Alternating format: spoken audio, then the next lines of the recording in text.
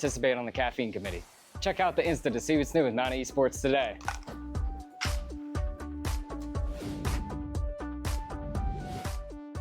As Jordan said, Mountain Esports is where you want to be. All of our players and team members receive scholarships for esports. We compete in games like Madden, Fortnite, Rocket League, TFT, and more. Recently, our teams have also been to 6 different lands over the past 2 years. We also have a dedicated media team which runs all of our streams. As you can see, we're super passionate about all things esports and gaming. Check out our friends online and use our discount code MountiesGG to save at checkout. Go Mounties. See you at the Mount.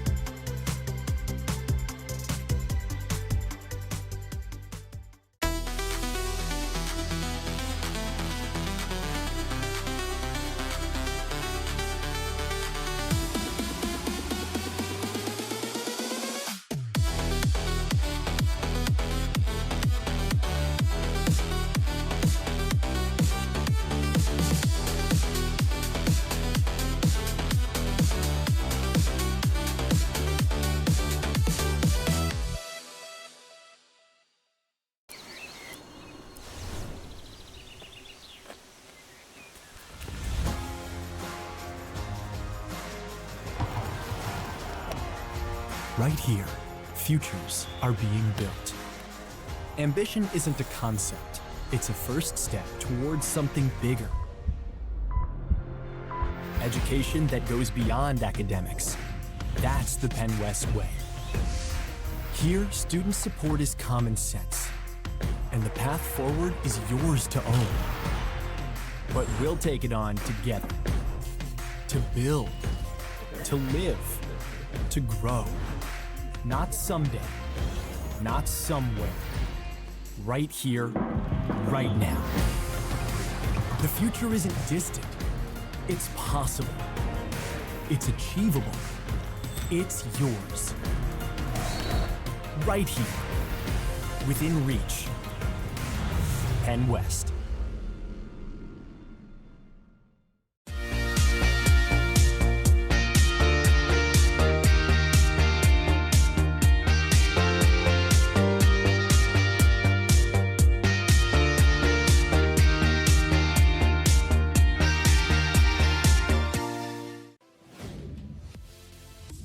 This is Coach Steffi, and I wanted to encourage you to apply and visit Mount Aloysius for esports soon. We're doing a lot of cool stuff here in regards to tournaments and leagues and even going to in-person events, and I wouldn't want you to miss out on that. Check out the rest of the video to have a look around campus, and let's talk soon. At the Mount, things are, well, elevated. And it's not just because we're on a mountain. The experience at a small college like Mount Aloysius is actually personal. The faculty and staff know my goals. It's a level of support you won't find at other colleges. And the Mount backs it up with career-focused partnerships and majors. As soon as I visited, it just felt like home. That's what makes this place different. Makes college elevated. Mount Aloysius College.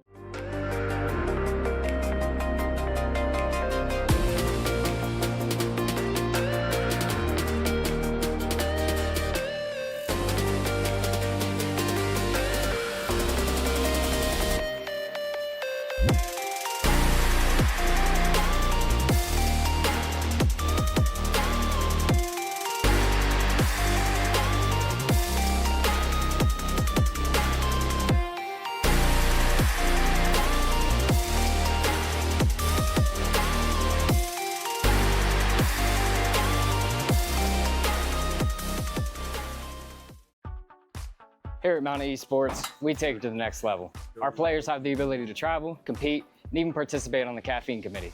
Check out the Insta to see what's new with Mountain Esports today.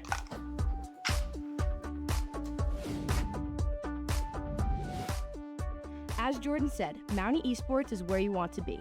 All of our players and team members receive scholarships for esports. We compete in games like Madden, Fortnite, Rocket League, TFT, and more. Recently, our teams have also been to 6 different lands over the past 2 years. We also have a dedicated media team which runs all of our streams. As you can see, we're super passionate about all things esports and gaming. Check out our friends online and use our discount code MountiesGG to save at checkout. Go Mounties. See you at the Mount.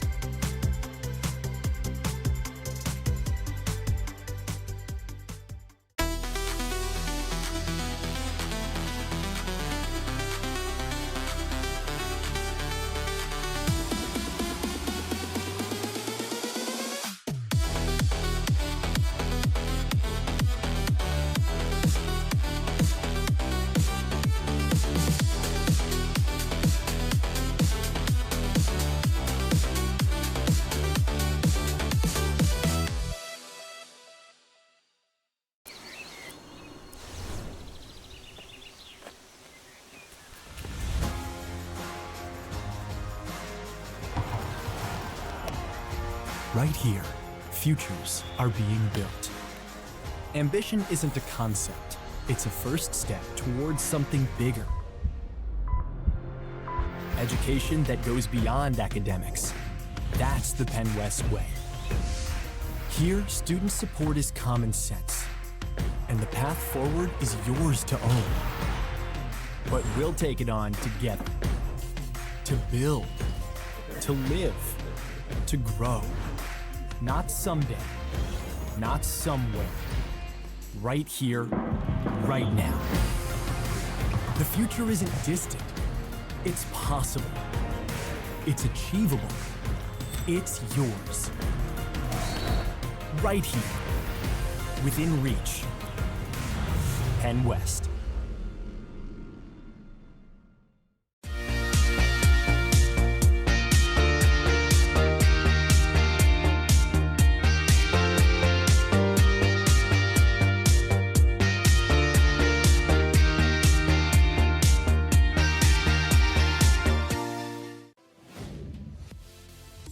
This is Coach Steffi, and I wanted to encourage you to apply and visit Mount Aloysius for esports soon.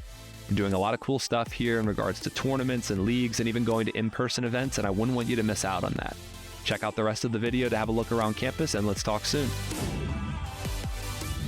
At the Mount, things are, well, elevated. And it's not just because we're on a mountain. The experience at a small college like Mount Aloysius is actually personal. The faculty and staff know my goals. It's a level of support you won't find at other colleges.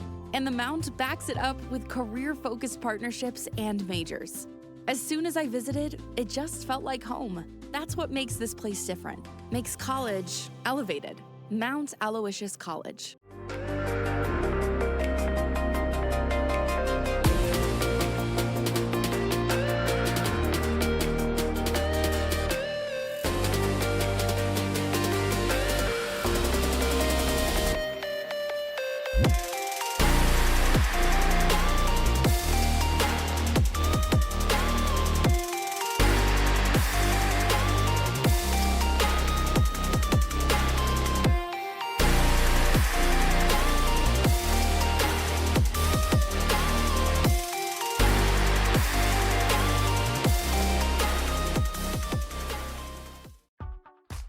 Here at Mountain Esports, we take it to the next level. Our players have the ability to travel, compete, and even participate on the caffeine committee.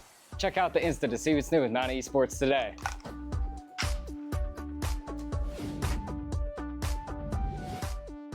As Jordan said, Mountain Esports is where you want to be. All of our players and team members receive scholarships for esports. We compete in games like Madden, Fortnite, Rocket League, TFT, and more. Recently, our teams have also been to 6 different lands over the past 2 years. We also have a dedicated media team which runs all of our streams. As you can see, we're super passionate about all things esports and gaming. Check out our friends online and use our discount code MountiesGG to save at checkout. Go Mounties. See you at the Mount.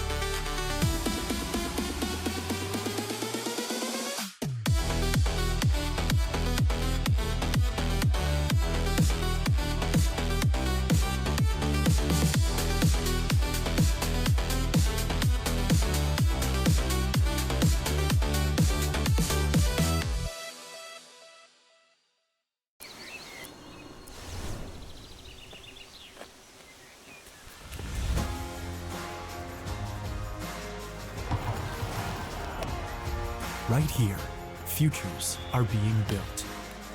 Ambition isn't a concept, it's a first step towards something bigger.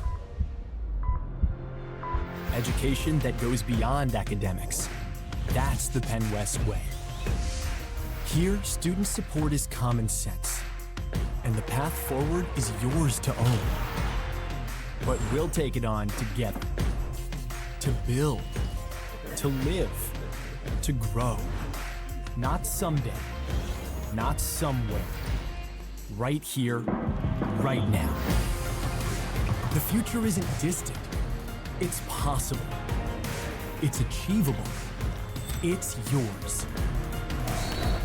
Right here, within reach. Penn West.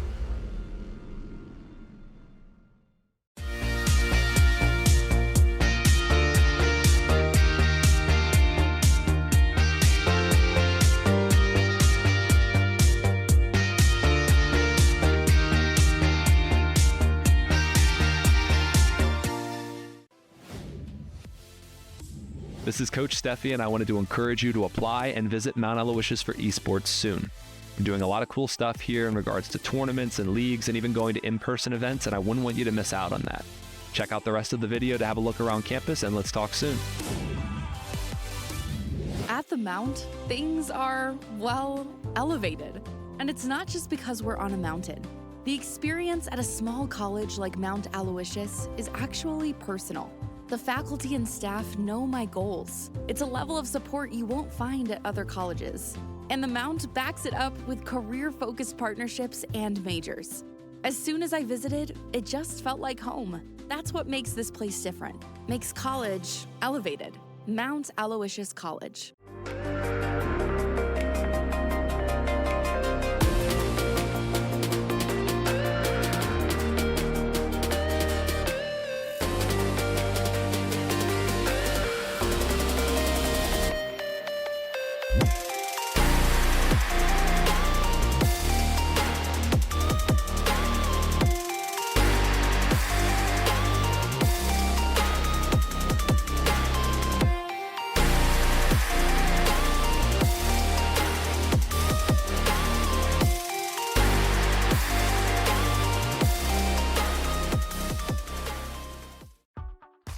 Here at Mountain Esports, we take it to the next level. Our players have the ability to travel, compete, and even participate on the caffeine committee.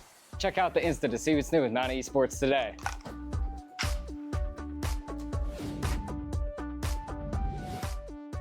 As Jordan said, Mountain Esports is where you want to be. All of our players and team members receive scholarships for esports. We compete in games like Madden, Fortnite, Rocket League, TFT, and more. Recently, our teams have also been to 6 different lands over the past 2 years. We also have a dedicated media team which runs all of our streams. As you can see, we're super passionate about all things esports and gaming. Check out our friends online and use our discount code MountiesGG to save at checkout. Go Mounties. See you at the Mount.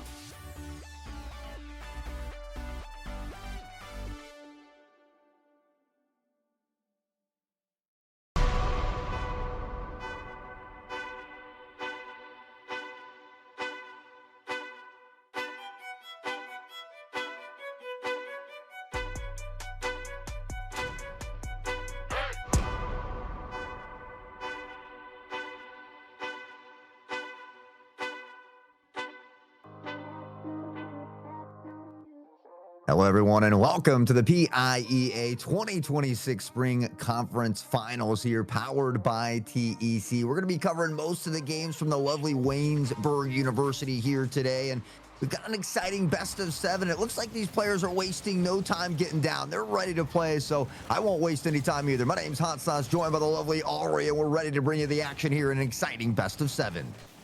Yes, hello, hello. We've got the 3-seeded Bell Vernon, the 4-seeded Cannon McMillan. This is a D1 West matchup, so expect a banger. Of course, this, in terms of the state championships, is for seeds 1 and 2. So you win this, you are number 1 seed going into states, along with this bragging rights of beating this team that has now kind of became your rival. So it'd be really, really nice to see what they have in store for us, what kind of show they can put on, and of course, what they need to do when all the marbles are on the line. Yeah, Canamac is a team that has been making waves as well. They come in at the number 4 seed, but they recently performed very well at the Spring Showdown at Waynesburg as well. And this is a team, Nitro has been playing with them for a very long time. Look for him to be that playmaker here today as well. But for Bell Vernon, I don't know as much about them. They come in at that number 3 seed, a little bit higher here as well. So it's going to be up to Canamac to make the moves. Absolutely. I mean, that difference in the standings may just be even a round differential if you think about it, because maybe not even losing one more game than your opponents. Instead, we'll start off by seeing this Nitro goal, and this will set the tone for sure. Again, 7 games we could potentially go to. Well, they'll splash it right in, and I see Nitro out here, but I don't see Joshua, which is a little bit surprising. He's also been a player that's been right along the side of Nitro since the beginning of time, it feels like, but with Bai and Liam and Wes here as well, looking to maybe fill that role. And so far, starting off nicely. They've got one on the board and already applying some other early pressure, but back the other direction. Bell Vernon, an opportunity of their own, and Nugget will get a nugget. He finds the equalizer. I mean, this is a beautiful, almost looks like a set play. I mean, both players on this team in this play just kind of stall, reset. Once that ball is in their control, they take it down the field.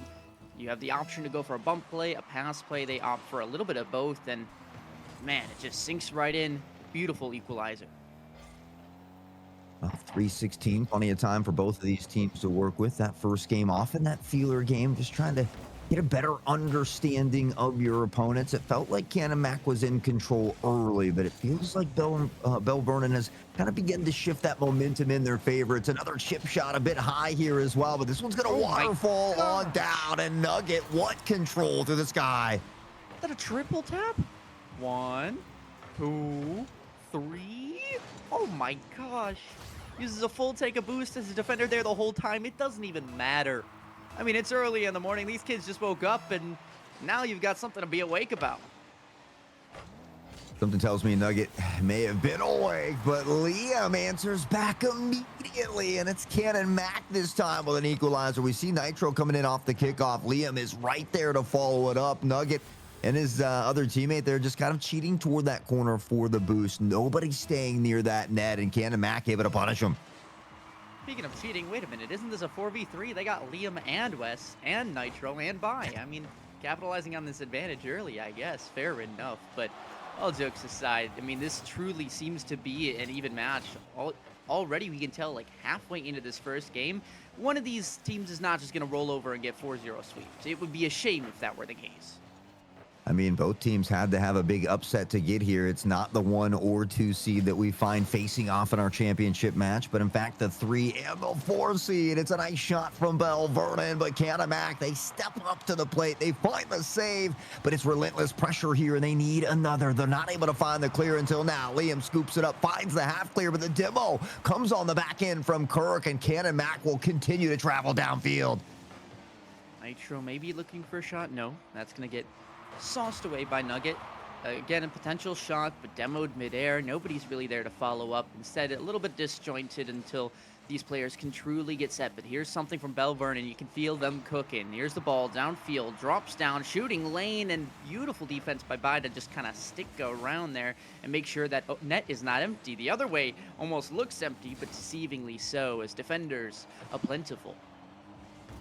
And now maybe looking for something in transition. It's how they scored their first goal, but this time Bai able to step up, finds the stop, and now across midfield. It's taken away by Osis near the ceiling, but Nitro right there to step up. The pressure off the backboard, and Liam and Wes will answer. Canamac finds the lead yet again. I believe that's now back-to-back goals for Liam and Wes. And this one, maybe not super flashy, but one of those consistency goals where you say, okay, you can last a certain period of time. I mean, that was about a minute and a half of just straight back and forth, constantly being tested on attack and defense. And you see that Cannon McMillan just a bit more consistent, and they'll continue to do so. Is that 3? Let's take another look, and we'll find out. Liam and Wes, maybe it is the tag team of the two on the controller here, but they are getting it done. And Canamac, this is when they get really dangerous. It's something that we've seen from them, especially the latter half of the season. But once they start to put goals in bunches, they just don't slow down. And for Bell Vernon, they're going to have to find a way to force them to pump the brakes. It's another great attempt, but an even better save. And again, just one of those scenarios where you kind of have to go for a double commit, as it's just barely off the kickoff. You know, you're making sure that you don't let it in early, but also the fact that they were able to punish looks really, really nice here. A shot from Liam and West. That one's going to go off the crossbar as a player tips it up and make sure it stays out. But again, danger time now for Bell Vernon. You need to score 2 goals, 45 seconds. Tough challenge, especially against this team that has been on fire in Game 1. Yeah, and already on the back pedal once again. It seems like Liam and Wes was heating up, but now on fire. The pressure, relentless. Nitro steps up to the ball, finds a temporary stop, but back the other direction. It was a decent shot, a little wide into the left as Kirk will try to settle it, but instead it's a big demo. Osis over the top, has help, and Nugget will find one. They give themselves 19 seconds, which is in fact enough time. That's unfortunate. You see in that corner, the demo comes through, but the touch onto the ball doesn't. And you saw maybe a miscommunication, players not being able to either see the ball because of the demo or just not knowing exactly what that plan was. Maybe initially going for that touch and found the demo instead.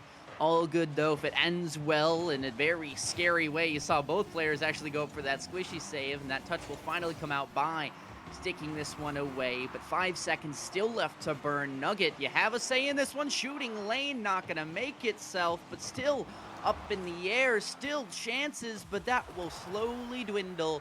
Game 1 is gonna go the way of Canamac. Man, talk about the sweat on the brow just here in Game 1. I mean, it's only 8:30 in the morning, but these players are coming out swinging, firing all cylinders. We take a look at the stats here, and it was Liam and Wes with the hat trick off of 4 shots, 3 saves, and a demo to boot here. I mean, you look at those sliders, and the majority of them are even or fairly even across the board. This was a close one that went all the way to the wire. I mean, I don't want to make a prediction per se, but Canamac 4, Bell Vernon 3, both those numbers add up to 7. We got 7 games in the series. Is this going the distance? From my calculation, from what I've seen in Game 1, I'm saying this is a team, this is a matchup that's going to go that full 7 games. Now, the question is, can these players and this pace keep up? Because then if one team starts to be a little less consistent, you're going to see the other team start to take advantage. I'm hoping for a game 7. I mean, that's why we love our conference championships. That's why we love these lands as well. But I don't know, for whatever reason, Cannon Mac, they have just been on fire as of lately. And we saw them performing recently at that spring showdown as well, playing very, very well. This is a team that once they get comfortable, look out. But we see Bell Vernon with a good opportunity downfield, and Nugget, he's been a knight in shining armor here for this squad. But back the other direction we go. A little bit of a touch up, not the craziest of clears or saves, but it does get the job done. However, it does give that possession back over to Cannon Mac. They'll stick around this defensive zone, and it's actually Bell Vernon to punish. There you go, Osas with the first goal of game number 2. Nice touch from Kirk, though, to get up. The defender, it forces that extra defender to get up there and try to potentially challenge that as well. It's not the case here. Bell Vernon, they start off on the right foot, but we've seen both teams garner a lead here in game 1. Both were able to bring it back. It was Cannon Mac that came out on top, though. For Bell Vernon, they have to continue to keep this pace at a high tempo. You know, it's a little bit hindsight, but that soft clear actually doing wonders for them in that previous goal-scoring sequence. It allows them to catch up to the ball and actually make a play off of it instead of fully giving over that possession. So really well played there, whether intentional or not. We'll give them the credit because it works out in their favor, and it looks really well calculated, especially with the shot and the pass that came after it. Moving to the current phase, though, of course, players need a bit more than just one goal here. I'm going to be honest, I've never seen a PIEA game where one goal was the only goal scored. Like, it's always more in the PIEA. It just is. Especially in these championship series, but we'll see if Bell Vernon can find a way to hold on. It does only take one goal necessarily to get that lead, but through the sky, Kirk looking for a second. He's not able to thread the needle here. Nugget, second shot opportunity. It goes to the wayside as well, and Cannon Mac searching for that clear. They'll get a half one here. Yeah, really good scoring chances, not going to be capitalized on, and Bell Vernon might be taking themselves for that one if that punishes them down the line. But if they can transition into one now, it'll be certainly much better for them. Cannon Mac, though, say no, and instead we'll kind of go to that resetty spaghetti moment. 2.5 minutes, almost halfway through, and Cannon Mac still yet to respond to that early first goal by Bell Vernon. Yeah, a little bit of a slower start for them here as well, but now Liam starting to get up in toward that sky. Uh-oh, it's a wide open net indeed. Kirk will capitalize, and Bell Vernon will get that 2-point cushion as we almost crest the halfway point here. A backline demo. You don't see that one too often, right? One player kind of going for your opponent's corner boost. You see a player kind of sitting in the net, just happens to be there, maybe a little flat-footed, couldn't get out of the way, and that demo ends up being a 50 that basically transitions into an empty net touch. So again, creating opportunities out of nothing, certainly very valuable, but also creating opportunities off the kickoff. Pretty insanely good too. It's Bai to score this one off of a touch from Nitro, 50 that goes beautifully down. Yeah, I mean, Liam starts off the play, Nitro gets involved, and Bai is right there as well. You love to see the team moving down the field together. It's teamwork that makes the dream work, and that's what we're told here. Cannon Mac begins to bring it back. They cut that lead in half. And now within striking distance, we'll see if they get another opportunity. Right now, it's Bell Vernon with all the pressure. It gets 2 defenders into the corner, but maybe a bit too much mustard as it does go by the net here. Solid 50 chance there. And the beauty of being in this scenario right now, only down 1 with 2 minutes left, is a bit more favorable than Bell Vernon's being down 1 with 19 seconds left. So you'll take this compared to the game 1, but of course, you still need to get that second goal to at least tie things, and then another one to tack on yourselves a 2-0 series lead. Of course, with the longevity of this series, you're starting to wonder, okay, do these players have it in them to keep that going, or do they want to chalk this up and kind of come back? Obviously, we know they're going to be fighting a little bit more, but does that show in this gameplay, or are they going to be pushed around by Bell Vernon? Bell Vernon certainly has had a great response here in game number 2, but it's still only a 1-goal difference. And with 80 seconds on the clock here, anything can happen. But it's felt like Bell Vernon has done a much better job of controlling the pace, the field domination, the ball possession. Everything seems to be slightly in their favor at the moment, but they're only up by 1. And so all that hard work can be taken away in a moment's notice. There was a pass there into the shooting lane, but unfortunately that demo in the back line caused for nobody to be there. I almost would have rather taken the shot there in that scenario, but A lot's going on the pitch, so I don't blame you for not being able to see almost everything, but maybe those are the moments that you need to tack on that additional goal. Maybe those are the differences in the series, but maybe a shot here. No, instead the demo. Is there a rebound? No, the touch is back out the other way. And the clear is a little dangerous, but will still be handled nicely by Ken and Mac as they go once again into the attacking phase. The waterfall down doesn't quite land exactly where they're expecting it to. Still potentially a chance here. 50'd out and into the midfield. So again, Bell Vernon holding strong on the defense, but they're going to need to hold a little bit more. 20 seconds left. Double commit, and still that third player back. Nugget, though, still in the right place, the right time. Another rebound, and that's kicked out. Nugget, 2 nasty saves in a row to keep Bell Vernon in that lead. And as 5 seconds begin to dwindle away, we see Canamac trying to quicken the pace. They've got one more opportunity, but it's thwarted away and knocked to the ground. Bell Vernon will tie the series up. And so far, each of these games has only been separated by a single point. This best of 7 now turns into a best of 5. And I did my homework between games. I looked at the standings, and it was 4-1, the records for both teams in that regular season. The only seeding differential was by games total, and it was 10 positive versus 8 positive in favor of Bell Vernon. So these teams, as almost evenly matched as you can get, maybe Forest Hills and Bell Vernon, both at the same differential, same standing, but one of those teams isn't here right now. So out of the two we still got left, fighting for that first place seed in states and first place in our conference championship here, you got yourself a matchup for the ages. Well, 6 shots this time for Liam as well. Unfortunately, it resulted in 0 goals, which is a little bit of night and day there from game number 1. Back to the drawing board, though, as we get into game 3. Liam does go flying by this one. By is able to step up, though, and he smacks it toward the net. Defense finds a stop. It's a bit of a double commit. It doesn't come back to haunt him just yet, but it's Cannon Mac with early pressure this time.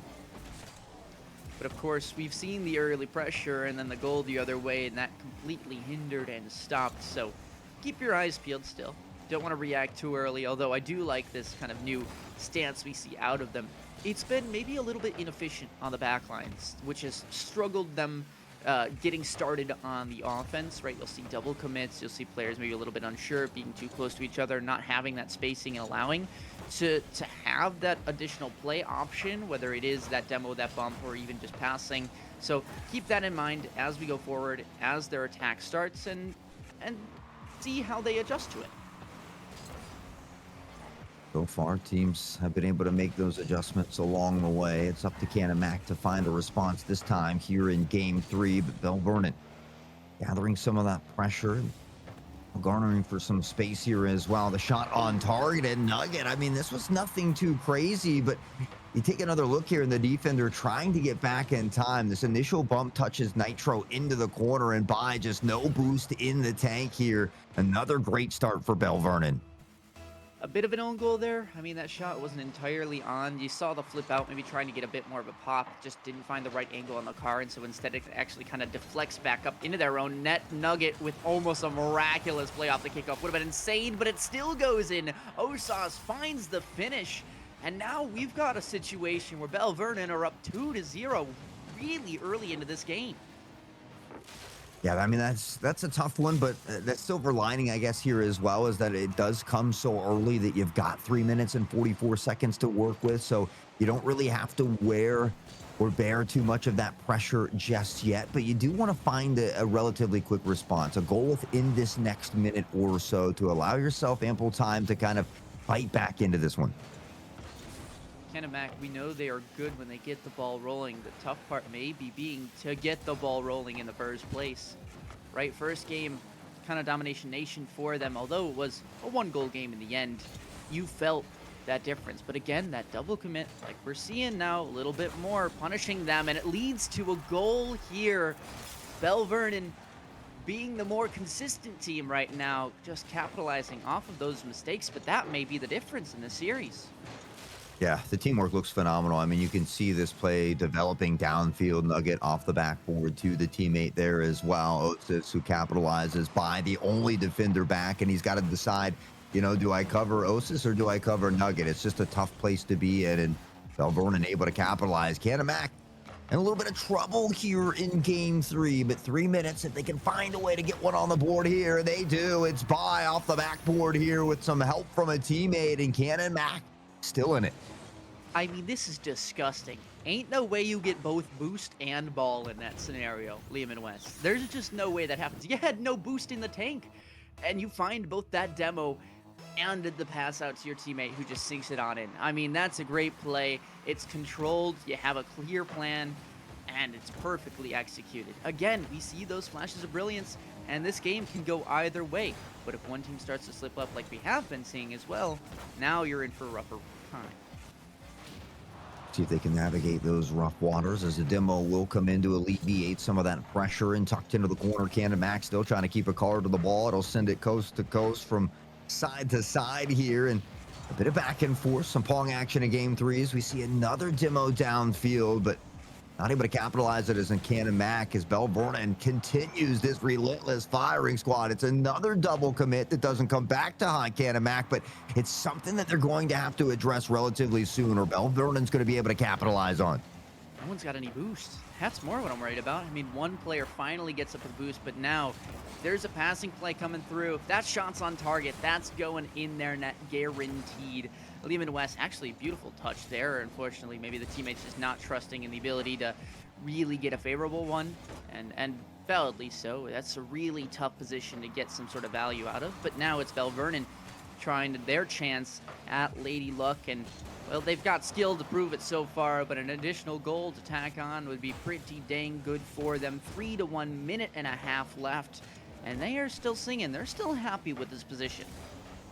Yeah, I mean, right now, Cannon Mac can still bring this one back. You feel like if Bell Vernon puts that fourth on the board, then it's most likely not going to happen, and we'll see Bell Vernon take the lead in the series. Cannon Mac, they had an opportunity, but it's already the other direction, and they've been sending everybody very far forward. This net has been open. They almost pay for it here yet again, and it's just these basic rotations, something they did so well in game 1, kind of falling apart here a little bit in game number 3. I mean, again, these double commits are leading to them being a little bit boost starved. And what that does is that means, you know, transitioning out into the attacking phase is just such a struggle for them, right? They get a touch, they maybe get a clear, but at best you're hoping for a good 50 on a dribble play. And that's not super reliable when you're going up against a team like Bell Vernon, who are immaculate at times.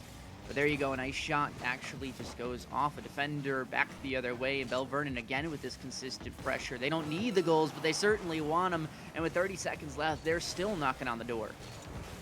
Yeah, they continue the relentless pressure. We see Cannon Mac an opportunity downfield that's immediately knocked toward midfield, and big booming clears, whether they're all the way down the field or just half clears for Bell Vernon, continue to eat up valuable time off the clock. They should be able to solidify game number 3. They'll enjoy a 1-game lead in the series, but again, it is a best of 7. I mean, this is a long series. We've seen Bell Vernon be able to answer back. Now it's going to be up to Cannon Mac to do so in game number 4.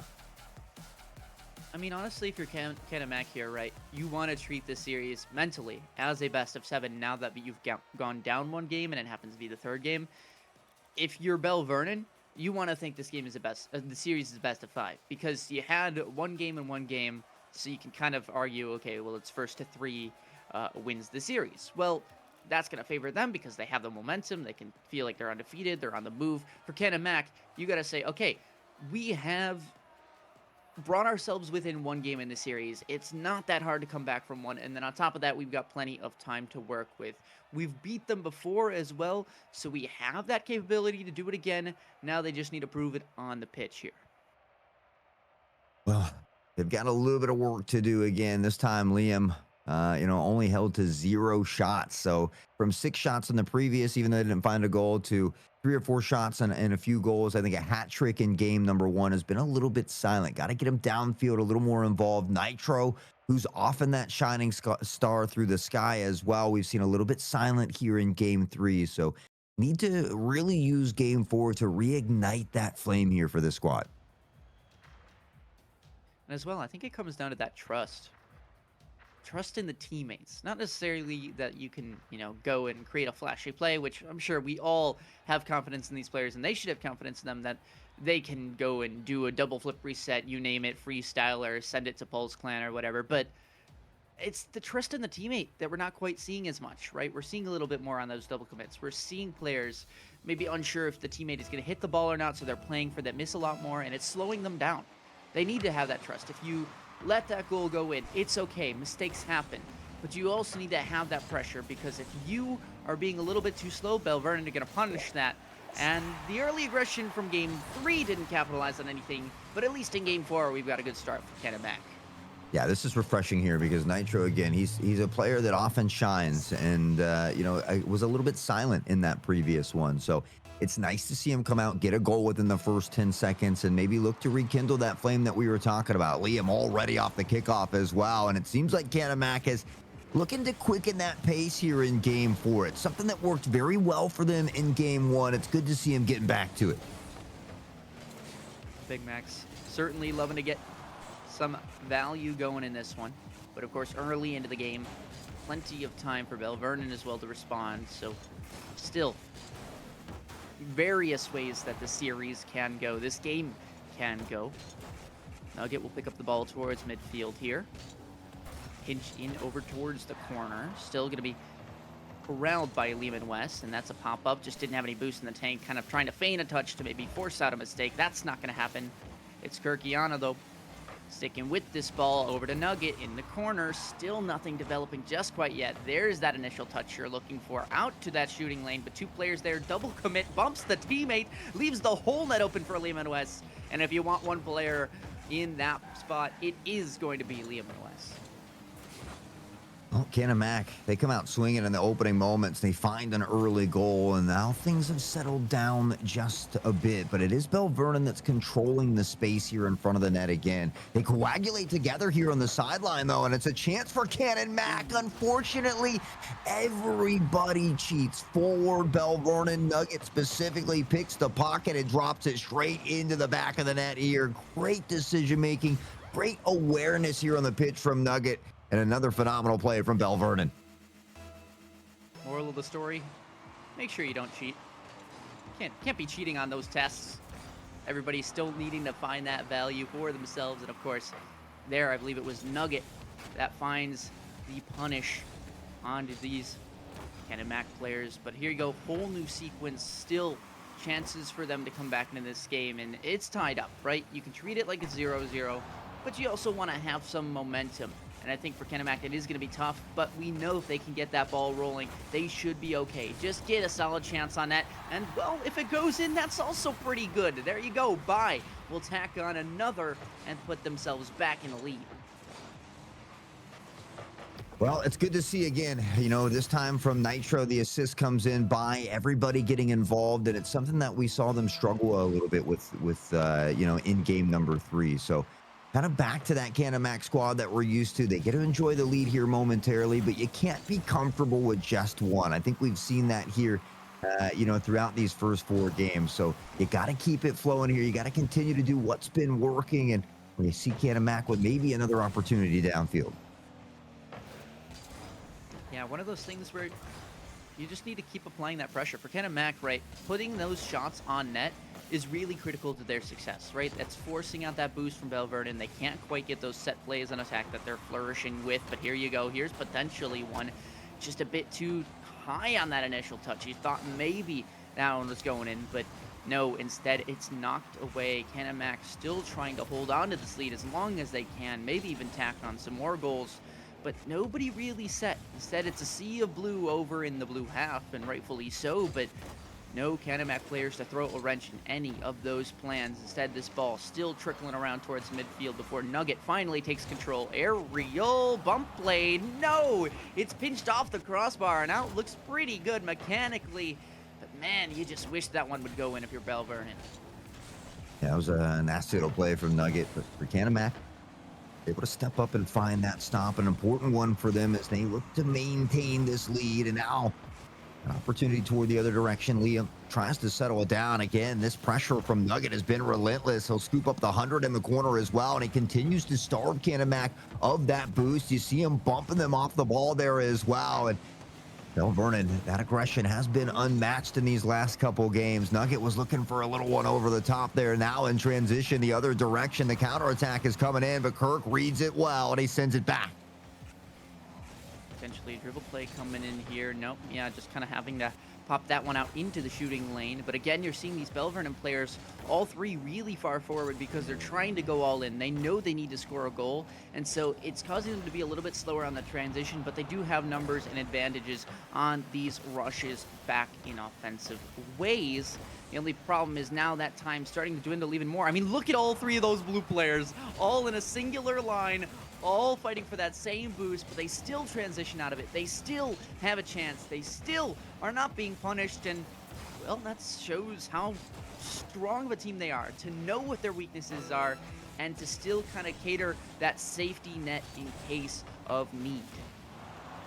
Making a dangerously close attempt here as well, but they're not done yet. Shot toward the back wall from Osis. Able to scoop it up and now looking to set this one down, but by able to read it. We'll send it the other direction. This ball floating high and dry near midfield, and Cannon Mac an opportunity now. It's set up right in front of the net. The silver platter, and Nitro will strike the final nail into the coffin here as there's only 8 seconds left. They go up by 2, and we may just have a tied series.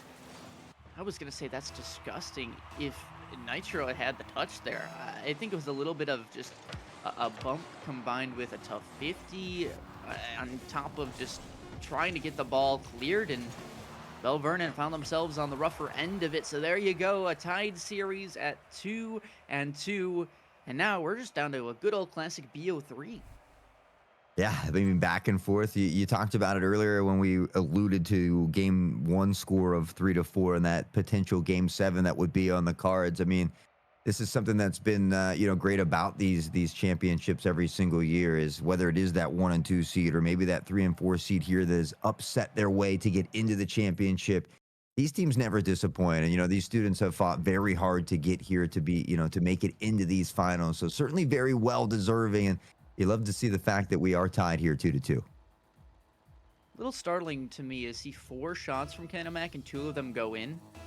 I think maybe their quality of shot then is a bit more kind of punish style and not necessarily taking extra shots if they don't need to, if they don't see the opening, but that also causes them to have a bit more lower scoring games, right? You saw in game 1 that they had a multitude of shots, and that's what allowed for them to get that 4-goal kind of span. A little bit of a whiff there by, but still, again, chances for both teams to respond in this game. Bell Vernon, they still have things to prove. They still need to respond from last game. For Cannon Mac, they need to show that they can take control of this game, and that Bell Vernon should actually be scared that they could go to match point. The amount of times I've seen Nugget steal away their 100 in the corner as well, and Cannon Mac, I feel like, has just had a little bit of trouble dealing with that pressure when it's relentless from Bell Vernon when they're down here, shot after shot, taking away that boost and making it difficult for the defense. So Cannon Mac has to make sure that they're able to kind of fight back here, to get downfield, to spread it a little bit, find those pass plays and the boost as well. But at least they find a phenomenal stop. Nitro, but for how long? The pressure continues to be relentless, and this time it's Osis. Yeah, you can only afford 2 ifs there, and it's definitely going to come back to bite you in the end. I mean, the first player, a bit of a communication error where they go a little bit deeper back and then cut forward, go for the challenge, but by then it's too late. The player's already too high in the air. Then the second player's got to make up for it, and I don't even think they made contact with the ball, leaving just Nitro in the net. Of course, they make the save, but players are just there, and they capitalize off the rebound, which does not go to the side. It goes out in front, and the rest is history. Bell Vernon, it seems like whoever gets that first goal, though, doesn't exactly have control of the game, right? We've seen times where that doesn't add up to a full game win, but still Canamac trying their best to prove that maybe this one is theirs.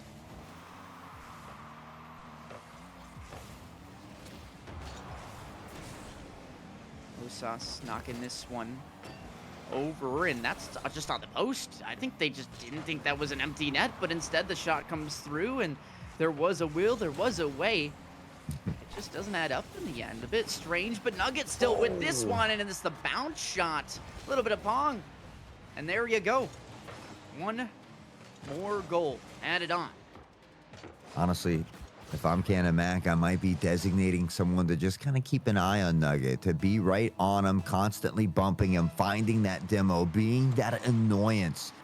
Because Nugget has been he's been a dangerous weapon here for Bell Vernon, whether it's on the ground or through the sky. Yeah, exactly. And so they haven't been quite able to deal with him since game one. And you're right. You know, we've seen when Mac is able to put more than one goal on the board, they've been able to come away with a win. But in the 2 games where they only scored a single goal, is where they found those losses. I mean, quite literally, you were describing heat seeker strats there. Nugget, the shots are always on target, so you kind of have somebody to go bump the player who's going for those shots, and rightfully so. I mean, it's a strat that works there. Why shouldn't it work here? But still, of course, you got to execute that with the other 2 players being able to, you know, be a conscious netminder and generate attacking chances on their own. So risky stuff to go for still in the end. Mac with 2 minutes here, looking to work their first onto the board here, but still also very, very tough chances by Bell Vernon being generated, as they're not leaving this attacking zone. They want to keep going, and this control is immaculate by Nugget already. Let's see if it comes to anything. Nope. It was a chance, it was a vision, a shot, but not much more than that, as it's a bit of a reset button taken. And again, Bell Vernon right there to steal the 100 away from Mac. You look at the boost in the tank, and there's really nothing left here for Mac. They finally re-up Liam and Nitro here, but that's where this relentless pressure from Bell Vernon has kind of dealt them a difficult hand that they haven't been able to deal with, it seems. So Mac still trying to figure out what to do on their side of the pitch. Now, when they get down to the other side and they explode like we see Liam here, I mean, it's worked out for them, but it's just finding ways to get downfield. They haven't had as many opportunities as we've seen like we did in game one. They take advantage of this one, though, and, well, right back within one. I don't know whether to credit Liam and West or call that one very lucky, because that placement of the ball was so immaculate. There is not a single other position where that ball goes in, because one of those 2 players is going to find the touch.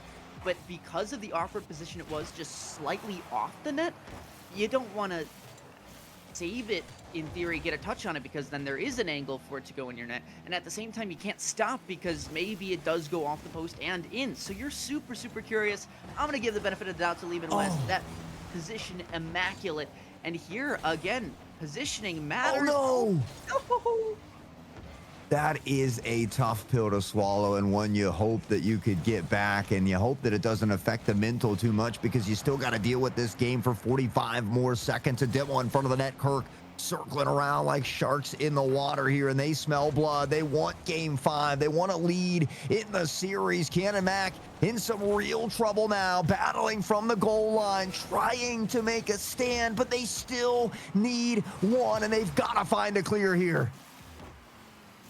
Nitro does find some sort of clear, of course, that will allow Bell Vernon to get set. It looked like for the moment, but actually staying with this touch looks good. Forces out that full tank of boost from the Bell Vernon player aligned with the ball, though. 10 seconds left. Mac, it's up to you. What do you got to say in this one? Time dwindling. What you got? And it's another touch out from Nugget that makes that this much harder, but Nitro still with it. Any flip resets to go? No, just a bounce shot. And that'll be 2 defenders waiting happily to greet that ball and send it into the floor. There you go. It's Bell Vernon now 1 game away. 1 game away from conference champions here for the 2026 spring finals. And again, I mean, every single one of these games, I think, other than game, was it 3, have been separated by a single point here.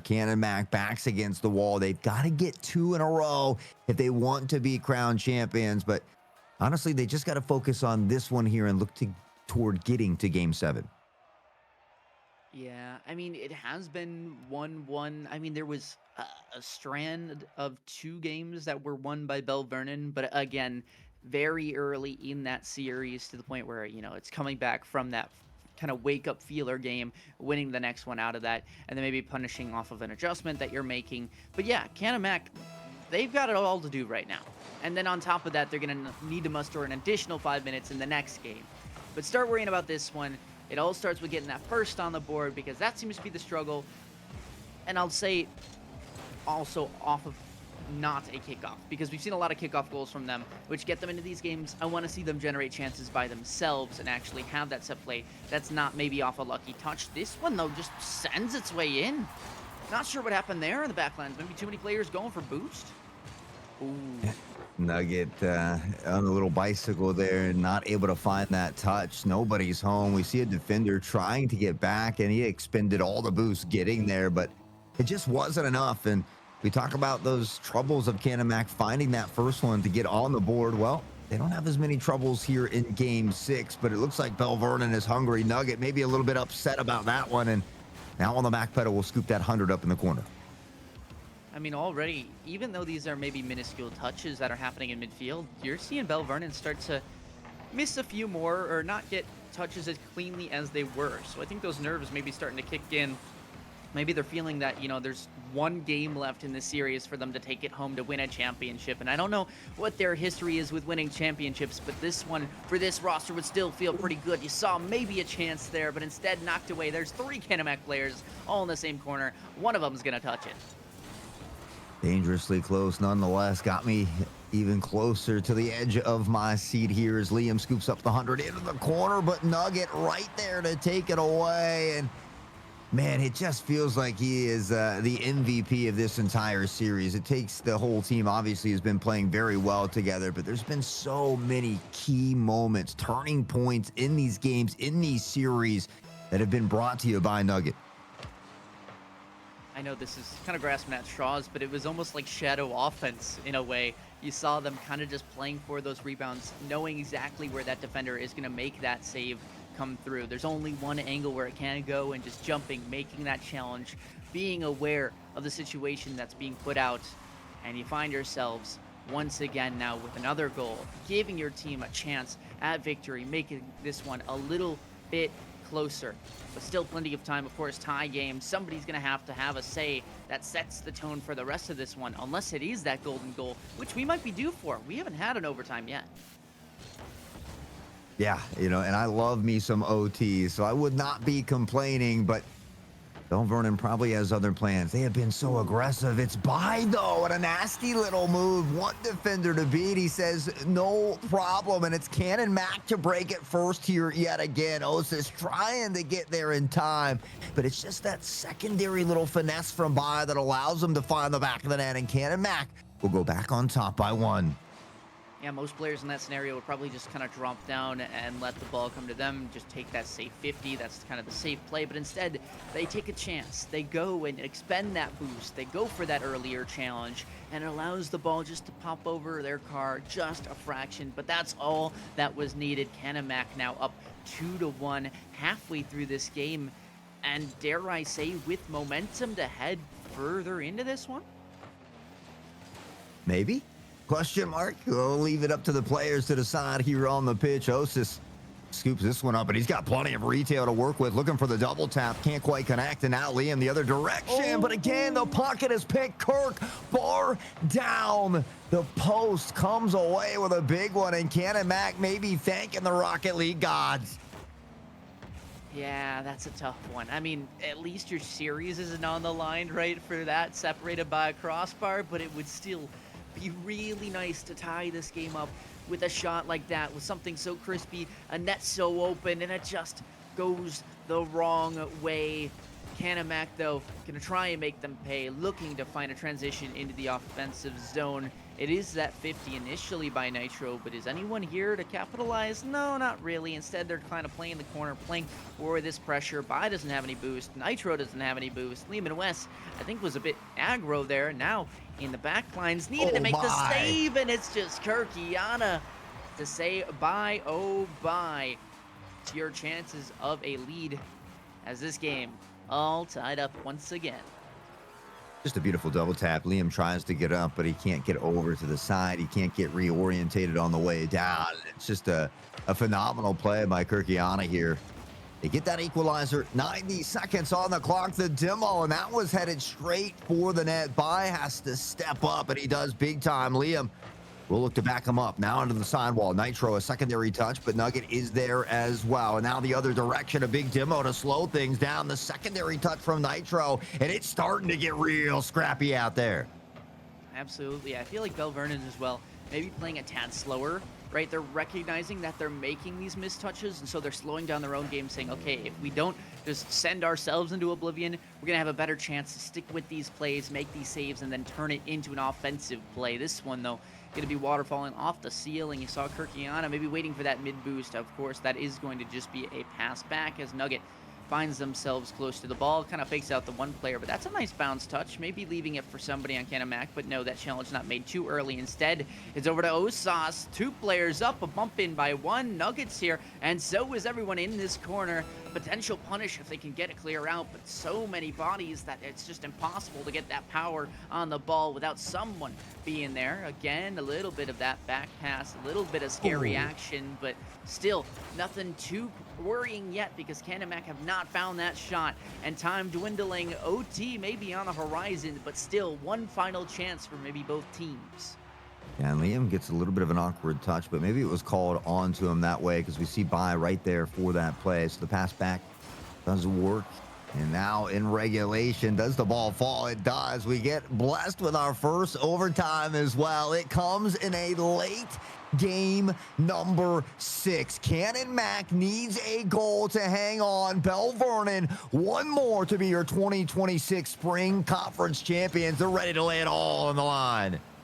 Just don't let it be a turbo postal goal. Don't let it be a turbo goal, and we'll be happy.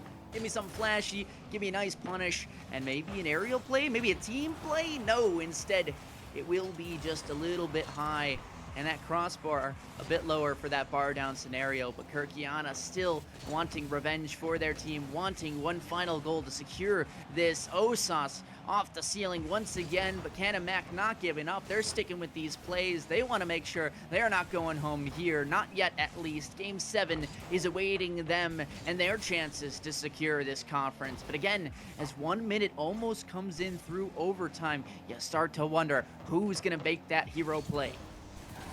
Yeah, for Canamac, if they could find a way to win this in OT, it might be all that momentum, that confidence they need for game number 7 here. Is we're past that minute mark, and now it's Bell Vernon on the attack. They were coming with the fierceness, but Canamac able to thwart it away for the time being. Osas here looks to let this one bounce, maybe called off by Nugget into the background. Now the other direction, it settles down. Nitro, not much boost in the tank, and now Nugget.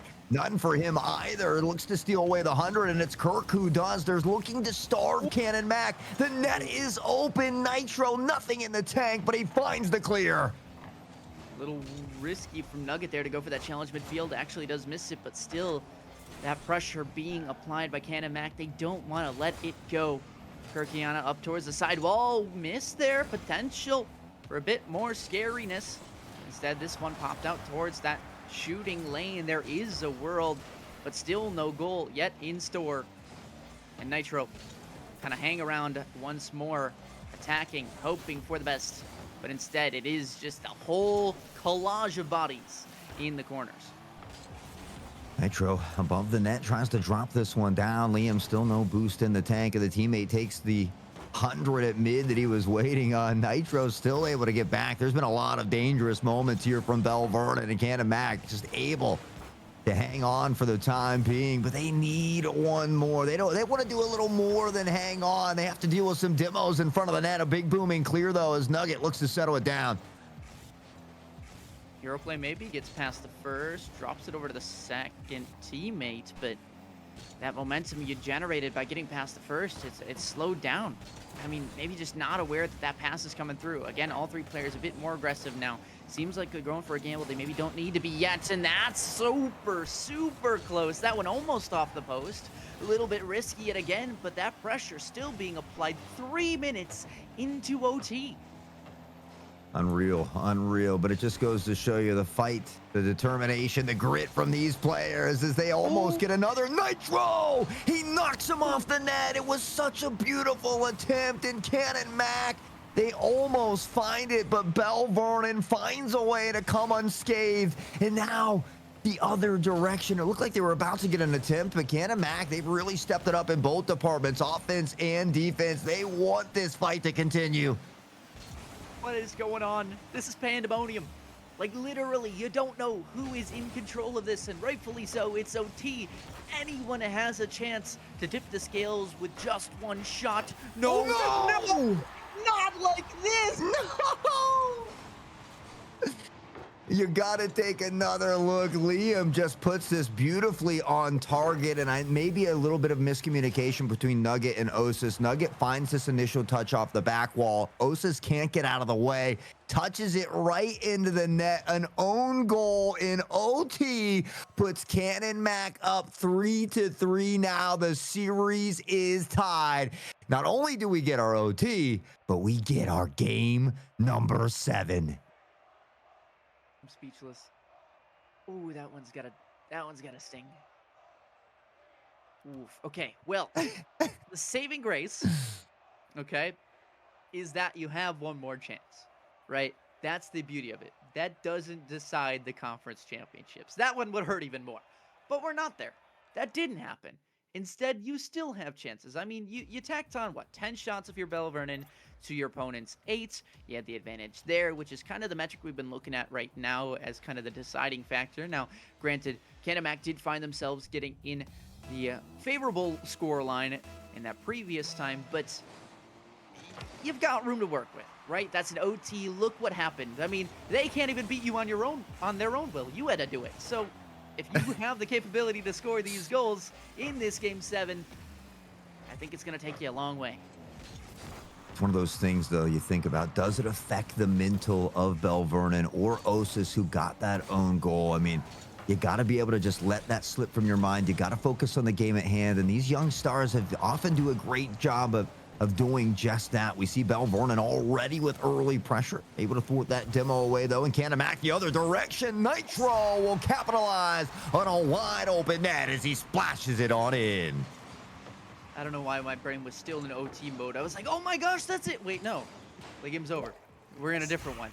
Instead, that tension that you had in that previous game, it's died down a little bit more. You can take somewhat of a breather and say, okay, we can afford a goal for Belle Vernon because we have the ability to come back and make this series our own. Now, you need to kind of impose your will on your opponents by saying, hey, we can do this, and we're going to show you why. That's going to take a bit of time, obviously a little bit of momentum that needs to come back after that bit of a blunder, shall we say. Well, Nugget was looking for an attempt there as well. Liam does find the stop, looks to carry out across midfield. Kirk says, hey, I'll take that. Scoops up the 100 and looks to go around the horn at the other direction. It's well read here by Canamac, though. They find that stop they were looking for, but great passing play here between Belle Vernon and Nugget to find this one toward midfield. The demo comes in. Liam shot toward target. Osis steps up, finds the stop here as well, and already it feels like we're picking up right where we left off from OT.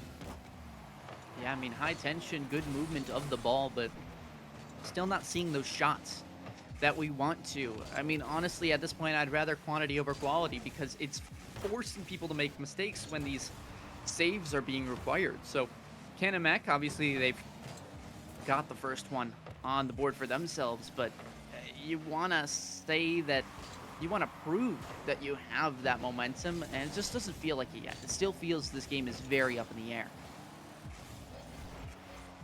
The ball floating around here as well. It's a nice shot toward the target. Now the secondary one from Nugget, and it's really nothing too flashy. It just finesses it right on in the back of the net here, and all of a sudden we find ourselves tied up. Yeah, tough challenge, a bit of a swing and a miss there on the aerial, and it's history there. I mean, mistakes, yep, they're going to capitalize on it and take you to Value Town, but again, a scenario where now you need to be the one that makes that final decision, that final nail in the coffin. And right now, we're just getting the foundation laid. It's Kirkiana to tack themselves up into the lead, and honestly, a really big change. Even though this goal doesn't look flashy, even though it's out of kickoff, now that's 2 goals in quick succession for Belle Vernon. They have that momentum. They're wanting revenge. This is the scariest version I think you're going to see right in these next few minutes. Oh, and yeah, but maybe that beast has been tamed a little bit because that scary monster is going to have to rear back here by off the sidewall. And he says, I'm just going to take it into my own hands. Kirkiana tries to touch it off the back wall. Unfortunately, can't get that car oriented to the left side of the ball. It forces it in front of the net, and Canamac able to take advantage, all tied up yet again. And we're almost to that halfway point. Okay, well, they're just making me eat my words. I'm sorry. I just won't say anything like that anymore, I guess. My bad. I'll just talk very neutrally. I will say you're not doing good or bad. I will just say exactly what's on the screen. I mean, we're halfway through this game. Like, there is going to be plays where teams look a little bit better, teams look a little bit rougher, but in the end, which one's more consistent, that's going to be your victor. And I thought for a second Nitro had an open net, but Nugget is there to make the save.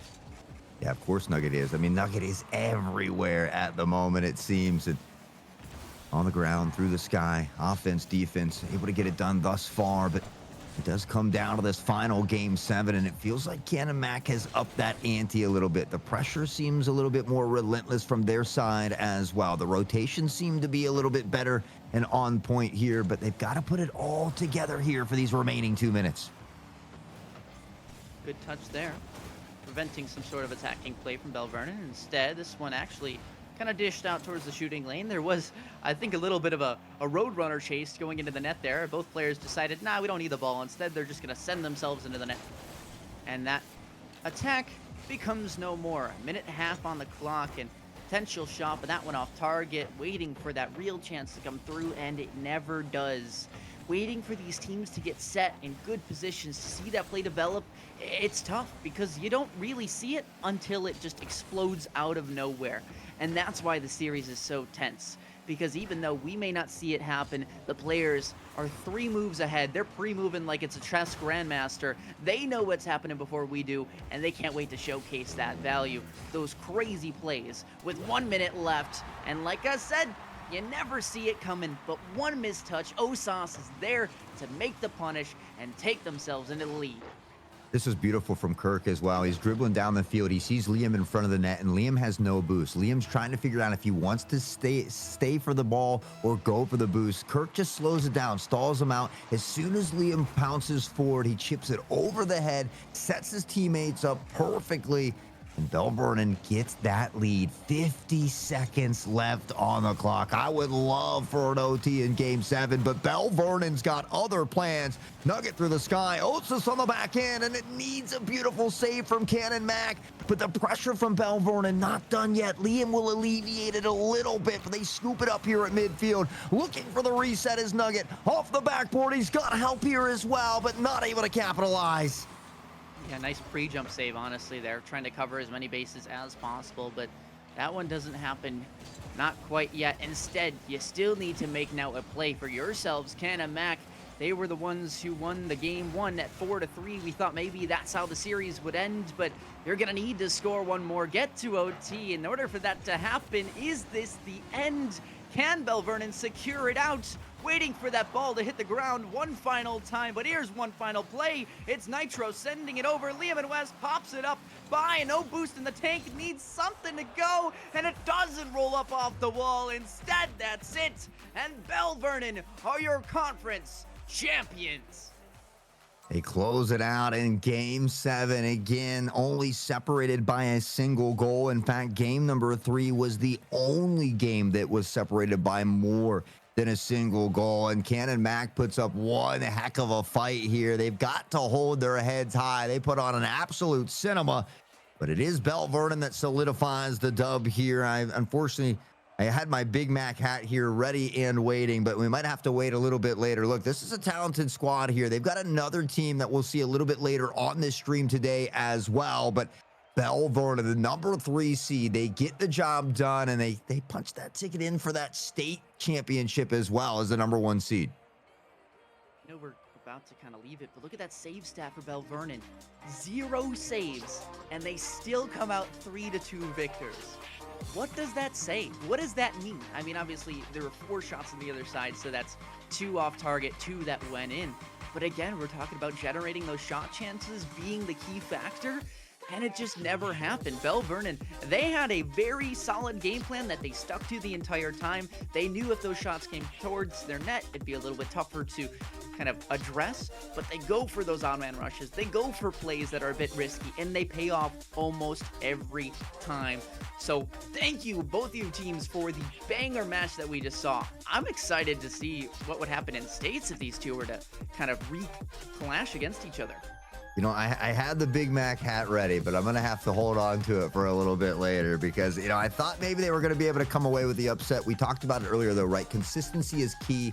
Consistency is king. And that's really what we saw from Nugget and the rest of this Bell Vernon squad. They consistently played very well. The rotations, the basic fundamentals seemed to be on point. And they did a much better job of just kind of dealing with that, being downfield, starving their opponents of boost. Everything they were just... You know, every time we saw those sliders at the end of the game, it was just slightly in favor of that Bell Vernon side, more likely than not. Well, that's going to do it for our Rocket League for right now. Coming up, we will have Overwatch. It's a D2 West match between Westmont Black and Westmont Gray. So I have a feeling Westmont's going to win that game, but which version, we'll find out in just a bit. The PIEA will bring you Overwatch after this break.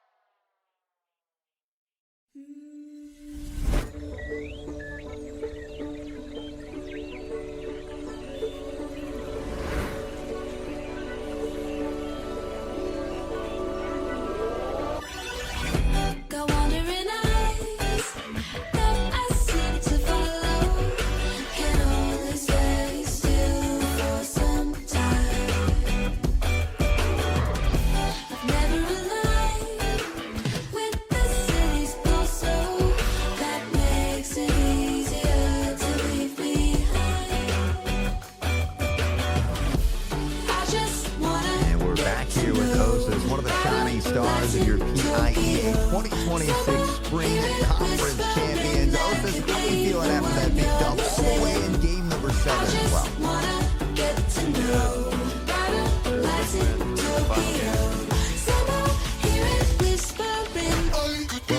Can you walk us through how many seniors do we have? Were we prepared? I mean, we're the number 3 seed. We had an upset coming in here as well.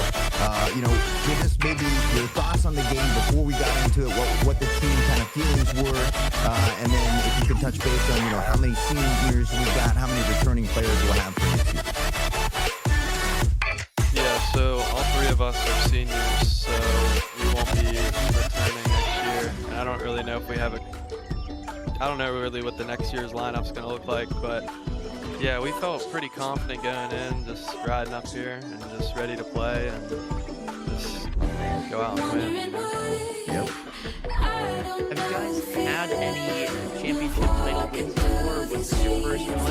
And then also, how does this affect winning this, going into the States? You guys are now the number 1 seed going into the States. Yeah, I think we had, was it 2 before? This is our 3rd, I believe. I think we won last year and then we won this following. So how does that feel kind of going into the States now, being that seed? Affect your vote, or are you guys going to keep on doing what you're doing? Yeah, we're just going to keep doing what we're doing. Hopefully we can win States. So, yeah. Now, as far as the 3 seniors go, do we got plans? Have we been looking at some colleges? Are we going to play some esports in colleges? Are we taking different routes? Are we taking some time off? Can you maybe touch base on a little bit of that for you and some of these other players like Nugget and Kirk? I'm not sure about them. I don't think they're playing esports in college. I'm not. So I don't really know what the future holds for all three of us. That's all right. You're young and you've got plenty of time to figure it out. I got to say, you guys put on a phenomenal performance. I mean, every single one of these games except one was separated by only a single goal. I mean, you knew Cannon Mac was a really tough team as well, but I mean, was there anything about this team that surprised you? I mean, I think they played pretty good. I mean, definitely was better than last time we played them. They held their ground pretty well throughout the whole entire series, so kind of surprising. Gave us a good match.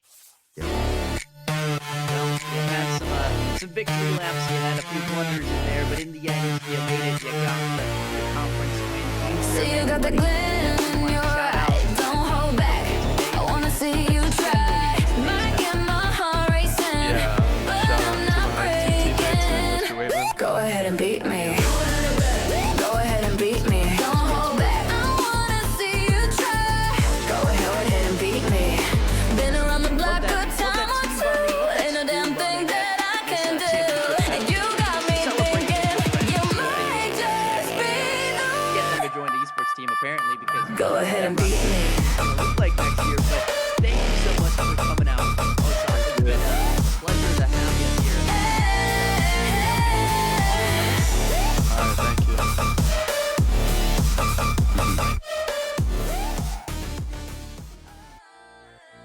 All right. Well, I mean, I don't know how you top that. A best of 7 all the way to the 7 and OT, but we're going to show you how here in a little bit. I mean, we got some Overwatch coming up, right? I think next, Ari.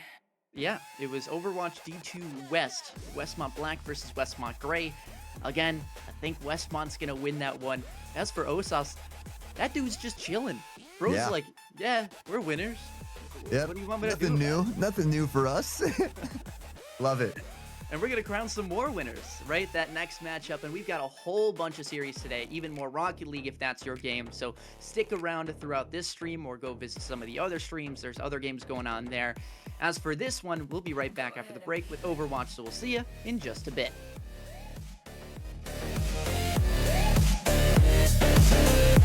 Go ahead and beat me, go ahead and beat me.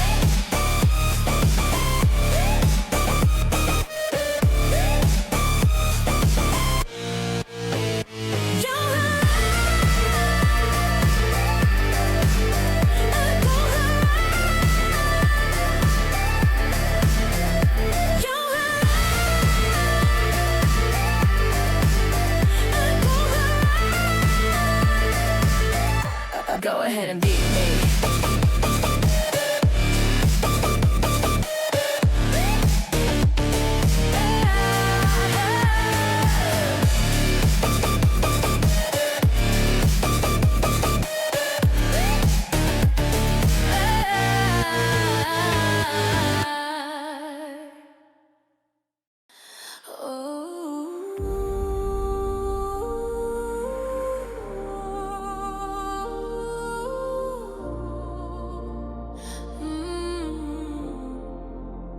I see you dancing in the dark, through the shadows of the forest, and my heart breaks. Oh, I see you swaying through the trees, your hands dancing in the breeze, but I can't see you no more. By the moonlight, forbidden love, I need you so much. By the moonlight, I can't give you all my forbidden love. By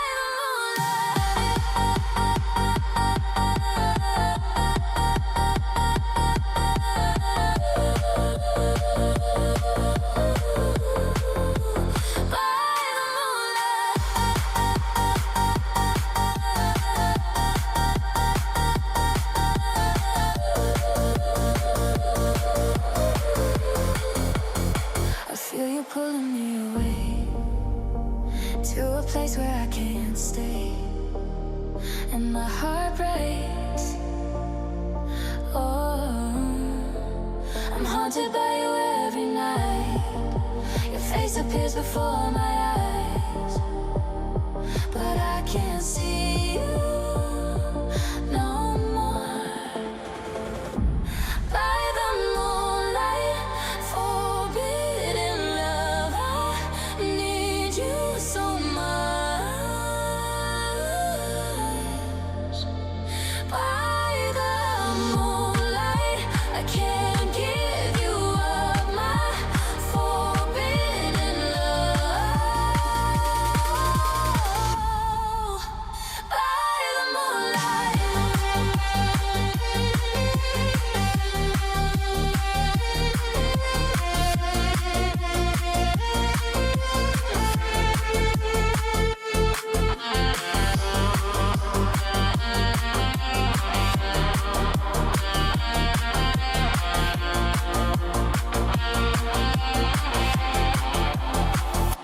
By the moonlight, forbidden love, I need you so much. By the moonlight, I can't give you up my forbidden love. By the moonlight.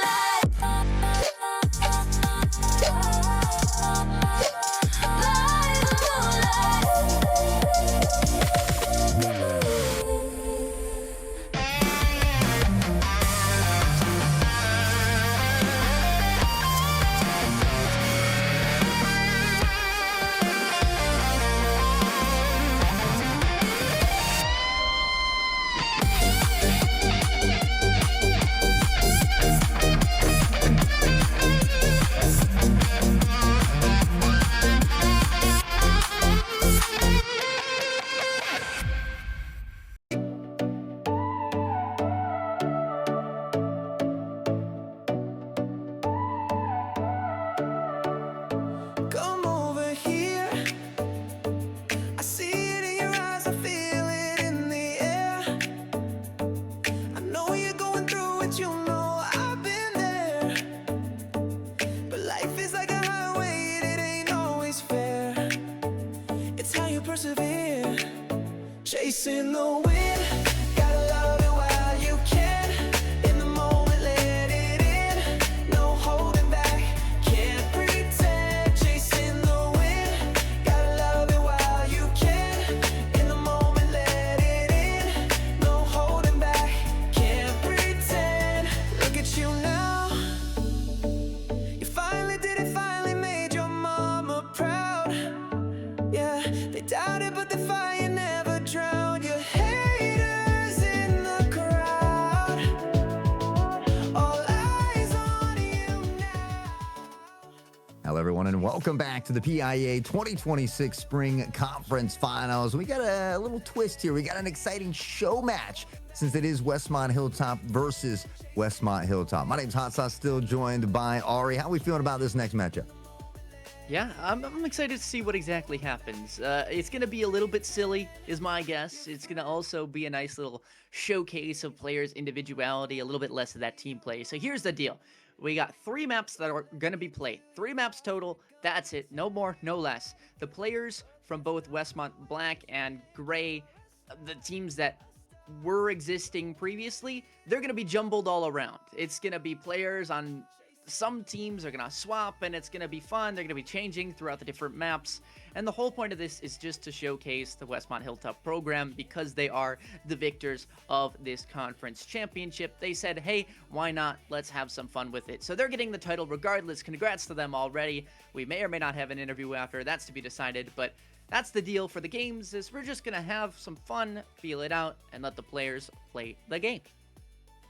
Hey, that's what it's all about. We always say that bare minimum requirement is just to show up and have some fun. So we're starting out on Ilios. I think everybody is very, very comfortable and familiar here as well. I typically love the payload, whether it's hybrid or escort. So I'll be waiting to see what's on the cards for that. I'm trying to look at their at their stats kind of going in, right? This is D2 West. I mean, for the historical standpoint between these two teams, just to kind of showcase their regular season accomplishments, it was Westmont Hilltop Black at 5-0 with a +9 map differential, and then you had Gray at 4-1 with a +6 differential. If I had to guess the one team that they lost to, I think you'd probably know, and I think the difference is the 1 seed versus the 2 seed. But either way, I think this is just going to be a kind of a fun game. I think as well, Push could also be a fun alternative, just seeing the variety of comps that people decide to go for here. Not sure exactly how we'll go into the ban approaches, if it is just traditional, or if we want to get a little bit silly with it. But either way, Ilios is going to be our first map. Yeah, it looks like if we're starting out on Wells, it tends to be my favorite. There we get to take a look at Ruins as well, but which is probably happens to be my least favorite. I like the other two. I like Well, and the other one escapes my mind at the moment. I think Ruin or Lighthouse, excuse me. Just because you have more potential for those boops. You know, you see the Roadhog kind of drop them down into the well. You've got Orisa on the Lighthouse that can spear off the side, or Lucio. So tend to like those two, but I mean, everybody loves Ilios. Yeah, I mean, the nickname of this map is quite literally Boop City. So it will be fun to see how many boops we get. Maybe we could even do a little bit of a counter funsy action, because this is a game where we're not going to take it too seriously. I mean, you could even argue the series scores are going to be irrelevant as well, since these players are just going to be swapping around, going on every which team. As for these bans, looks like we're going to have basically what you'd expect. A hero that recently came out and then has been uptuned because they were a bit weaker when coming out. And then you've got the old classics of Sombra and Orisa, things like that. I'm a big Orisa fan, maybe a little biased. I love my Bastion there as well. But, you know, I think a lot of times, you know, the meta is great, but at the Scholastic level, we kind of see more of those comfortability picks. However, I think this kind of being that show match and everybody out there having fun, I think we're going to see just players playing a lot of what they enjoy. Yeah, absolutely. I mean, these comps most likely are going to go out the window. Hopefully they don't break the game code that we're currently using. I know I had to test it out a few times to make sure we had those bans looking nice, spick and span, but I knew there was, at least when I was testing it, an error where you could maybe go a little bit too many players on a certain role. So I think that's ironed out now. I think the players will honor that in the code. And as for what I'm kind of seeing out of these players, I'm seeing Sigma, Reaper, Kiriko on both sides. I might even go for a bit of Mirror at one point, but I'm also seeing a Bastion, which makes me think there's also going to be a Jetpack Cat at some point. That has been kind of the, I don't want to say meta, but it's been a trend for sure. Take the Jetpack Cat, take the Bastion, and go send it flying into the sky. Yeah, I feel like a lot of teams have gotten much better at dealing with that Jetpack Cat as of late, but you know, we certainly have seen him just kind of flying around, having his way, dropping people off the side of the map, getting easy kills there as well. But already we see him kind of going toe-to-toe here, and early pressure leaves Sigma Rizzler finding his first kill on the Ramatra. So with that tank falling to the wayside, it should be a little bit of an easier job here for Westmont Gray. There you go, the TP on out. Of course, not going to be lasting too much longer there. First fight goes to Gray here. We are kind of just having these names up as a designation, not necessarily that these players are on these specific teams statistically over the season. But yep, as the first fight kind of ends out, right, you don't see anything too crazy. You just see the players kind of going in for that TDM style. That was an interesting play, but again, it was a Lucio, so I'm going to give it a bit of slack because, again, they're having fun. They're trying to go for boops, and honestly, if you remember the old Frogger or Red Shell style, you're knowing exactly what you're getting yourself into. Give me 3 red shells. I love those circling ones here. Reaper up front, close and personal. It's JoJo on the shot to the body, and he does hit that one there. Angry answers one back. We see some plaid stripes in the kill feed for the moment, but it is Westmont Gray that is controlling this hill here now, nearing that 50% mark. A little bit of Bastion gameplay. Still waiting to see Black kind of approach this point with it, maybe a solid team fight or waiting for that tank to get in, but that's an early pick from Lennon. That's a big way to break yourself in here. Maybe the Kitsune rush online to throw that in the mix, but waiting for the right opportunity, maybe flanking as well. Yeah, going for the flank and gonna go TP back, but here is a fiery ultimate. This one maybe not gonna find as much value, so hoping for, but they did find the first shot, and I think there was a feet used in the midst of that. That one gets canceled. JoJo finds 2 with the Death Blossom, and that's a 3K for them. A team kill and team wipe out for Westmont Gray. Yeah, Westmont Gray already at 85% as well, and realistically, they should be able to solidify it. Even if they lose a fight and Westmont Black is able to gain some percentage, all you got to do at this point is save up those ults, use them together. We see the sound barrier being dropped here. Neuro still able to find Big Haas, though. JoJo answering back. The tank will fall. Sigma, that's the melody. Sing, the flex will find one. Dylan, but it's a Death Blossom from Angry Alex that blooms into a nasty triple. Rizla still there with a Riz, though. He finds a big final kill, and with that, Westmont Gray will solidify submap 1 here on Ruins. Yeah, bro took a rock. Bro took a rock to the face. After getting a nice 3K, it was back to the spawn room for them. It was a nice valiant attempt. It looked nice, but at the end, there's only one player that was standing in the way, and they just couldn't get past the final hurdle. But there you go. I mean, sub-map 1 in the books, of course. We still need to figure out who will win map 1 total. But I guess we should be honing in a little bit more right on the solo play, on the specific players, on their characters. I mean, Sigma Rizzler has done a great job whenever they're in a 1v1 of kind of winning things out. I mean, Sigma is one of those tanks where is not meta traditionally, but is kind of a one-size-fits-all tank in the sense that you can get consistent value just based on how you play on the character. It's up to the opponents that decide whether or not or how to punish you. Well, we see Moose on the Jetpack Cat. You called for it. Already coming out for a punish. He finds one off the side, and now he gets Angry Alex as well. And Moose, I feel like Moose has got to be a senior this year. I've been casting this young star for quite some time. He's very involved in the scene, both in prod, front and back, basically. But now getting it done on the battlefield, he finds another, and Jetpacks to safety. I mean, we're seeing dive Jetpack Cat. Not even like with a comp, just solo. Bro's just going in there like swimwear, hoping for a backline punish, and it's not going to happen this time, but it's pretty close.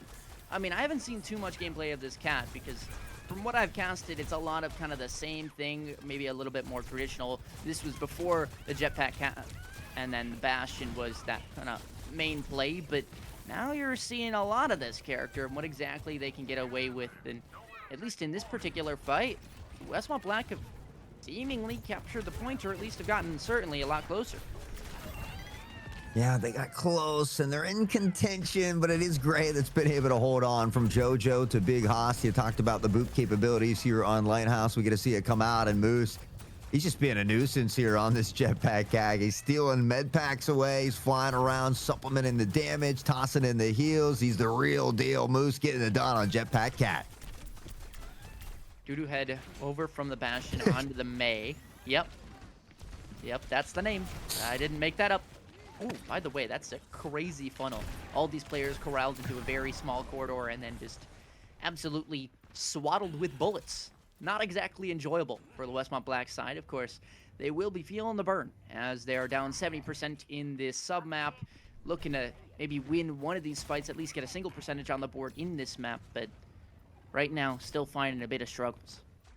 I mean, it's great to see that Westmont Hilltop has so many talented individuals that are interested in the esports program. You get to see all of these players out here and having a great time. They've made their way into the finals here, looking to have some fun in the state championship a little bit later. But we are seeing Westmont Black fight back a little bit. The Blizzard gets dropped. Neurospasm will find a couple picks along the way on the hamster ball here as well. And Westmont Black, will begin to add some percentage on the board.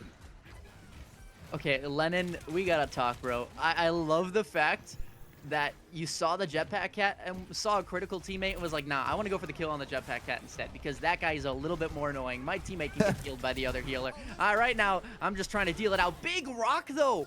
Sigma Rizzler rocks out the beat on the other side. I think that's Antonio, or how exactly we're pronouncing that? Serge Antonio? Oh yeah, I got you. Yeah, I don't know. Tonio works for me, but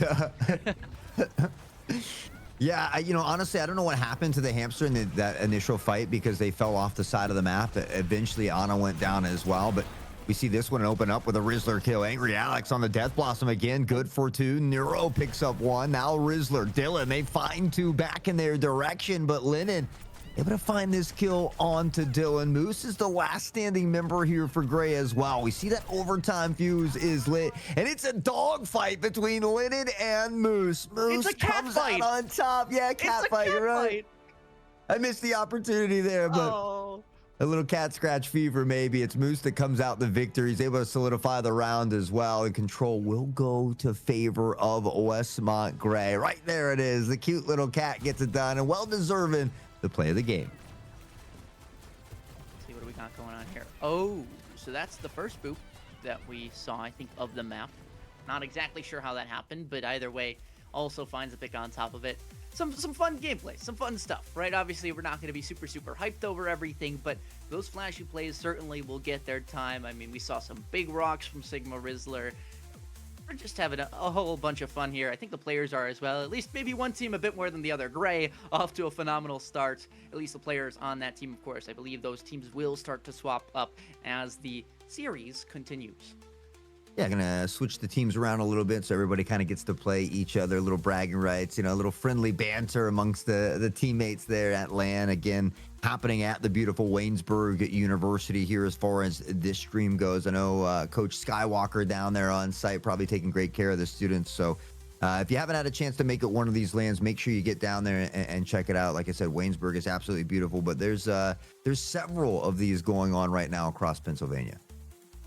Yeah, several lands and as well several matchups that are happening. I mean, we've got, I believe, Overwatch D1 happening over on the mainstream, the TheEsportCompany. So if you are looking for maybe that top tier competition instead of maybe a show match, you can always go there, or you can enjoy with us because we still have games throughout the day. Don't forget about that. This one, just kind of a lighthearted start, right? Again, still early in the day. There's going to be plenty more nerve-wracking battles that will keep coming through, even one that we might see this game. I mean, that's a bit of a capture point game of all time, right? Where you kind of see a blowout, but something that we will talk about is that you can never tell how a series is going to go based off of that game mode, right? An escort, a hybrid mode will go completely differently, and you're going to see different players flourish, you're going to see team fights go differently, and even players step up to the challenge that you wouldn't expect to.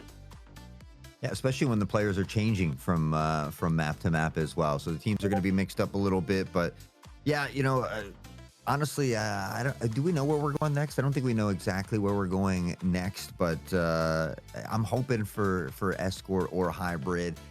You know, obviously something maybe a little different though, right? We see so much Kings Row throughout. We're gonna see Kings Row.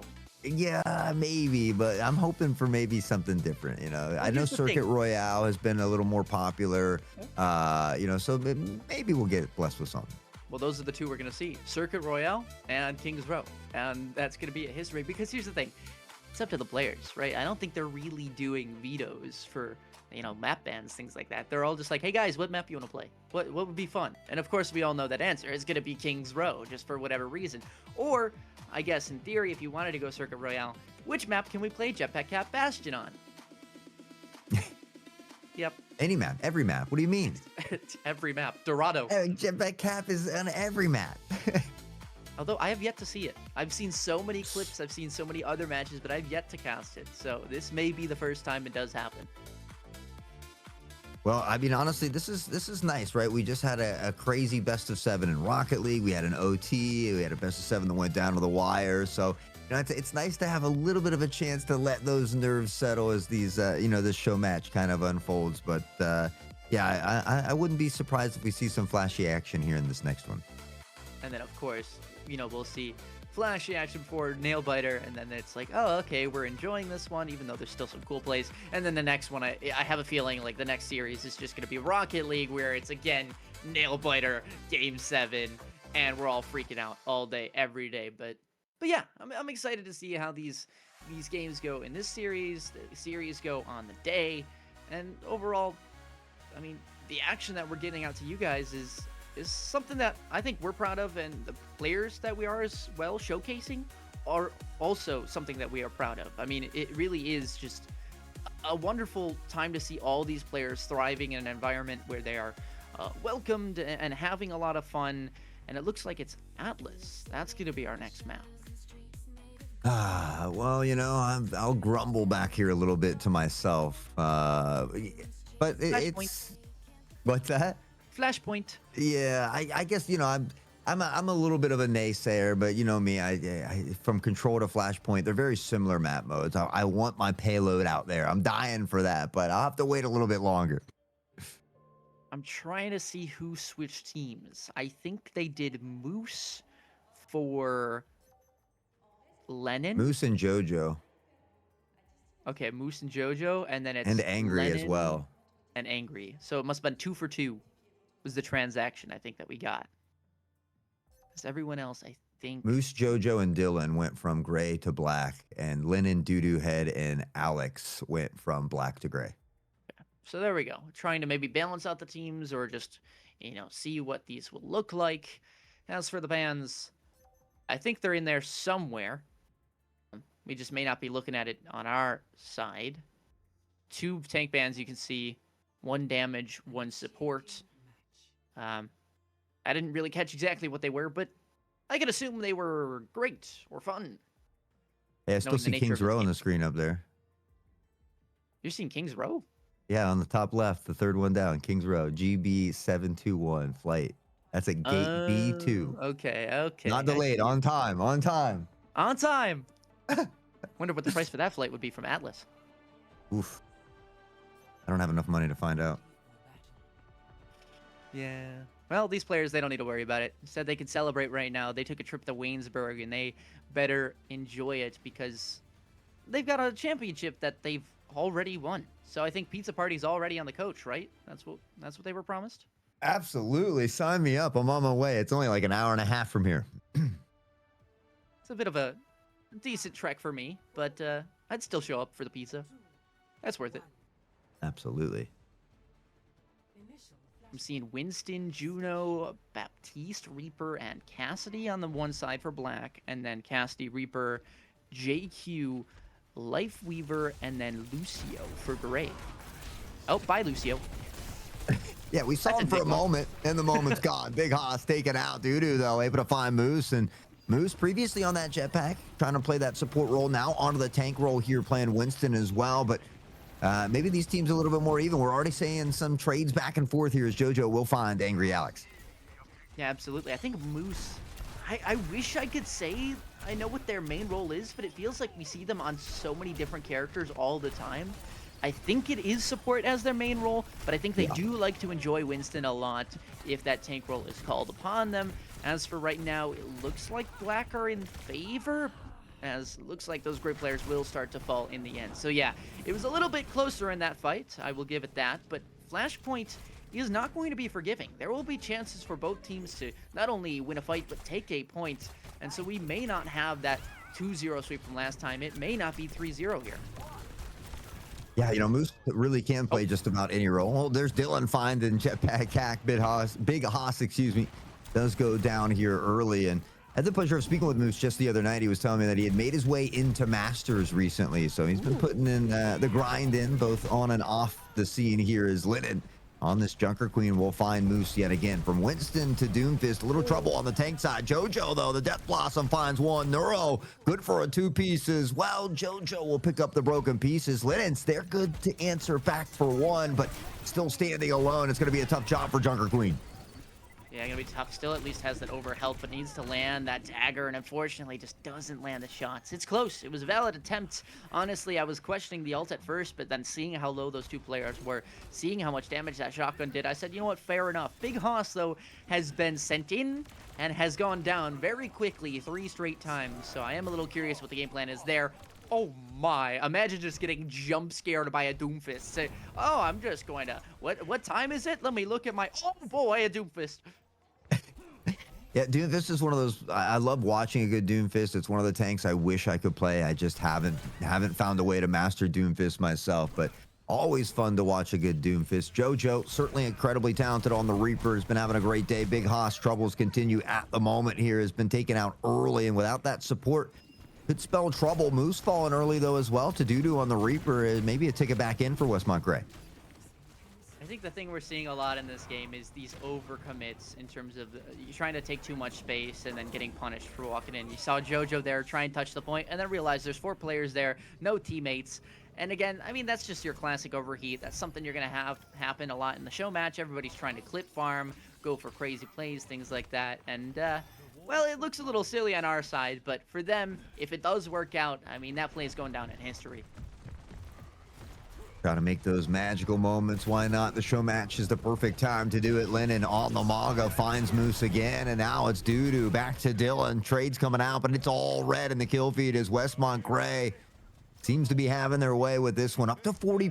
Westmont Black was able to get that first point, though, so they do control the lead at the moment. Gray looking to tie things up. Absolutely. I mean, they win a fight here, but I'm seeing, I think, 3 ultimates for Westmont Black as opposed to 1 for the Gray side. So a bit tougher to win this fight here, especially with that Moose ultimate. You expect that to find at least 1, but going to be a big old-fashioned amplification matrix invested most likely here, and it's not even needed. I mean, JoJo finds 3 with the Death Blossom. There's a tree in the middle, but that's going to even be shredded via the window, and the Reaper coming back for more. I mean, the fight's just over before it's even started for Westmont Gray. Yeah, I'm not even sure that window was needed because of JoJo's Death Blossom, but no harm, no foul. Again, just about getting that job done. Gray at 99%. Lennon in some trouble, though. It's Spasm to Dylan. They combine for 2, and now Moose, in the face of competition, still has that Meteor Strike. Hasn't let it ring out just yet, but they've got to find a way to win multiple battles in a row here.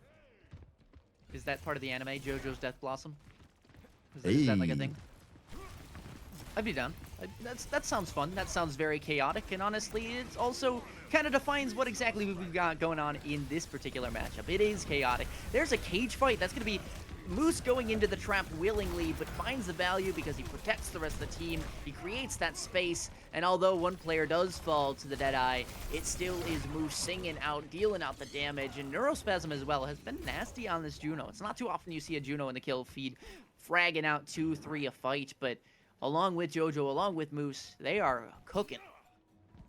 I mean, it was 99-0 there at one point, and all of a sudden Westmont Black has found their footing. They're beginning to battle back here. Maga looks to step in. Unfortunately, goes in alone, gets caught off guard, overextending. JoJo capitalizes, finds the double. Tonio picks up one of his own. Big Haas, the troubles continue for them as well, and now the domino effect in full effect. Westmont Black, I mean, they were down 99-0 on that point. They steal it away, and now they only need 1 more. JoJo just ulted on a dead body, by the way. I don't know if you caught that. There was no one there. There was, I mean, maybe you could have used it to secure the fight. Barely, but I think that was more a confidence play of sending a message when Moose is going to eat a hook here and then eat all of the damage incoming and go back to the spawn room. And again, I think we're seeing Westmont Gray try to posture themselves a little bit better for these earlier fights, but Black seemed to kind of win it out with mechanical ability in the end. It looks like Gray have the good positioning, the good idea of how they want to approach this early fight, but then when they get a little bit more scattered, when that becomes a bit more TDM style, then they're starting to feel the burn. We'll see if Moose, I mean, Moose has been just going through all the different tanks here, really showcasing the skills and the talent. Now on the Roadhog, finds the pick onto Lennon as we see some Roadhog on Roadhog violence. And Dudu had again, I mean, this ult from Reaper is an incredibly deadly one. Isn't going to need it to find Moose, though, and the pick onto the tank could allow them to continue to pad the percentage. Yeah, Moose getting a bit aggressive there, obviously just trying to have a bit of fun, go in for that value, try and, you know, single out a specific player. Unfortunately, though, bit off a bit more than they could chew, and so they will be forced back, of course, resetting via the Deadeye here. Dylan just kind of using it as a zoning. You could call it a Rosa if it was Valorant, but instead we'll just call it a bit of a tactical play. It's Lennon, though, getting hooked in here, potential chances, but a safe social distancing being applied via the Life Weavers here.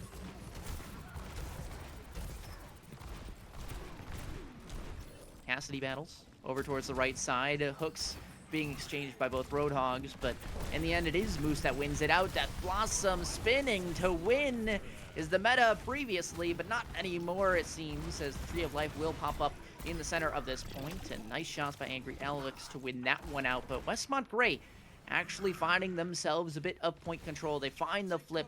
They don't use too many ultimates. They still have 3 available, and this is set up for them to win at least 1 point. That's the tough thing, though, is they got to get 3 points in a row now. And for Westmont Black, they need just 1 more. We've seen a lot of different swaps coming out here as well. Neurospasm, unfortunately for Big Haas, has been found again early. And this has a little bit of a tough time here in this one. Spasm fought a doo-doo as well. And again, it's just Westmont Black trying to battle back. But Westmont Gray did get that 1 point on the board. When pigs fly, apparently. I'm seeing a Roadhog in the ceiling. Yeah, and skeet shooting. And, oh, and back up we go. And back down. And we're dead. Okay, well, in the end, Westmont Black actually being the ones to win out the initial fight here. Seems like they postured themselves toward the point a bit more, or at least taking the fight, and then they will go and capitalize on this point. I will say this particular flashpoint, this sub-map that we're looking at right now, is one of the toughest to flip or really approach. There's so many different angles, so this is why you see a lot of the time the compositions start to switch when you realize this is the particular sub-map we're on. Neuro on this Juno certainly has been magnificent. We see Westmont Black beginning to pad early percentage here. They only need 1 more point, and Sigma Rizzler unfortunately going down early. No support does mean trouble. Lennon, the next to fall, no support, no tank, really means you need to fall back and try to regroup. You don't want to stagger out here and make things more difficult. I just realized that blaster from Juno does a crap ton of damage. I remember it used to fire the 3 burst, but I think that's a perk, would be my guess, where that blaster is just fully automatic and launching blasters. Yeah, see, you saw there the triple fire, so it must be either cooldown or perk, and honestly, fair enough, because this player of Neurospasm has been finding a crap ton of value out of it. However, Lennon, trying to find the value out of this whole hog, will find at least the 1, but the hook a bit awry, the HP bar dwindling on down, and so it leaves it up to the rest of the team. Deadeye up, but only finding the 1. The lamp saves the rest. The invincibility effect applied, and yep, JoJo's Death Blossom securing the map, securing a 4K, and technically tying the scores. Technically tying the scores, but it was Moose, JoJo, and Dylan that have gotten a dub from both sides as well. We see Gray and Black both final 1, and it comes down to our final and 3rd map of the show match. Who else with your play of the game? JoJo, and it's probably that final Death Blossom that we saw here. Yep, absolutely right. Let's see, the shots, honestly, a bit of a snipe there. I mean, again, you got to thank your supports, though, for that invincibility field, because that was well-timed, very nicely played there. No break coming out from the attacking side. So, again, as much as we're, kind of highlighting the attacking prowess, the whole hogs, things like that, don't forget those supports are cooking, right? They're propelling those back lines and making sure that these players can have a bit more flashier time. I mean, I like the fact that we saw Doomfist, we saw Roadhog. I mean, there was another one mixed in there as well that's escaping my mind at the moment. But we saw these players really kind of just changing through a bunch of different characters and getting to see kind of everybody's deep roster and the talent that Westmont Hilltop certainly has. I want to see everyone go on to, like, the craziest off-meta pick they can now. Because obviously, right, we've seen the Juno, we've seen Kiriko, we've seen Lucio, and as much as, yes, these players are comfortable on it, let's change things up. Let's go for a Zenyatta, maybe. I'm totally not biased being a Zenyatta 1-trick or 2-trick with Lucio. I would never say that at all. But yeah, Zenyatta would be fun. I mean, we saw the Roadhog, maybe go for the Reinhardt, maybe the Zarya. Of course, this is a little bit map dependent. Obviously, players still want to feel comfortable, have fun in the game, and obviously win in the end too, because those bragging rights are still on the line. But again, maybe we see something like a Bastion, a Diva, a Tracer even. I know Tracer has been meta forever and still is really, really good, but a tough hero to have that kind of efficiency on.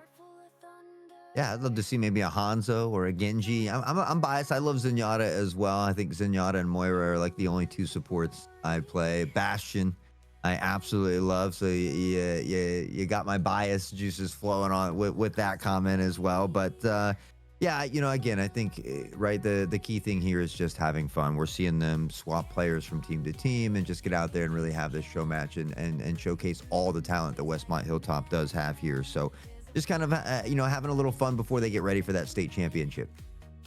Absolutely. I mean, I guess I could look back, since we have the time, to look at their positions in the state championship points, we do have Westmont Black, Westmont Gray. They are currently sitting at 4th, and where's the other team? That is not the right team. Okay, well, I'll get that number to you as the game kind of continues, because there's so many names and numbers on this sheet right now I'm looking at. If you saw it, you'd probably be like, okay, shapes and colors. But yeah, I'm just excited to see how this game kind of goes, right? We're just enjoying it. We're feeling it out. If you had to pick, I don't even want to say one player that you want to see, but maybe one character or one thing that you want to see out of this next game, what is it? Oh, maybe a 5-player Riptire kill. 5-player Riptire. Just wipe the whole squad, one Riptire. Honestly, it's doable. If it's a map like Eichenwald, I totally see that. Come on, give me Eichenwald. It's a weird looking Eichenwald. Hollywood. yeah. It's not as I quite remember it. Well, it could be on the set. I mean, we are going to see absolute cinema out of this game and in this Good series. So I'll take a Hollywood, a flash here, a bang there, and a feat for the ages. Well, map bans and picks. I didn't get to see who was on that last one. I don't know if they have been targeting Zarya. Oh, there we go. We see the band here as we got Lucio coming out this time. There we go. That's a little bit more what we were expecting to see. Yep, ban all the popular characters. Let's see. I'm going to say Cassidy's next. That's my guess. I'm going to guess the hamster ball. Okay, let's play rock, paper, scissors. What'd you pick? I was going 4 instead of 3, you know. Wait till I see what it is first. Rock, paper, scissors, shoot, go. Yeah, exactly. Bastion. Okay. You know, these players know each other really well as well, so they might be banning some favorites of maybe some of their friends. Ban the Juno. I feel it. That's a weird looking Juno. Yeah. All right, what were the team swaps? Who swapped from which to where? Ooh. It looks like Dylan and JoJo went back, but they kept Moose on the other side and sent Lennon and Doodoo Head back. So basically, we are back to the original teams, right, except Moose and Angry Alex. Yeah. I think, honestly, I'm still going to favor Gray here. I mean, JoJo's been insane. I think Moose is really, really good, and depending on what role he goes with here, it's going to be DPS, it looks like, maybe this time on that Hanzo. Okay. Yeah, Moose might be listening. On the other side. He's always looking out for me. See, Dylan's on the Widow. And then JoJo's being a nerd on the Sombra. Yeah, Sombra's so annoying, man. I hate playing Sombra. I hate playing against the Sombra. A good Sombra, anyway. Okay, I do see the point totals for Westmont Hilltop. Both teams will be first and second in the state championship seeding-wise, depending on, of course, how they want to do it. But technically, as we will perceive it right now, Hilltop A, or I'm assuming that's Gray. I don't entirely know which one's which, but yeah, they'll both be 1 and 2 going into states, and we'll be having a fun time there. They might even rematch in states, which would be fun. And I don't think they're going to be doing a show match there. No, I would be wanting, you know, those extra bragging rights. But Doodoo finds JoJo. Dylan able to answer back with a snipe of his own, and we see him trying to put in some work here with this Widow. Has to be careful. Moose on the Hanzo can easily collect heads as well, but Dylan was waiting for the peek, and he reads this perfectly. Not often you see an attack Widow, although I guess on any point it would be a hybrid to kind of get that early pick, make sure you can get yourselves onto the point. But JoJo, that's now the second death for them on this one. Kind of feeling the burn, feeling a bit of counterattack, and yeah, Lennon noticing that sleep dart has been taken out, puts the bubble up, blocks the anti-nade, and the rest of the team's doing the work. Lennon's in the back line, the rest of the team holding strong with the front line, and it's history. Westmont Black holding strong through fight 1. Well, the snipes from Widow here on the defensive side are working out at the moment. I was gonna say I expect to see JoJo heading toward this Reaper if that Sombra does not work out. We see a couple tough goes there for JoJo, right back onto the Reaper, and now I expect to see him start to excel again. You saw as well the swap over to mirror Moose now on the Widow. And, well, Widow diff. In chat. There you go. It's probably going text chat. It's probably, players are probably hearing it in the room. They're probably playing with headsets off and just yapping to each other. I mean, the environment must be phenomenal. But Big Hoss getting an elimination. I know they struggled in the previous map, so it's good to see them getting the value that they deserve and we know they're capable of. But Moose, again, as soon as you take an inch, they'll kind of knock it right on back. Moose, bro! Chill, champ. I mean, ooh, wait. Is that a body shot? Either way, it still looked pretty dang clean. 1 HP on the opposing Widowmaker. But in the end, Gray looks like they had that fight going. Ooh, Tree of Life accidentally blocks them off and will make it a little bit more chaotic. Yeah, they actually blocked themselves off. That's not ideal. Lennon, of course, will still be here, sticking around. Has the jump to get out of the Gravitic Flux. Rock in the air is going to knock the Winston to the side, bouncing them around, but still hanging out. It's Moose with one now, waiting for a second. Hits the rail instead, though. Hits the schmoves as well. The Ana's still staying in alive and takes down Moose now on the counterpart. Westmont Gray finally take the fights, and we move on to the payload section. I mean, they do a good job of at least buying up a lot of additional time there at the end on the side of Westmont Black. I think if I'm Moose and Dylan, though, I'm leaning back with each kill there and just saying, Widow diff, you know, that's the best part about being at LAN. You can be right next to your friends and have some of that friendly banter. But a great job unlocking that payload. And they're making some good movement here early. Little headshot on the Sigma, body shot, spots the Widow. Well, I guess didn't see the Widow. And who else but JoJo? Honestly, I want to hype that up, but we're used to it at this point. I mean, the dude's just nuts. Is that a full team wipe solo if he wins this? There it is. Oh my gosh! Full team wipe, one player, and it's Who needs JoJo. a rip tire when you got JoJo? Well, JoJo's bizarre adventure happening right now, apparently. Their world, we're just living in it. And facts, absolute facts here as we see. Trying to stop a payload here. Lennon on the Winston, throwing fists, going toe-to-toe and throwing balls. It's JoJo and Big Hoss, though. And they got to find a way to deal with JoJo on this Reaper. He's just so deadly with it. Ooh, that fight very, very close. Lennon was actually able to win it out. Both players were very low HP, but maybe an Ana snipe healing allowed them to win that one. But either way, it is going to be Gray that continues to push this payload forward. Of course, the Widowmaker ultimate. You'll have those wall hacks for the time being. Actually, just giving it to the team before they swap, most likely. And we have a Venture now. We got the Dirt Muncher themselves. Venture, another frustrating and annoying player to deal with. Just does so much damage, but has great movement. The verticality, can get in, can get out. Has the heals as well. I mean, you get a little bit of everything with Venture, and in the right hands can just be a very devastating player. The Venture just sliding around. Yeah. Slide to the left. Slide to the right. Win the game. Bam, bam. I mean, maybe that's all it takes. I mean, that's what it feels like JoJo's doing right now. Just walking around and somehow magically finding a win. See ya. Bye. I'm taking the... Oh. Never mind. Neurospasm's been able to deal with JoJo for the time being here, as we see that payload. Did they unlock the extra time here, or is it right on the line? Was there a back cap? I'm so confused. What happened? I think there might have been a back cap. It's so back capping that we didn't even notice it. Yeah. I think it was JoJo. JoJo just went on the flank. We're going to have to watch that back. I'm not sure that Westmont Black even realizes it. Well, they did at some point because they fended JoJo off. But yeah, these respawns are going to be very much different now. Yeah, it's going to be a struggle for Gray to at least kind of reset in this fight. But once they do, they're going to be feeling it. Okay, that's an ult used for one player. I mean, JoJo has been a thorn in their sides, but maybe a bit excessive there.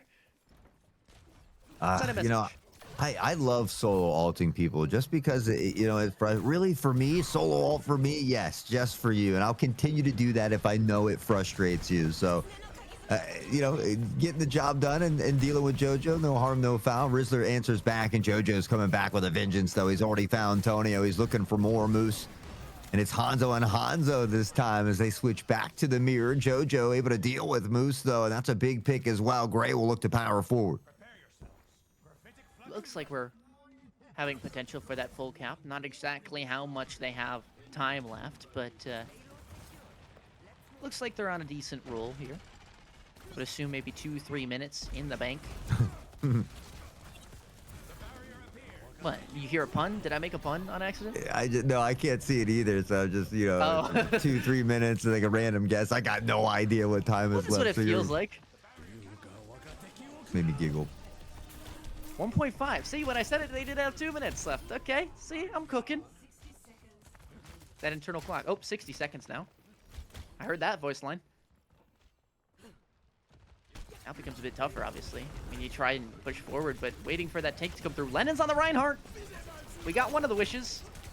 Gravitic Flux, though, going to be tough to kind of hold on to. When you lost your shield, it's breaking down, and Amplification Matrix in front to you. You're going to have to hit the reset button. And honestly, Big Hoss going in here with the Kitsune Rush on top of Gravitic Flux with the Nano, and they can just ult dump here. They're good to go. Uh-oh. Unfortunately, Moose finding Big Hoss means no Kitsune Rush, and it's another snipe coming in from the Hanzo this time. Lennon able to find Dylan in this final goal line stand. It's JoJo and the Death Blossom again. He finds a nasty triple, but is it going to be enough? Spasm finds Angry Alex. Lennon will finally pick up onto JoJo and extinguish that flame. Not much time left now. Maybe another fight territory as they're dancing around the payload, but Lennon's already picked up on Haas, and they continue to stagger in now. Yeah, of course the OT got at least a touch, but Gravitic Flux comes through, only tags onto one invincibility lamp as well there, so very, very nice to find at least that value. But this is all Westmont Black in this fight, at least in my mind. Shatter reaches nothing but the ground, but it's sending a message apparently. A Dragon Strike coming on through. Fire Strike on the Pharah. Nope, no snipe, just a wave to send them off. Westmont Gray, a valiant fight, but not finding the full capture, meaning there's a window of opportunity here. Yeah, you know, Moose wants to leave this series saying, hey, guys, I know one thing's for sure. I won every single one of these games. So, you know, I think he's looking for that little extra bragging right. I know I'm going to hear about it in my Discord DMs a little bit later, but he's still got to get through this final game here. And, you know, again, I think this just really reiterates how much talent Westmont Hilltop has. They have a phenomenal program over there from the coach, from the top to the bottom, really. And these players are a big part of it. Like I said, Moose, very actively involved in this scene, even with other schools as well. I've heard a lot of other schools say great things about Moose. So you love to see that from this Westmont Hilltop squad.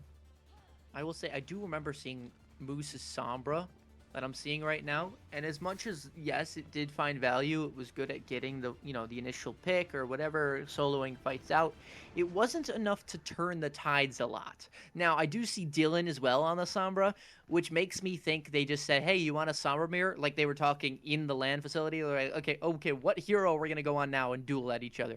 So that's most likely, my guess, is what's happening there. I will also shed light, though, on the fact that although Moose's name is Moose, they might need to change their name to GOAT, because if they do in all three, I think GOAT is the title that they deserve. The GOAT, at least, of Westmont Hilltop.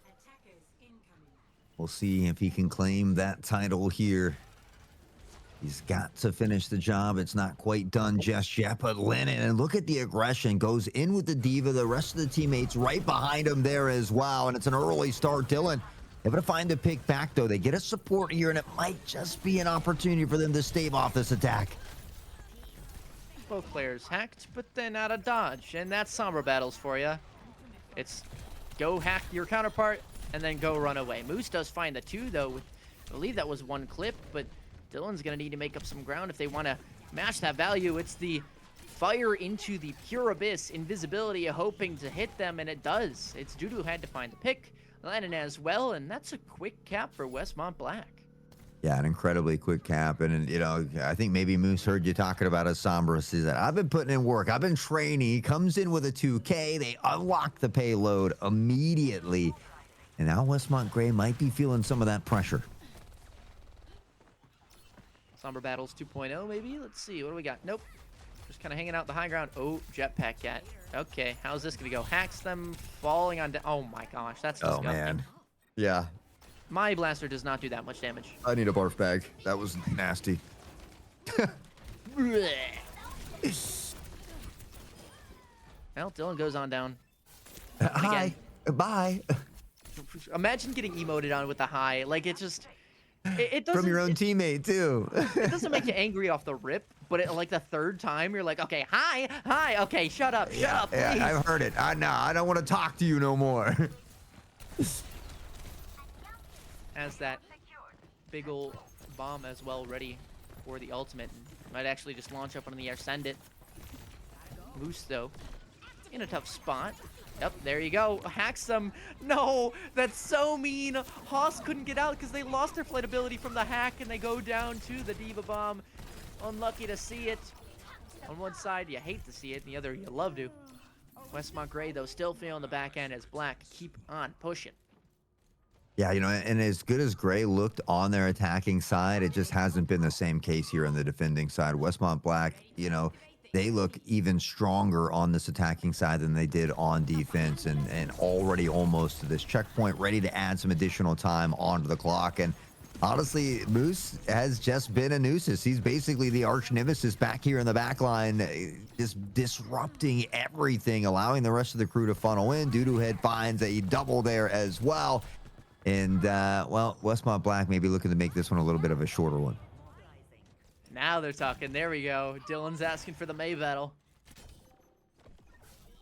Meanwhile. Meanwhile. Nope.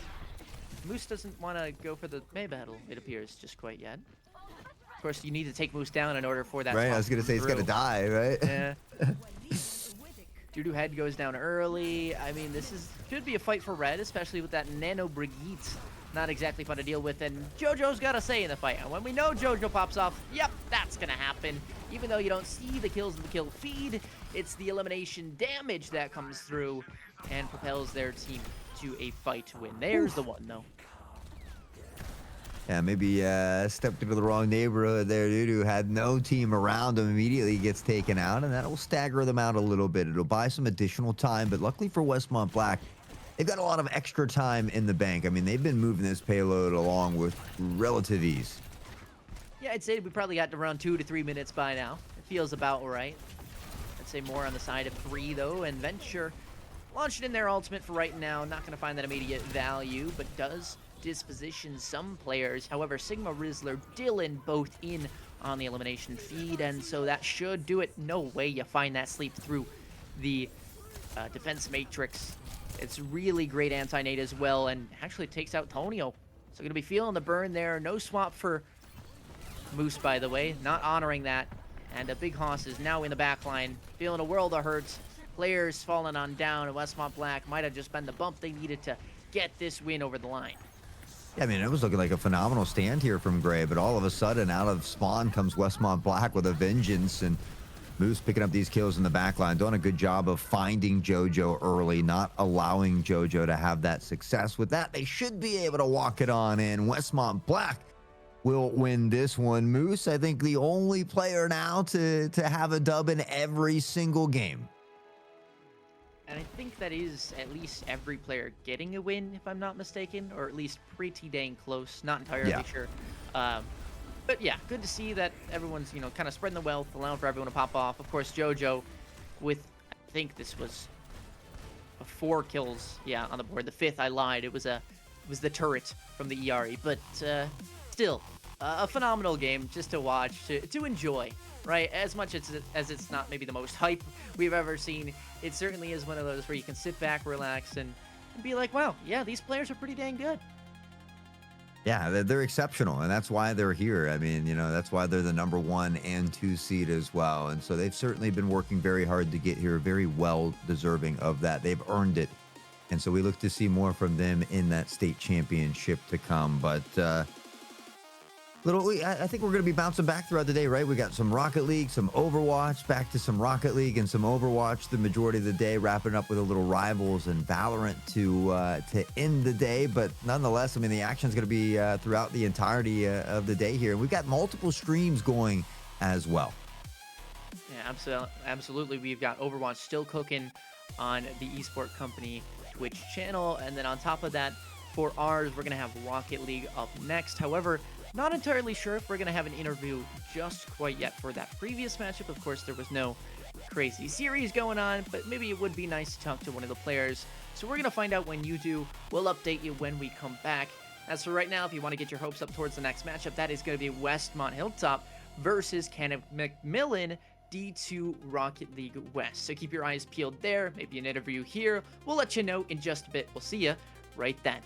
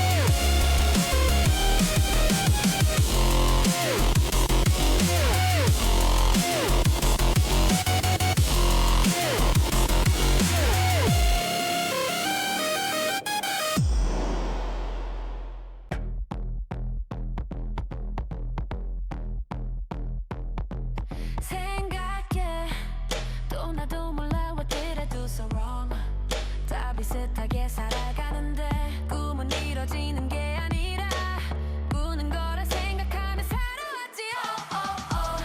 아무것도 아닌 나에겐 누가 말해줬지 진짜 원하면 언젠간 되지 말만 잘하는 사람이 되기 싫어 진짜 잘해 이젠 나도 할래 I'm gonna be a legend We're gonna be a legend 우리가 해냈다고 다 고개를 끄덕일 수 있게 I'm gonna be a legend We're gonna be a legend 그때까지 나랑 같이 갈래 손을 잡아줘 Sometimes I don't know what to do, am I doing it right? 마냥 나이만 먹어가는 걸까? 다 잘하는 사람이 되고 싶어 똑같이 하는 건 재미가 없잖아 oh, oh, oh. 아무것도 아닌 나에겐 누가 말해줬지 진짜 원하면 언젠간 되지 말만 잘하는 사람이 되기 싫어 진짜 잘해 이젠 나도 할래 I'm gonna be a legend We're gonna be a legend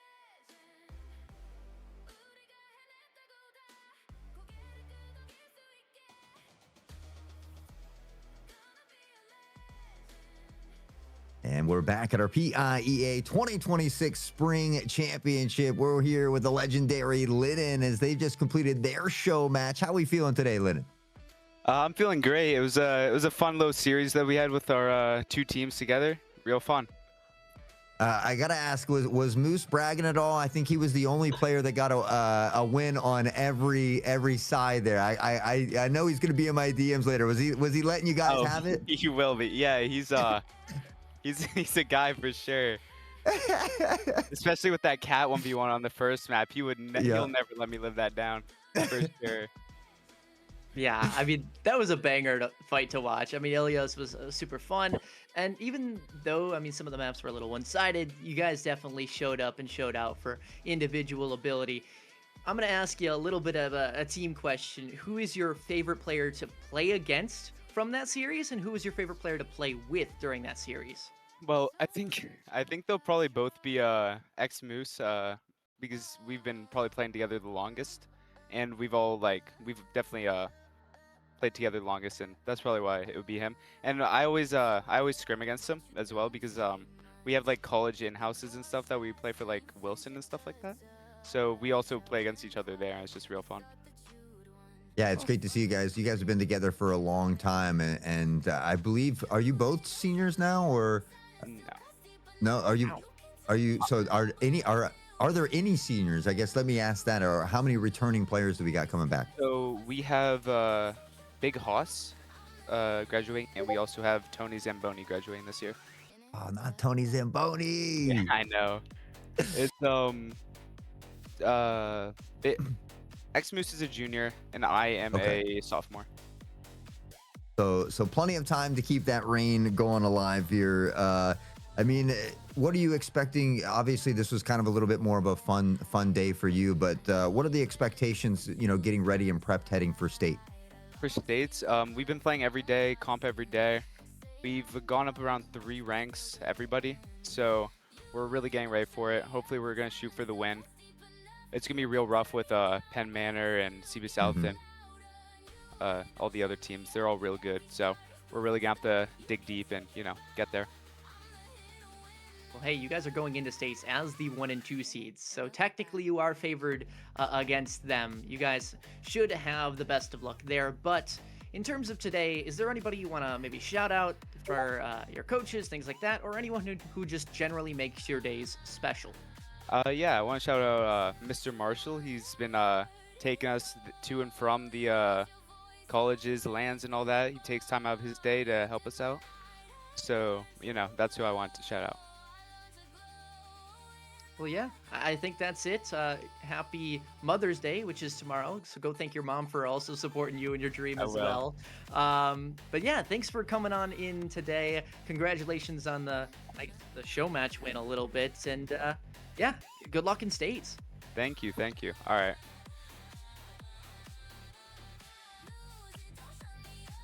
All right, another exciting matchup done and dusted as we crown some Overwatch champions. But as already said, I mean, we've got more Rocket League, we've got more Overwatch coming up, some Rivals, and some Valorant here a little bit later as well. I know this next matchup, I believe, is Westmont Hilltop again, this time in the Rocket League division. And then Ken and Mac, who we saw taking on Bell Vernon earlier, it went to a Game 7 where they fell a little bit short. So I've got my hat here still prepped and ready. Maybe they can come back with a dub this time. What do you think, Ari?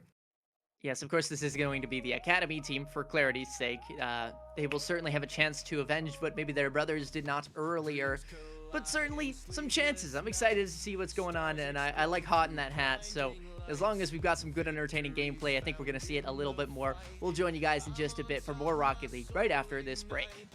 Life's a game, we learn the rules, twist and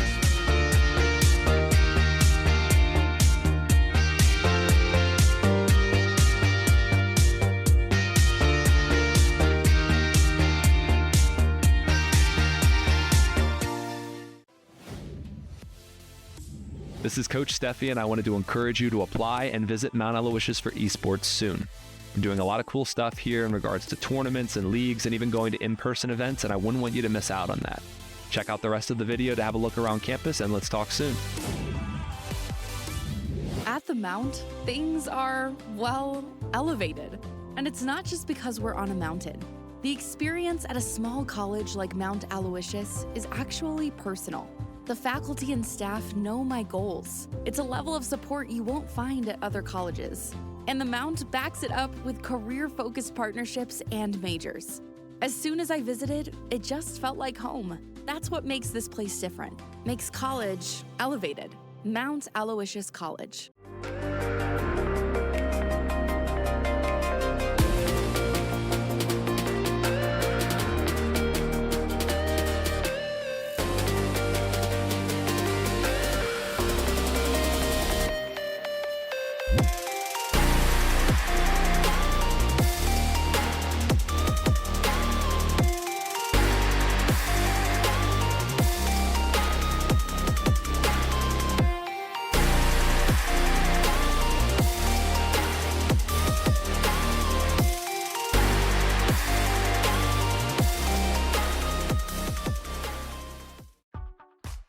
Here at Mountain Esports, we take it to the next level. Our players have the ability to travel, compete, and even participate on the caffeine committee. Check out the Insta to see what's new with Mountain Esports today.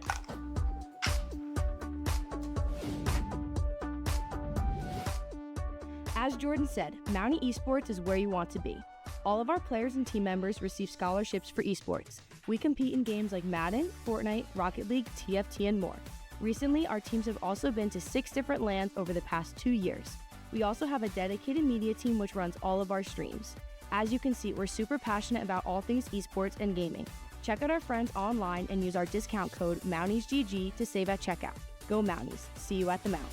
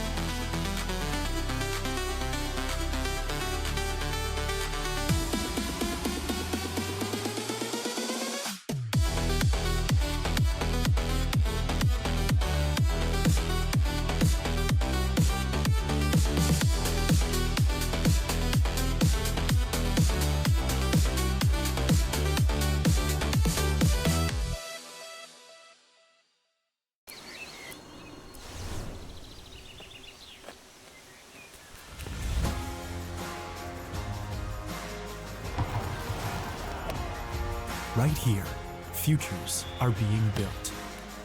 Ambition isn't a concept, it's a first step towards something bigger. Education that goes beyond academics. That's the Penn West way. Here, student support is common sense, and the path forward is yours to own. But we'll take it on together. To build, to live, to grow. Not someday, not somewhere.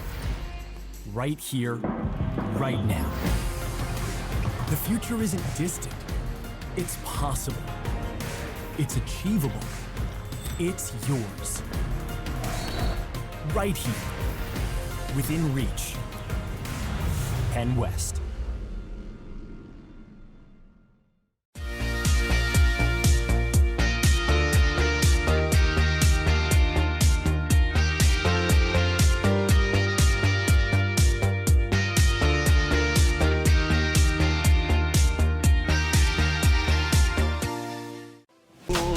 Through the pain, we break the chains.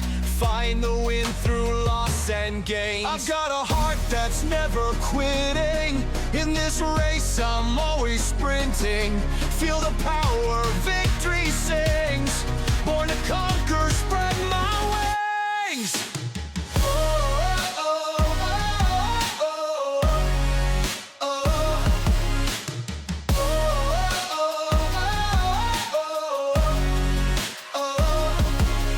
Castles built on hope's foundation. Rivers run with pure elation. Through the storm I'll find my way. Triumph shines like break of day. Tides may turn, but I remain steady, strong, won't yield to pain. In the end, the truth will show. Strength and heart, the seeds we sow. I've got a heart that's never quitting. In this race, I'm always sprinting. Feel the power, victory sings. Born to conquer, spread my wings.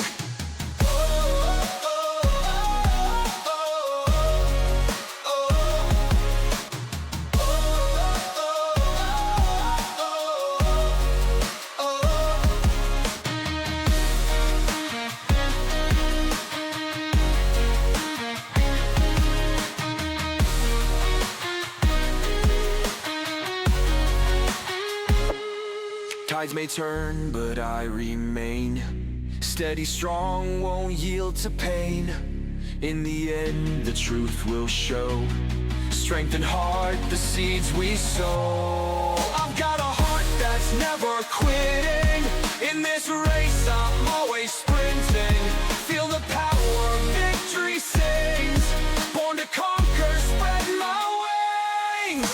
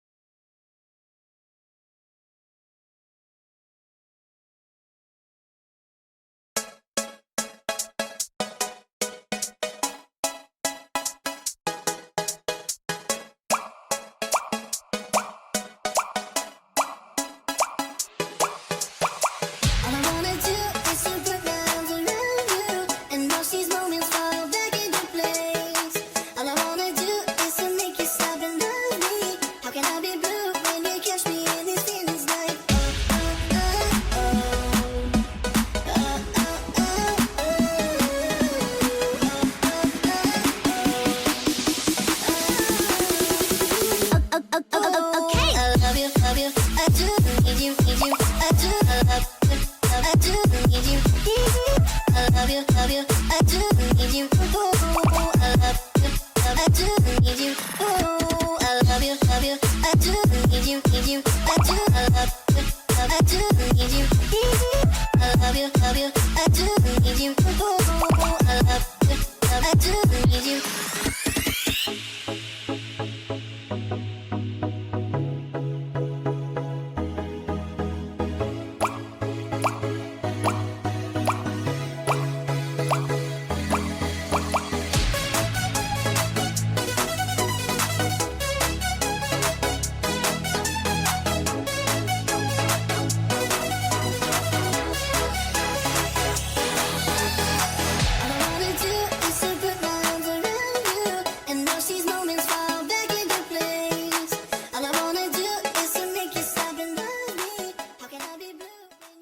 And we're back to the PIEA 2026 Spring Conference Finals. We got some more Rocket League action. My name is Hot Sauce, still joined with Ari, and we've got another best of 7 for you. This time it's Westmont Hilltop taking on Cannon Mac, and already wasting no time finding the first one. Yep, Cannon Mac Academy and Westmont Hilltop. I believe this is their main team, but this is a Division II West matchup. To set the stakes for you, Cannon Macmillan, of course, playing for that first place title right now, but are guaranteed third place in state seeding, regardless of how they do here. As for Westmont Hilltop, they need to win this in order to secure first place seed at states. And of course, again, still fighting for that championship title right now for the conference. Hempfield currently playing the east side a little bit later today, has that chance to take that first spot for them. So that's why they're certainly determined to win this with everything that they got. Well, we get to see Moose back out on the battlefield, from Overwatch to Rocket League, getting involved in a little bit of everything here as well. But playing from behind, despite being that #1 seed, it is Cannon Mac. It opens up with that early goal, maybe seeking some revenge for their team that was on screen a little bit ago. But some early demos coming out, a bit of back and forth as we see this one being stolen away. A bouncer that almost rolls into the back of the net. I mean, this feel of this game, this series, is going to be a little bit different than the previous one, right? You can already start to feel that one out. But that means that it's super important to have that solo play potential, and again, that consistency like we're talking about. It is really, really crucial that you are able to, have a plan and execute it with whatever you're trying to go for. I'm looking towards players like Moose, like even Paneled Bucket. I'm very familiar with this Cannon Mac Academy team, so expect some big things out of them. And yeah, they can, feel a blow to the mental every now and then. But again, same thing with their main team is if they get the ball rolling, they're going to transition that into a whole bunch of goals.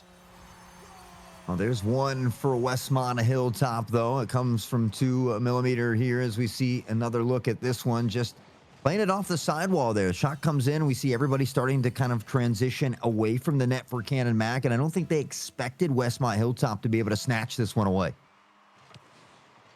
1-1 tie. And again, best of 7 means plenty of room to work with here, but feeler game is still game 1, no matter how many the series goes off to be. And you'd certainly like to get that first game under your belt to feel that momentum to start like you have some free real estate to work with. Almost like a free roll in a sense that you are playing with your opponent's loss being the only thing you need to focus on. As for the series right now, just kind of hanging around, feeling things out, and making sure you can get yourselves warmed up and into it. Make sure you're locked in throughout, because if you make that flip, you're going to be kicking yourself. There are own goals that have happened, but, in this scenario, try and be the best player you can be, and we'll see what works. You say own goal, and I flash back to game 6 in that first one. And, luckily they came away at the end still the winner, so it didn't come back to haunt them too much. But it is something that we see teams have to deal with from time to time. And after an explosive start here from both of these teams, we see both teams kind of slow it down a little bit, go back to the fundamentals and the mechanical abilities here. We see them just kind of looking for something downfield, some long booming clears and a little bit of pong play. Moose in the net, popped out to Panel Bucket, though, still not really seeing anybody in that attacking lane so far. Little jump over the head of their teammates, but again, if that's 2 players in the corner, there's only 1 player left.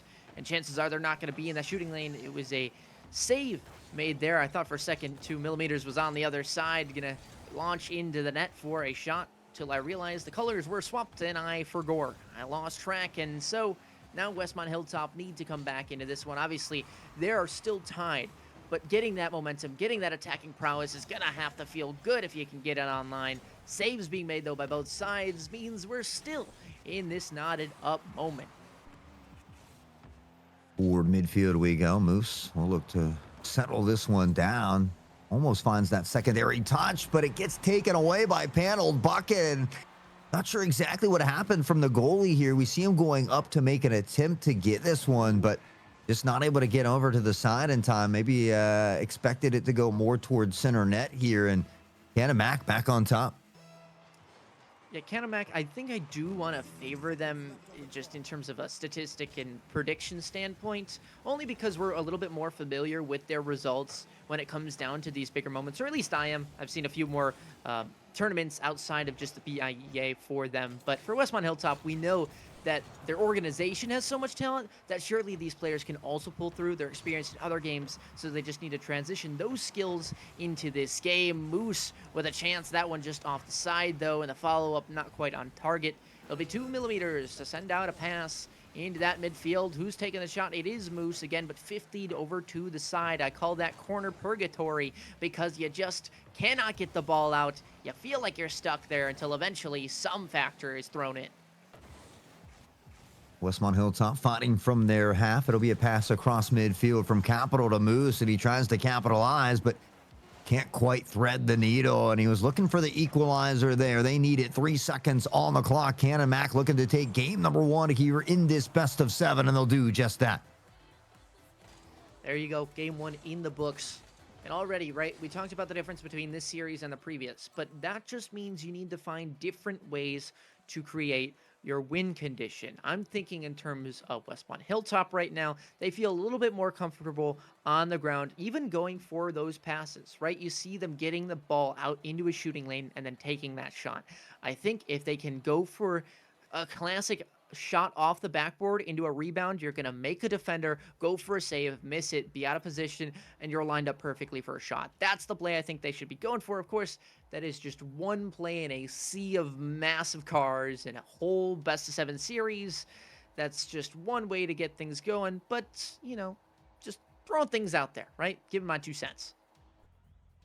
Well, Canamac in there, you know, obviously it's 2 different teams, but they won that first game earlier as well. It was 2 in a row. It kind of haunted them there in games 2 and 3. So we'll see if this D2 squad can make sure they don't have something similar happen. Moose pressing downfield, looking to take things into his own hands here. A little bit too much mustard as it does go by. 2MM will look to scoop it up and into the corner. Pressures back to the net. It's another one that is in front of the net, but Westmont Hilltop just not able to get there in time. Moose again, nice touch. A bit of a double commit there. Neither one cleanly hitting the ball, and that is going to allow for a shot. Panel Bucket should have a touch there, just enough so that Chicken Nugget does not have a clean one, and beautiful save there coming in on the net. But this one is a follow-up. That's what we're talking about. It's that constant pressure that will pay off in the end. It's a Moose to 2mm here, and they'll grab themselves the first goal of the game. Good to get on the board early. But again, 424, and most times 1 goal is not enough. So they're going to have to continue to strive for more. Right trigger. That one from a distance, and it almost finds the upper 90. Moose looks to find across midfield here. Does get to MM. Now off the sidewall. Not able to find that secondary touch. The bump into the net, though. Oh, my. I think that was their teammate, though. It was, yes. Oh. Oh, my. Oh, no. Yes, yes. Double exactly. bump, too? It's a double bump. Oh, boy. Okay, you know what? It's all good. It's what we say about it. All good. You just kind of got to keep on moving, right? You're down 2 goals early in this one, but the benefit is you're down 2 goals early in this one. Sorry. 1 goal. There you go. In a matter of moments, you're able to cut that lead in half. It comes with relentless pressure here. We see Wright powering forward to him, not able to get out. Chicken Nugget here stuck on that close post. Need to go to the far post and work your way out if possible. So able to take advantage of that. Hannah Mack gets back onto the board, still one away, but you kind of touched on it earlier, right? It's early with 4 minutes left, so plenty of time to find this equalizer. Panel look at long shot. Is that just in? Oh, beautiful touch. Moose, that's the wrong net. Okay, well, this is an interesting game, too. How about that? Those two MM. Was it? Okay, well, either Just way. kind of plastered that one right in there. But, you know, I mean, Westmont Hilltop is also kind of trading out some players as well. We see Capital had stepped back, and now Chicken Nugget is in as well. And it can be tough sometimes to play and go from game to game with new players on the field. But right now we find ourselves tied up. We see some demos coming in here early, and 2MM trying to set up a teammate right, though, reads the play and tucks it into the corner. Moose hanging on here for dear life, trying to at least preserve this attacking prowess, but it's not going to go too much longer as Tiger Heck makes their way into the pitch and sends a message. Bar down, no way. Not a chance. No, I don't believe it. Let me see that again. Just the teammate finds a pinch off the... Oh, my. Oh, my. No. Criminal. That was just nasty coming out of Westmont Hilltop. They regained the lead here in this one. But for how long? It has been back and forth. The game of tug of war will continue for a little while longer as Tiger looks to settle this one down here as well. They still haven't been able to get it out of their half. They'll look for a bit of a half clear here, but 2MM reads it well, tucks it down, moves into the corner. We'll get a touch as well, circling back and looks to send this one out, does. Friendly reminder, Westmont Hilltop have not lost a series yet this semester, this season. They are 5-0 in regulation. Granted, Cannon McMillan matched the 5 wins. The only problem, they played a little bit more in terms of game count, and they are 5-2. Round differential, or game differential, I guess we could say, 15-11 to Westmont and Cannon Mac, respectively. So think about that as you kind of go through the series. Westmont, a little bit more on the line than we thought. Yeah, I'd be interested to know if they had played each other during the regular season or not as well, but Westmont Hilltop enjoying the lead at the moment, but that's only in the game and not in the series as they're looking to fight from behind here in game number 2. 2 minutes on the clock and 2MM beginning to battle out. Looks to tuck into the corner. Doesn't worry about the 100 just yet. It's a nice pass in front of the net. It's a bit of a triple commit from Cannon Mac as well, and this is where things start to get dangerous. Moose again into the corner, just loves it there. Apparently, pass on out and shot on down. There you have it. Chicken Nugget sinks it in. And now another goal based off team play here. We're actually loving to see. Something about the Nuggets today, man. We saw, there was one on the champions that we saw a little bit earlier, but was it Bell Vernon? Yeah. And now we got one out here as well, but in full force, and there's a decent one from a distance. Paneled bucket, dropping buckets. I don't know if this will pick up in the mic, but thump. Like, it's one of those where you get it right off the kickoff, it sinks right in, you're like, okay, that was satisfying, but now we also need another one, right? Cannon Mac still down 1, minute 40 to go. High-scoring game here in game number 2.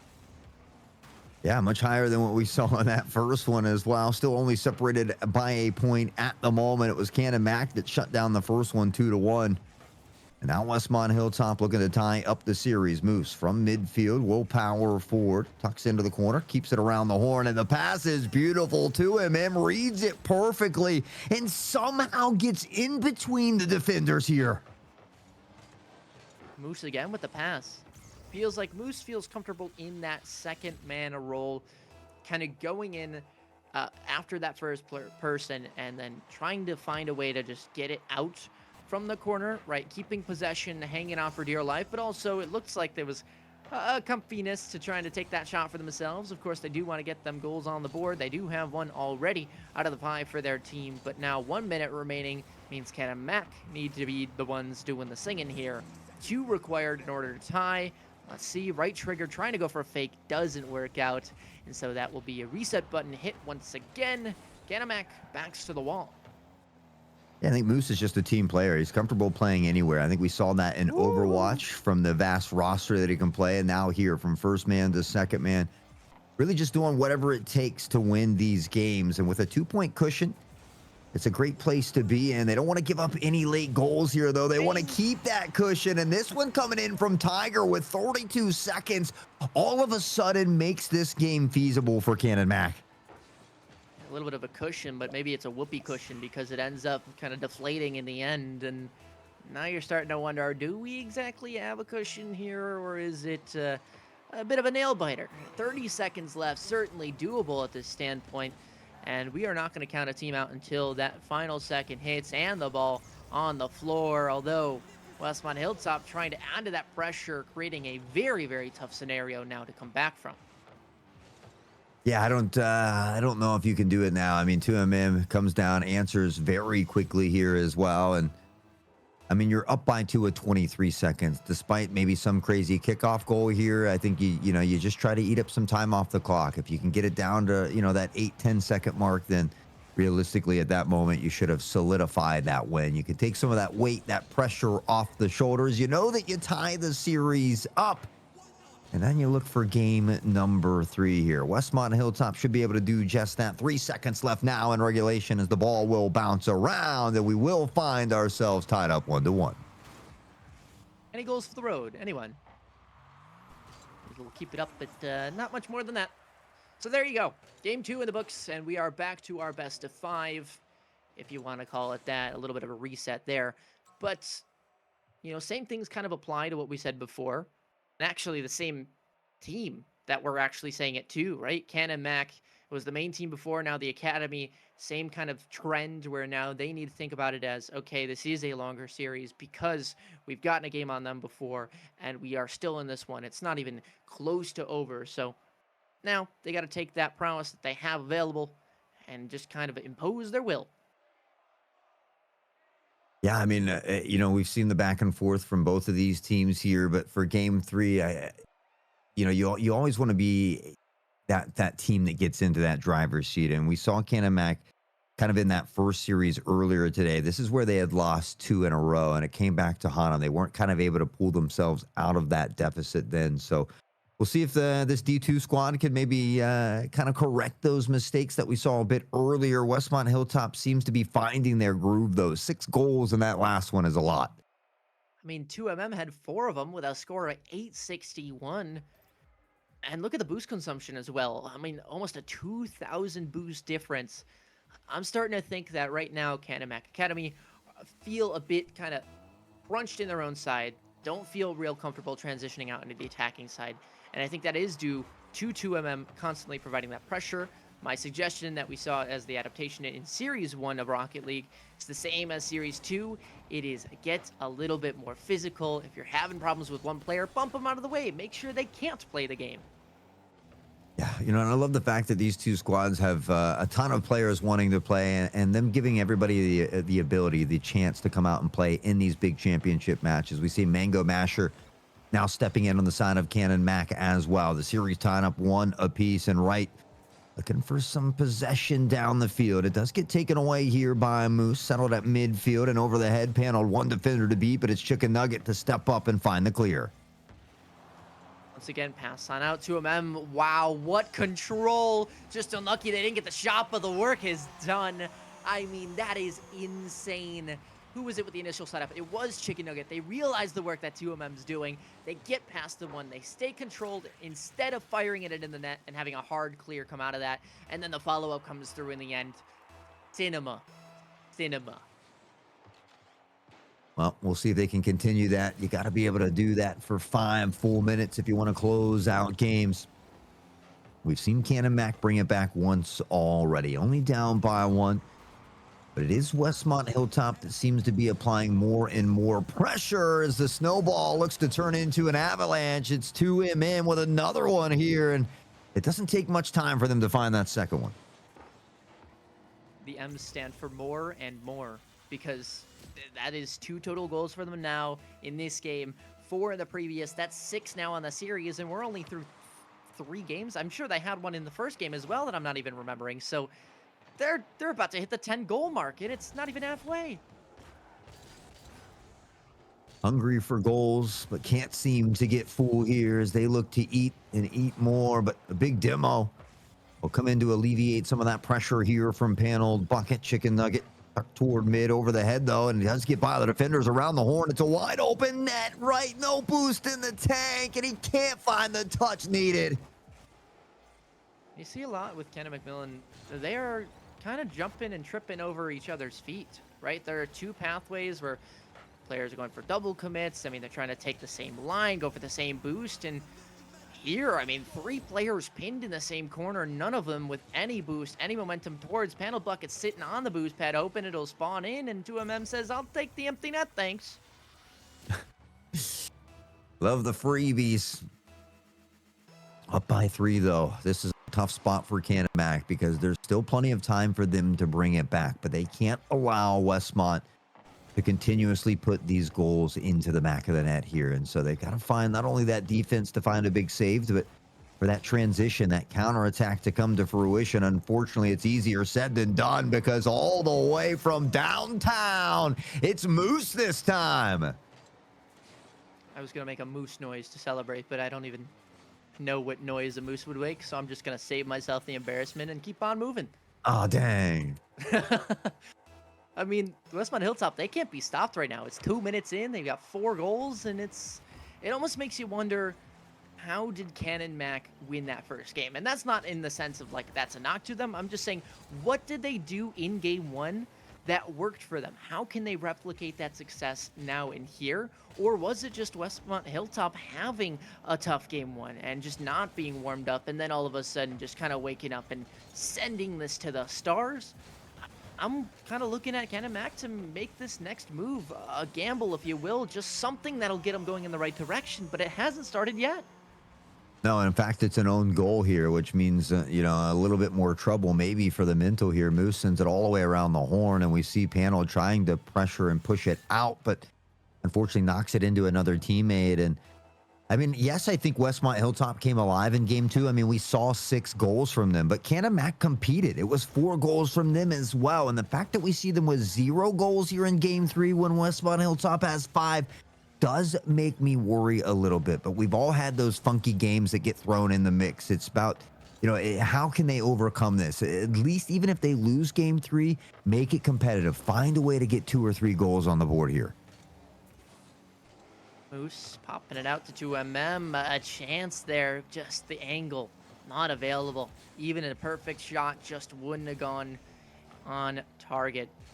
But there you go, Moose hanging around midfield once again, trying to set up something, but just keeping possession for the moment until Chicken Nugget can go for a touch. However, goes a bit awry there, and we'll just kind of have to move themselves once again into a scenario that is a bit more favorable for them.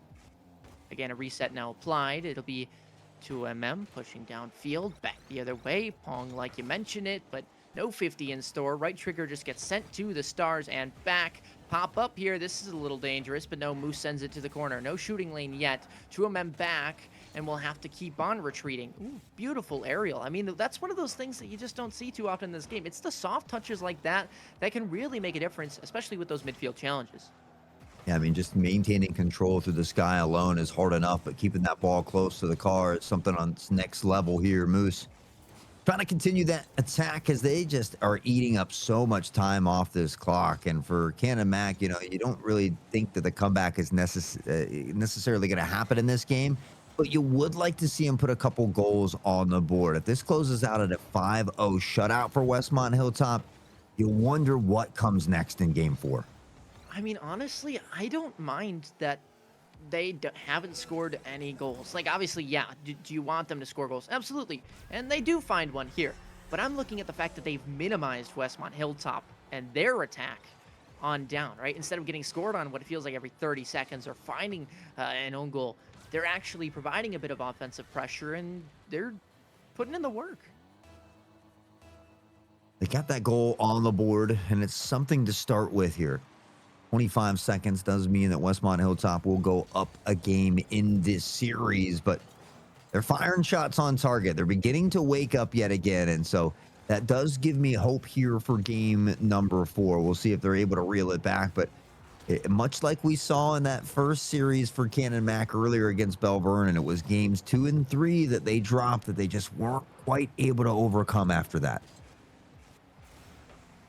And again, even you see in the final moments, players still not having that communication about who's taking the ball where. And it's that intention, that game plan that needs to be verbalized that we're just not hearing out quite yet. Very clean game from Westmont Hilltop. Little blip at the end, which could lead to potential indication of what's to happen next. But this trend, the same as last Rocket League series. It was Canamac up 1, the opponents then coming back, winning 2 and 3. And for Westmont Hilltop, I'm going to say, based on what we're seeing, they can at least sneak away another one before Canamac get back into it. But I'd love to see them prove me wrong. Hey, me too. I mean, we're all fans of extra Rocket League here. We love that Game 7 first series that we had, but it feels like Westmont Hilltop has other plans. I think they're feeling confident and great after that show match. They've got a lot of teams littered throughout these championships and looking towards state as well. And they just seem very comfortable out here. Comfortable and confident, very important things in a championship match. And this is a team that's been in these situations before, so certainly that experience helps, but the same could be said for Cannon Mac. I mean, they've been in these Rocket League championships, showdown matches, Super Smash Brothers. I mean, this is another school that has a ton of very talented teams. Absolutely. And you know, that coach, even though maybe a little overworked, he's still there for every single game. And honestly, he provides a lot of value. He's a great guy. I've met him and had some good conversations with him. And he's compassionate about the players, right? He wants them to do well. He's going to put them in a scenario where they're having fun and still feel like they're progressing as both players and as students. Because again, don't forget about that. This is a high school league. So they're flourishing, and not just on the pitch here, but hopefully in the grade books as well. Indeed, my friend, indeed. And we'll see him pepper in a few more shots here as well, right across midfield. And it is Panel that's dribbling it down in toward the corner. Maybe looks for a pass now here across midfield. And 2MM doesn't take the bait, though. Settles it down. Moose, nice little touch over the top, and we'll see what they can do with it next. 1 minute off the clock, burnt away. But still, of course, a better sign for Cannon Mac, right? Again, if you see no goals going in your net, that's a plus, going from a 5-0 start in 2.5 minutes. Of course, I say that, right? And I thought I was like preemptively like waiting for that curse to just take effect, but a beautiful save actually made in case, of course, that will come back around, as the double commits are never a good sign. I mean, it's kind of that consistency factor that we alluded to earlier in our series today. We just see this consistent great play here from Westmont Hilltop. And I mean, they almost know where each other is going to be, the rotations, they're really kind of limiting those double commits, limiting the minor mistakes. And that's what it takes to win championships, especially on the big championship day here. Westmont Hilltop, they're looking for that big 2-point cushion as far as the series goes, and they could get the series in match point with a win here in Game 4. Moose hanging around midfield, has 2 to beat. Of course, that's not really going to happen given their position, given how the ball showed up on their hood. But now that's just a snipe. I mean, offensive position given to Cannon Mac. Nobody really hanging around in the net. Chicken Nugget, maybe a bit miscommunication with 2MM. They both go for the ball, and what we're talking about, consistency yet again. This is a team now that you got to start to be worried about. Cannon Mac are coming back. Found the equalizer, and off the kickoff, it's on target, but Chicken Nugget comes in to make sure they don't get any freebies just yet. And now looking for one of his own. That net was open for a moment, but Cannon Mac does a great job to constrict around it. They find the save. This one does get away from right, but he's got help here from Panel. Tucked into the corner, 2MM, no boost in the tank, but he'll scoop up the 100 at mid, almost a pass to himself. He knocks the opponent off the ball as well, but Cannon Mac now looking for that counterattack. Right trigger, maybe out to a shooting lane. No, but the rotations are there. A lot better positioning. What I'm seeing, right? One player going and taking that challenge. The second one following up. Panel Bucket knows they've got that aerial capability. They are going to hang around with that ball. And 2 players go up for Westmont Hilltop, leaving this a free ball for Cannon Mac for the taking. A long clear available, but nobody in the air for it just quite yet. That's going to fall on down, and Moose is going to take control. Actually, almost had a second before that challenge came in. I believe that was the right trigger off the rip.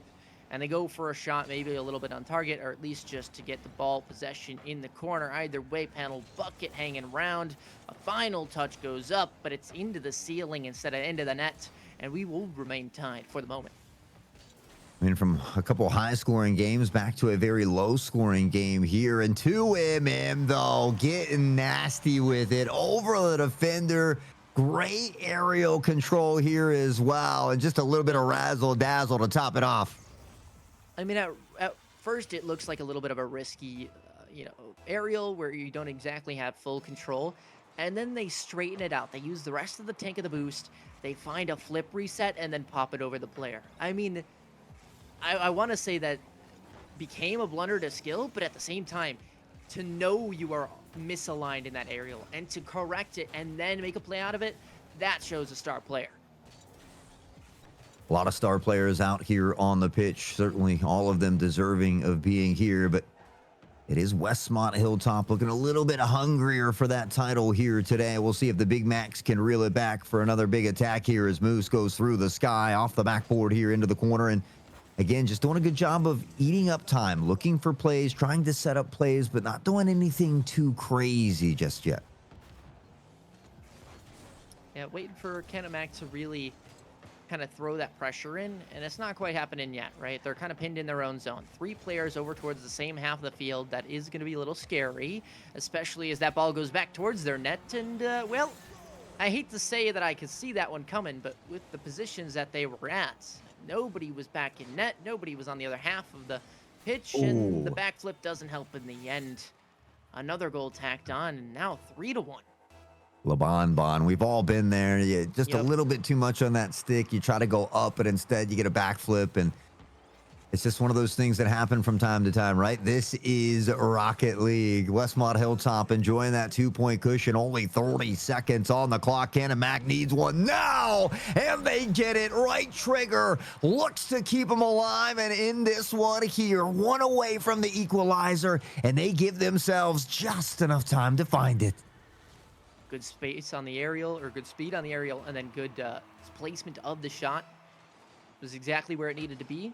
Caught the defender flat-footed, and they could not jump towards it without just giving up the other half of the net. Unfortunately, the ball goes in, and now you're feeling that pressure yet again. Of course, though, Kenemac still need to be the ones that add on that final goal, especially with 10 seconds left. They need to make that move now. Big pinch. That'll go way on out, and actually the best touch you probably could have gotten in that scenario. 2MM trying to just kill the ball in the corner, though, and it's going to be tough to keep alive, especially to get all the way downfield, and it will not happen. So there you go. It's now a series point for Westmont Hilltop. They take the game 3-2, take the lead 3-1. Yeah, they get that cushion here in the series as a whole. But again, I mean, another great game from Kenemac. It's another game that's separated only by a single point as well. But now they've got some real work to do, unfortunately. They can't afford to drop another game. They need 3 in a row to close it out here. And things, like I said, it's going to be a little bit of an uphill battle for them. That cannot be right. 36 touches for LeBonbon and only 32 points. Don't you get 2 points a touch? Did they take that out? Either way, I'm still surprised, honestly, and happy to see that Kenemac, as much as they did fall down in this game, the touches are super equal between all 3 members of the team, 36, 37, 38. And that shows that they have at least that team play, that they at least have everyone being activated in the game. And now it's just about, in those crucial moments, finding the finisher and getting that ball into the net, as opposed to, maybe just missing the shot a little bit, or not exactly getting the full touch on the ball that they were hoping for. Yeah, I mean, right, this is Rocket League. It's one of those things that just, it happens sometimes, and you have to be able to kind of take that deep breath and reset. You can't allow it to affect, the rest of the game or the rest of the series. And sometimes that's a little easier said than done, but we'll see how they regroup here in game number 5. Westmont Hilltop looking to close it out. Kenemac fighting to stay alive. I'm worried. I'm already scared. 2MM's up in the air with the ball. And off the post, no way. Follow up. Oh, everybody's there, though. And as much as I did see 3 players from Kenemac go up, they all collapsed down right onto the ball and made the defensive stop. So Nice ideas there. Of course, Chicken Nugget will actually have a nice touch as well, pressuring into the offensive zone for themselves. Still leaving this ball for 2MM. Popped up once again. Aerial bar down. Who's going to follow it up? It's Moose like clockwork, but defense is there and actually holding strong. Really nicely done from Mac, and they knock off the first bout of an onslaught of an offense.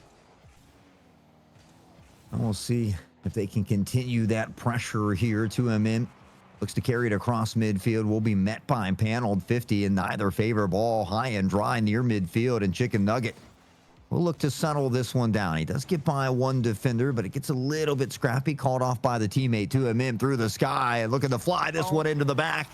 Uh-oh, was that an own goal? I mean, yeah, but is there too much more you could have done about that? No. Let's see. I mean, is that it? Most likely is going post and in. And if not, if you're not hitting that, somebody else, two of the blue players, are just going to knock that one right in if you didn't. So, very cleanly done for Westmont Hilltop. Of course, Max still going to be playing from behind now again. And I hate to say that they need to be comfortable doing it at this point, but this is familiar territory in the series, and they've always brought it close, just never across the line. Not quite able to get over that line, and that's the important factor here, but they're only down by one here. Max still a great opportunity to begin to reel this one back. They got to find a way to deal with 2MM, though. He just seems to be getting more and more comfortable through the air. 50 up for Moose, hanging around the corner. Panel bucket, knocked out. Right back to them, actually. But, oh, that's a pass right to your opponents. Yeah, a bit of a mistouch, but Chicken Nugget will happily say, hey, that PS4 might be upgraded to a PS5 if we win this championship. They're determined to do so, and rightfully, as now another goal separates these two teams. Yeah, and this is what I was worried about. Westmont Hilltop kind of finding their stride and setting things in motion. They're just, you mentioned earlier that, they hadn't dropped a single series here, and it certainly shows. Mac, they've only dropped a couple as well. I think you said 6 and 2, so certainly another very strong team, but Westmont Hilltop, they've just gotten a slightly better end of the deal here today. I just realized as well, Westmont Hilltop, as much as I said 5-0 and a plus 15 round differential, those are best of 5s in league play. The most you can win by is +3. They have not lost a single game in regulation. Think about that. Of course, we don't know exactly how their previous game in the playoffs went, but if you're Mac, you have to at least say, okay, well, we're the only team to at least take a game off this team as far as we know. So start there, but then as well, to know that you are close to pushing these games over the line, between these games only being separated by 1, you got to be really proud of yourself and know that you have the ability to take this team down. Got to be confident, and we've seen that from both of these teams, but Westmont Hilltop able to put it in full force just a little better here today. Paneled bucket tries to get in front of this one as well, still looking for that clear. They'll get a bit of a half one here, but Westmont Hilltop just seems to be sharks in the water. They smell blood, and they're looking to finish this one here. It's another big demo at midfield. 2MM across and all the way, looking for coast to coast, but it's Paneled bucket. He reads it nicely. He steps up and finds a beautiful stop. I mean, Mac, when they're on the defense, everybody can make those touches and make these saves, and that's the beauty of their team.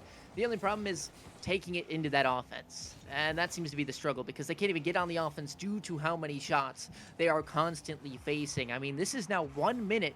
You need to score 2 while still protecting, while still not being able to give up a goal. That's some scary stances to be at. Scary indeed, and then when you're down by 2 and only a minute left, that time slowly beginning to dwindle away. It was a banger of a shot from a distance. It looked great for Mac, but Westmont Hilltop, they read it. They step up, they find the stop, and now they're looking for another clear. They continue to eat up valuable time here from Mac, who needs to put the pedal to the metal.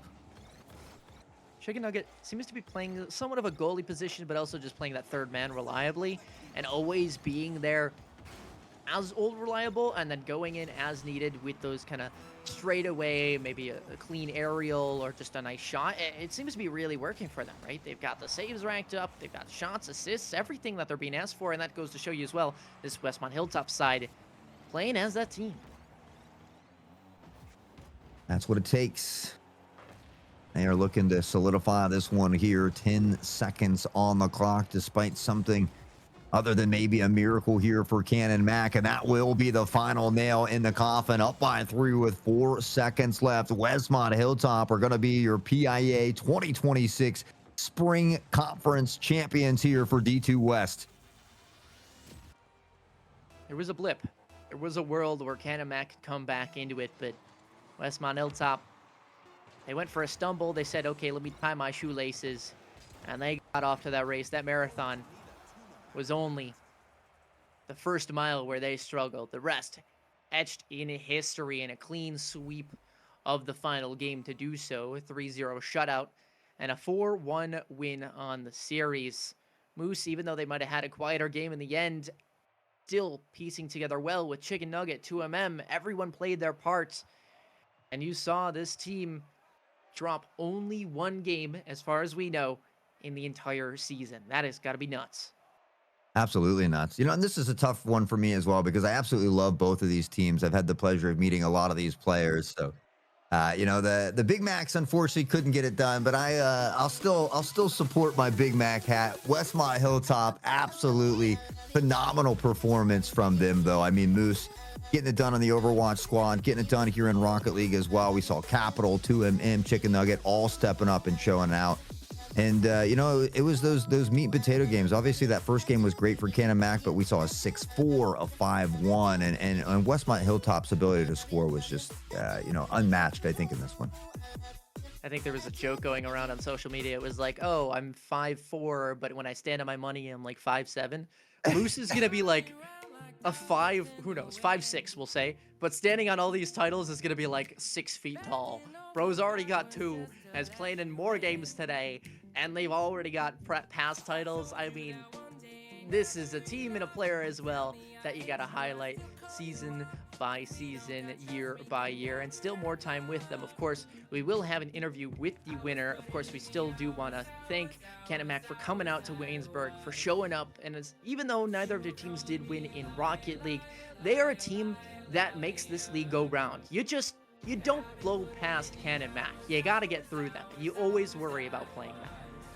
Yeah, I mean, they have talented teams, like I said, not only in Rocket League. I've seen them dominate the Super Smash Brothers scene for a little while as well. I've seen them at a couple of those spring showdowns at Waynesburg University as well. So no strangers to this competition. And honestly, I wouldn't be surprised if we see these two teams clashing again when state comes around. So look forward to seeing Cannon Mac getting back to the drawing board and being able to bounce back here. But, one thing's for sure, they certainly put on an exciting series for us. Absolutely. We're going to hear a little bit about how that went with the players, how they felt about it after a quick break. So we'll have an interview in just a moment. We'll see you right then. I'm sick of fighting the things that you said. I don't want to burn all our bridges ahead. I'm tired of going to bed when you left me on red just to turn up the noise in my head. I told you that one day ain't never enough. You tell me I hate you, I still call you up. If we don't got trust, we can never have love. I was putting in the hours, I was.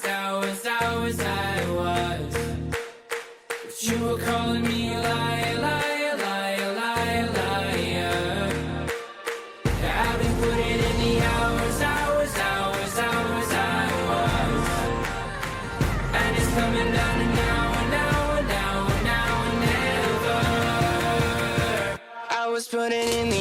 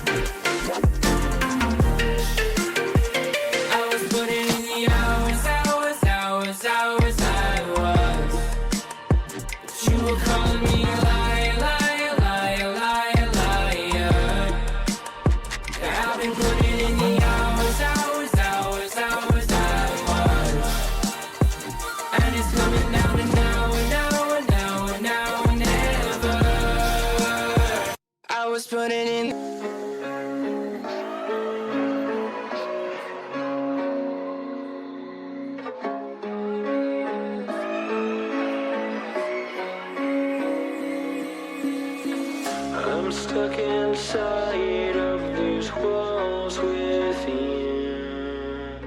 I don't recognize who I've turned into. I'm losing hope in getting myself back. Everything around me is starting to turn black. Don't tell me you're hiding, can't tell me how wrong I am. Tell me how it's all my fault. Yeah, I've met my match again, starting from scratch again. Where's the pleasure in all this pain? Don't you lie to me, say it's all okay, when it feels like I'm drowning. I hate to say goodbye, but it's time to go. All I need is someone else.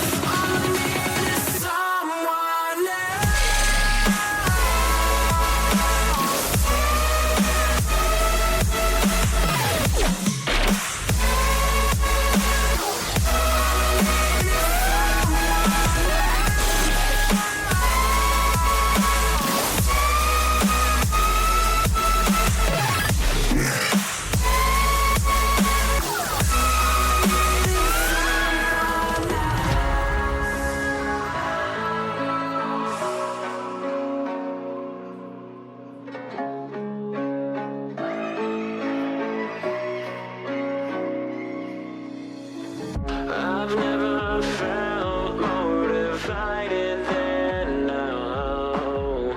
Every word that leaves your lips never means how it sounds. You've conquered the best of me, could have just set me free. Games that you play are just second hand. And now I'm beside myself, no one your fucking hell. Let me just go, let me just go. And we're back with our Spring 2026 Conference Finals. We've got a legend with us here, moves from Overwatch to Rocket League, gets the job done today. Okay, well, we're not there yet. We're not there yet, but we'll get there, I promise. I want to congratulate you on a job well done. How are we feeling after that, Douglas?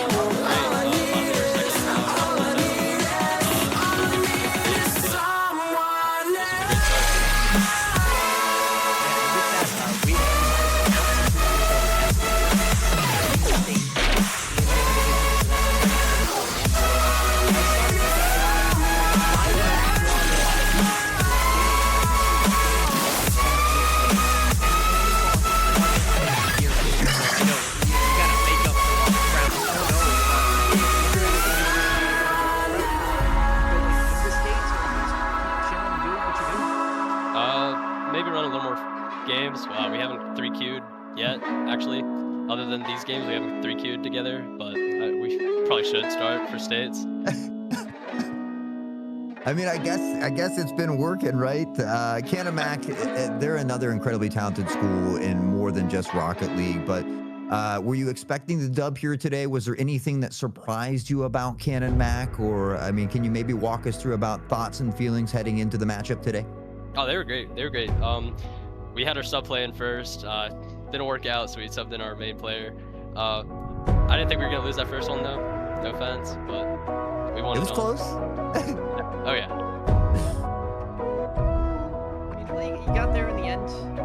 You did lose one, but if you lose 4-1, still seems pretty handy. Is there anything that felt different about this game? I know you guys have been to land before, but how did your approach change kind of going through the game? Well, no offense to Waynesburg, but these monitors are huge. The eyes are burning. But we wanted to like try to set the pace early, but it didn't work. We came back and won.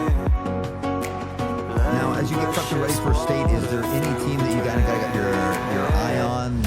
You know, if maybe you're looking out for someone that might give you trouble or has given you trouble in the past that you're looking to overcome? Have to. Yeah, we scripted them. We beat them 5-3, but they're a pretty solid team.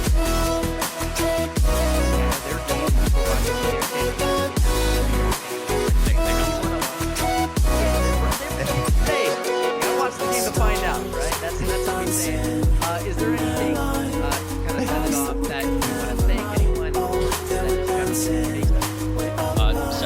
Nugget, this last season with us. He's been goat. W sub. See it. Well, thank you so much for coming in today. It's been an absolute blast. We're going to let you go and enjoy it with your team and also get prepped for another series. I hear you got rivals. And Overwatch. All right, thank you. Have a good day.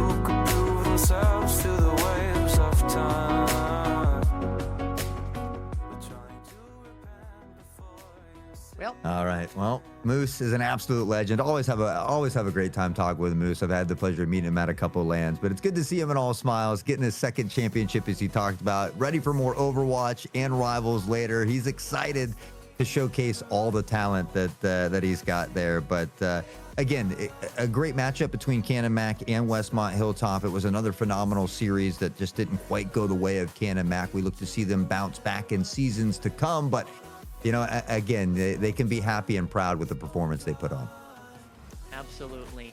As for our schedule today, we're bouncing back and forth between Rocket League, Overwatch, Rocket League, Overwatch. So that means we have Overwatch next. It's going to be Westmont versus Mohawk. It's a D1 Pittsburgh matchup, so keep your eyes peeled for that. That being said, me and Hot, we're going to go dip a Rooney. We've been here for a hot minute, so we're going to go and take a little lunch break. We'll be back, though, for the end of the day, so treat your new casters nicely. They're going to be taking over for us in just a series, so, you know, give them a shout out, you know, make sure to welcome them in. As for us, we'll be sending it off. We'll see you guys in a little bit later. So until then, we'll see you next time.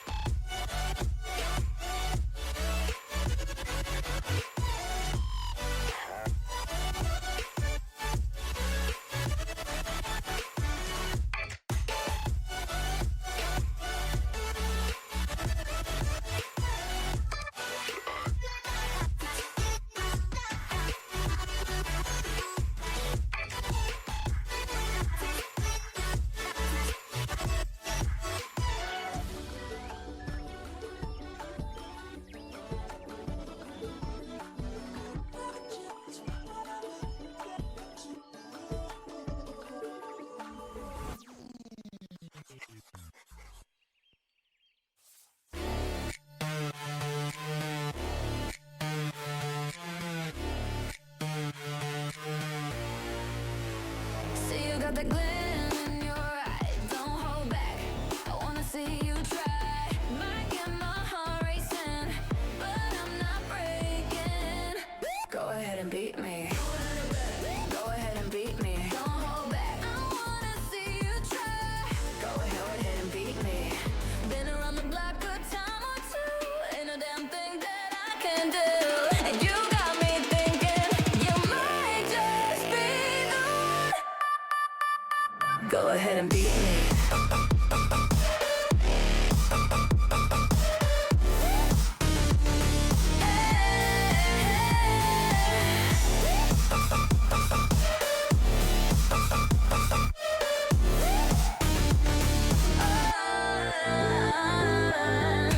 Go ahead and beat me. Go ahead and beat me. Don't hold back. I wanna see you try. Go ahead and beat me.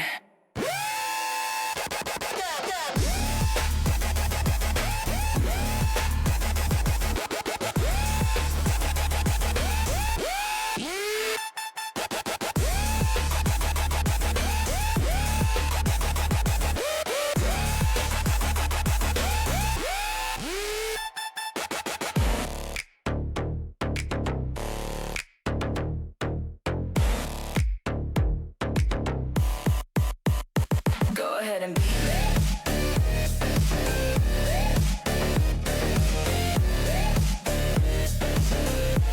Go ahead and beat me. Go ahead and beat me.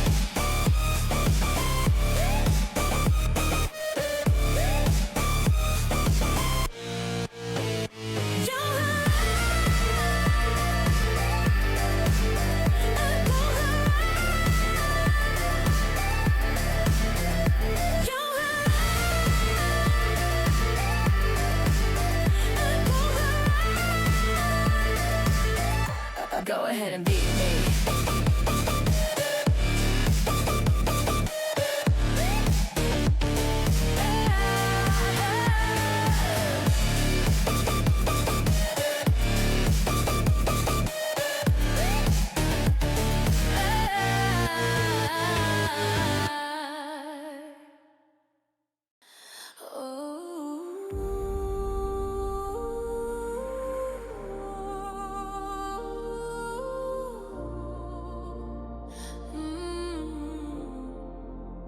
I see you dancing in the dark, through the shadows of the forest, and my heart breaks.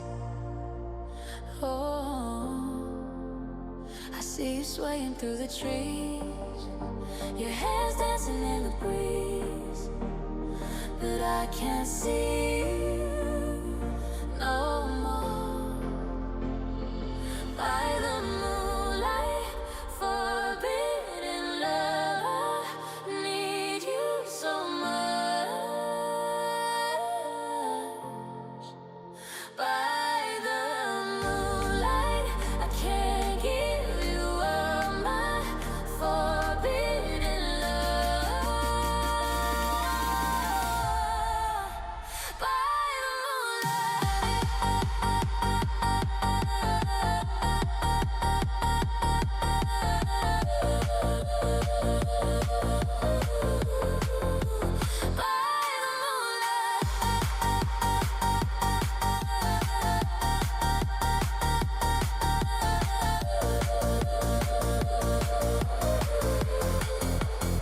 I feel you pulling me away to a place where I can't stay, and my heart breaks. Oh, I'm haunted by you every night. Your face appears before my eyes, but I can't see you no more. By the moonlight, forbidden love, I need you so much. By the moonlight, I can't give you up my forbidden love.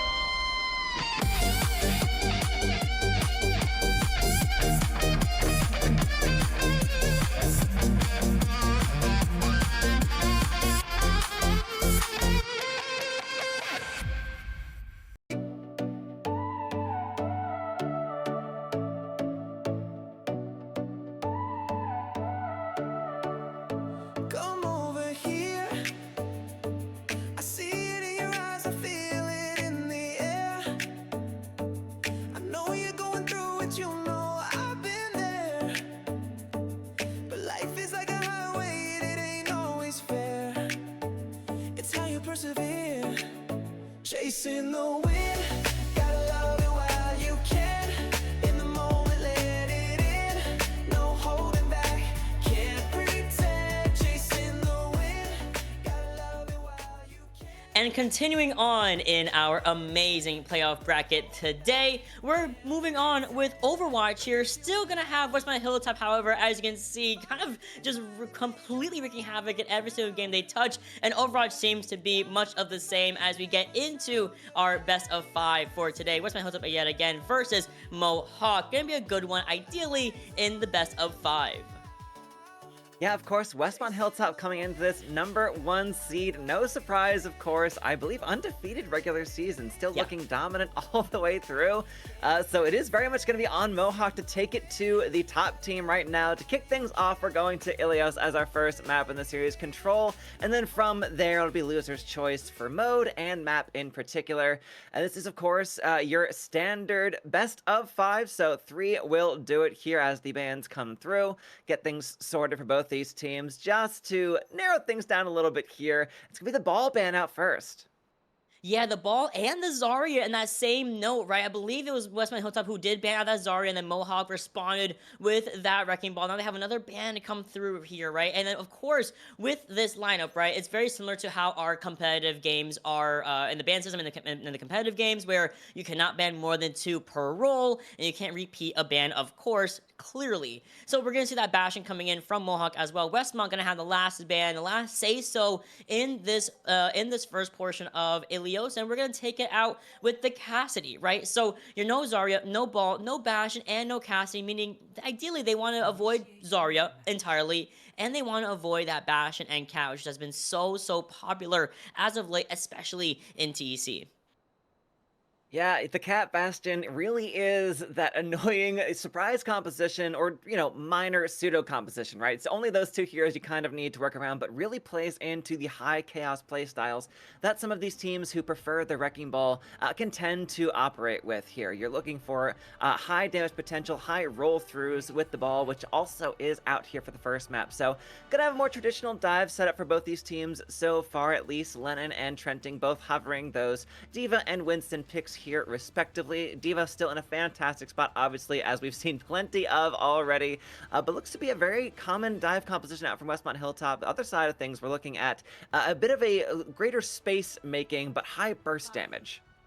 No, absolutely. And I love you mentioned how we are seeing a mirror dive here entirely, especially on Lighthouse. That makes complete sense. And you can see the Winston versus the D.Va already coming out of the way here. And a little bit of a soft, different rotation coming in from both sides. One goes over to the high ground and a little bit of that low ground as well from Mohawk. While, of course, Westmont Hilltop are trying to reposition a little bit closer towards that Lighthouse as well, right? You have the Far Mercy from Mason, which is going to be really cool, only because you have that damage output and the displacement of that far. A big bubble saves the day of Dylan's life, meaning we have a fight to continue onwards here, Rags, up until Tony Zamboni finds the first elimination onto Dylan.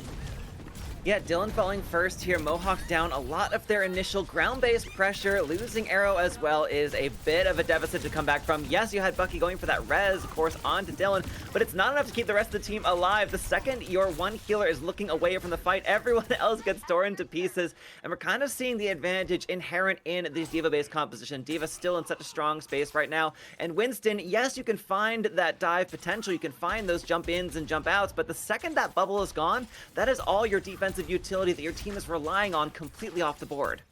Absolutely, and on top of that, the Mercy and the Brig backline, the double main support versus arguably the double flex support from Westmont Hilltop. Really interesting dichotomy to watch here between our rosters, right? But we're going to very quickly see a couple of swaps, notably because of the fact that Westmont Hilltop are so good at keeping Mohawk in their spawn room for a little bit longer. So we're going to go for some hard bruisers here, like the Orisa, like the Reaper, like the Moira, right? In her own right, you know, Moira very prolific at staying alive and putting in a lot of that extra damage output with the damage orb, and of course, her main mode of attack. Now, Moose comes in with a pulse onto Moira without fade, meaning there goes Bucky, there goes the rest of your DPS line, and that's the end of the fight before it really starts to, you know, unfold here for Mohawk. Yeah, it's good that we're seeing some swaps here for Mohawk. I appreciate a team who understands they're in a losing position right now, and their composition is just getting picked apart one by one. But Westmont Hilltop able to build up towards these ultimates so quickly. Diva Bomb from on high. No one falls to that burst damage, but still, you are buying so much space, and Westmont Hilltop are looking directly at Mohawk spawn. They need a pick here, Mohawk desperate to find any inroads, because you're just seeing Westmont Hilltop. Tony Zamboni, yes, this is a Genji, but you're still playing essentially like a blade wielding Pharah, coming down with the Dragon Blade, taking down 2. Will there be a third? Of course there will. Westmont Hilltop 1 by 1. Yes, you lose your Genji at the end of the day, but that is a crisp 5k, a team kill, no one within range or even out of the spawn room. That is a quick 100-0 for the dominant team. Mohawk sent reeling one fight after another.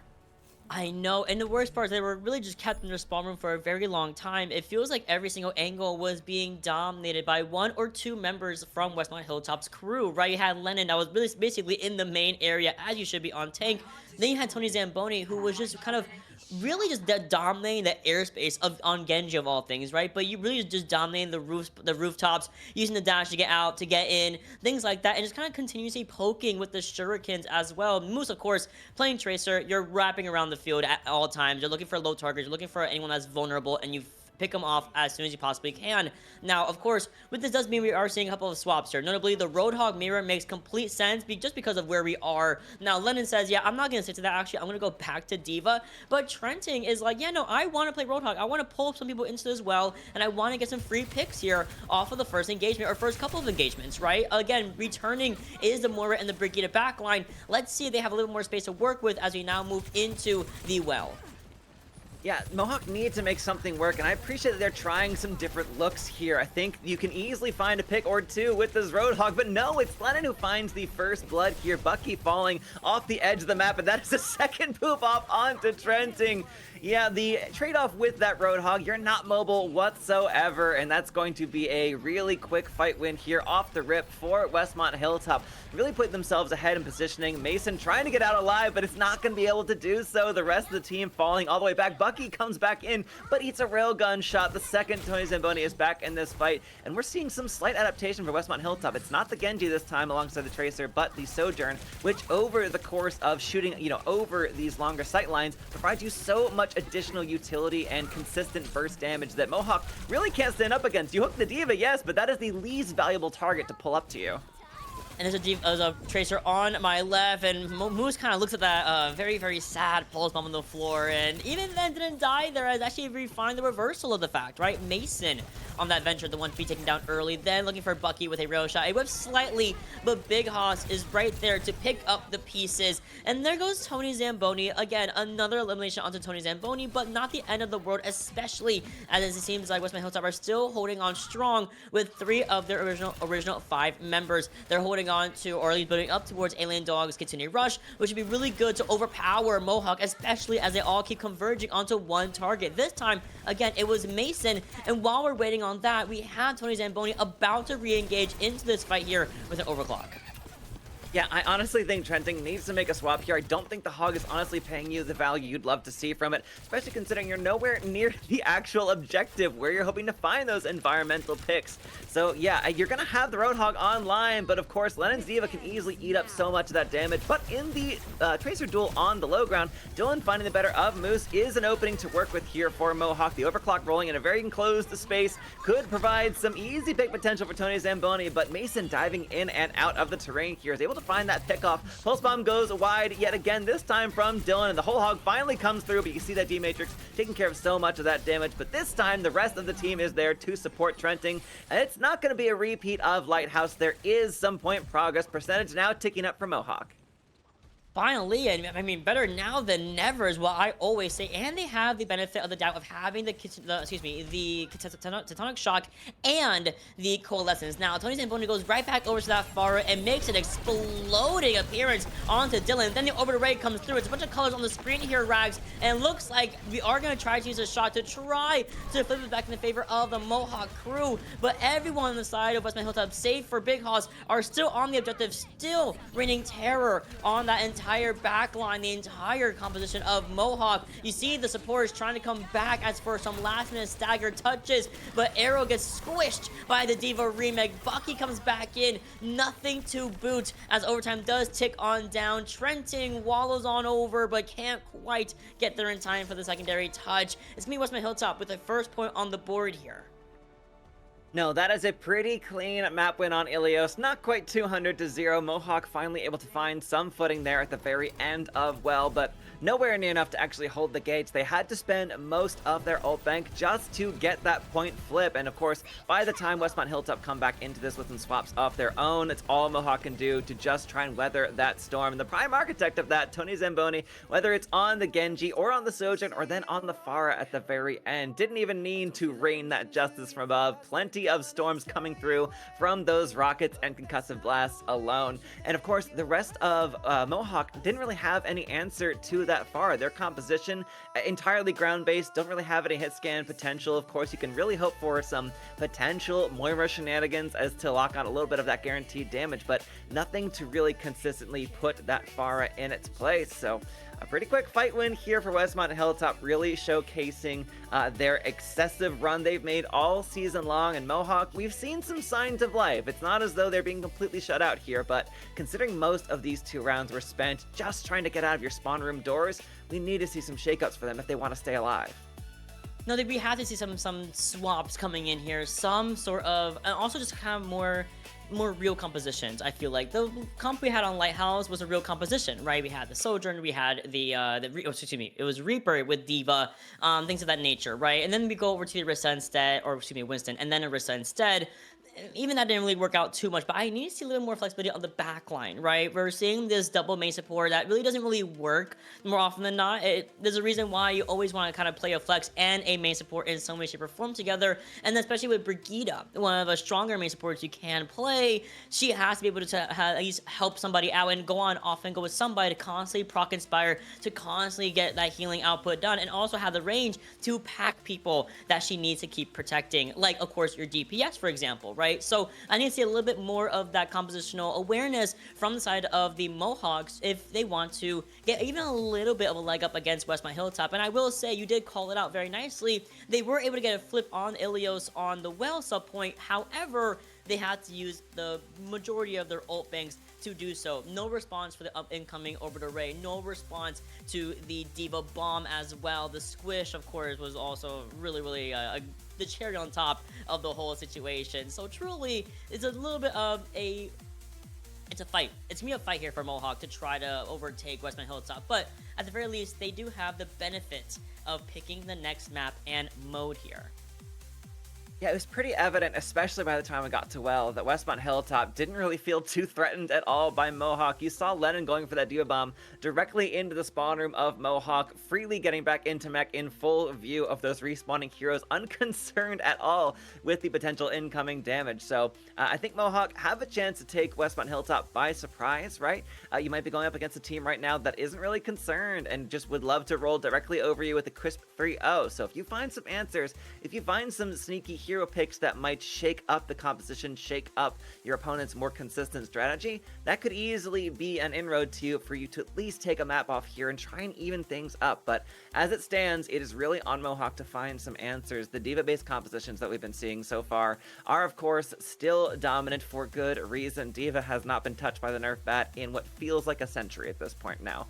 You need to find something, whether it's going a D.Va of your own or maybe even playing a Zarya-based composition, who also relatively untouched. Yes, the synergy between the Detta and the Zarya is a little bit mitigated, considering Vendetta saw a couple nerfs in the most recent patches coming into Season 2, but still, you have to find something. You need to find some answers, and we've seen already Mohawk is able to look some different compositions. They're able to find some different looks under their belts at the very least here, but we need to see those swaps come in a bit more consistently. That Roadhog was a decent attempt, but it was stuck with far too long to actually make some real progress on that objective well.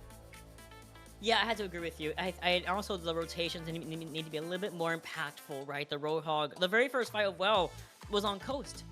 No one on your team has a boop. No one on your team, except for the Brigitte, to be completely fair. I don't even think that we saw the Brig during that fight. It was mostly the D.Va circling around that little entry where the mini pack is and booping everyone in the way. So I need to see some just more just stronger rotations in the meantime. And this, I think, a map is a big one that you have to be so aware of is Rialto, right? You have to be aware of every single sight line. You have to be aware of every single rotation point, because if you can play Roadhog here, right? If you want to play Roadhog again from the side of Trenton, you could definitely have the the bridge strat, as we had to call it. But we're once again going to see Mohawk coming out with that ball ban yet again. Westmont are going to respond with ideally, yeah, a very similar ban we had seen previously. The Cassidy will be expected here from Westmont Hilltop, and also notably a little bit of a couple of role swaps as well. Tony going over to the tank role, Big Hoss going over DPS, Lennon on DPS, Alien stays on support, and Moose goes over to the DPS as well.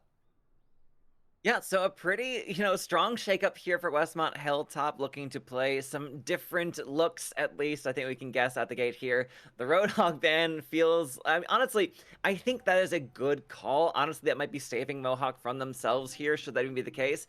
Because yes, you're finding some hooks, you're finding a little bit of pick potential, but it just wasn't enough to sustain the rest of the team here. Yes, Hog can keep himself alive, but doesn't provide nearly enough utility and value to the rest of the squad. Not nearly in the same capacity that we see the D.Va do, right? Of course, getting the boops, finding that D-Matrix, eating up so much of that damage.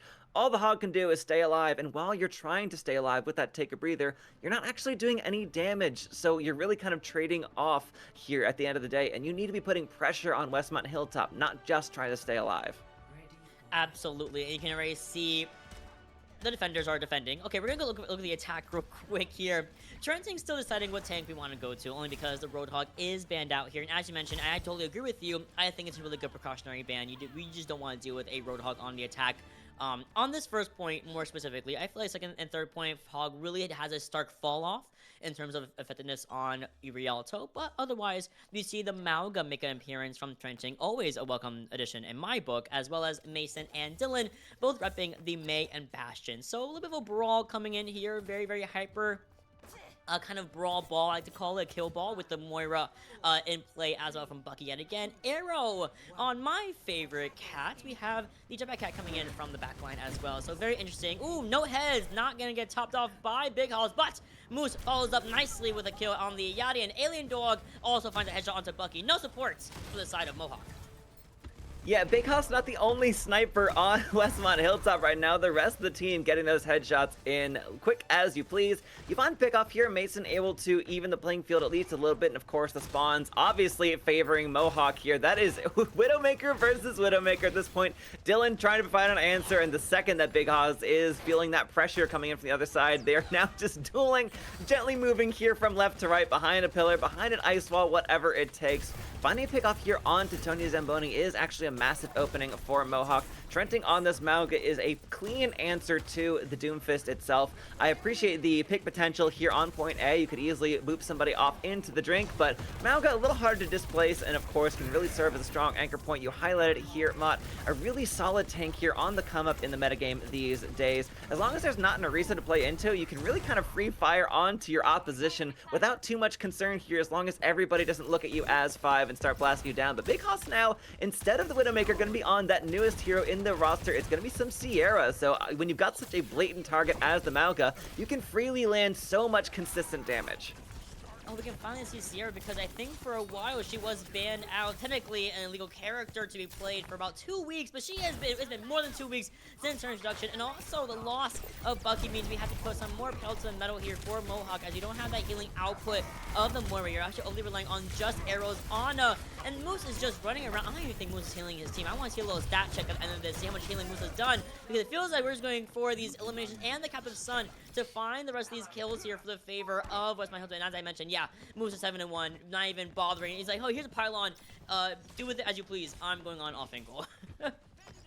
Yeah, look, who needs a sniper when you've got an Iari in the back line doing all of that work for you? And now Mohawk, yes, they've made a little bit of payload progress, but being shut down there on that secondary corner puts them in a tough spot of having to re-engage with a payload that is so far away from the spawn at this point here, and Westmont Hilltop can play gate guard against it. It's going to be the meteor strike out from Tony Zamboni. All of that clean healing, landing on the high ground as Big Hoss from downtown taking out Dylan here. That Emery just not finding the same range potential when all you're doing is having to focus on the 4 bodies you see directly shutting the gate against you. That is a free healing Kiriko on the Kitsune Rush.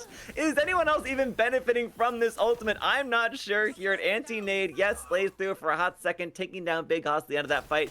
But Westbound Hilltop, all they need to do is just back away for a hot second. And honestly, they don't even need to do that. All they have to do is just wait for Big Hoss to get back into the fight. About to have that Trailblaze online once again. Lennon taken down. That is a clean kill from Dylan. An opening from Mohawk, especially considering they have 3 ults online. This could be a snowball potential for them. It could be. We have 3 ults with Arrow finds a kill onto Moose. Finally, that pesky Yachty is out of the equation and negating the rest of that ult charge towards another kind of sun. We do have the Eye of the Sky, and it just rains down terror onto Trenting. And you don't even have to use a blade either from Lennon. You're going to continue on with this aggression. You're going to see the Sierra looking for that Ana, and Arrow actually, unfortunately falls off of the bridge there, kind of forcing a self-reset, I'll call it, for the side of Mohawk. Trenting from all the way over yonder finds a kill onto Big Hoss. In the meantime, another meat strike right in the spawn room finds nothing but a little bit of some flashy lights here for Tony Zamboni, who is back with the team here. We're going to layer that over with a Blizzard, and it looks like not going to get too much with that, as the rest of the team of Westman Hills are going to be kind of laughing at Lennon there. Yeah, Trenting a little frustrated clearly by that. Genji looking to establish a little bit of dominance here in the service. The Nano comes through onto the Malga, but the overtime wick has begun to burn.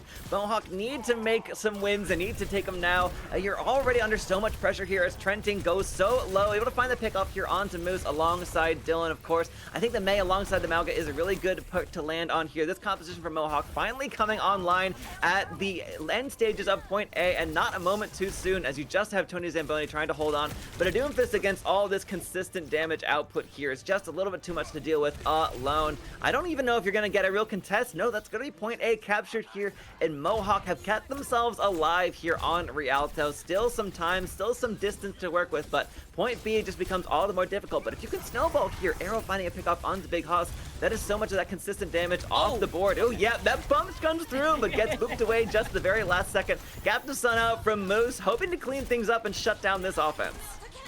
Nice. Arrow has been an unsung hero on this Ana, by the way. It took a little bit of time for Arrow to get back into the swing of things, to go for the more that sniper kind of playstyle on the Ana here. But my goodness, has been so prolific with the character, getting early picks, getting great anti-nades, getting great sleeps as well. And that's pretty much why Tony's going to be able to reset with the meteor strike, right? But then you go towards Arrow and the Kiriko, and Big Hoss is back after being taken down first to get a little bit of a revenge kill onto Arrow in the meantime. Beautiful retake of the defenses from Westmont Hilltop, because it looked a little bit weary. They looked a little bit scary for the side of the defenders, as Mohawk were starting to get really amped up. Yeah, now we're once again the same holding pattern we got to see on point A. This bridge, functionally the exact same bridge here in terms of your long sight lines, plenty of room to work with, but the slight rise in the middle does give you a chance to approach here with a little bit of safety, protect some of these shorter characters' heads, and the cage fight committed from Trenting alongside that override protocol high in the sky. That is going to mean a series of 3, 4, and 5 Ks for the side of Mohawk. A team kill with make that 3 ultimates as the Nano coming through from Arrow, necessary to break things wide open. But honestly, with a minute left to go, you're going to call that value gained, considering you're about to have the next 2 ults online, and Westmont Hilltop committed a lot just to hold the gate against that. That's true. Bucky has a Casino Rush advantage here. Now, I will say Bucky has to be very careful on how they use it, because of the fact that the Casino Rush does get stopped by the Rialto objective. Very annoying, but it does get LOS, right? So wherever you gotta put it down, make sure the entire lane runs through, and that likely is gonna be a little bit better one here. We see the everyone's looking at Tony Zamboni, who was just way off in the back line. But a triple kill has landed in favor of Westmont Hilltop defenses for, if you will, Arrow. 1v1 against the Soldier, and everyone else comes in to save the day. 18 seconds left on the clock here, and Rags, it looks like we're going to really start to push forward to stop any sort of touches from Mohawk. Yeah, these close holds have been Westmont Hilltop's bread and butter. Yes, you've got the Blizzard, but if you can't get anywhere close to the objective to actually utilize it, but it turns out, with Tony Zamboni taking a bit of a dive into the drink, that is still going to be enough to hold the gate. Mohawk can't even touch in time. That is their push well and truly halted, just shy of a point B capture as we head into the second phase of Rialto.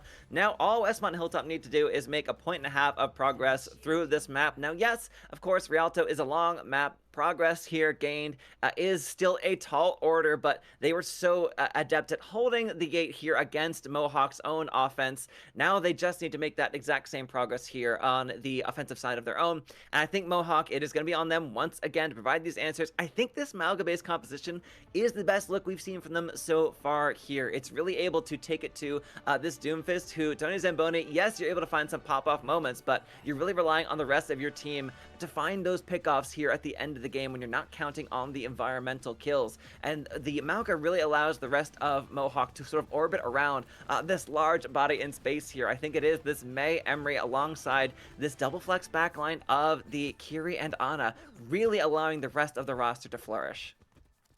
I am loving that Alien Dog is just like, yeah, I'm gonna take up that mirror match against Arrow, because like I said, Arrow was doing a lot of work on this Ana, especially in the pre-fight going into round or point B of Rialto, right? Now Tony Zamboni is hovering over Reinhardt, looking like we are seeing a really interesting composition here. I don't really like Reinhardt into Malga because of the fact that Malga can really just put in a lot of pressure onto that Reinhardt. We're going to commit to it, right? So with that in mind, we also have Dylan back on that Emery. Had Mason once again on Mei, right? Really good character we have seen from Mason so far. I think one of the best we've seen, definitely.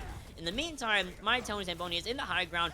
Don't know how we got there, but you know we're going to hold that space as long as humanly possible on that Reinhardt as Lennon goes in for a slight off angle, a little bit of some pressure, maybe put some pressure onto the high ground here, but finding himself a little bit in a bad, tight spot there, really far in the back line, super low on HP, cannot be looked at by any of the supports, and still lives to see the rest of the day, funnily enough. No one's able to stop Dylan or stop Dylan in his tracks, except for Dylan, who finds a first and kind of self-kill there in the meantime. Yeah, I mean, you're looking to find these pins, looking to find some pickoffs here, some snipes with the fire strike for this Reinhardt, but I fully agree with you here, Mott. I don't know if you're going to be able to do a whole lot against this Malga composition. You're seeing some swaps come through. Big Hoss, the Torbjorn on offense was a very questionable choice of musical heroes and musical compositions at this point here. Oh my God. Lennon finds a dash through onto Arrow, but a pickoff once again on Tony Zamboni. This is not going to stand here in this war of attrition. You're going to find these pickoffs more often than not for Mohawk side. You can just free fire into the Reinhardt shield, and then all you're doing is slowly swinging that hammer and waiting for it to come back, hoping for the healing from your backline. Yes, of course, as we highlighted, Alien is doing a lot of work on that Ana, but Moose, likewise, getting so much damage throughput here. Big Hoss diving down from the sky as this Echo finding the pickoffs, finding that kill potential that you've been waiting for on the offensive side. Westmont Hilltop now free to power through this courtyard phase, just waiting for Mason to emerge from that ice block, take down that Mei, and finally begin your push in earnest. my Westmont gang cannot count Mei's self-freeze and how long it lasts. That's okay. It's okay, but it results in a really nice stagger onto Mason. We do lose out on 20 forcing a duplicate from Big Hoss to try to kind of relieve or at least bring back some of that tank play style for Westmont Hilltop until we get Tony back. Now, Trenton has a little bit of a habit going way too far in and then not really having the ability to come back, right? Nanoblade comes through. Captain Sun also on top of that means Arrow is just honestly just a sitting duck to die here. Mason's holding on to this Blizzard, and Bucky I think died with Kitsune Rush. Yeah, died during the cast of so it never actually came out, meaning we have actually resulted ourselves in a Kitsune Rush Ajax here for Mohawk to deal with, and they're not gonna have that going into point B. I've been loving the swap here from Alien Dog onto the mirrored Ana, of course, and Antinate onto Trenting deprives that Malga of so much of your expected utility here. That healing for yourself completely gone, and you need that just to stay alive in these fights. And so despite everything, despite still living on this Reinhardt composition, this Antinate, however, doesn't mean a whole lot at the end of the day, as the rest of Mohawk able to synergize with their Malga here on the objective. The heals coming through on Tony Zamboni, but finding the urge to charge away here out of dodge, just facing so much pressure. The shield about to crack, able to get back away, still hasn't had a chance to utilize this Earth Shatter, and we're looking at both of these DPS ultimates ready. This Override Protocol and Blizzard could easily earn you 1 or 2 good fights if you spend them judiciously. Another cage fight about to be online for Trenting, but under so much pressure here, damage coming through left and right, finally healed up, but it is going to be the Override Protocol committed from Dylan. A pick up onto Moose is going to be all you get until you fall here, as with the Emery Earthshatter still ready to go from Tony Zamboni. Of course, as you highlighted, this payload can easily mitigate some of that value you'd gain here. Earthshatter can go beneath it, something to keep track of here on the defensive side of things. These anti-nades from these Anas have been crucial, always landing on the most valuable targets you can expect. The cage fight comes through, but of course we're down the Mauga to actually utilize it here on the point. So when the dust settles, you still have this Reinhardt alive in the fight. Tony Zamboni, if you can stay alive here, 13 health in a dream is not going to be enough as that dream turns to a nightmare. And Mohawk, I think we're left with 2 bodies left alive on either side. Sound off who's not dead. We're still holding on this corner. We sure are. Next 2 minutes here are very crucial for Westmont Hilltop. They have the Shatter that you've been talking about. You also have the Nano from Alien Dog. Mirroring that is going to be Bucky and Arrow with their own support ultimates. Ideally, the Shatter comes through, finds, I think, through 2 of them. It'll be Dylan and Bucky. We lose Arrow, so no Nano to be used. But Bucky's at 1 HP, will not expend a Consider Rush quite yet. And honestly, I would do it here only because you're starting to lose everybody. You have no chance of going for a touch here. Trenching is gone. You'll have 4 more meters left for full point completion, and that's it. We didn't use anything. We just didn't use. We could have used a Consider Rush there to at least stop the fight, but I think Bucky just didn't want to get Ajax again, so a little bit of fear kind of withholding him from proccing that Consider Rush. And I think that would have been a much different fight if we had seen that on the field at any point during point B. Westman Hilltop now 2-0 right now. Beautiful double kill from Tony Zamboni onto the bridge there, and then I think this was kind of the rest of the a big fight win here for Westmont to retake that defense. Yeah, it was that fight that allowed the defense to stabilize more effectively on point B. Yeah, honestly, the Earthshatter was saved all the way through that point A push from Tony Zamboni, only needing to utilize it at the very end of that engagement. I totally agree here. I understand why Bucky didn't want to lose that Kitsune Rush, but of course, at this point, you're now just saving it for the 3rd map in the series, and unless you really play out of your minds coming into this one, this could easily be the very final map in this championship match. It is down to Mohawk once again to find some real responses. I think they landed on a really solid composition here, both on the offense and then all the way through their defensive side on Rialto. I think that was the best look we've seen from them so far this series. The Ana, which eventually ended up being mirrored, of course, on the other side by Alien Dog, I think was paying off massively for both of these rosters, but it just was not enough consistent throughput here. I feel like Westmont Hilltop able to find these very odd angles of attack that Mohawk just not able to prepare for. And the second you're finding a single opening, a single pick off for Westmont Hilltop, yes, you sometimes lose one in the trade, but they're more than happy to keep fighting here at a body down. Yeah, absolutely. I mean, they are just doing really a good job of just shutting down Mohawk. Now, I will say, maybe we talked about it very briefly. The Malcolm comp, I think, was the strongest, truly, of the competitions that we have seen from Mohawk as of late, between Ilios into Rialto, right? That was really good. The Malga was a complete night and day difference, and I think the confidence of also keeping Mason on May, I think, might also be something to take note of, only because of how Mason was doing a lot of work. All right, I like the Mason May a lot here. Same with the Arrow Ana. I think both those characters, I think, should somehow stay in your rotation, your compositional pool at some point, especially as we go into whatever map number 3 could possibly be for Mohawk. At this point, you need to get a reverse sweep incoming against number 1 seed, the undefeated Westmont Hilltop. It is a very tall order to ask for, but you can always put things back in your favor by just going to a map that really works well with a May, with an Ana, and even with a Malga, which does kind of give way to a lot of different, push maps or hybrid maps that we could see here from the side of Mohawk or Flashpoint. I kind of forget about Flashpoint kind of sometimes. So this is the Hail Mary, truly, for Mohawk. If you're Westmont Hilltop, though, you're looking very confident. Not only have you gotten a 2-0 here, you've also done it, you've gotten a 2-0 so far. You've also done it by swapping roles around, meaning their roster is infinitely more flexible than you would initially think, because we're able to roll stuff around and play these set characters at the same level as our original roles, right? So it's a lot. Mohawk have a lot to garner, to get up to try to upsurp Westmont Hilltop here. Yeah, it is firmly in their hands yet again, this time with all of their playoff hopes, with their championship hopes on the line to do so. You've gotten all the way here to the grand finals, but now you need to stabilize. You need to get at least one map win here so you don't feel that gnawing void that is going down 3-0 in the grand finals against you. And Suravasa is that map type, as we've recalled Flashpoint here from the depths of our minds. Yes, it is, I think, the best option for this composition that we're seeing so far from Mohawk. Now, of course, the bans could easily stymie a lot of their plans if we see the Mauga banned out.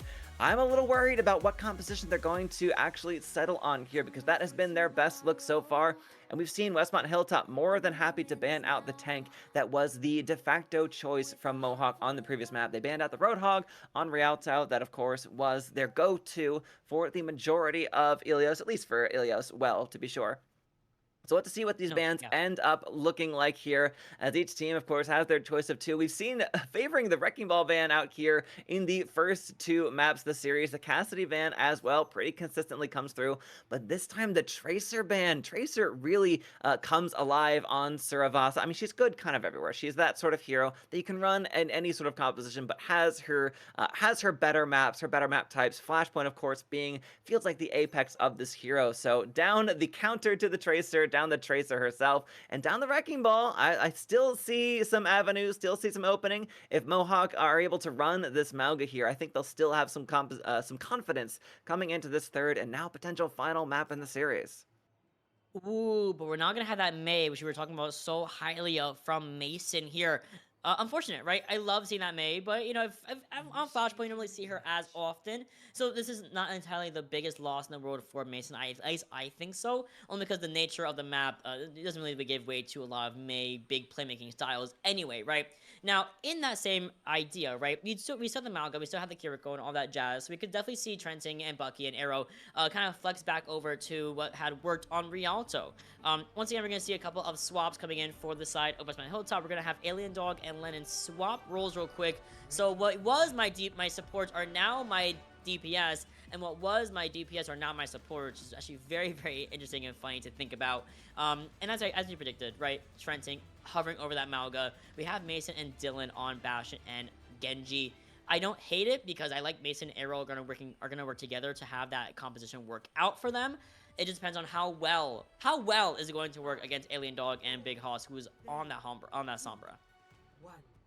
Yeah, look, the Cat Bastion, I think you can make it work here on some of these Flashpoint maps, but honestly, I feel like Market here, this first point we come to on Suravasa, is one of the toughest to work with to actually find an opening. Just considering that it's a lot more enclosed than the rest of these sub-maps we have here on Suravasa itself. But Trenting on this Zarya is something we highlighted earlier on in the series as a potential answer to these dive compositions from Westmont Hilltop. But yeah, you mentioned it here, Mod. They're just playing musical roles so far. And honestly, it's paying off for them massively. Tony Zamboni now on the support roster here, hitting all three of the roles in this series, finding the picks left, right, and center. Yes, Mason answers back here, but the Bastion and everyone else from Mohawk is torn asunder. It's going to be Westmont Hilltop in first control of Market, and they can start building up towards these ultimates. That Sombra, the slight wrinkle here, and against a lot of what Mohawk wants to run, being hacked out, and of course the EMP, a massive fight-winning ultimate here. You need to play very cautiously around Big Hoss. Yeah, you really have to, right? We also have Moose, who is dead. The Bastion, I think that was the biggest thing I was going to talk about, was how well is this Winston going to work against a Bastion flying in the airspace. Now, Lennon takes matters into his own hands, as you should, as Lucio. You can just kind of do that. But then you're also being chased down by a Moira. The damage drop does not really peek into that room, unfortunately, so you're not going to get that residual damage output onto Lennon, who's able to get out almost scot-free, and ideally is able to come back and bring back Moose, who has now swapped over to the Reinhardt, right? Another character that famously does not really like playing into Bastion. Now, we do see Bucky finds the first kill on the Big Hoss in the middle of this engagement. We're flying in on that Bastion in the turret form. Everyone's cowering behind his shield, except for Lennon, who is barely able to skate on between these barrier points and not get killed, thankfully, by that Bastion. Moose comes in with a big charge onto Mason, finds the kill, and we're still holding on to the point here for Westmont. They will be able to take the objective of Marketplace with relative ease without much contesting from Mohawk. Yeah, Dylan comes in for a touch there late game on that Reaper, but it's not going to mean anything at the end of the day, as this Reinhardt composition has come to life yet again, just with different folks in different roles here from Westmont Hilltop. The double, I mean, I guess Cat counts as a main support. I think that's still been up in the air here, but alongside that, Lucio really allows you tons of mobility for Westmont Hilltop, you know, not even counting the fact that the Sombra and the Sojourn have plenty of flexibility in their own right. It's really just Moose that you need to chauffeur around the map, which both of these supports can do in equal measure here. The catnap comes through, Bucky gets dragged in, and I guess you don't have access to that fade. You're going to fall directly down into the abyss that is the outside of Temple here. Shatter comes through, and Mohawk falls down, Trenting on this Mauga. Yes, it's the pick we wanted to see from them so far, but I feel like without that Mei to really back you up, to slow down folks and provide a backstop of that ice wall, there's not nearly the value you're hoping to see. We're just going full on spam damage here. The chunking close range between that sound barrier commit from Lennon doesn't really land onto many of the targets here, just Tony Zamboni and Lennon himself. So it's gonna be Westmont Hilltop looking for a close hold here. Mohawk, this could be a chance for them to actually get on the objective.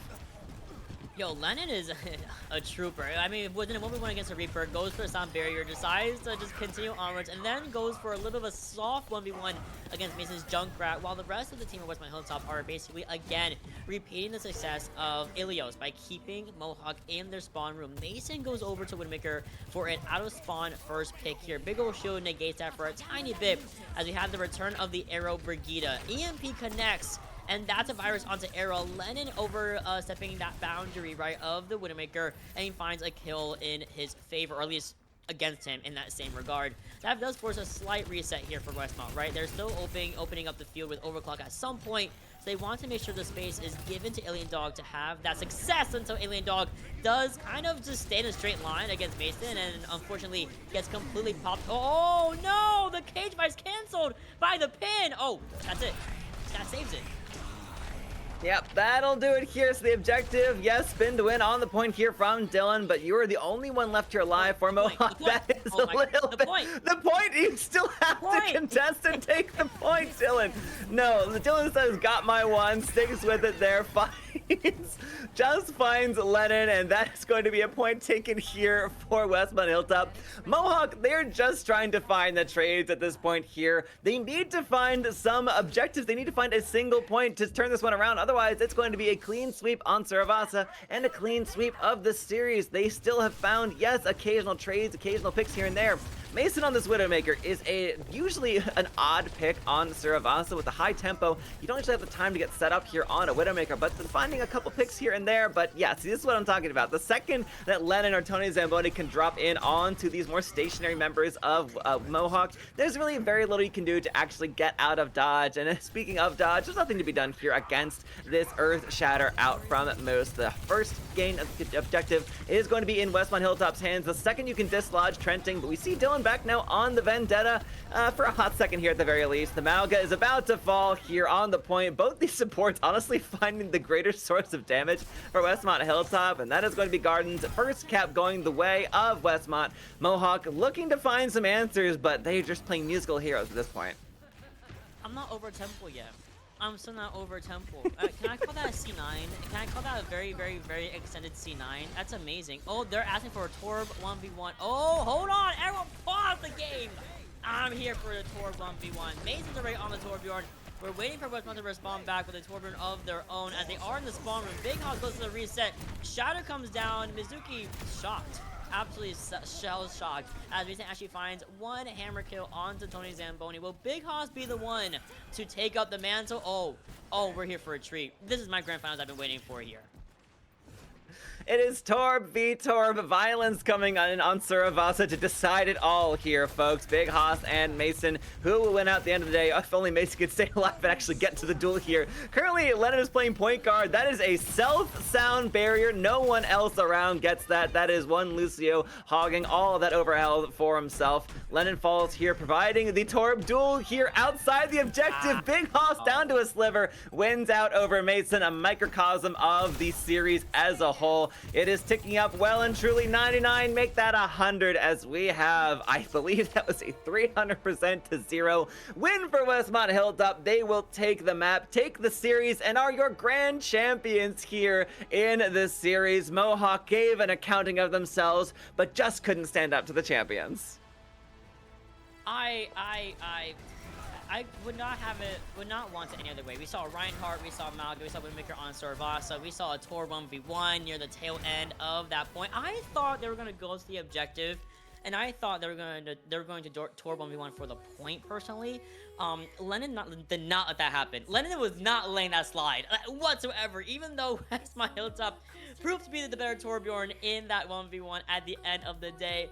But on top of that, Westmont Hilltop have successfully, my goodness, gotten a 3-0 victory in the series up against Mohawk. And Mohawk tried their darndest to get up there in the series. Closest was Rialto, but unfortunately, they were unable to stop the power of the Cat, of the Torbjorn, of the Reinhardt on Saravasa. Unfortunate as that is, but they did play out of their minds, not just today, but in the entire scope of the season. Absolutely. Getting here to the grand finals is no mean feat here, and Mohawk have proved themselves all the way through, battling through such a long season coming to this point here. And of course, just facing off against a team that I'm sure they knew coming in here. You have to know Westmont Hilltop is just the dominant force here. It was going to be a tall effort just to take a map off them. And also proving for Westmont Hilltop that they can easily off-roll with just as much comfort and style as they had of their, usual roles throughout the season here. Even in the grand finals, still finding the flexibility that they need to prove that they are, for once and for all, the best in the league. Well-deserved championship title for them. Mohawk, I look forward to seeing what they can get up to next season as we close out this one here. I think there's still tons of potential here for this roster, for this team, this org in particular. I think they show a lot of progress, a lot of skill here in the fundamentals at the very least, and just kind of getting, trounced unfortunately by a very dominant team. And we'll see if this holds up for Westmont Hilltop, if they can make this last beyond just this season. Well, we'll see as we do try to get an interview with one of the players on the stream here. So we're going to go to a very quick break, get them on the screen, and ask those exact same questions. We'll be right back.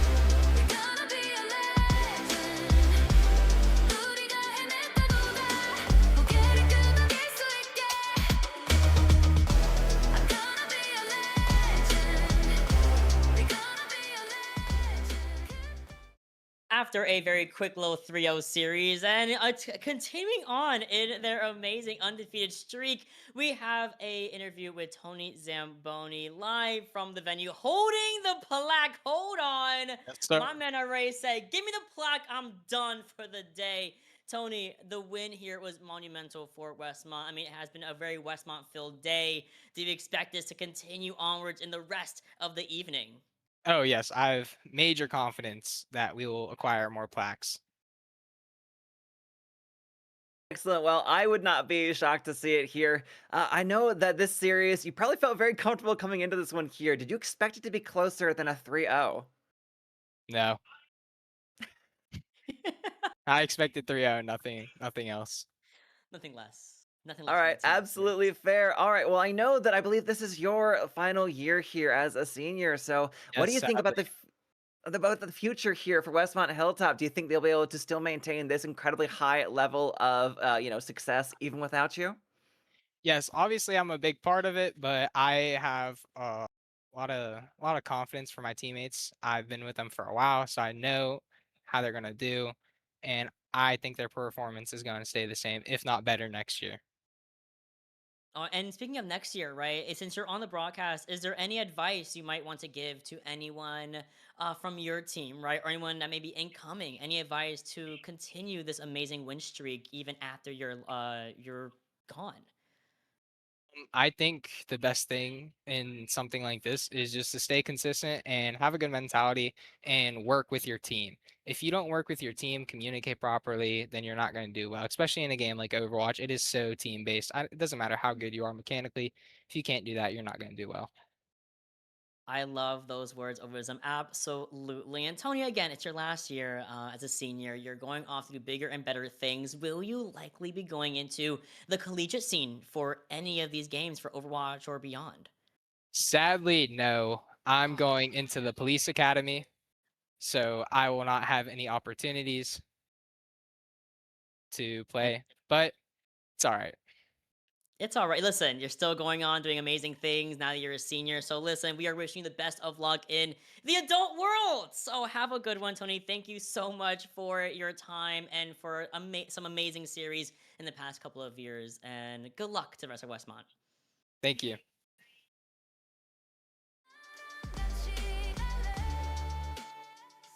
And that's so sad. I don't know. Seniors and leaving the team you've been on for, presumably since you were a freshman, right? Maybe a little bit shorter than that. Yeah. And it's just, oh, Tony's still here. Hello, Tony. Yeah, but either way, it was really cool to talk to Tony. It was really cool to just see Westmont basically just completely win out a lot of their games today, and ideally more as we get into the rest of the broadcast. Of course, Rags and I. This was our Overwatch segment, but Rags, I think there's a little bit more coming on deck here, no? Yes, next up, folks, is going to be some more Rocket League to come. Here you can expect that on the broadcast. Plenty more, of course, throughout the rest of the day as well. Overwatch may be done for the day, but there's still a lot more in your future. But for Mod and I, that's going to be the end of us here. You'll be seeing a changeover of the casting roster, so I hope you enjoyed us while we were here. We certainly enjoyed our time here, getting to see such a dominant showing from the now champions in Westmont Hilltop. Congrats to them. Congrats to all these teams, and best of luck to the rest for the championships for the rest of the day.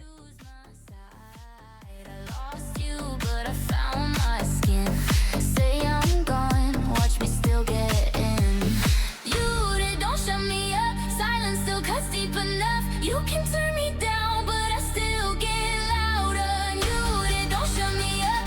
Every scar is proof I stuck. You can take your bow. I'm the hidden winner. In it, in the background.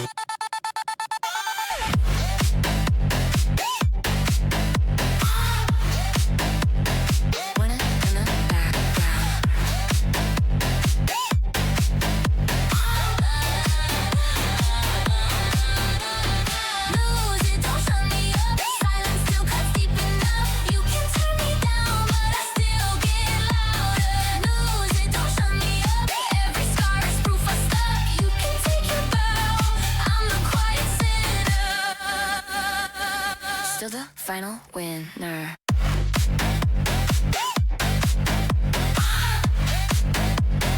Winner, winner,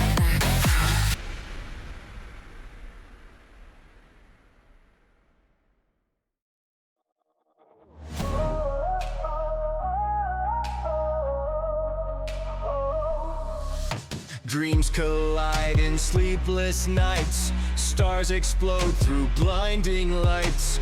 Victories found in the fight. I'm on top.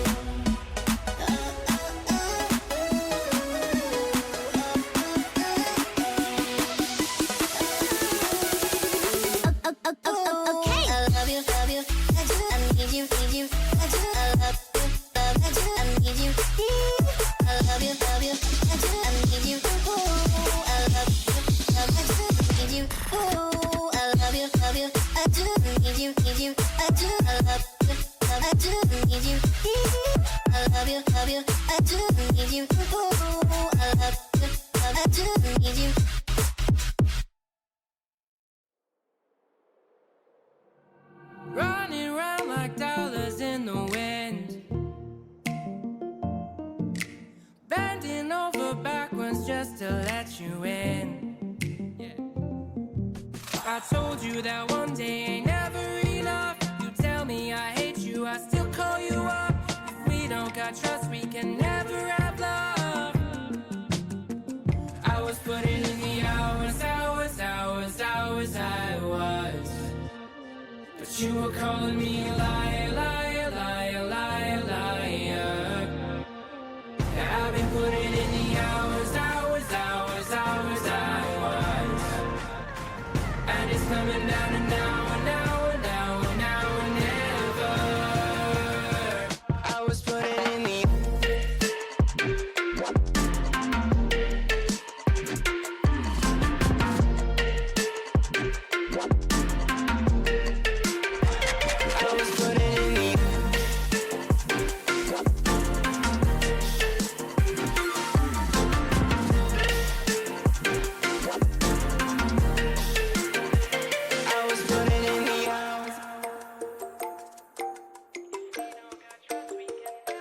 I'm sick of fighting the things that you said. I don't wanna burn all our bridges ahead. I'm tired of going to bed when you left me on red just to turn up the noise in my head. I told you that one day ain't never enough. You tell me I hate you, I still call you up. If we don't got trust, we can never have love. Hello and welcome back to the PIEA 2026 Spring Conference Finals, and another exciting Overwatch match we got to see happen there from Westmont Hilltop. And again, Westmont Hilltop back on our screen, this time for D3 Rocket League, where they're the number 3 seed, I think, taking on the number 1 of Franklin Regional, but they've already found a goal in the first 6 seconds, Ari. Although this is Westmont Hilltop, we don't believe Moose is on this team, because Moose played in the 82 Rocket League games, so we should be safe for now. But Marvel Rivals, if you're missing the Moose action, will happen after this one. Yeah, let's get into this one. I believe Franklin Regional coming in at the 1 seed and being undefeated 5-0. Westmont Hilltop at 4-1 though, so very slim difference between these two teams heading in.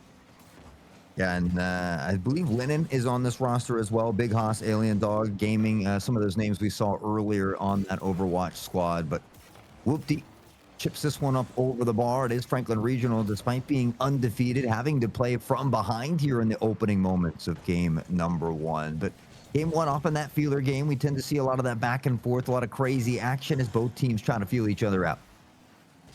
BO7, a long one, and I hate to say it, but D1 versus D2 versus D3 is going to have a little bit of differences, right? Obviously, some players are a bit more experienced than others, and so as well, the advantages will be a lot more prominent if one team has it over the other. That's a nice save, by the way, but oh, is that a rebound shot? Almost in. Oh my gosh. Okay, they're on fire.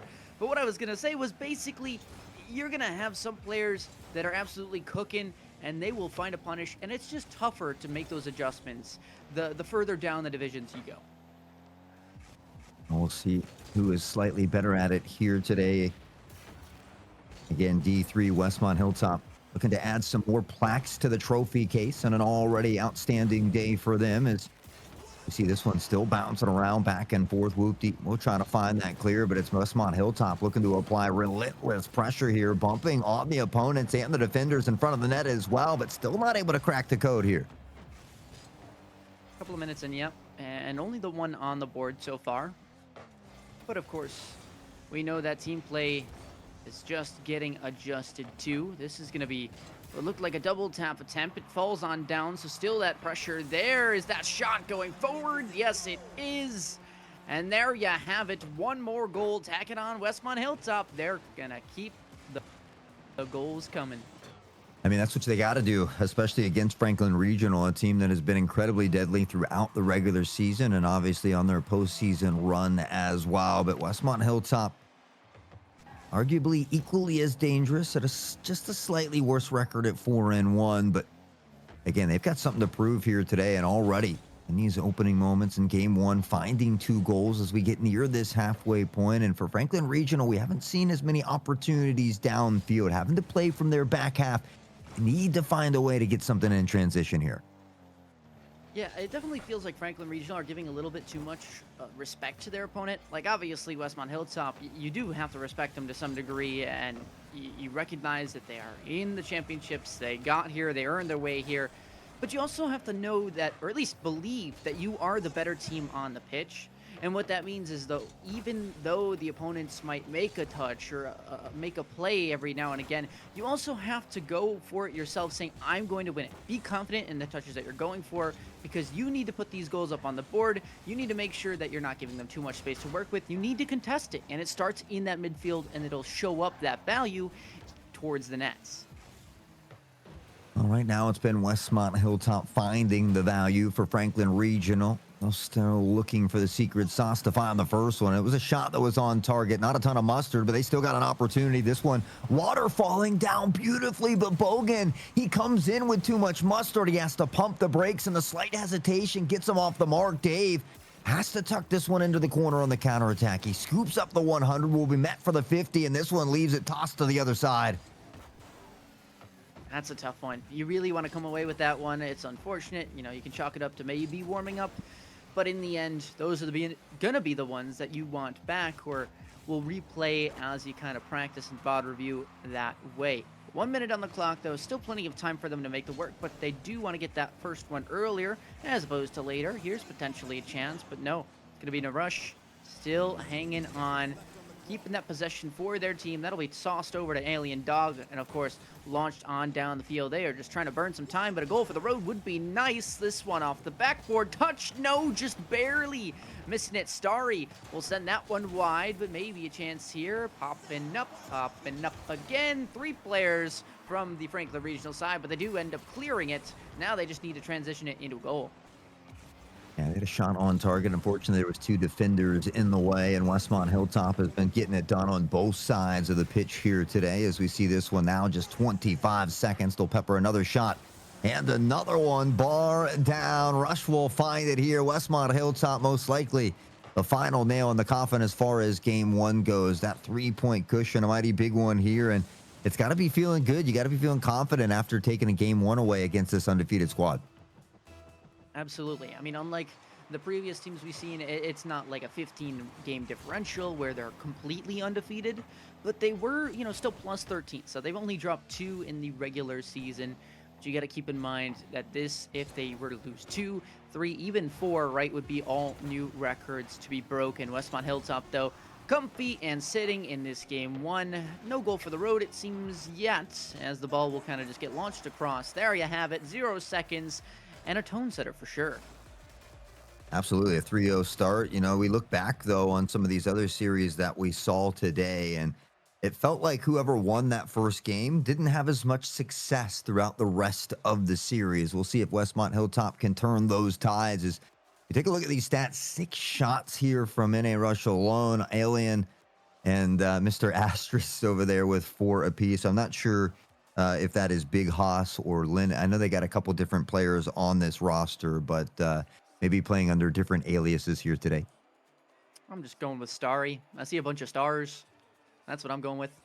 But yeah, to the trend of what we saw previously versus now, as much as I do want to say, okay, yes, the first team that won the game didn't have super luck in the rest of the series, that team also didn't shut out the opponents in the first game, nor did they put up 10 shots to 4.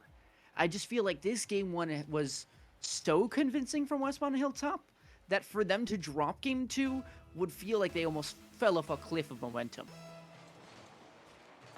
Yeah, I guess that's a fair assessment. I often look for that second game as well. I mean, you know, that first game, there's a lot of jitters. You're feeling out the opponents, and anything can really happen in that first game. But as those nerves start to settle, that's what I really look for the second game to tell me. It's a chance for Franklin Regional to bounce back and make this series competitive, a chance for them to go on and win. But you feel like if Westmont Hilltop wins this one just as decisively as they won the first, then I would have to kind of align with what you had just previously stated.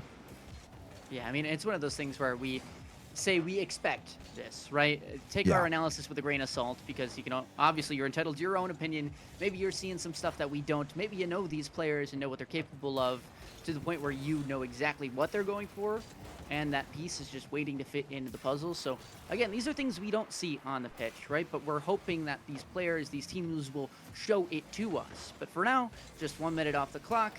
Just that little back and forth. Seems like a bit of a feeler, but somebody's going to have a say in this game. And Franklin Regional with that first initial scoring chance of this one. At least they're able to hold Westmont Hilltop scoreless as well in these opening moments. I mean, we saw a very fast goal come out from them, followed up by a couple more along that ride there. So Franklin Regional making some adjustments in that defensive department. We're seeing them get a few more opportunities downfield as well. So overall, it seems like they are starting to find their stride. But as I said, it's Alien Dog from outer space, and they find the first. Oh my gosh, just saw this one coming from a mile away. Rush with a perfect pass, whether intentional or not, just finds a really nice 50, and it goes off the back wall into a shooting lane, and there you have it. The rest is history. And that's what we were talking about earlier with the Canamac second matchup, the Academy team, is that they just need to go for a little bit of allowing for those defenders to go chase after a ball that maybe isn't directly on target. It gets them out of position, and then you find yourself with a free lane to take a shot. It works out in this case. Westmont Hilltop again taking a lead, and 4 now straight goals unanswered over 2 games. Yeah, I think that's the scary part, right? I mean, we see Franklin Regional stepping it up here and holding them to a little bit lower of a score in these opening moments, but we haven't seen Franklin Regional be able to find the back of the net yet, and that's what it obviously takes to win games. You know, defense is great, but you got to be able to put points on the board, and so Franklin Regional still searching for that first elusive goal. I mean, honestly, I don't want to compare myself here, but I'm still seeing a lot of aerials. Even though these players are hit or miss, it still takes a whole lot of A, confidence, and B, control to even go for these aerials, get close to these balls. These players understand they have that capability, and even though they might miss, there's a player that can make up for a mistake. Here, an aerial shot attempt from Franklin Regional just saved off the corner. I mean, those are the chances that you just love to see generated from a team and not relying on mistakes from the others. Absolutely love to see it. We'll see if they can continue to play flawless here on the Westmont Hilltop side. As Franklin Regional, again, they've gotten a few more opportunities, but it still hasn't come to fruition yet. We'll see Bogan looking to separate these defenders here. Rush picks up on it, tucks it into the corner, has help from Starry here as well, who will let this one settle, and into the sky they go. Oh my Atlanta. I got to take another look at this one. What are we calling this move? Hold on, let me see it. Ooh, okay. That's more of a style move there than I would say a technique, but still, I'm down to call that we're going Starry Slide. Yeah, Starry Shuffle, Starry Slide. I like it. Now we got to see it again, though. Because once is not enough for it to be a trend. If you make it a second time, that's when we'll really go bonkers.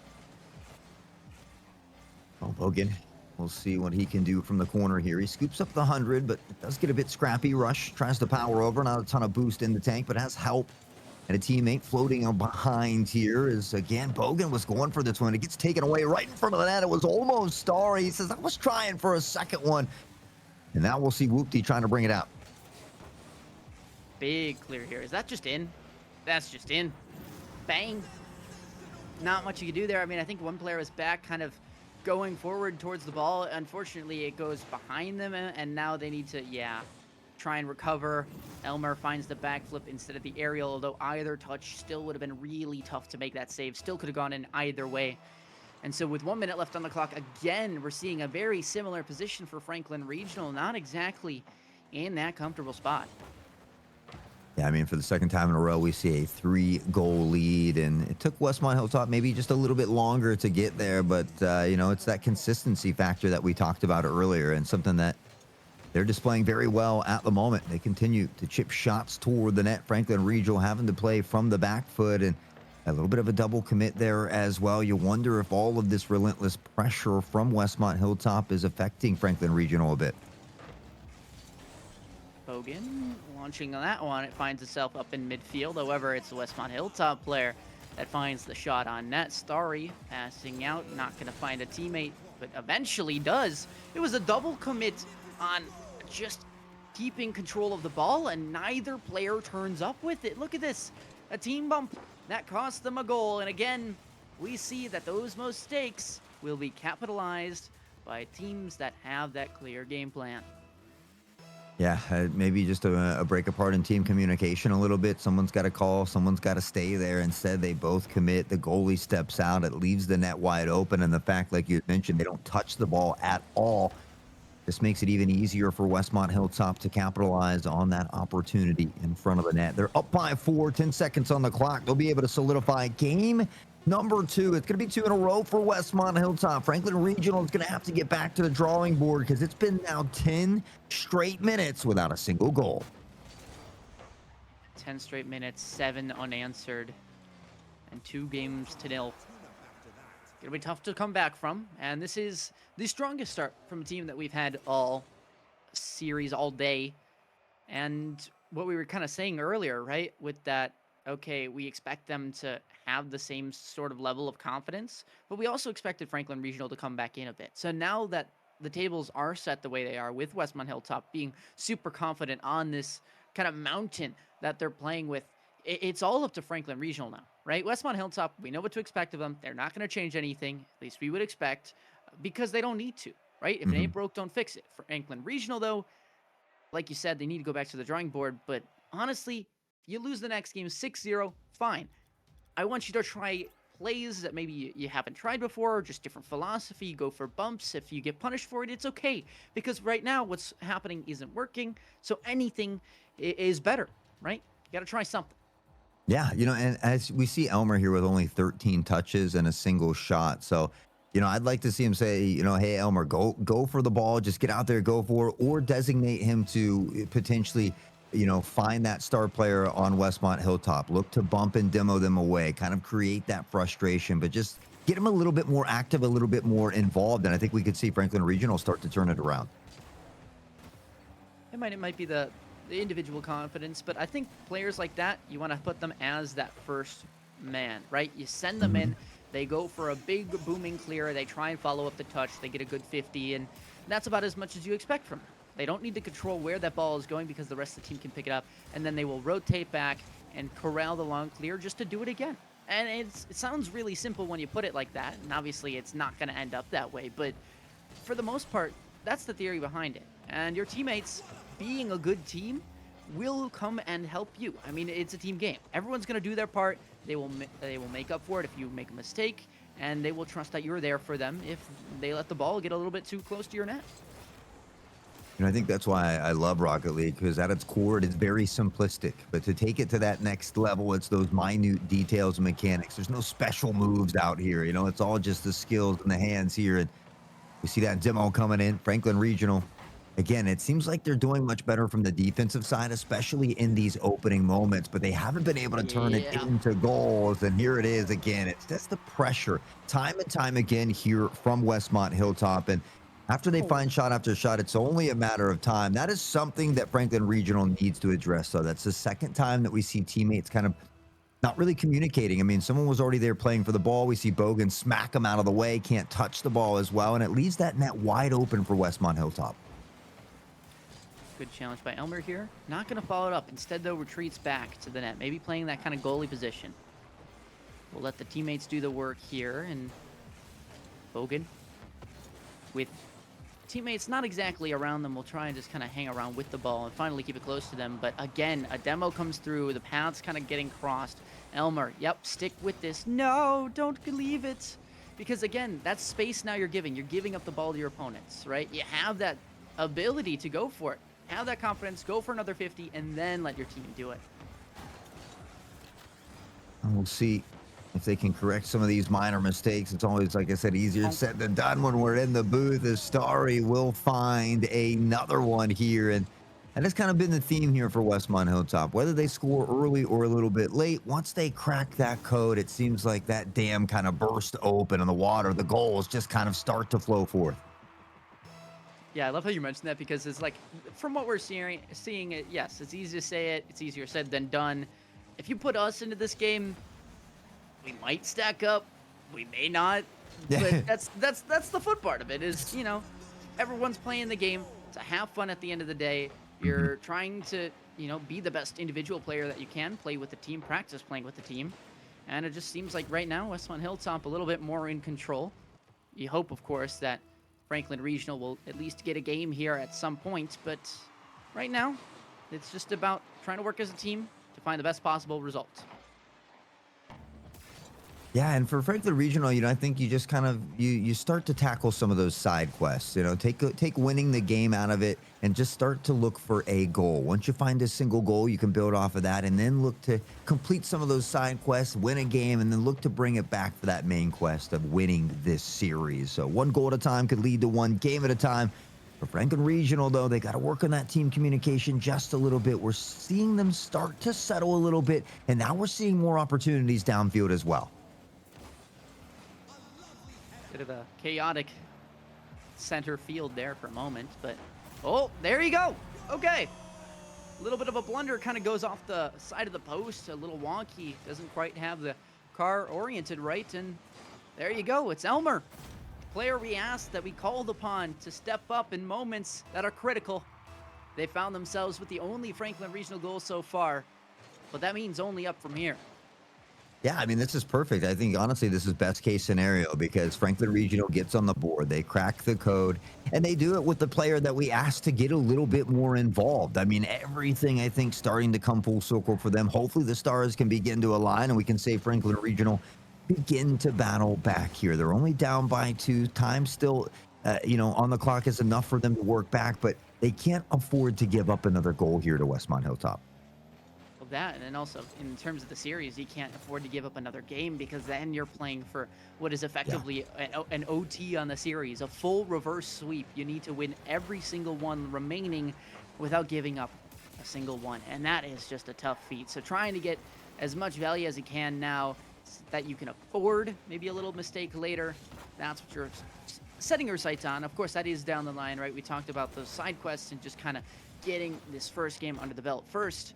As for Westmont Hilltop, I mean, they're still feeling comfortable. I don't think they've changed their philosophy in any way yet.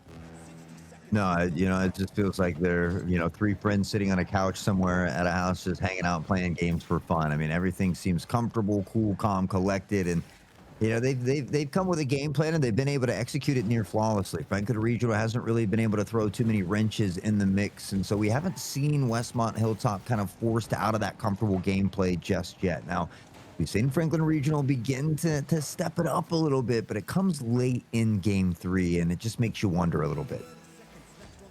30 seconds left. You thought maybe a shot there for Elmer. Bit too heavy on the power slide, though, and they'll go sailing away. Bogan, though, nice aerial here. Maybe flip reset. No, just sends it on in anyway. So there we have it. 1 goal separating these two teams. 20 seconds remaining. And Westmont Hilltop, if they had a panic button, they might have lifted the case by now. It's not quite, you know, all red buttons, all hell breaks loose, but they're feeling the burn. He said the plastic cover is flipped up and they're ready to press, but the button hasn't gone down just yet. 20 seconds is enough time for Franklin Regional, but they have to be all go, go, go. And with the fact that Westmont Hilltop is driving it down the field and eating up some of this valuable time, Put a little bit of worrisome on the shoulders here. 2 seconds in regulation, and Bogan goes under it. That is unfortunate, and maybe they wish they could have had it back. Franklin Regional, just as they begin to breathe life into the team, they come away with a loss here, and now they would need that reverse sweep, in fact, to clutch this dub. With Franklin Regional getting the 2, you almost wonder for Westmont Hilltop, right? We talked about that case opening. Do you close it yet? I don't think you do. I mean, you might put your hand back on the case, but you're not fully closing it yet because you're like, wait a minute, they're coming back in the series. We got to be really careful now. We got to be meticulous. And with that conscious pressure of, okay, guys, we cannot make mistakes now, that's honestly where a lot of teams will crumble. They'll start to realize, oh no, the other team can come into this game, and then they will start making the mistakes on their own part. Unforced, it's just that nerves that get to them. So let's see which team has that mental fortitude to keep on pushing. If it's Franklin Regional, can they expand on their successes from Game 3? If it's Westmont Hilltop, can they replicate without overcomplicating? You know, I think with a 3-game lead in the series, they're probably comfortable to lower that case, but maybe not put the padlock back on it just yet. Westmont Hilltop, you said it, all they need is one more to solidify the championship. But Bogan picking up where he left off in that previous game, and they find a early goal here, and for the first time in the series, they take a lead. Was it 3-0 and then it was came back in 3-2 for Franklin It was Regional? 3-0, 4-0, and then 3-2. I mean, for the in Game 3, was it only Franklin Regional so far? Because I was going to say they had 3 straight goals without a Westmont Hilltop response, but I see that might have changed in the most recent few seconds, huh? Just maybe. Starry says, hey, I've got something to say about it. So just go ahead and hold that thought, casters, because I'm already going to change the script one more time. Westmont Hilltop, they find a very quick response to that Franklin Regional goal. But, I mean, it's great to see Franklin Regional coming out firing early here. They've had a little bit of a slow start in every single one of these games, it feels like. But something feels a little bit different here in Game 4. Absolutely, yeah, certainly does. I mean, it feels like as much as Franklin Regional might be going for solo plays here or there, the fact that they're doing it as a solo and not with a teammate kind of attached to their hip, kind of messing them up, is a really good sign because it means they're not making those mistakes. No, please don't think. Okay, I was making sure that it didn't make me eat my words there, and only one player went for that challenge, which, you know, a couple games ago, they might have both went for it. So it is those little things, but they're making the adjustments. It's always great to see young students, the ability to make those adjustments on the fly as the series continues to go on. And we'll see Franklin Regional can find a way to come out victors here in Game 4 and extend the longevity of this series. Bogan circling around. It's a chip shot that almost gets over the head. Westmont Hilltop does find the stop, and they'll find a clear here as well. It's Rush on the counterattack. This one maybe just a bit over here, but he does got some help. Yeah, it looked like a pass. It was looking pretty good. Unfortunately, though, defender coming off the side wall, both players committing into that save, and honestly, validly so, because I probably wouldn't have made that save either. Playing the miss, and they do get the save in the end. However, that boost kind of burned up. You got to be careful. The crossbar, little ting there, but nothing too crazy, as it seems to be back and forth control. Nobody quite set with it yet. Nobody has a full say until Bogan starts to dribble down towards the Westmont Hilltop side, looking for that flick and pops it over. There you have it. Franklin Regional not giving up on this game. Yeah, and Rush, I'm not sure exactly what happened. It kind of got baited into the corner there from Bogan, who didn't really have much boost in the tank, and then beats him away from that net, leaves it open here. Franklin Regional able to capitalize, and again, enjoying that lead here in Game 4. Not quite halfway through this one, though, and you wonder if Westmont Hilltop is going to begin to pick up that pace. We already see him open up here with a big demo as well, and maybe looking to get a little more aggressive. And it felt like Bogan has been kind of the spearhead for these initial pushes, with the teammates kind of capitalizing on the opportunities made, maybe, things like that. But you are looking for somebody to have that big say on the Westmont Hilltop side, because now they're the ones on the back foot. A little bit unfamiliar in that territory. Double tap, maybe no big save. Again, although maybe not directly obvious, that control, had it not been made, is right back in your net. Well, they're still enjoying the lead here for the moment. We see Starry send it the other direction, tries to get over the defender. It's Dave who gets knocked down here as well, but Bogan able to pick up the broken pieces. This one's floating high and dry one more time. Dave puts a touch toward the net, but Starry's waiting here. We'll read this one and send it back the other direction in toward the corner. Not a ton of boost to work with. Help coming in, but it looks like Franklin Regional is going to be able to find the half clear. Good flips from both players in that corner. Honestly, expected that one to go a lot worse, that ball to kind of be stuck around there, but no, instead, both players get a good flip, and then the control comes out. But now to the current moment, Alien Dog. Been a little bit quiet recently, just kind of playing their role as needed. Finds a big bump, though. Wants to make a big explosion, saying, don't forget about me. Starry, pop out. Nope, double commit. Both players struggle to get a full clear. And so Rush now the one to maybe get this out to a shooting lane. No, instead it goes back out to center. Starry launches that one up off the backboard. Alien Dog flip on in. No full shot. Starry whiffs as well. And the control just keeps on flowing away from them. They are losing their grasp. Although they do have breathing room, it's still a little risky for them. Now we see a little bit of a double commit and a clash together from Westmont Hilltop players, but Alien Dog looks to fire this one and gets way under it here as well, tucked in toward the corner. And Franklin Regional maybe trading paint with some teammates here. That one's another dangerous one in front of the net. Dave does get a nice touch in toward the corner. Now Bogan looking to go coast to coast to stop. It's almost there, and they almost power through as well. But Franklin Regional, they've just got to hold on for 35 more seconds. That was going to be a crazy dunk if that went in. I mean, you see Bogan has that star potential. It's just unfortunate sometimes that there are too many defenders in your way. And that's because Franklin Regional, they don't do a crazy job of pressuring across the map, right? Obviously, you have a lot of players just kind of waiting for that defense. There's no rebound shot. There's no passing. It is just Bogan in that moment when he goes for those types of plays. But now it needs to be all Westmont Hilltop. They need to make some sort of play that gets this ball in the back of the net, and that's just not going to be given to them that easily. Dave almost going up for shot, double commit. Alien Dog's got a chance, but it pops down instead of up. And so there you have it. No brooms. You can put them on away. We are going to game 5. Well, Franklin Regional needs to break out the brooms because the reverse sweep is all that's on the cards for them. Unfortunately, they need to win now 3 more in a row for Westmont Hilltop. They just need 1 of the next 3. We talk about consistency being king, and we see a little bit of a falter in Westmont Hilltop, but they did just play 3 near flawless games. So, I think a speed bump or a hiccup along the way is pretty reasonable. It's what they do after this, though. I mean, Franklin Regional, if they can win this next game as well, they might just find their ticket back in. Yeah, my only worry is that, you don't create a big, massive tunnel with just 1 scoop of a shovel. Or right away. It takes that scoop of a shovel to start things off. And that's what it feels like Franklin Regional have done, is set the foundation for, I don't want to say a big comeback immediately, but they've created an opportunity for themselves. They've given themselves a lifeline.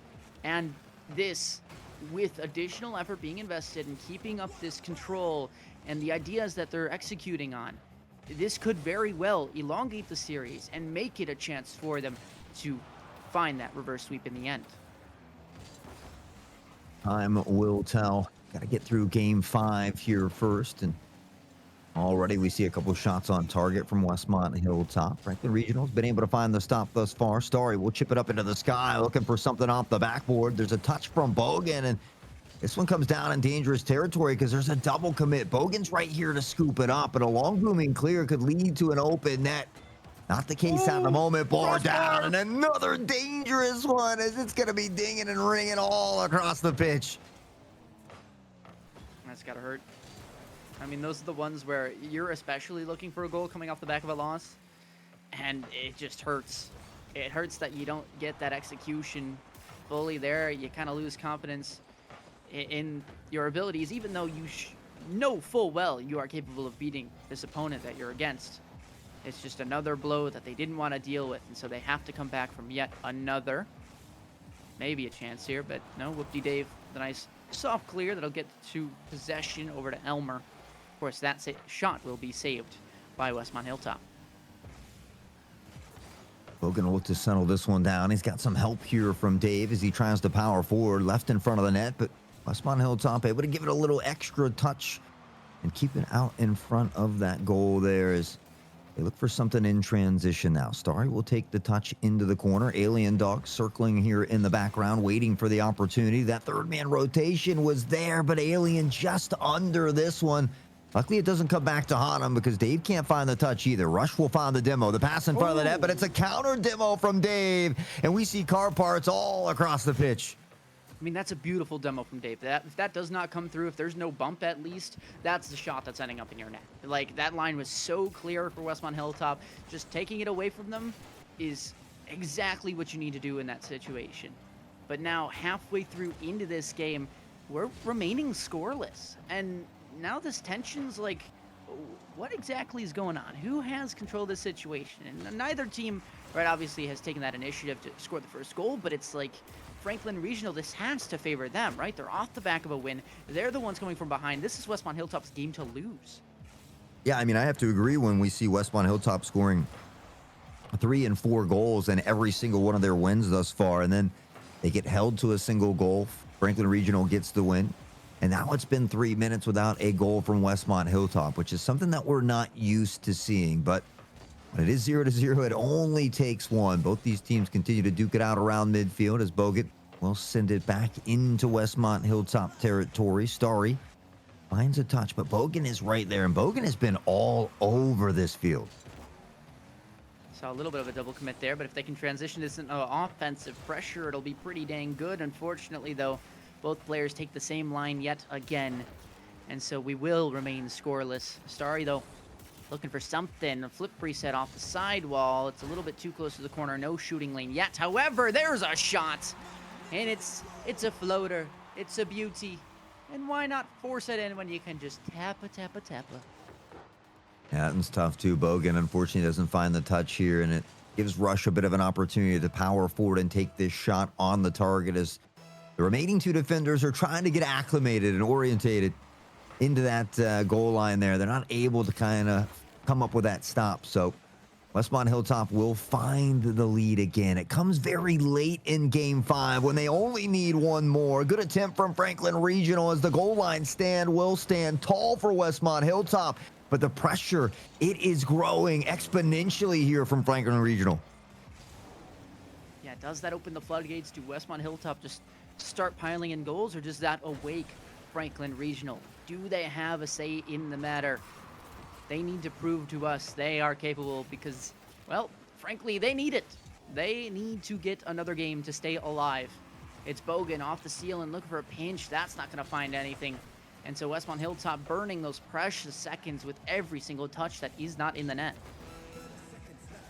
30 seconds left now for Franklin Regional to keep the drive alive. One more to minimum just for a chance at OT. For Westmont Hilltop, they've just got to hang on a little while longer to add another plaque to the trophy case here today, as they've had a phenomenal showing thus far, and they're in the driver's seat. 10 to go. Can they hang on? Beautiful touch, too. That might just do it. 2 seconds. Where's that keep up? Who's got it? Who's in store? Helmer, unfortunately, lops it over to the left side, and there you have it. It was sweeps in, I think, 3 of the 4 games that they won. But Westmont Hilltop, in the end, 4-1 the series score, and they are your champions. Yeah, I mean, it goes from 2 games that are 3-0, 4-0, and then every single game only separated by a single point. We really saw Franklin Regional begin to step it up in the latter half of this series, something they can certainly hold their heads high and be proud about, as we bid them GGs and a better luck in the next one as they get prepped and ready for state finals there. But we got to give a big GGs to Westmont Hilltop, your PIEA 2026 Spring Conference champions. They add another plaque to the trophy case, and man, they got to be feeling good today. Yeah, they might have. They probably should have brought the trophy case to Waynesburg, honestly, with how many are there. Actually, you know what? We'll just leave them there because chances are, with how they're doing, they might make it back to another fall championship where they can just keep on adding on. Heck, those players might even end up at Waynesburg. You never even know. But keep in mind, this was a really big upset. I mean, you're talking about 3 seed versus 1 seed, although 4-1 versus 5-0, that's undefeated team. And they made them look like they were defeatable. I mean, obviously they bested them here, but it wasn't, I want to say it was close, but it just felt that they weren't in control. And that's something you typically don't see from an undefeated team. Yeah, I think it was just those first 2 games that made us feel that way because, I mean, again, it was 7-0 when you add those 2 games together. And again, this is an undefeated team. And I think that was the problem for Franklin Regional. It just took them a little bit too long to get going. I mean, even though they lost game 3, 2-3, it was a very close game. And then again, they win 2-1. That final game, 1-0, another very close game where they only held Westmont Hilltop to a single goal. And so they continuously got better as the series has gone on. I think it was just those first 2 games that kind of put them in a hole that they weren't quite able to get out of. So I don't know if the scoreline does the series justice, but the fact that Westmont Hilltop won and played so well against this undefeated squad, I think really speaks volumes for how well their program is over there. Let this message that we're sending, the tips that we're giving, let this be fuel for you to go into state championships, Franklin Regional, and take the entire competition by storm. You now know your strengths and your weaknesses, and now you can adapt off that. You can review, you can practice, and you can come in swinging with team chemistry that no one has ever seen the likes of here at the PIEA. That's something that I want to look forward to. I'm just excited to see more Rocket League down at States. Yeah, it's going to be a great time. Obviously, you know, these students have worked very hard to get where they are now, and you know, it all comes down to those state championships. So where the best of the best get to clash, so to speak. So I believe that is, you know, unfortunately our final Rocket League matchup for the day, but we do have some more rivals and some Valorant coming up. And I believe, you know, as always, we get another great interview here in a few moments. I know we've talked to quite a few different players of Westmont Hilltop as they've won a few titles here today. So I'm not sure who we'll be speaking with next, but I'm certainly excited for the interview as well. Yeah, let's send it to an interview, and we'll see you after this break.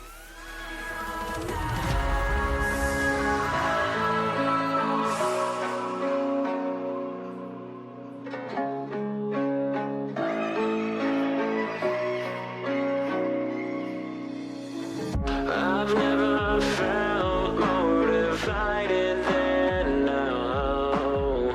Every word that leaves your lips never means how it sounds. You've conquered the best of me, could have just set me free. Games that you play and just said goodnight. And now I'm beside myself, don't want your fucking help. Let me just go, let me just go.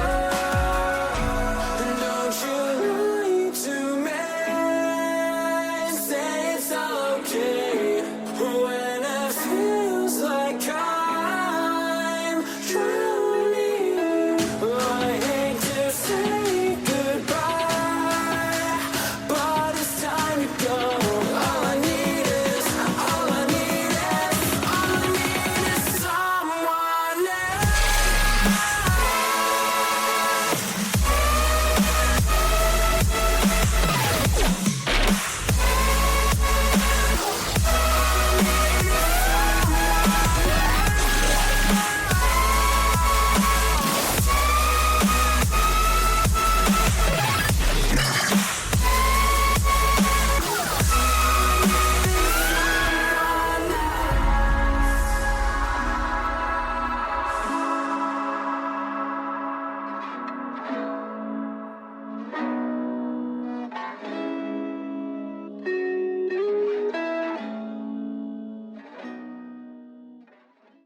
Welcome back, everybody. And we got our PIEA 2026 Spring Conference champions here. Now, Rushan, how are we feeling after that series? It's good. I'm feeling great. Really happy. I was kind of worried we were gonna lose. Why? Why were you worried? We heard some things like they were good, but you know. Well, technically, there is still a rematch possible in states, so maybe Yeah. they weren't cooking today. Maybe they'll bring it back. But I do want to ask you. I mean, Westmont Hilltop has been winning all day today. Are you potentially on the rivals team, and/or how are you going to support the rivals team? 100% on the rivals team, and we're gonna just stomp them real quick. Get us out of here. I love it. I love the confidence. You've already gotten a few plaques on the board, looking for one more as well. You talked about, you know, hearing about how good this team was. This Franklin Regional team was an undefeated team going on I know you guys were, I think, had one loss throughout the regular season, and I'm not sure who your loss was to, or if you had played Franklin Regional before. But was that the case? Have you met them in the regular season, or had you not met them yet? How were we feeling, kind of heading into the matchup today? I'm pretty sure we did indeed lose to them in the regular Okay. season, and like we heard that they added another player that was better, so I was like, okay. But we just won anyway, so. Hey, you're built different. Exactly. You guys are goated, apparently. I mean, you can't lie with the results. The results are talking all day. We saw a little bit of solo play out there, a little bit of team play. Do you guys, what does your practice schedule look like? I'm curious. Our practice schedule, we just play ranked together, scrim together. Well, those first 2 games were pretty decisive. We had a 3-0 and then a 4-0, and then we started to see things get much, much closer. Then we saw Franklin Regional, grab a game near the end, and then that final game was only 1-0.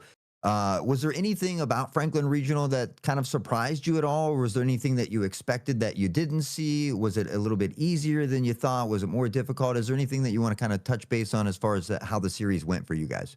Well, it was a little easier at the start. It was really easy at the start, actually, but then, like, they started warming up at the end. So it got, like, really hard, and then we had to walk in. Because, like, we stopped really trying, and then, like, we had to walk in at the end. Well, you got there in the end. You got your plaque, and now you can go celebrate. Of course, you do still have rivals, so we'll let you get there in just a second. Real quick, though, if we don't see you after that one, is there anyone you would like to shout out now, some people that make the day special for you? Miss Wash, my inspiration for playing Rocket League, actually. And this is what we do in the dub.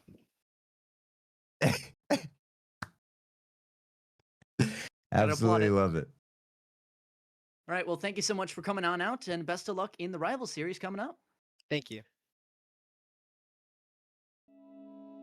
All right, well, another plaque into the trophy case, and they've got Marvel Rivals coming up here in just a few moments. They'll see if they can add one more plaque to finalize their, at least their final series on this stream today. But, I mean, it's been a phenomenal day so far. We've crowned a lot of champions throughout Rocket League and Overwatch. But, it's been a little while since I've dabbled in some Rivals myself. I got to say, I'm a little bit excited for this one. Yeah, it'll certainly be a lot of fun. I know Rocket League is just finishing up on some other streams as well, so if you guys are curious, the viewers, you can always head over there. Of course, there is about to be a whole bout of Marvel Rivals that kind of hits this wave in the next coming minutes, so keep your eyes peeled for that. Of course, our game will be Westmont Hilltop versus Indiana. That'll be a D2 West game, and then, of course, after the bout of Rivals, we will have the bout of Valorant that will proceed after that. So keep your eyes peeled for more action. We'll be back in just a bit. PIEA will bring you Marvel Rivals right after this. We were catching diamonds in the rain, letting precious water through the drain.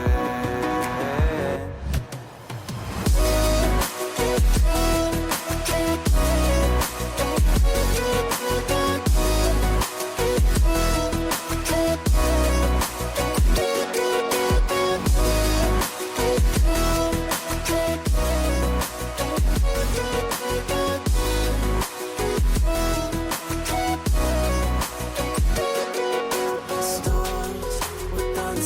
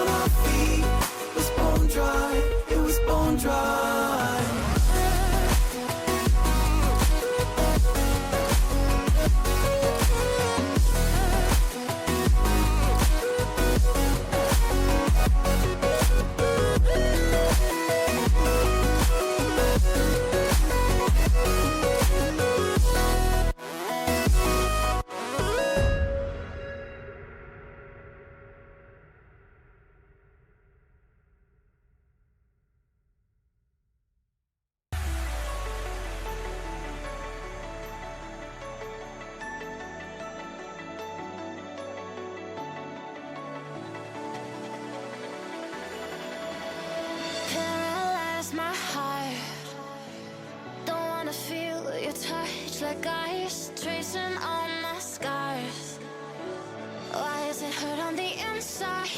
It's unforgivable, but I forgive you every time. Hard to let it go, 'cause we're intertwined. I break you, you break me, but something about that makes us so, baby. Every piece keeps us together in the cold.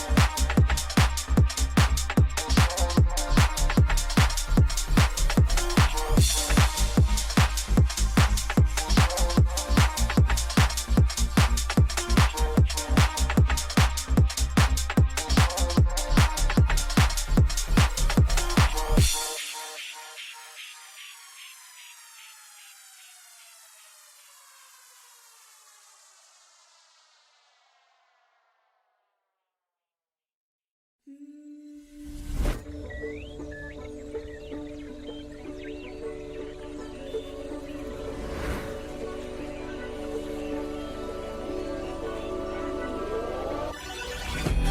wandering eyes that I seem to follow. Can only stay still for some time. I've never aligned with the city's pulse, so that makes it easier to leave behind. I just wanna get to know brighter lights in Tokyo. Somehow hear it whispering that could be the one you're missing. I just wanna get to know brighter lights in Tokyo. Somehow hear it whispering I could be the one you're missing.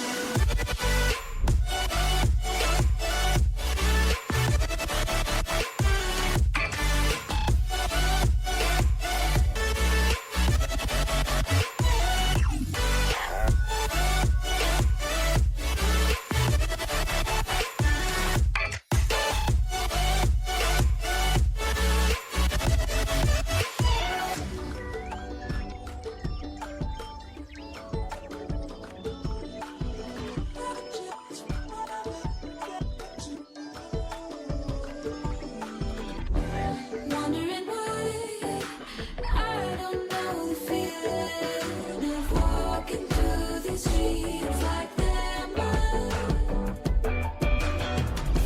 Trying to find a way to the beginning, somewhere in a different life. I just wanna get to know brighter lights in Tokyo. Somehow hear it whispering that could be the one you're missing. I just wanna get to know brighter lights in Tokyo. Somehow hear it whispering I could be the one you're missing.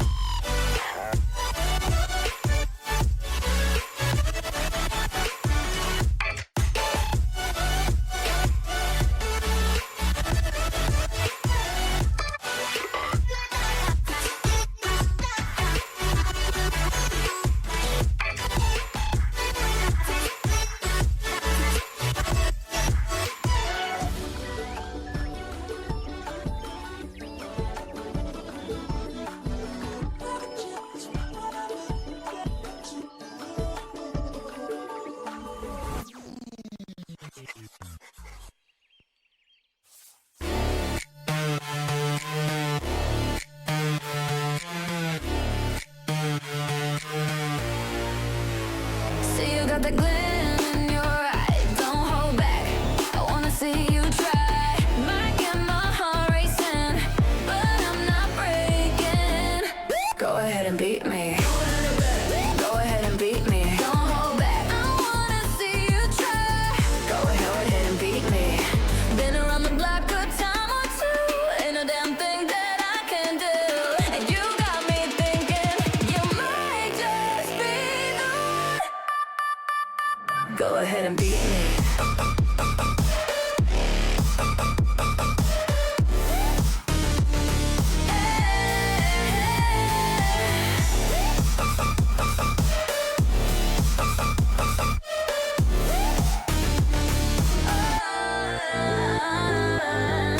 Go ahead and beat me. Go ahead and beat me. Don't hold back. I wanna see you try. Go ahead and beat me.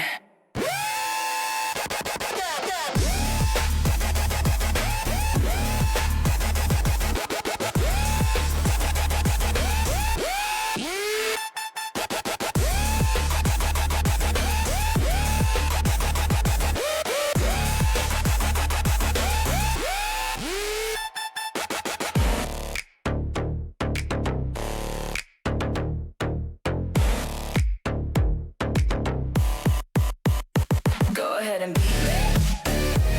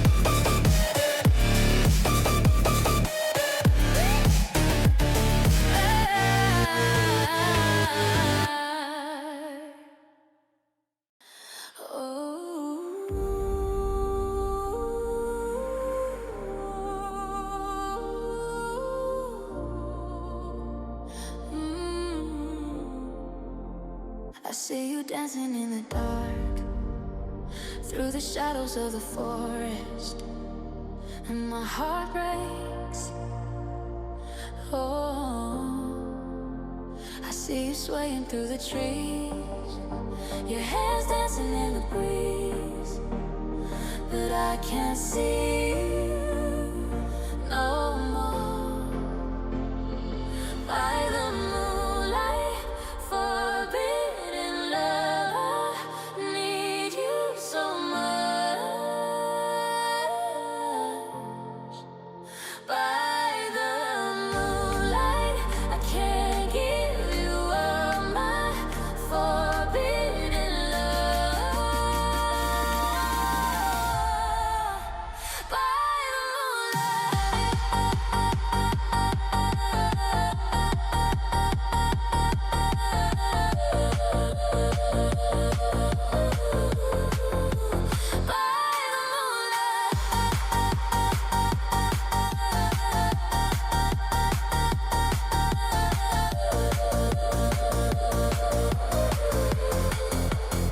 I feel you pulling me away to a place where I can't stay, and my heart breaks. Oh, I'm haunted by you every night. Your face appears before my eyes, but I can't see you no more.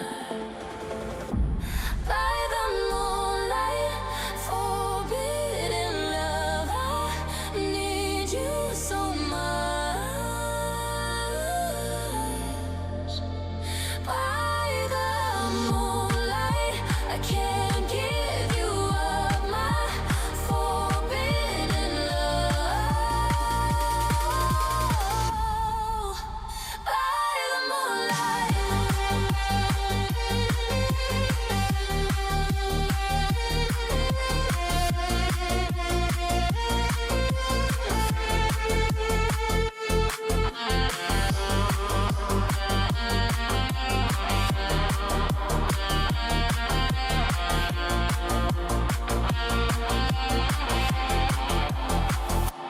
By the moonlight, forbidden love, I need you so much. By the moonlight, I can't give you up my forbidden love. By the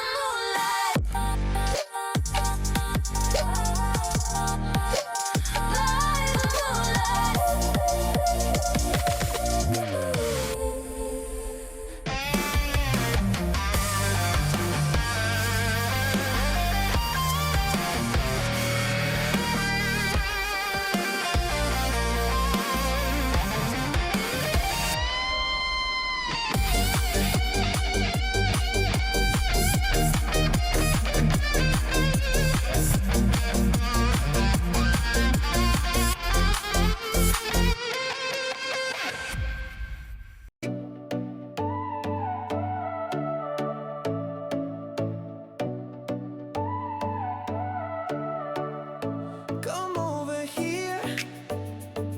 I see it in your eyes, I feel it in the air. I know you're going through it, you know I've been there. But life is like a highway, it ain't always fair. It's how you persevere, chasing the wind.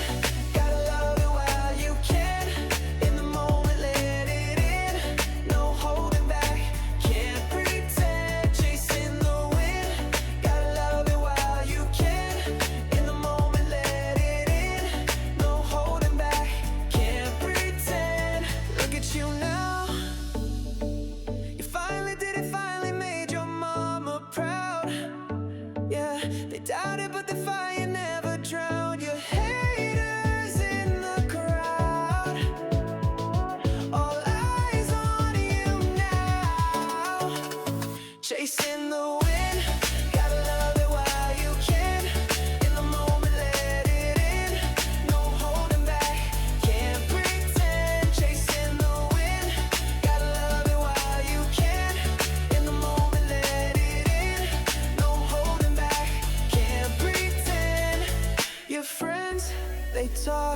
saying you should be the one to stop. They say you're wrong. Don't you let them get into your thoughts. They're gonna tell you anything, but that's not the way you should think. You're a star, gonna win it all. Chasing the wind, gotta love it while you can. In the moment, let it in. No holding back, can't pretend. Chasing the wind, gotta love it while you can. In the moment, let it in. No holding back, can't pretend.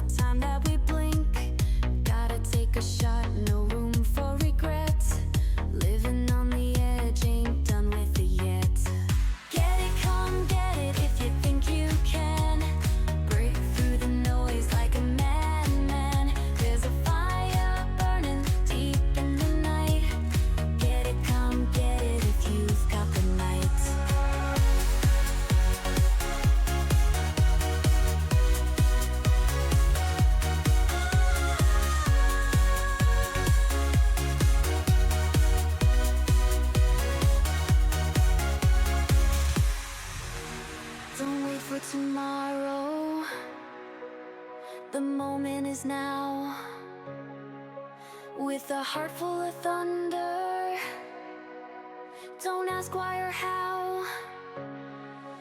In the ruins of glory, find your ticket to ride. It's a roller coaster, baby. Buckle up for the ride. Get it, come get it if you think you can. Break through the noise like a madman. There's a fire burning deep in the night. Get it, come get it if you've got the night.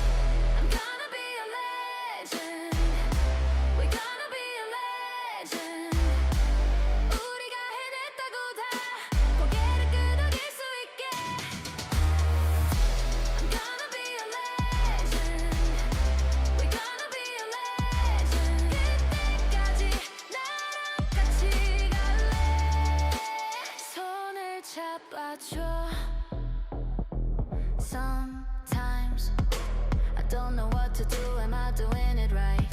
마냥 나이만 먹어가는 걸까? 다 잘하는 사람이 되고 싶어. 똑같이 하는 건 재미가 없잖아.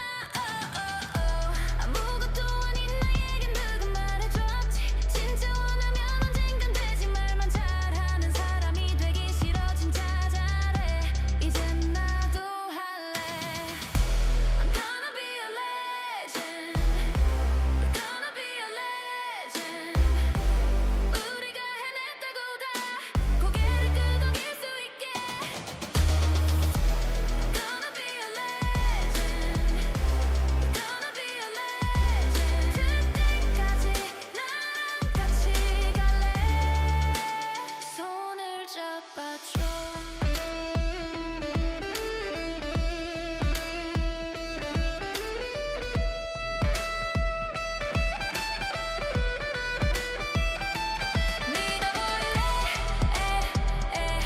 이젠 해낼 수 있어. 믿어볼래. 이젠 해낼 수 있어. I'm gonna be a legend. We're gonna be a legend. 우리가 해냈다고 다 고개를 끄덕일 수 있게. I'm gonna be a legend. We're gonna be a legend. 그때까지 너랑 같이 갈래. 손을 잡아줘.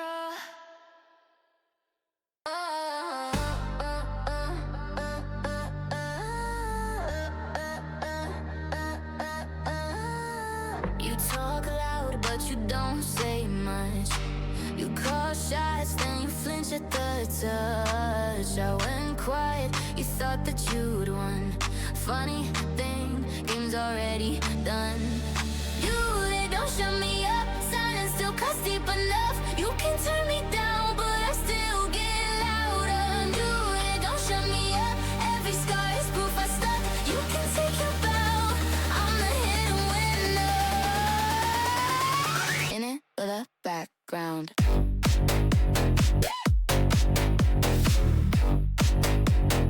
In it for the background.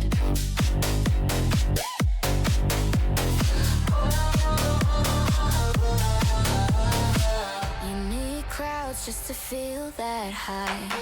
I need breath just to choose my side. I lost you, but I found my skin. Say I'm gone, watch me still get in.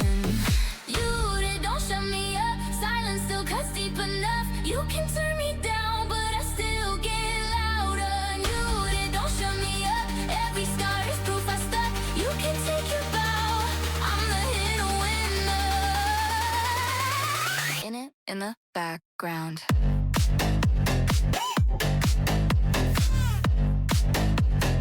Winner in the background.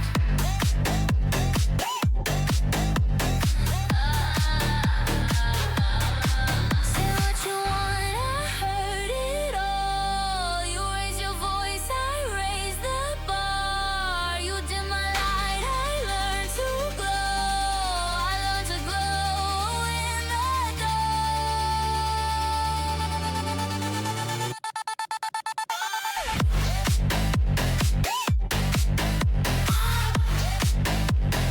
Winner in the background.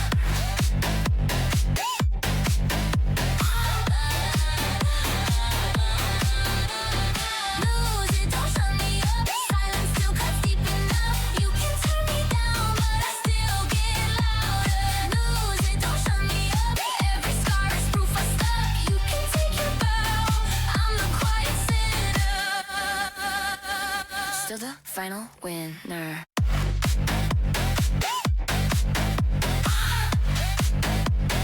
Winner in the background.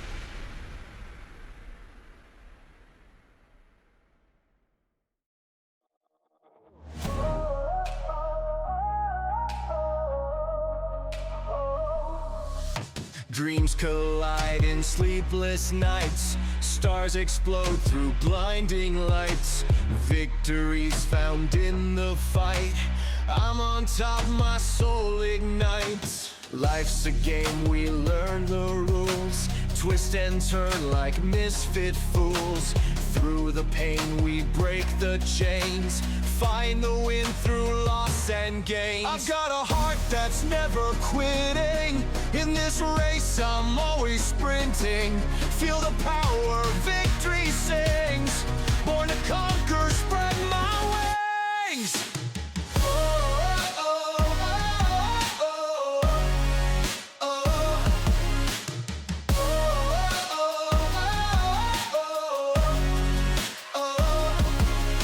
Castles built on hope's foundation. Rivers run with pure elation. Through the storm I'll find my way.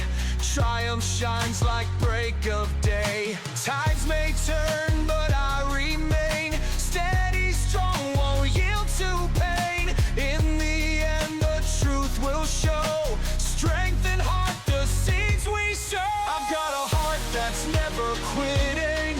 In this race I'm always sprinting. Feel the power, victory sings. Born to conquer, spread my wings.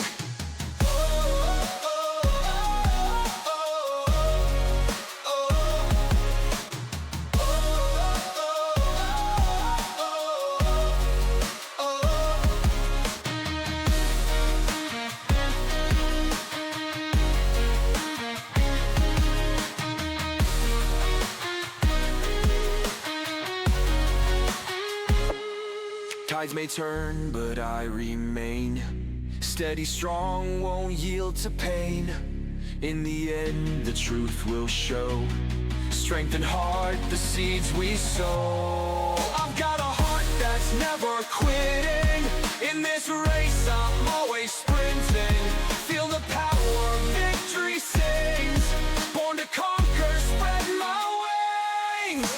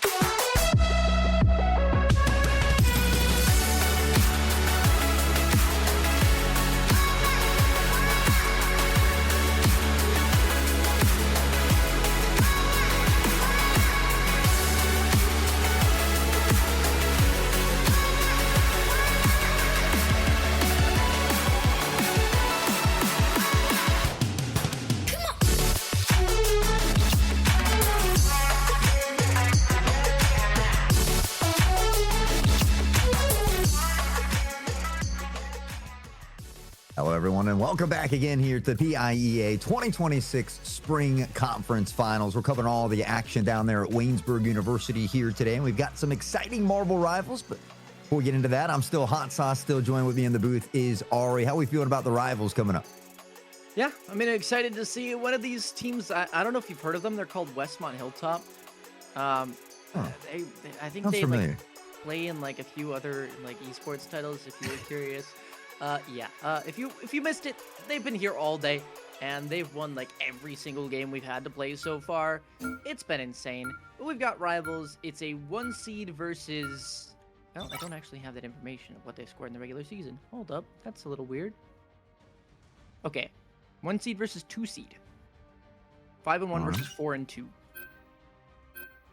So, I mean, that's kind of been the theme throughout the day. We've seen a lot of very evenly matched teams as far as stats go, but it hasn't always been the case as far as the way the game has been played out. We're taking a look at some of the player bans and protects, if you will, and it does look like Bucky is going to get saved over here for the side of Westmont, I believe. For each of these teams, having a hit scan player is almost crucial, is what we've been seeing recently. Not only in the PIEA, but also just a competition elsewhere. Having a solid hit scan player that can go not just to Hela, but to either Hawkeye or Bucky or any sort of these characters. Heck, even Black Widow has seen some play time. So you really just have to have that ability. Phoenix has been the big save, if you will. But having that ability and then being able to as well have a team that plays around it, have a solid Vanguard hero pool, also something to keep in mind. But Penny save, Strange ban. We're kind of going for a little bit more rank strats. I'm expecting to see a Magneto out here. Not as a save, but just as a pick. Oh, well, okay. That works too. There you go. You speak his name and you'll get to see it here in full effect. One more protect coming out from Indiana area senior high here. We'll wait to see. And then, of course, a couple more bands to come through as well. But, you know, there's a really great opportunity here for Westmont Hilltop for players like Moose, Tony, and I believe Alien Dog. I'm not sure if maybe there's a couple different gamer tags, but same players on there. But, you know, they have a chance to potentially bring home a plaque or a title in Overwatch, Rocket League, and Marvel Rivals all in the same season, which is a pretty crazy feat on its own. Now they just got to go for the full circle, right? They got to go 4 for 4 next time. Now they got ways to work, things to look up to, but yeah, they also have to get this one under their belts today and now. Star-Lord save, I don't want to say it's unheard of, but it's untraditional. Gambit ban is more traditional for what we have been seeing. Groot must be a target ban on a particular player because chances are you can play against a Groot a lot of the time. Invis Woman is very common right now. Luna Snow as well. We're not seeing a whole lot of Mantis with the rise of Gambit, but since Gambit is banned, you could opt for that Mantis if they do choose. But how these comps are looking up, nothing super crazy in terms of out there. We kind of expect most of these picks, except for maybe the Black Widow. I mean, I love sniping in everything that I play, so I'm always on board for a Black Widow, but it looks like they're going to maybe teeter with that idea here as well. And Punisher, he's been a staple, I think, for a long time. You combine that with Bucky. We saw that very, popular back in the day. Obviously, once that team up kind of went away, things had changed a bit, but Magneto, Penny, I mean, all phenomenal tanks. Magneto just so great at dealing with many things. So we do see a little bit of some mirror action going on in the fact that we do have both Magnetos and Pennies out here. I am a little worried, though. I see the strategist Deadpool, and to me, that is the weakest of the forms. I think the lowest pick rate out of the 3 forms as well. So paired with a Luna Snow, I'm a little bit worried about their raw volume output of heals, and I'm expecting that Magneto to feel a lot of pressure. That cooldown management's going to need to be perfect there on Spine, otherwise the rest of the team is going to be left playing a TDM style, which I think is what they're going for in the first place, but it's still not something you should rely on to win all your fights. Oh, we'll see him here early, fighting around the point as well, just trying to get a little bit of control and fight for some positioning. DJ up in the front of that battle here, and I'm interested to see where these nests get put up, but already Alien Dog finding this first pick on the Deadpool, and that was something you had mentioned as we got going here. Yeah, I mean, it's just one of those characters where you have more value on with that overhealth, and just the support capability really, the abilities aren't built to keep teammates alive, it's really for yourself, and those deagles are really good for landing a lot of damage, which is why the character's kit is typically a lot more valuable when aiming at the enemy direction, although SK is going to go down here as well. Westmont Hilltop, a strong first point. Of course, remember, this map will shift at around 50-75%. I forget which exactly one, but this is pressure that they're applying, percentage that they're gaining, and nothing that they're really struggling with so far. Yeah, they got him into this nice little choke point as well, and it's hard for Indiana to kind of pressure through this, especially when you have this Punisher back here just raining down a hailstorm of bullets. But Maybe off the back of some ultimates here, they can begin to pressure forward. Still searching for that first pick, but it is the executioner time here as we see again the gun just putting down the bullets downfield. Keaton finding that first pick. Alien eventually picks up on the Penny here, and without that support and Star-Lord, Indiana is going to have to regroup here. I mean, Penny's just minding her own business on site, and the rest of the team just going after the opponents because, well, they feel completely safe doing so. They've got the initial pick onto the Penny with Alien Dog's ultimates, and then the rest history. Indiana area, they need to go for a hard engage, right? And unfortunately, their comp doesn't really allow them to do that. Now with the swap over onto the Magic, there is a world you have a little bit of dive, but you also need your Star-Lord to capitalize off that. And I'm not seeing that aerial prowess yet, especially as Spine's going down. You're not really being able to get sets, and this team is just so disjointed right now. Yeah, I mean, maybe you can use that ult to come up with something big, but overall, you're going to need more than an ult, and Westmont Hilltop continues to pressure forward, and again, do we get to hear it over and over? Keaton's already found one. We see Star-Lord able to reel it back, though. He finds Moose, he picks up one onto the Alien, and he gets a lot of value. The two-piece from the ult as Keaton's not done yet. And now Deadpool falls. DJ able to find Star-Lord, who's having a ton of success on the point. The overtime fuse is lit, but it is quickly dwindling away. Oh, no. Well, a unique feature from Rivals to Overwatch, for those who don't know, is that you can keep your ultimates going into the next point. If you feel the fight is a lost cause, you can just save them. And see, Westmont Hilltop have 3 here. But Indiana area, not only did they use the Meteor M on the Magneto, they also used the Fate of Both Worlds. 2 of really, really powerful ultimates, if not the most powerful ultimates in the game. And they use it in a lost fight just to touch, to maybe even get a percentage. I'd honestly cut the loss there, in my opinion. I'd probably let this one go to the second point so that you have the ammo for this next fight. Because Westmont Hilltop, they should, keyword should, just roll you over with how many resources they have available. Yeah, I think it was maybe kind of like a panic desperation attempt that might come back to haunt Indiana, because you look up there and yes, Moon Knight is halfway, but everybody else kind of expending their ult at the end of that fight. And so having to build that up, the ult economy for Westmont Hilltop, you touch base on it, 3 ready to go. And you look at Alien Dog, almost to 90% as well already. Realistically, they could kind of stagger out these ults, win the first 2 fights, and really look to shut down this first control. And I do like this Magneto pick, especially with the Penny nests available. However, the Penny gone down on the other side means that you're now struggling to keep any of the space with the invisible barrier in sight. It's just a whole big struggle, and SK seems to be that kind of bright light in the midst of all of this chaos. The only problem is just being drowned out constantly by 5, 6 suns on the other side. The Moon Knight coming over here. And it looked like he had a good attempt there. I mean, you see the ult come raining down. Unfortunately, he doesn't find a single pick from the sideline battle. And with that, Indiana is going to have to try to find something that works. They get a pick here off the back of Deadpool, though, and it takes out a support as well. Moose the first to fall, an opportunity. Cloak and Dagger is going to drop the ult, though. And it just allows the team to hang around for so long. Cloak and Dagger thing can kind of focus more on that damage roll as well. Great job here from Westmont. Absolutely love to see that, but as well, that Kraken impact thrown into the sky, invisible barrier as well will mitigate the damage for the moment, actually help Indiana area win a fight. The picks kind of come on through with the infinite HP, or so it feels like, to Westmont Hilltop, and they will have to hit the reset button. They will have to back up, and a fight has been lost. Eventually, it took a hot minute, but Indiana area found their win condition. It was use those support ultimates in cycle and allow for your team to flourish. They've already built the Moon Knight ult back up here as well, and they can continue to vie for some space towards Spawn's side here. They'll look to see if they can keep Westmont Hilltop locked in. Unfortunately, it might not be the case here. I wouldn't be surprised if we see a bunch of ults being unleashed here from both squads in a moment. Absolutely. I think Penny's going first. No, invisible barrier to engage. So they're trying to close this distance. That is going to be the Deadpool ultimate. There's the Meteor M I was hoping for, but it's on to the support of Deadpool. It finds 3! Ain't no way! Tony buckets with the 3-pointer, and this fight is completely in favor of Westmont Hilltop.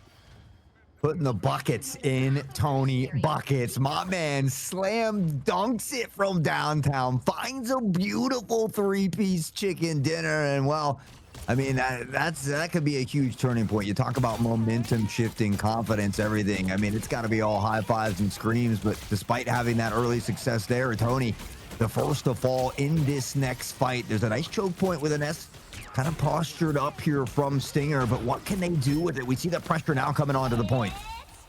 There's another Kraken Impact ready. That's my worry. I mean, obviously, Bucky is trying to find somebody to get a little bit low before they attack on, but it looks like they didn't even get a tag. Instead, no picks will be available there. The invisible barrier comes on up, hands a Conchu as well, and you are just not getting through that choke. Infinite heals on the point, infinite damage at your spawn, and you will be spent back to it, as now only one player has remained, and it's the player that went down first in that fight. Yeah, and you look at the alt economy, and really, I mean, it's not great for either squad here. Penny close, maybe the closest, but an opportunity for Indiana to take the lead here away from Westmont Hilltop. This next fight's going to be a crucial one. And Moon Knight finding the first pick on Bucky is exponentially huge for this squad. They continue to duke it out, but they've got the ult here in Deadpool. Penny in some trouble, the next to fall as well, and Indiana should be able to hold on to this point. I love how Bunny here is playing Star-Lord like a Tracer would in Overwatch. They're not exactly going too aerial. They're just playing how they would comfortably. Staying on the point, launching a clip into one person, getting that quick reload dash, and then going in for another. But now it's a whole different series. You're going to be using that legendary up above. There's another Moon Knight ultimate. Just not breaking through this choke at all. You have support ultimates maybe coming up, but you got to get there. You need a touch first before that can happen. 3, 2, 1. You got there in the end. White Fox does have the ult. They are going to choose to use it. And back the other way, Deadpool ultimate as well, making this an even fight. That pettiness got to go down, though, in order for that damage to be ineffective. And there's the Meteor M. It was big last time. This time finds nada, except the damage onto the Penny, which eventually gets taken down. Point looks like will be flipped here, but it is a nail biter still. This fight dragging on a little bit longer than it should, and Kraken Impact is baited out.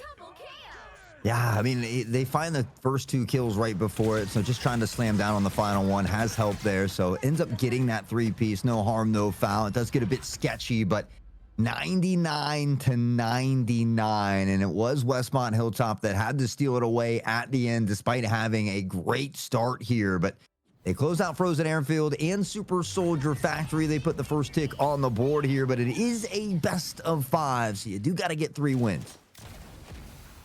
I mean, with Marvel Rivals, we talk about it all the time. You cannot tell what the series is going to be like based off of domination. Now, can it be telling? Sure. But don't treat it like it's absolute law, because the way that you play domination and the way you play other map styles completely different. Taking a look at the scoreboard here, I mean, of course, Alien Dog dealing at that high levels of damage. Tony Buckets with a few final hits as well can join Keaton, on the top half of those final blows. On the other side, Indiana area, I mean, they tried their best, but it was kind of a 2-person show with SK popping off and I'm So Chic as well using their ultimate, the only kind of bright lights we saw to win those fights through.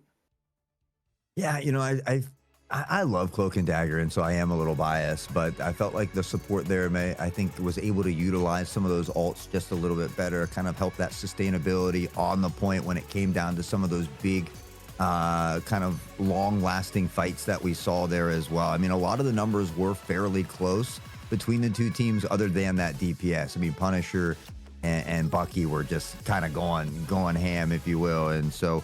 you know, that I always look forward to the next one. Then do we see some of these bans change, right? You look at some of the strengths from your opposing teams, you say, okay, they're really, really good with Punisher. It's just something that's annoying that I don't want to deal with. And so we might see some of those bans change a little bit. Oh, I could have told you from even after the first fight of Submap 2, Moon Knight's getting banned. That's just it. They're like, Moon Knight is no way making it through to this next match. It's just not going to happen because SK got way too much value out of that. Just should not be the case. I mean, Moon Knight, don't get me wrong, great character. Honestly, takes a decent amount of skill to find that value and not get your onks broken, things like that. But just how often are you going to let that one slide giving you so many problems in that first map. I think it's out the window and trying to find something new. We saw them kind of dabble with Psylocke a little bit, with Magic a little bit. Curious to see what that player ends up on.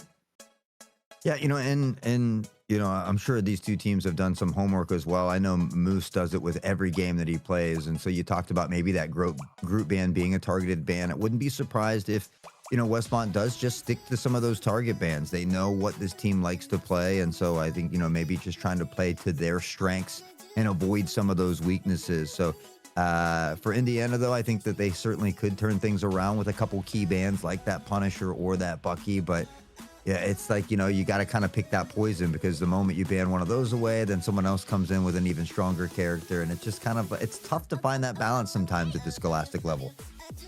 I think Bucky's going to be the first ban. I think then Magneto, if available, and then Punisher. As much as Punisher gave them a whole bunch of problems with the raw damage department, that can be healed up. I'm saying what they would think. I think it's a bit tough to do that, but it could be healed up. It's not entirely final blows every time. And then on the other side, I think you ban that Moon Knight. You probably ban the Invis Woman, because you can play the Cloak and Dagger, you can play the Lunar Snow, you can kind of get away with things there. And then I think the last one, up to comfortability, or those predetermined target bans like the Groot or the Penny. But we are going to head to Yggdrasil Path, and this is honestly Old Faithful for me. I love this map. Yeah, I love the Yggdrasil Path too. Honestly, I'm probably just because I haven't played in a while, but I've always tend to kind of like the original maps that have come out. So, but for me, I feel like it does still kind of favor Westmont Hilltop. We saw, again in that second sub map a lot. Indiana kind of maybe changed the pace a little bit, but that first one was 100-0 as well. And it seems like Westmont Hilltop has just come very prepared today. It doesn't matter if it's Overwatch, Rocket League. They've done their homework, and they're looking to solidify that third title here in Rivals as well. Venom ban off the rip. That has definitely got to be a research ban. Venom can be a strong character, can also be addressed, and maybe they just don't want to deal with the character of Venom. Now, the only problem is Moon Knight has been saved because you went for the Venom first. And so that means you're going to have to deal with a Moon Knight. And I hope they have a plan in store for that. But right now, not going to be the case. We had the Bucky, now the Punisher. We're still going to see the Magneto save come out most likely. But as for that second ban, Invis Woman maybe? Penny? Yeah.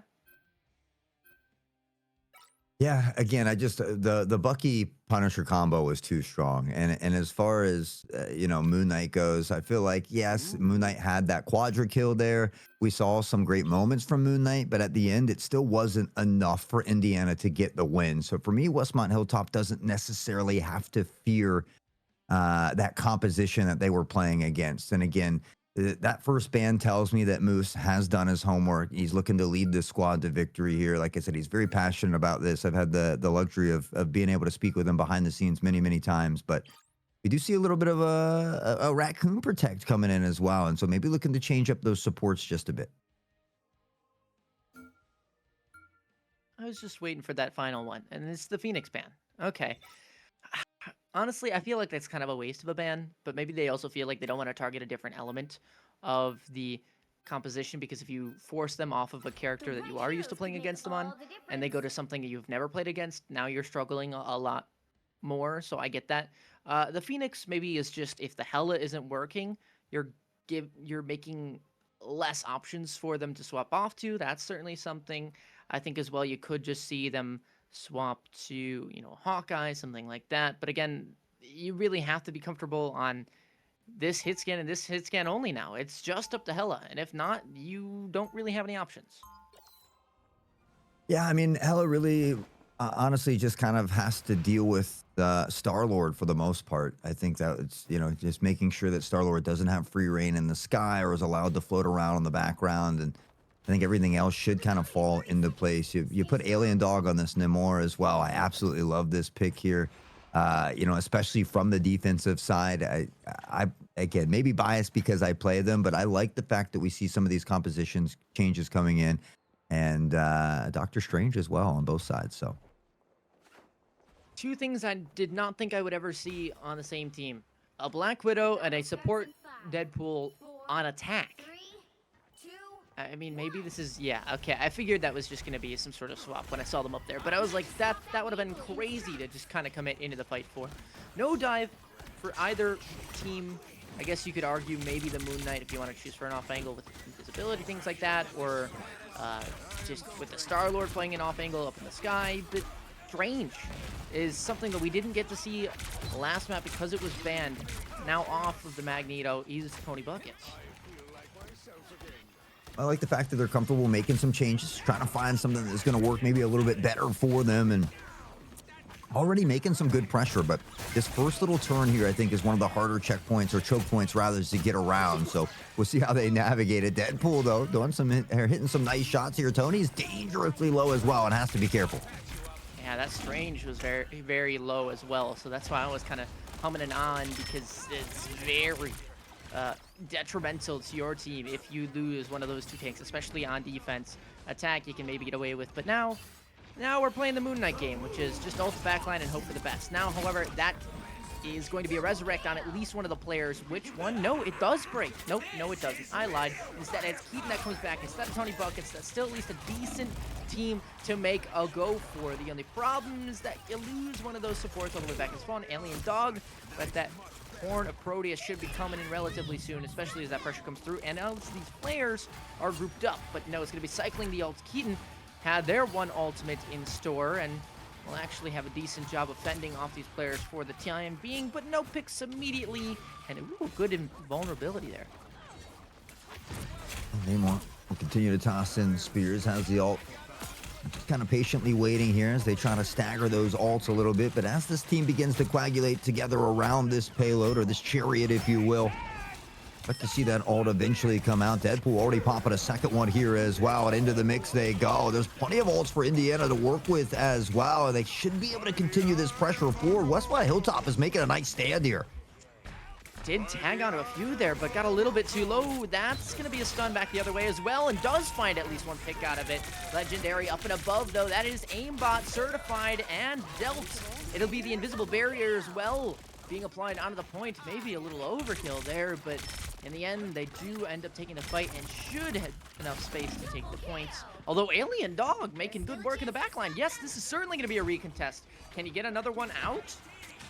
It's pretty close, but I'm scared. I'm worrying.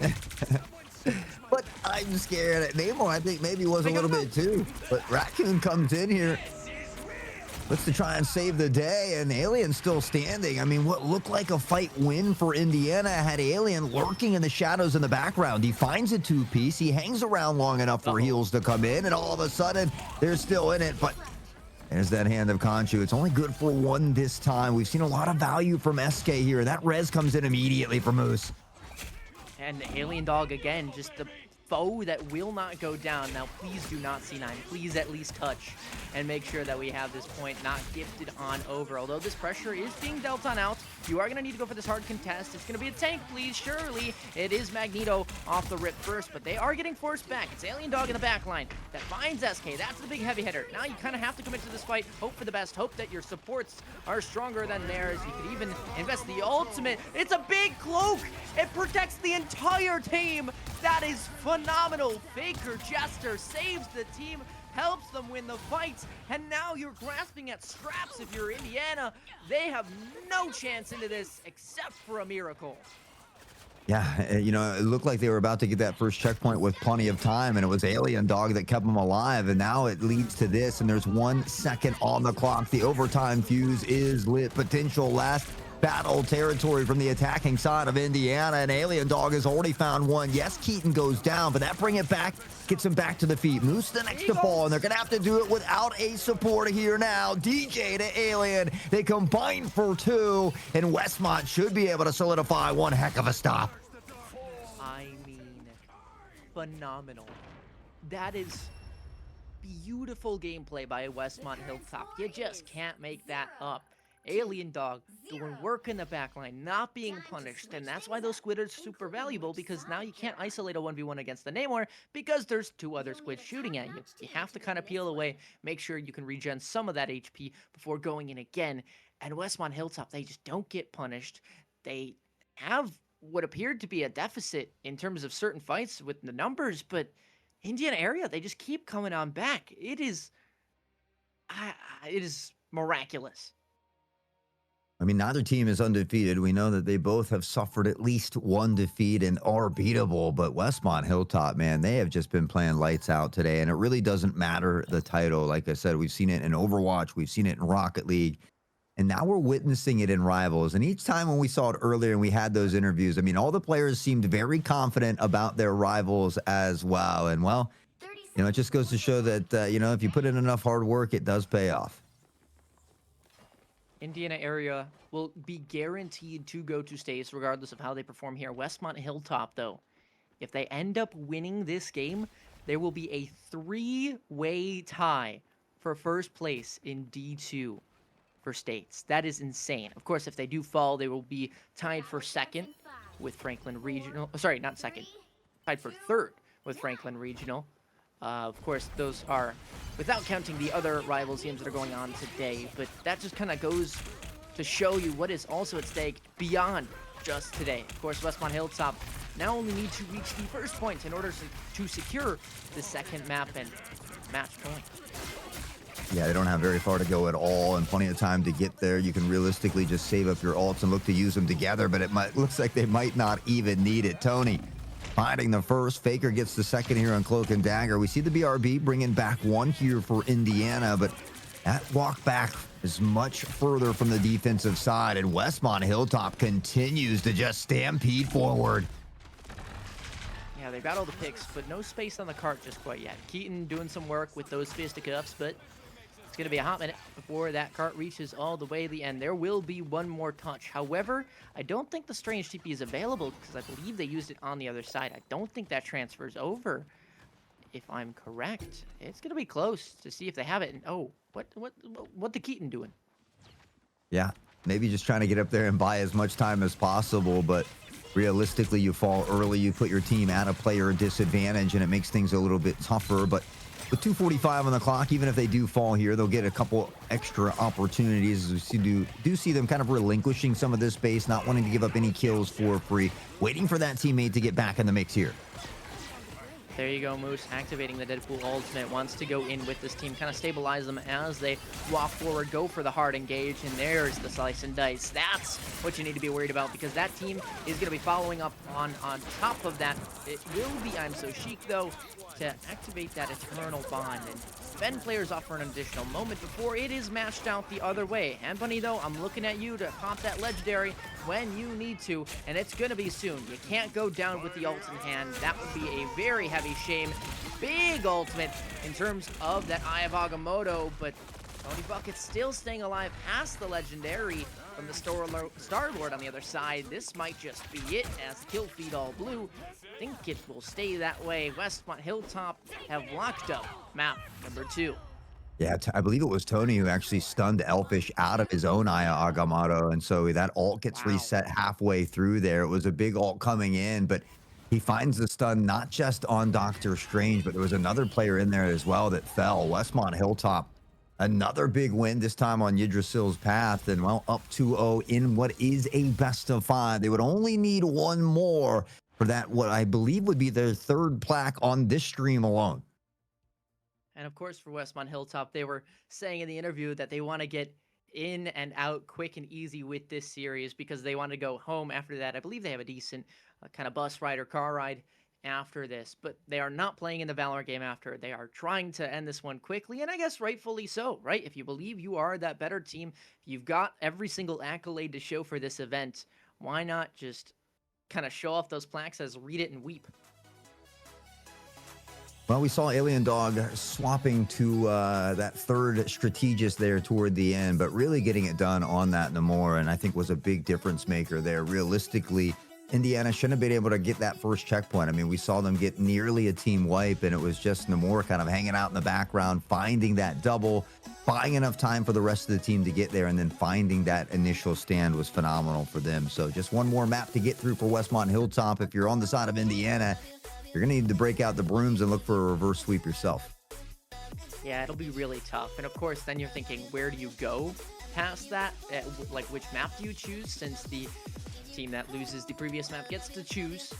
And I think if you're gonna go anywhere, I'm feeling a Hall of Dajalia.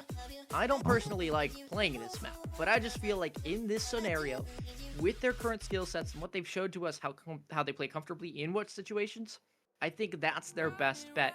A lot of the times you are going to see draws on this map, but that's because it is super, super tough to attack against that high ground where the engages will come in from the defense to recontest the point whenever they feel like it, and it's about when they take that fight that is the toughest thing on that map and what separates the good teams from the best teams. I wouldn't mind some Clintar or Tokyo. I don't know. Feel that? I really like Clintar a lot. I hadn't got to play Lower Manhattan much myself, but I have heard some nice things about that map.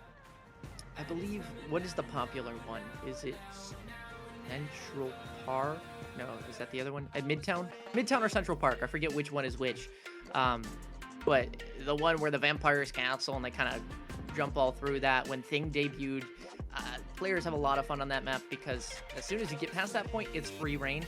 And some teams like playing defense on that map because they can kind of just, same thing as Hall of Jalia, play the high ground or play a choke and just keep on pushing back. You can run defense dive if you have, although I don't recommend that because it typically doesn't go well. You can also just run sheer damage output and tanks that will keep you up because it is tough to break through that initial choke. Well, we'll see how Indiana decides to address it here because their backs are going to be against the wall. They've got to find a way to win this next one if they want to continue this series here and look to get a championship. But it'd be interesting to know who Westmont found their one loss to throughout the regular season as well, right? This is a team that has suffered a loss at some point, but they look so strong today. And again, it really doesn't matter the title. We saw it in Overwatch. We saw it in Rocket League. I mean, even two of their Overwatch teams had a showdown match. I mean, they have a very good program. They've, like I said, they've come with a game plan, and they really haven't had to change it much. We haven't seen teams kind of force them out of their play style in any of these titles yet. I guess we should probably change the stream title to Westmont Hilltop featuring PIEA. Because that's fair. what it feels like right now. It is the Westmont Hilltop show.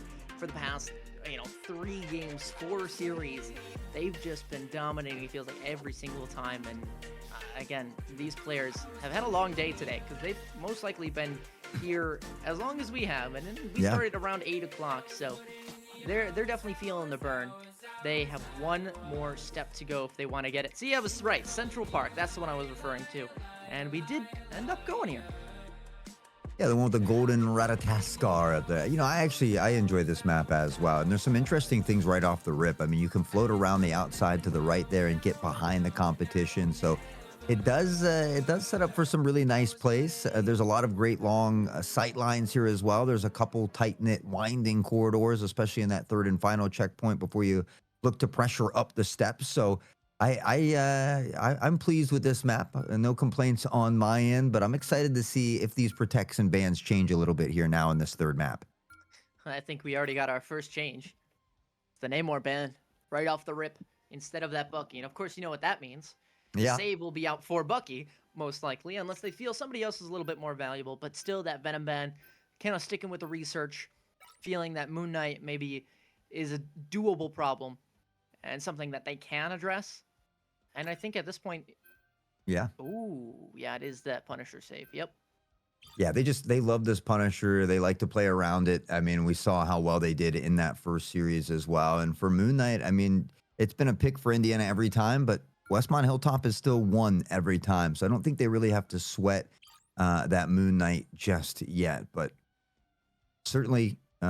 we saw SK get a lot of value from it, especially on control. But again, it just makes me feel like Westmont has done their homework. They kept the Groot away on that domination specifically. And then once we get to these payload style maps, they are adamant about making sure the Venom, whoever plays Venom on this other team, does not get a chance to play that Venom. Is this the Moon Knight ban? Does it come through? Because from what we're seeing on the hovers for Indiana, at least, although we know obviously that won't be the comp. 3 Black Widows is not possible. They're not planning on currently playing the Moon Knight, although that is the Star-Lord banner. I'd almost I'd almost rather leave the Star-Lord in if you're Westmont Hilltop, right? Because at that point, you're kind of feeling comfortable going up against it. You have a consistent hit scan, but maybe they just don't feel like looking in the air. So I guess fair enough. Yeah, you don't have to worry about the flanks as much. Moon Knight, you talked about it. You can get a little bit of an off angle, but he's still not necessarily a dive or, a big flank character, if you will. And so I feel like their composition is probably a little bit easier for them to deal with. That Star-Lord ult is another one, that auto aim.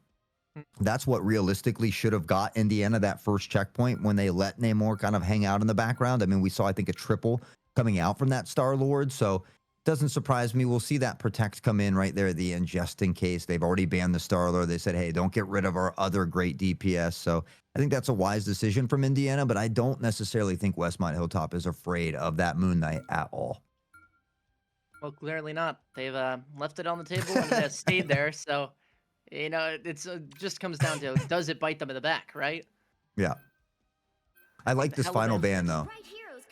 On the Invis Woman or the Hell? Yeah, because the Invis Woman is something that I feel like Indiana can use very well. Her ultimate is another great ult, but the fact that we get to see Westmont Hilltop keep the Cloak and Dagger that they've been playing. So, I mean, Faker has been huge with this Cloak and Dagger. And then the fact that they get rid of Invisible Woman. I mean, it seems like Star-Lord's gone, Venom. They got a lot of these key players that Indiana enjoys playing out of the way. And man, I'm really hoping for a Squirrel Girl here. I'm so sick thinking about it. I love Squirrel Girl. I'm totally down for that as well, but maybe that's us saying that as season 0 GMs and nothing past that. But I'm seeing Moose here on the Gambit, which traditionally Westmont Hilltop went for the Gambit ban in the end. And I guess Moose might just be feeling confident enough to be like, hey, let's just kind of have a little bit of fun.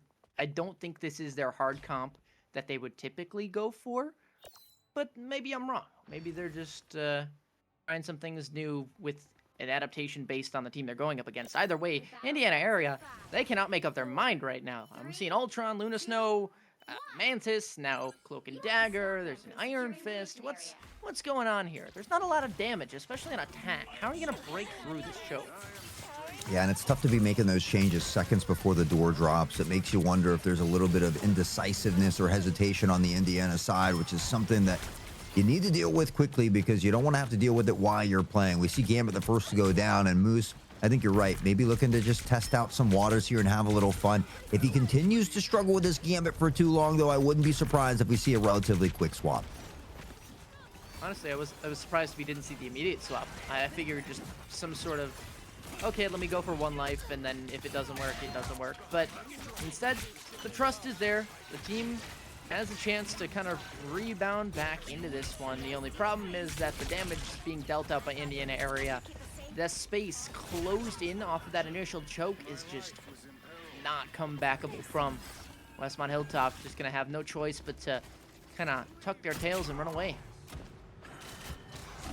Yep, we'll see him finally unlock the payload here, and honestly, they do it very quickly. So 5:21, plenty of extra time on that clock. Moose still toying with the idea of Gambit here, and I'm starting to wonder, I kind of expected more than one death, but now I'm starting to wonder with how quickly Indiana has unlocked this payload, how long we're going to hang on to this composition. Well, not only that, but Rogue. DJ, I love you, bro, but Rogue is just not, I don't want to say not a good character, but not played for a reason. It's just really tough to get the value out of this character, and I believe in you full-heartedly to try and find something new that no one else has before, but traditionally, in a team setting, your team is going to benefit a little bit more if you go for a gifted character. Phoenix ult, though, in the mix here, along with Ultron. Ultron shredded by the Punisher ultimate, and this should do the job for at least the first wave of battle coming in here. The only problem is, how do you replicate that now going into the next few fights? Well, BJ finds a pick from the Rogue. He's trying to make it work here. We see them making a bit of a stand. This allows them to get some good pressure up towards these steps as well. And if they want, they can really kind of choke them off. But honestly, I like this decision a little bit better. This corner is such, in my opinion, it's a much easier choke point to hold as well. They don't have that payload to kind of hold or hide behind, so it makes this walk back a little bit tougher for that attacking side as well. Penny on attack, I was kind of doubting on the way in, but seems to be doing at least okay. That Nest kind of setting up, and Westmont Hilltop having to kind of re-engage into the payload has been a problem. The Spider ult, though, going to be used here. Looks like just to kind of keep scaling in, because again, situations where this Rogue is absorbing ult charge now and almost went down there, but that Meteor M not going to find its mark. Instead, it will be back the other way. Eternal Bond will now be forced onto the carts, and be careful you don't go down to that Spider Nest. And they do not. Moose, a lot of strong damage in here as well. Indiana area stole for the moment, but waiting for that next kind of big blast. It is going to be that Phoenix ult. Hello and goodbye, question mark? There we go. Couldn't see off through the smoke, but eventually gets there. Yeah, Tony, a nice two-piece.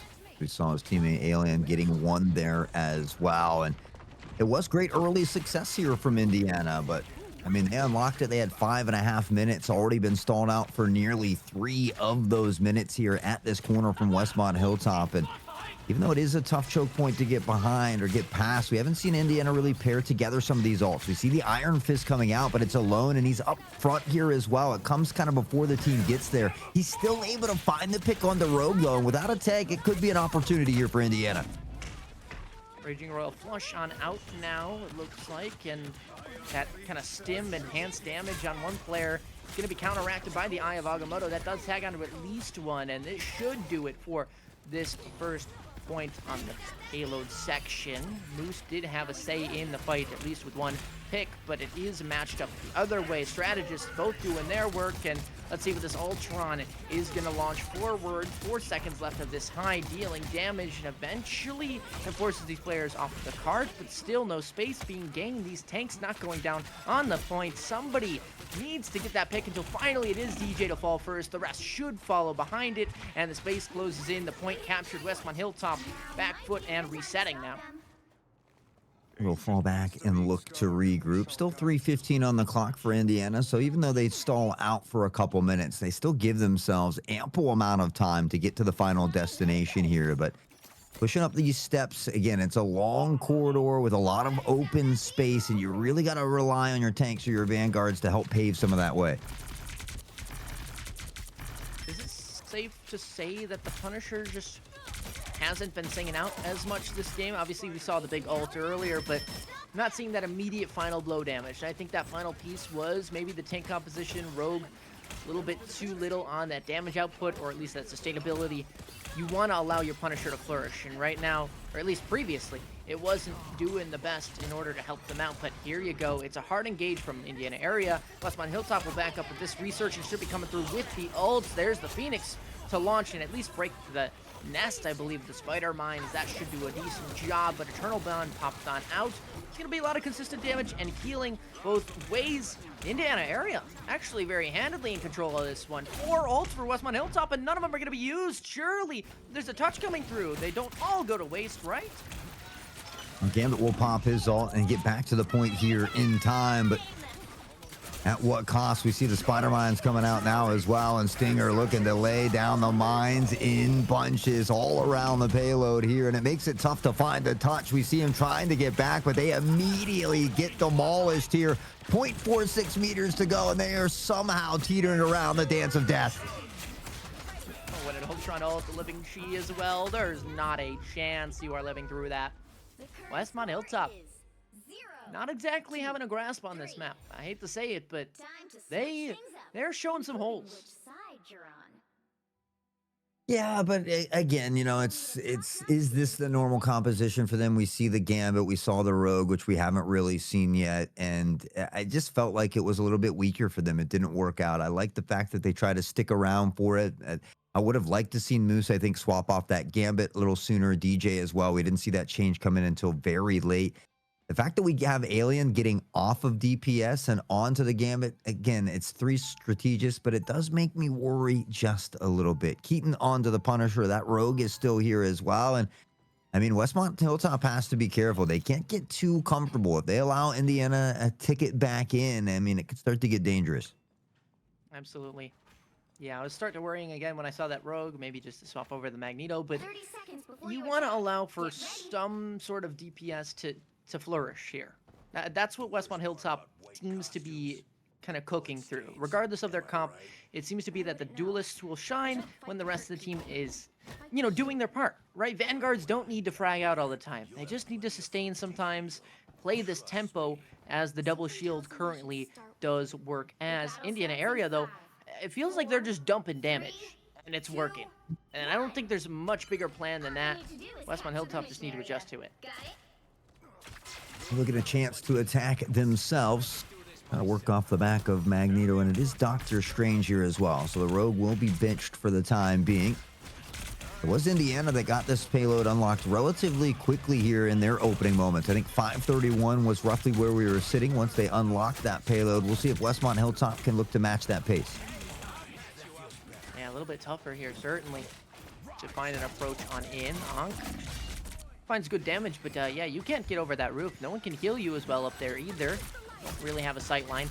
I'm looking towards this Doctor Strange. It's a bit overextended. Now, of course, they do have that get out of jail free-ish card, but it is still a little scary to see them up in the front lines, taking a lot of damage so consistently, and not being able to really have that quick burst of healing back. Yeah, Indiana has just really made some great adjustments along the way, but as I said, Elfish getting caught out a little bit too aggressive here, and Keaton's going to make them pay. They find that first pick. That swap back is a bit longer for Indiana, and now a chance. Keaton's going to drop the hand of Conchu as well. Needs something big. Does a ton of damage, and eventually they collect the kill onto Doctor Strange. This is an opening for them. They should be able to pressure on, look to play together. Alien will pick up one more. Keaton finds another, and Westmont Hilltop should now be able to unlock this payload as well. Good chase there. Good target fire by Keaton just to make sure that you're taking down the player that you are shooting at in the end. And Eye of Agamotto used an last-ditch effort. I mean, it's actually a TP from spawn, so I was going to call it a little silly, but it actually ends up being an A-OK play as long as that team can help you out. The Ultron ult as well up in the sky. Eye of Agamotto, though, back the other way. Doesn't really tag on to too much. This fight very much still even. Raging Royal Flush, though, I'm looking for it. I'm waiting for it. It's not happening. And that's starting to worry me a little bit because now you're starting about that max value you could have gotten doesn't come through. Instead, this is a bit of a reset, a back out, making sure that you don't go down early and trying to find a punish on players that do overextend. But it's a 1-for-1 in the back line. It's still nerve-wracking. Moon Knight's off in their own land before getting taken down. So is Ultron, but they're the one in the sky. And it feels like no one's in control of this fight. It is definitely scrappy, a bit ugly around the central point here as they're still trying to unlock the payload. They got one tick, but they need two more. And we see the ult here from Penny as well. Potentially could come out. It does. And now we'll look to push him back. And this is where it gets difficult for Westmont Hilltop. This ult last time here at the end of the round completely destroyed them. The hand of Concha will rain in. Faker going to be able to find one here as well on the SK. Agamotto used not quite finding anything, but nor is the meter M onto the Eternal Bond, which means support ultimates are going to stay on up. Tony Buck still getting the good old-fashioned resurrection. Living Chi, though, versus Eye of Agamotto. Again, this is like 2-3 Strange ults that have been used in one fight, combined from both teams, and eventually it's Keaton to capitalize off of that Eye of Agamotto. It's a beautiful setup, all 6 players on the point, and there's no TP available yet for Indiana area. They will not be coming back in this one, but a lot of precious time burned away. Yeah, I mean, it was Indiana with 2 minutes and 15 seconds, roughly more than what Westmont Hilltop had at this point. Now, Indiana did stall around this little, this second checkpoint, if you will. So there's a chance for Westmont Hilltop to make up some ground. And realistically, they just have to make it to the end to look to get that overtime on the cards here. Indiana, we'll see if they can find a nice stop here as well. Again, this little turn could be a very tough one to navigate. Ultron, high damage output, going for it, but at the same time, Ultron's ult can be countered by just shooting them back. The only problem is when there's a tank in your face and Iron Fist, it's going to be a little tough to do that, especially with that swap over to White Fox. That's going to be a lot more additional healing, and then on top of that, the hand of Conchu to kind of propel everyone back the other way. So the space gain, but still no picks. It's going to be the fight kind of, whoa, that's a whole lot of damage. I mean, just use the hand of Conchu is 50% already again. I mean, they were just standing there eating it as well, lining up for Keaton, and he is surely enjoying it. We see the ults beginning to come online, and SK Now looking to capitalize here as well. He's pouncing in. He's trying to find that first pick. It's going to be Elfish that does find DJ. And with Magneto going down here early, that's going to make Tony's job significantly more difficult. Yeah, might want to reset here, but no, using the hand to Conchu on the way in. Bit of a waste in my opinion. It's a lost fight. It's one of those things where you have the most powerful broken ultimate in the game. And instead of, turning a fight, use it to preserve your life. I mean, it's a creative choice, as we call it in the biz, but maybe one that others see a bit differently. That nest, by the way, needs to go. Yeah, they've kind of had a tough time dealing with that, which is a little bit surprising, but you've got Iron Fist and everybody else kind of diving into your backline and creating this disruption. It can be difficult to deal with at times. Elfish gets in, gets out, looks to reset here as well. Westmont Hilltop has 4 ultimates to use. Unfortunately, Alien Dog on the Gambit has gone down early as well. And this Gambit really just hasn't been seeming to work out for Westmont Hilltop. Was that Tony's ult? It was. Well, that's unfortunate. Because now, again, you kind of have the same scenario. A little bit of a struggle going in here. And waiting again for Westmont Hilltop to kind of create that hard engage where they feel favorable, where they have that solid choice to kind of push on for it. But again, even think about the time they have left. Even if you cap this point, even if you cap the next one, you're still going to be struggling to kind of match that time. It has been a struggle here for Westmont Hilltop, and that's not something we found ourselves saying very much today, but Magneto will try to take things in his own hands. He finds a nice 2K here, but there is just a minefield all around them, and now finally they realize that they need to get rid of that nest. Now targeting on to Penny, pushed in toward the corner, an opportunity. It's Keaton, good for the 2-piece. But still one more fight available. This point is not over.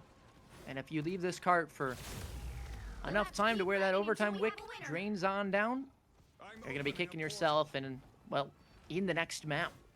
Not exactly having that queen sweep available anymore. It's the TP Punisher ult, potentially.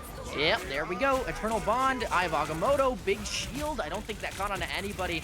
And this should do a lot of damage. No, not healed up. Elfish might instead punishes two. Punishes the Punisher. Haha, funny. But still, Moose fly barely enough. Maybe not going to have enough damage and healing to have a say in this fight, though. Indiana area might have already done enough damage to where it's too late for Westmont Hilltop. I have Agamotto available, gonna pop it on out, but it feels like they're the only one in this fight. There is a few more teammates left, and they're hanging on for dear life, but that is such a small overtime bar. You need to stay on. You get forced off, you are donezo, and 2 more picks come through, and that will be it.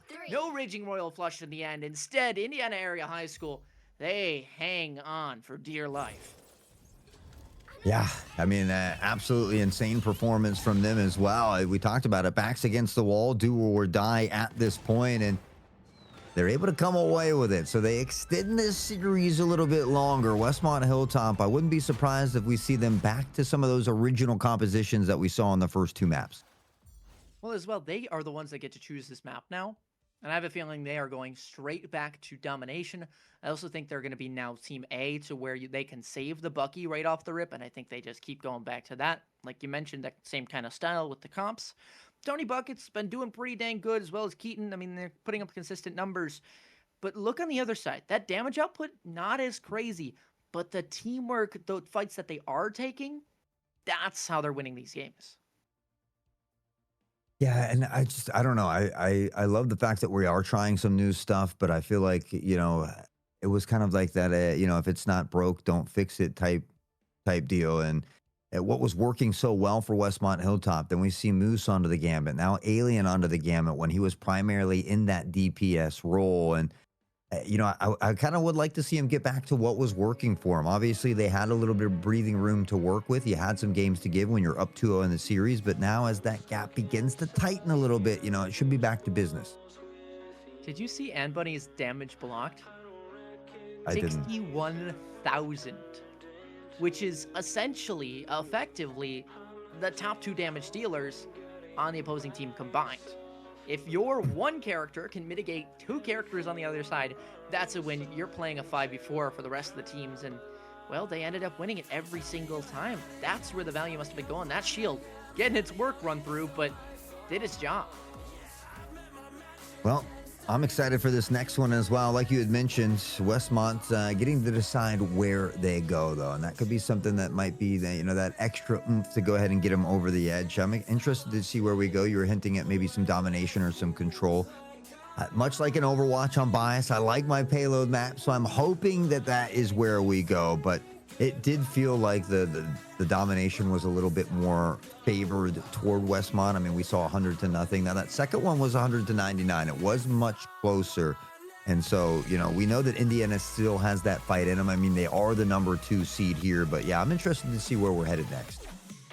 I'm also a little curious why Indiana, I mean, obviously the first map we'll chalk that up as just a rough start, a warm-up, but I'm curious why map 2 went so rough after that second sub-map on map 1 looked really good, and then on top of that, how they just magically bounced into peak form on map 3.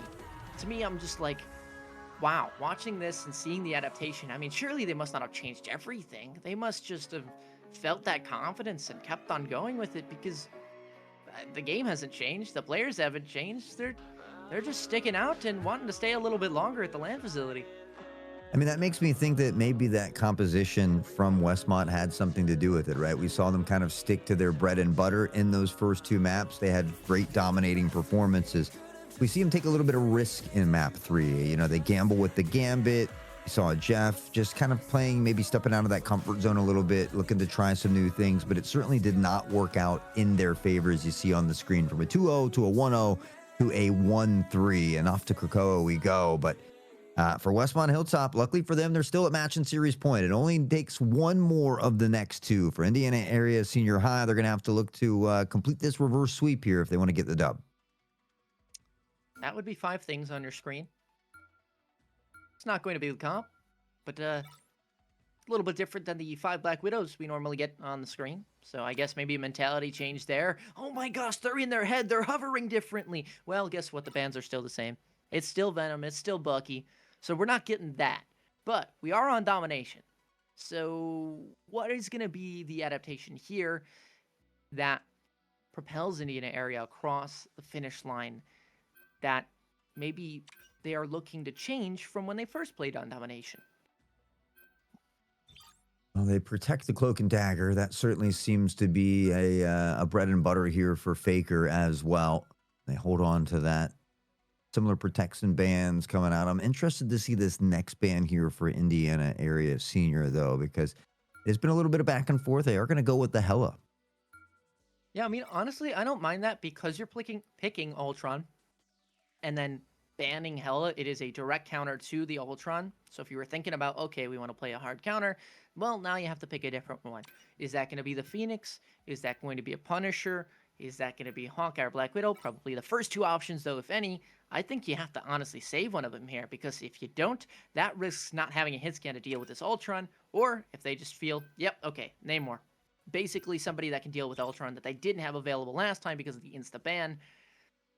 Now you're in a situation where you can kind of just play the rest by ear. I have a feeling that Gambit's going to go back up on the ban board, even though we haven't seen Indiana Area play the Bandit yet, or the Gambit yet.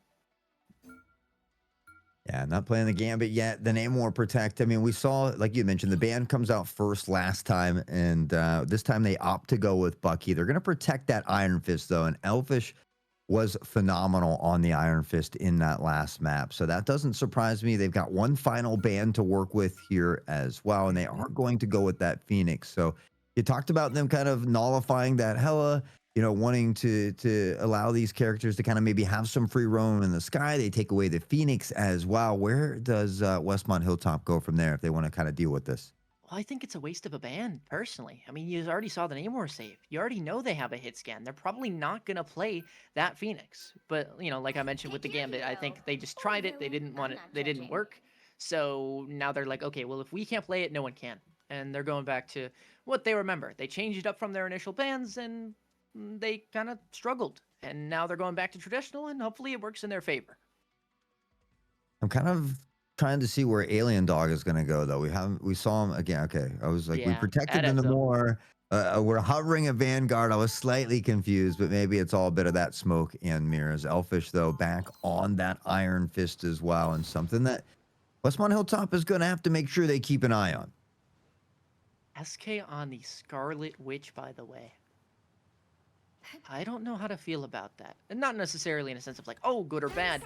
I'm trying to weigh all the possible options that it works into their comp and works into the enemy comp.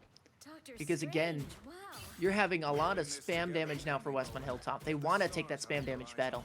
For Indiana area, though, they focused more on kind of a dive scenario. And on domination, as much as I want to say that it's going to work, it requires an immense level of teamwork, coordination, and I worry that it's not going to be consistent enough to get them across the line every single time. I think maybe off the first engagement it'll be good, maybe with the ults, but that neutral fight is going to be pain for them. Yeah, they're gonna have to find a way to make sure they keep an eye on them more, making sure to target the squids immediately as well. They've got Iron Fist in the crew to deal with that, but as both of these, Angela. oh, That changed. oh, SK, yeah, okay, I see it now. I was slightly confused there as well, but good eye, my friend, good eye. It just Onto the changed. I point. was talking about Scarlet Witch. That's why I wanted to bring it up.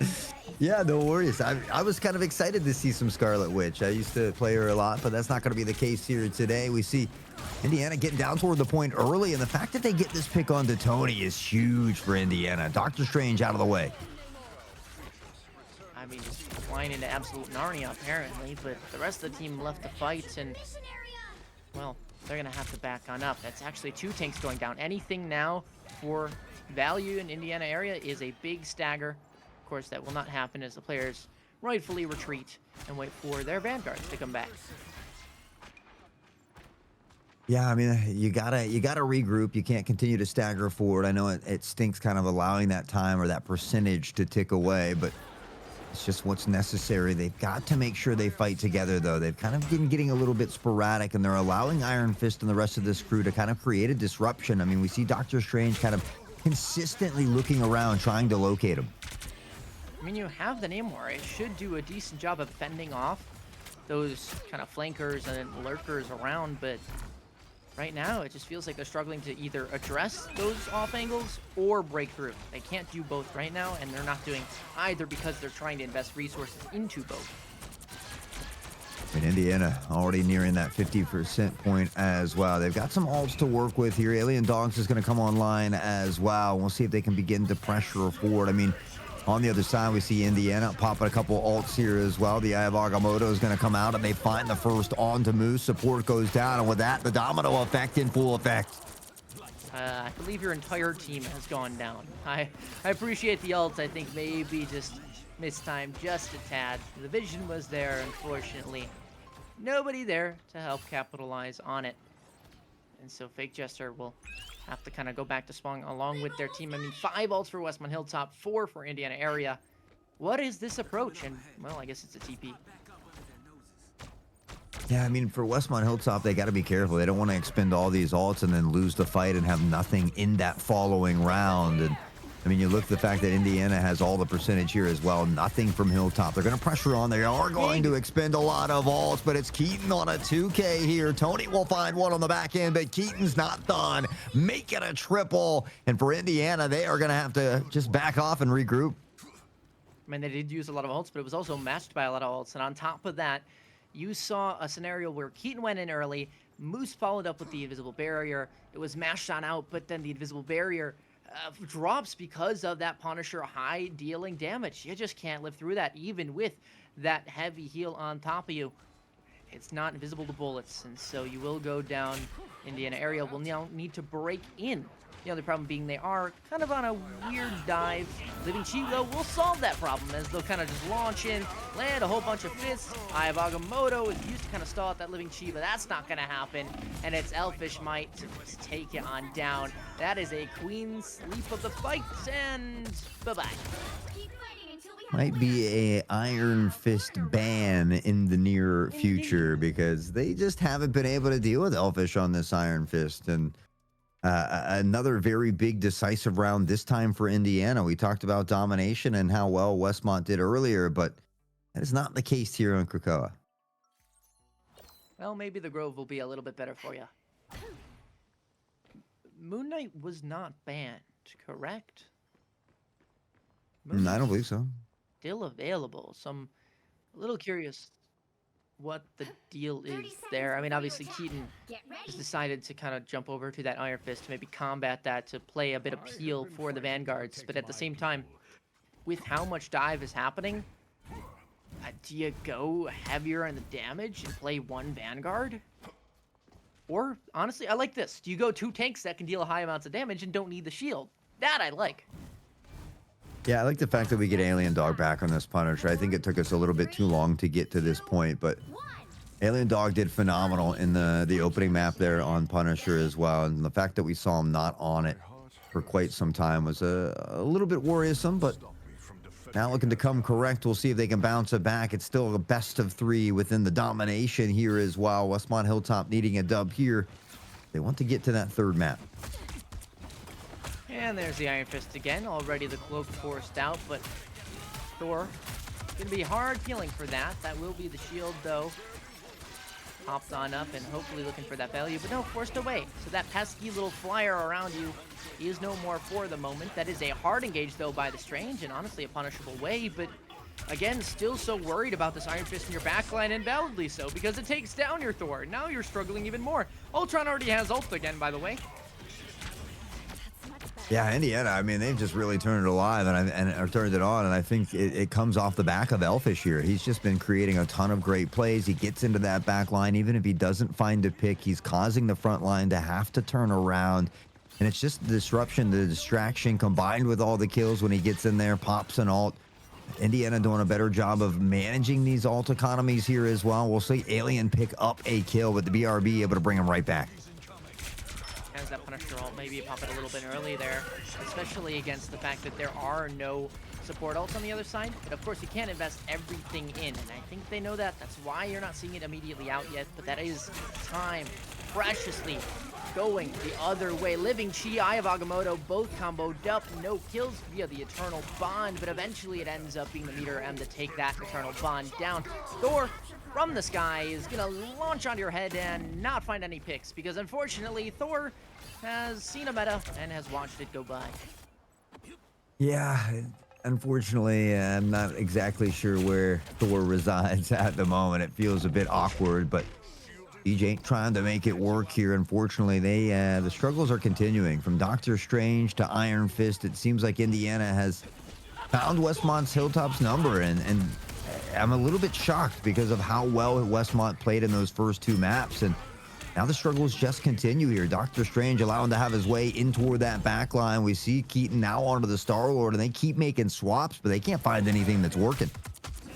Also because they can't find anything to take down Elfish, bro just runs around. Finds the picks every single time. Impossible to deal with, it feels like. And of course, now you got to go all in. Now you got to use every single ult that you can, but there needs to also be a touch in the mix here. That's a big pick onto the Ultron. Yes, of course, the shield's going to be applied here.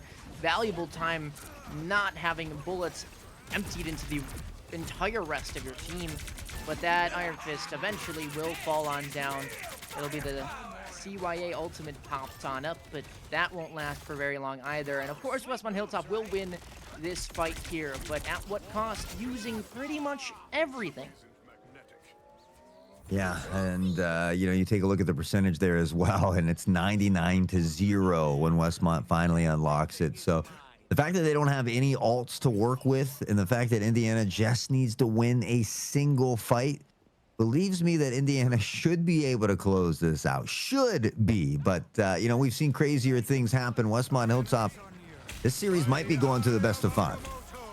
It's a bit far there, a bit ambitious with that Eye of Agamotto, but instead, that value, what was proposed is instead a little bit of a disaster. As Elfish also goes down right off the rip, burns the Resurrect, Spine falls as well. That's the flyer, the consistent support from the air that has been kind of taken for granted that we probably haven't addressed that much. And Westmont Hilltop feeling strong this time. They should not use any ults if they don't have to, and it looks like they have realized that as well. They can farm up all these ults, have 2, a half, almost 3 you could argue.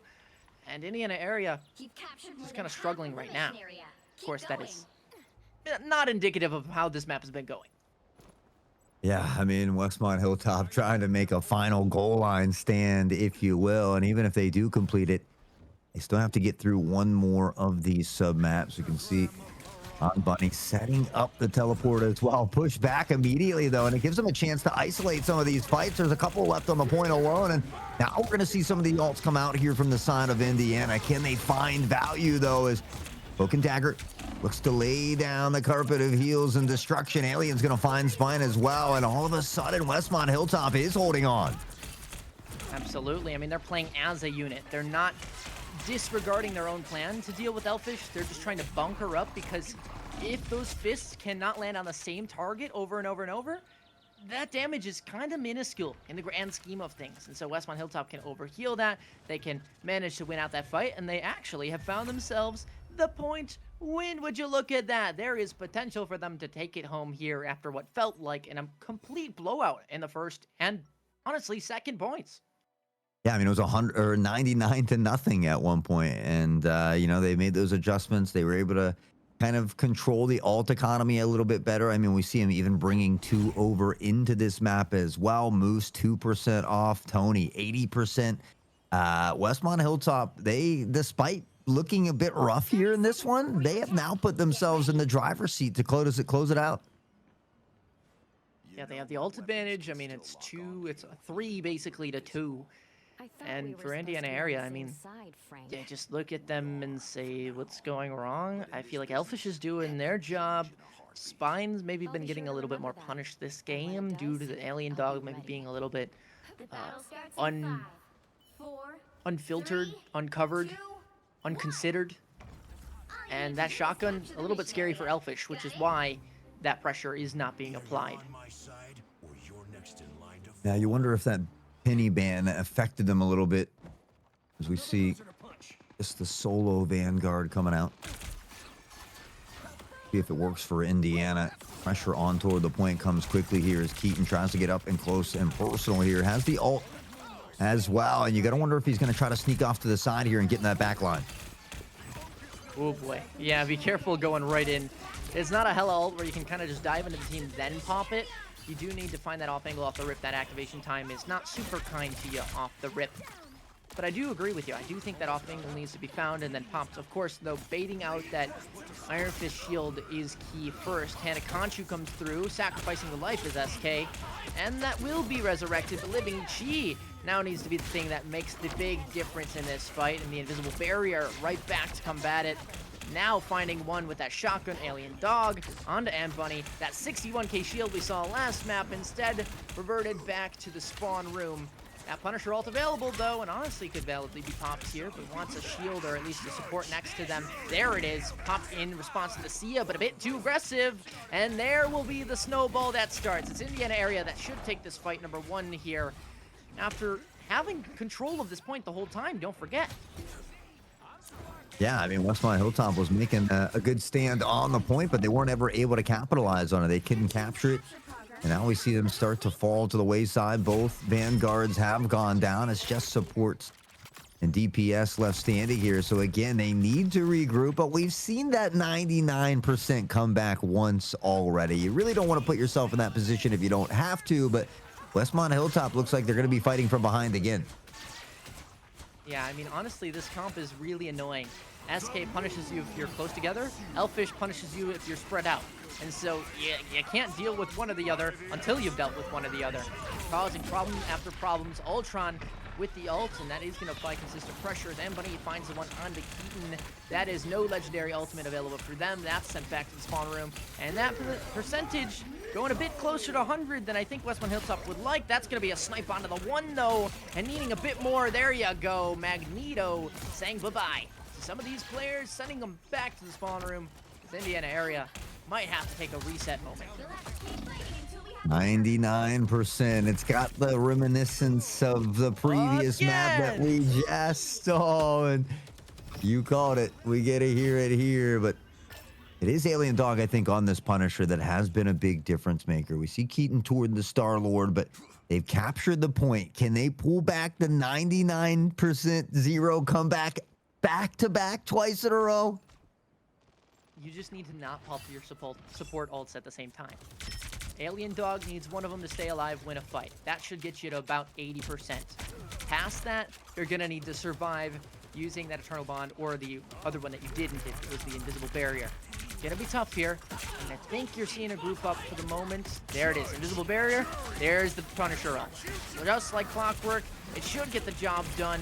It is a little scary with that living chi, but eventually the damage will be done. The players fended off, and Elfish might, the ult kind of rendered as useless in the grand scheme of things. Of course, they will have alternate chances to farm it up, but that's exactly how we drew that up, and they heard me.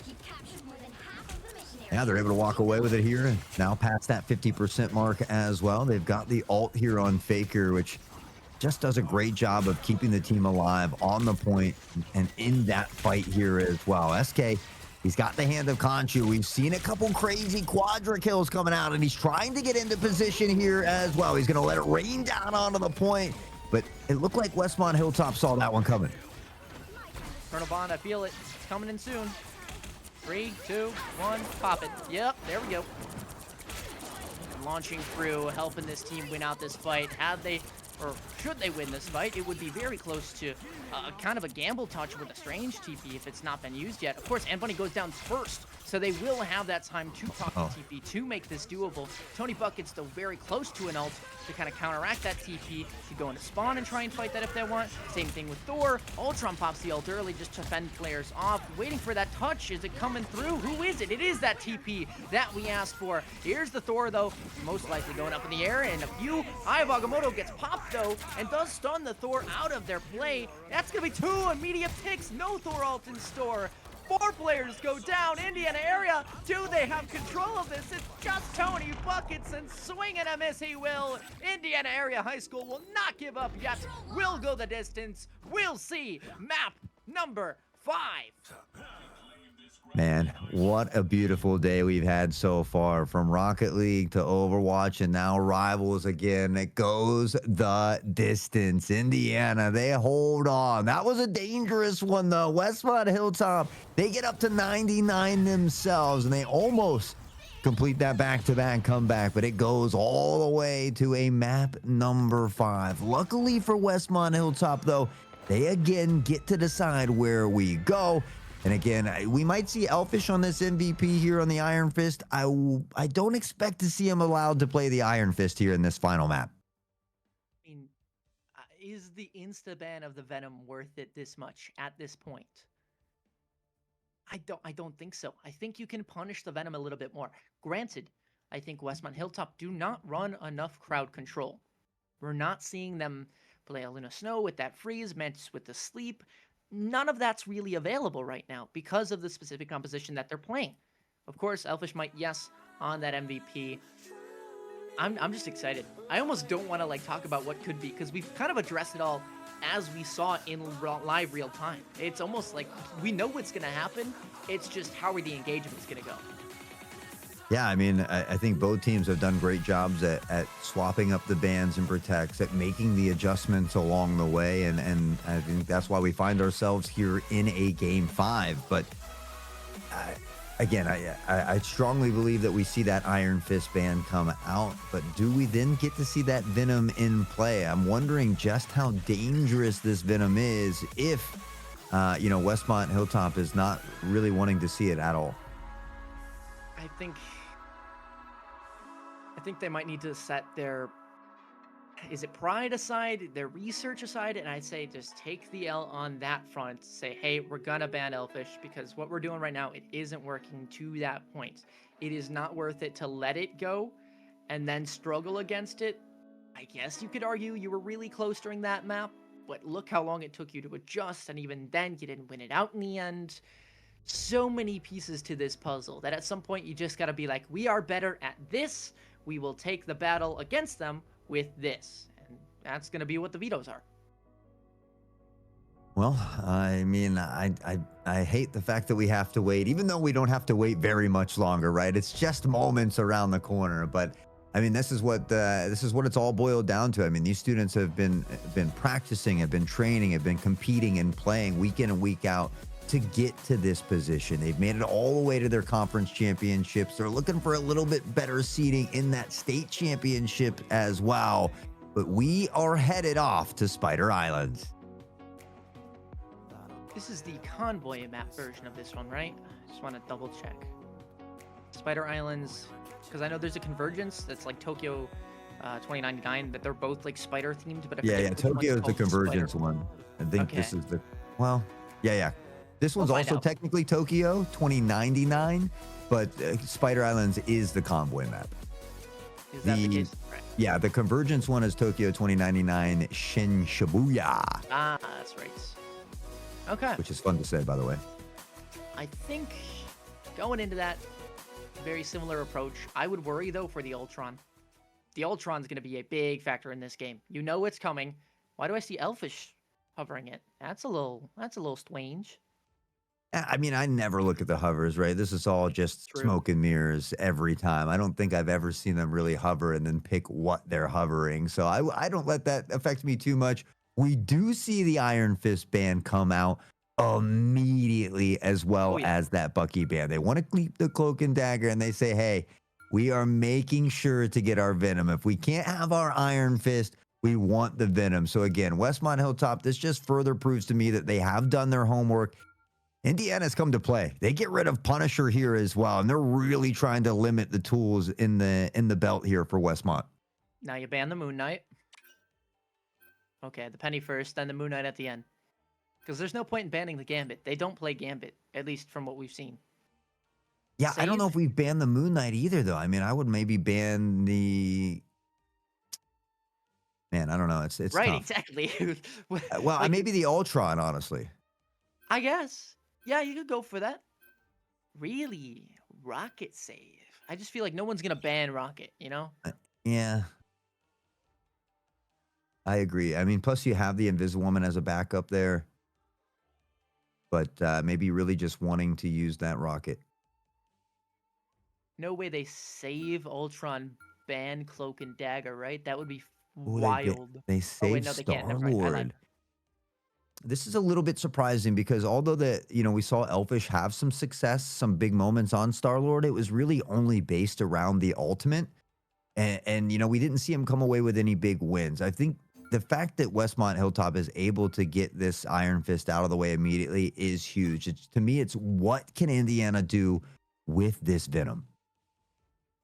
The Hela ban, which kind of makes sense considering you're playing against Venom. It also takes out that team up of Hela and Namor. But as for the final ban, it's still Gambit. I mean, maybe they know something. Maybe there's a Gambit player on the other side that we don't know about. But for right now, I'm going to say that's a waste of a ban. Yeah, because even when it wasn't banned, we didn't see the other team play Gambit. It was Westmont that was playing Gambit. So I am too a little bit kind of curious, but again, Westmont Hilltop is a team that often does their homework. So maybe it is a sleeper pick on the other team that comes out at times.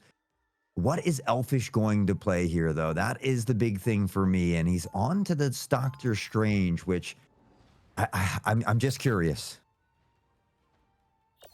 Well, players still seem to be kind of swapping on up right now. I think for Westmont and their tank line, in this case right now, I like the Groot idea. I'm just worried about how much value it's going to find. It is that counter to the Venom pick, though. That's why you're going up, because you can put those walls on the side, you can get that early damage out, and that's most likely why you're kind of playing a bit more of a brawl-style comp, especially with Keaton on the Phoenix. I mean, this is an anti-Venom comp if I've ever seen it. Indiana, their struggle may be if they put too much resource or too many hopes on Spine, on this Venom. Because if you go all in on the Venom and it's something that Westmont can adjust to, now what do? The Iron Fist is banned. Your Gambit, which apparently they're cooking on, is banned. And now you start to wonder, okay, what is their win condition? Is it the Moon Knight? Is it some sort of dive that we haven't quite seen yet? It's not Ultron in quite yet, so you can see that compositional switch. But that's kind of just it for right now. Cloak and Dagger, of course, going to take effect here in this choke with those screens looking really, really nice in terms of value. Of course, Phoenix will also have a field day in this big choke. Indiana, I think that'll be your first big test. Kind of jumping through here. White Fox, not the most heal-heavy support. Venom, not the most frontline-heavy tank. Gonna be tough to break through this Groot. And with 70%, I mean, allowing for this farm up to keep on happening. I guess the saving grace being that the cart is constantly breaking these root walls as the players keep on walking forward from it. I personally hate playing against a Groot. I don't know why, but for whatever reason, I just don't like playing against Groot. But Tony, already up to that ultimate. We see Keaton on board here as well. And for Westmont, they're making a really nice stand here. Already buying up a lot of time off the clock. Strangling Prison, I'm waiting for it. I just saw that Strange just kind of go into the air. I almost wanted to impulsively just ult the backline for funsies. Like, it looked so juicy. You saw the vision, but it's blocked. It's instead blocked by an invisible barrier. Not the ultimate, but from just Indiana's I'm So Chic. However, Keaton finds 2 picks before that ult goes up, and Whitebox using theirs, Eye of Agamotto.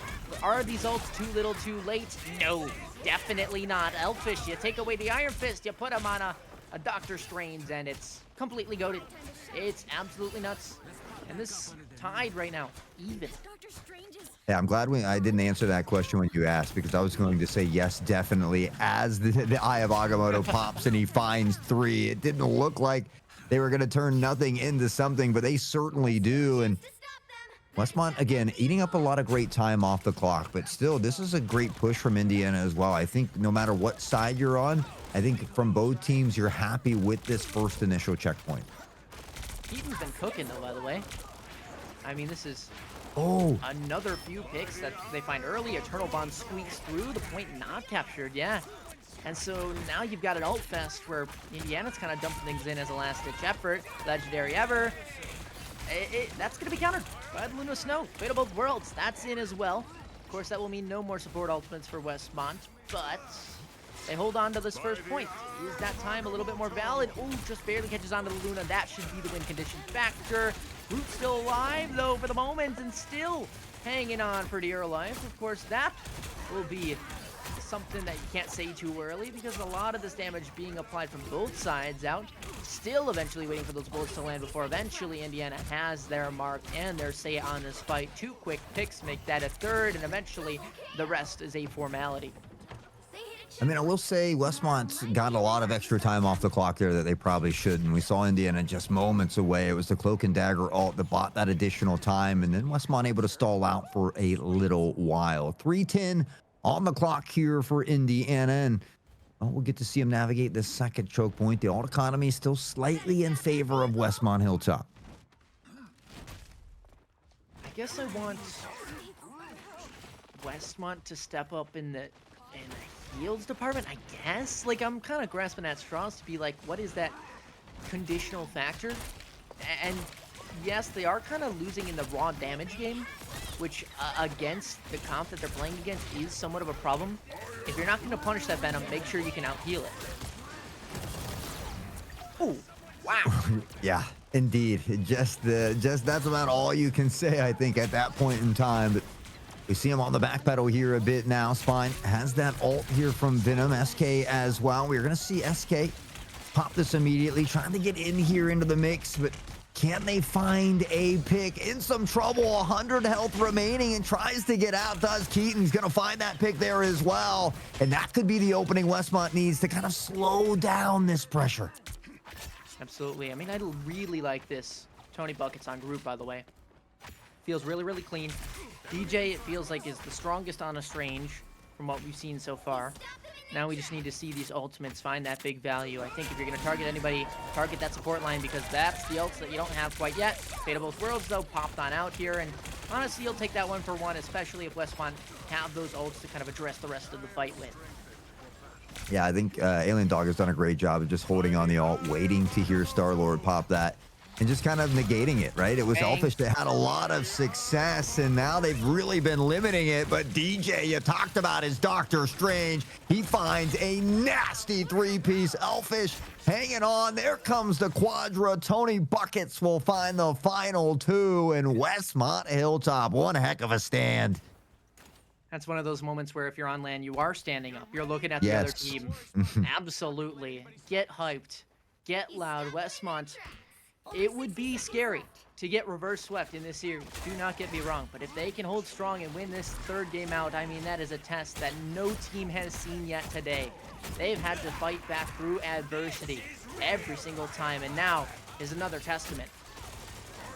I mean, and this team has been playing all day, right? Not just Rivals, but in Rocket League and Overwatch, 2 or 3 of these members. So you wonder about that dexterity, having to play since 7, 8 a.m. this morning. You wake up early for that long drive over as well. But They have not missed a beat. Venom in some trouble. We'll get a little bit of help here. Looks to pop the ult and see if he can get in toward the back line. Keaton trying to maybe do the same on the opposite side. They've got a couple ults here from Westmont Hilltop, and Sheik brings one out as well. Moose is going to find the BRB, but DJ getting Star-Lord is huge, and now Faker finds a two-piece. Time dwindling away, and it's a long walk back from the spawn. Westmont Hilltop, one heck of a stand here in our final map.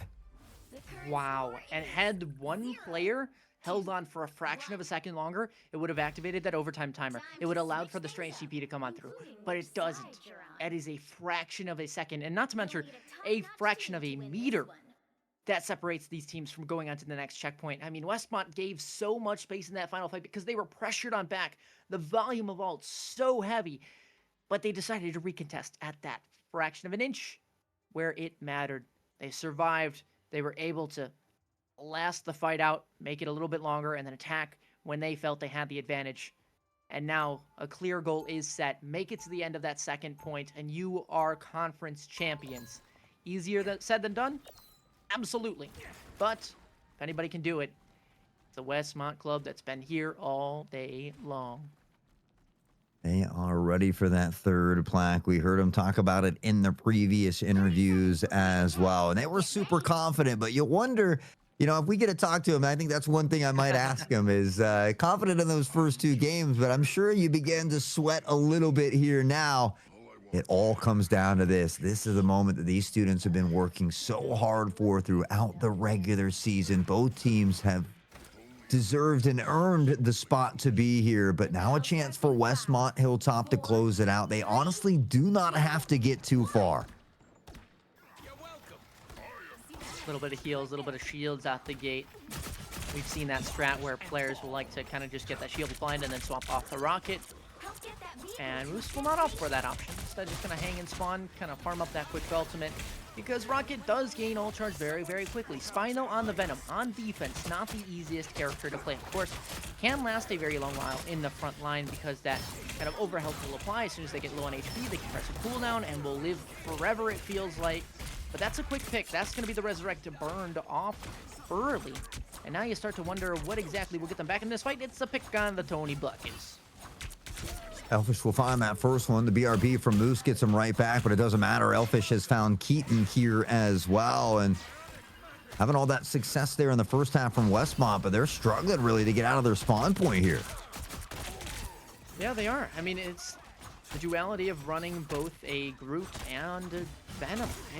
It's not the most ideal composition to get you scaling into space. I would honestly rather see that Strange come back in. I'm curious what the thought was to swap to the Venom. Maybe if they did it, then we can do it too, but that Hand of Khonshu just gonna burn off even more time. Actually, that Strange a little bit split up. This is a bit aggressive from Indiana.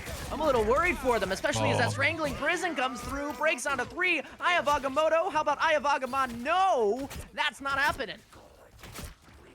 Insane plays here from, and it comes from Tony. The Strangling Prison, they all get grouped together. He finds a 2 or 3 piece. We see the rest of the kills kind of come in from remaining members of the team there, but it was a long stall out from Indiana. I mean, they've eaten a lot of time off the clock here. This next fight is going to be a crucial one for Westmont if they want to keep time on their side. That engagement that quick and early, but instead, Hand of Khonshu pays off back the other way. They give it the take it away for Indiana. The Venom ult, of course, that will try and attack onto the back line, but that will just activate the Luna Snow ultimate, especially helping that front line Venom. The Eternal Bond as well, kind of out to match it, but that's almost an unnecessary ult if you want to argue it.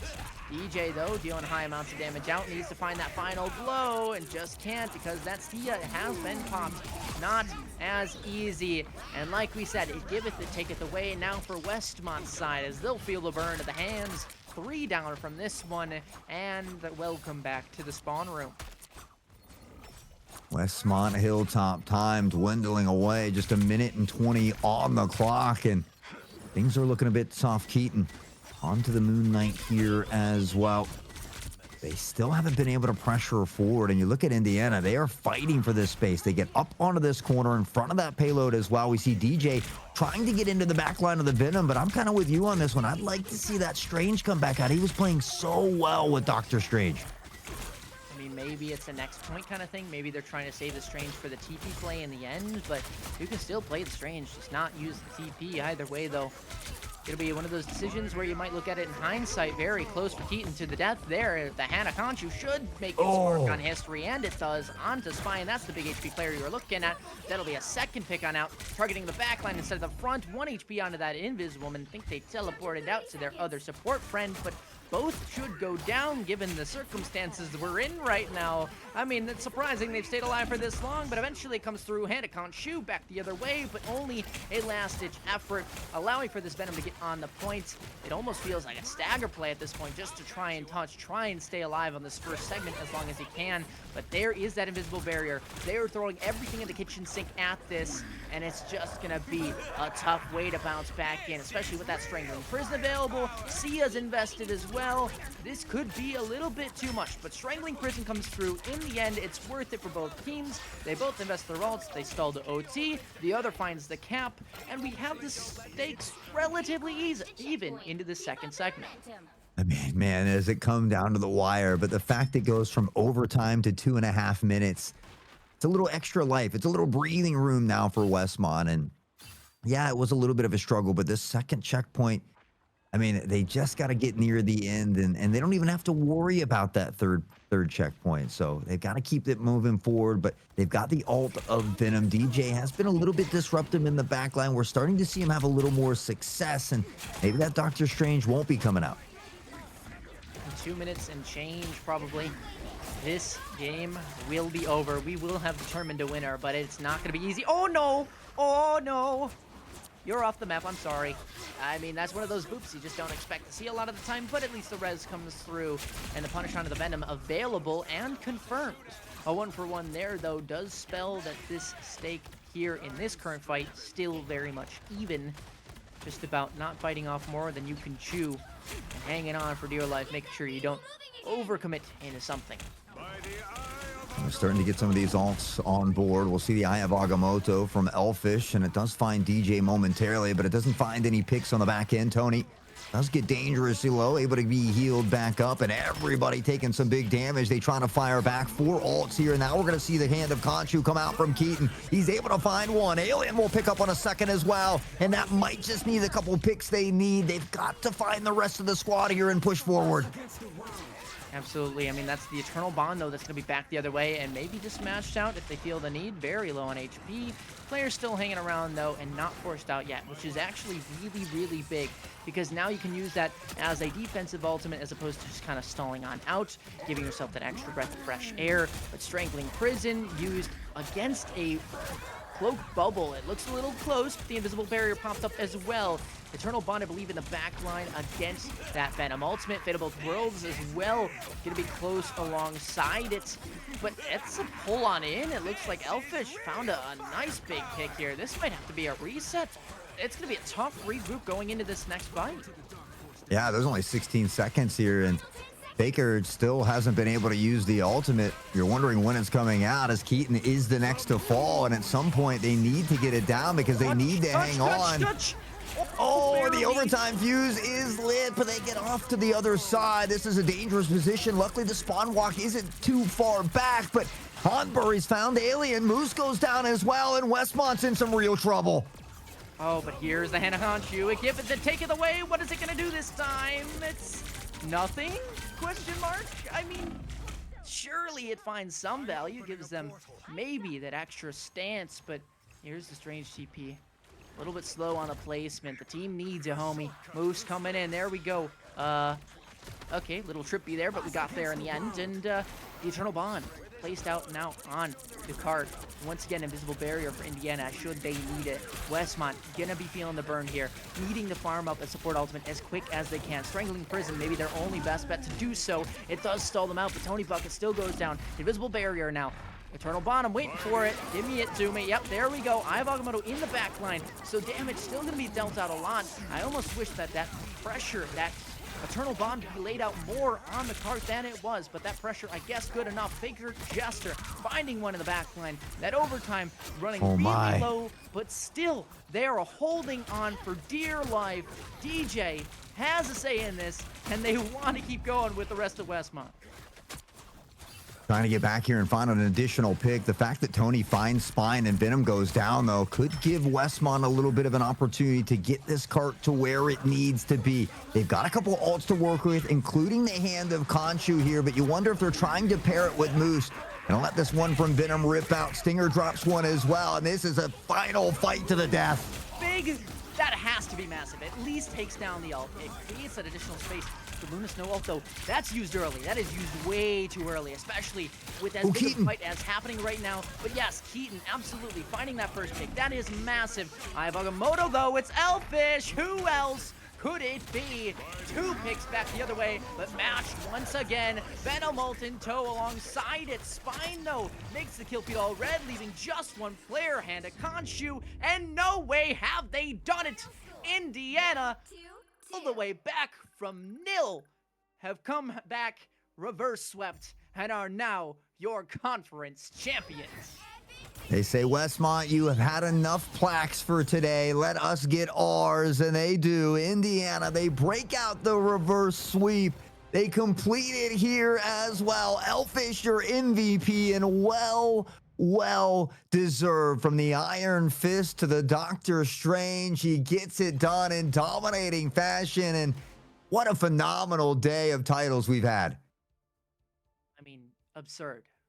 I think maybe you could argue the DJ swap onto the Venom was not a little wonky, but again, a choice that you could go back and consider if that would have got you across the line. Although 54,000 damage blocked is certainly nothing to scoff at. They were certainly baiting a lot of that utility and cooldowns coming through. The only problem is, does it give up a little bit too much ult charge to the opposing supports? Again, I mean, so many big plays that were made both sides. Every fight chaotic as ever. But in the end, only one team can win it. And this time it was not Westmont Hilltop.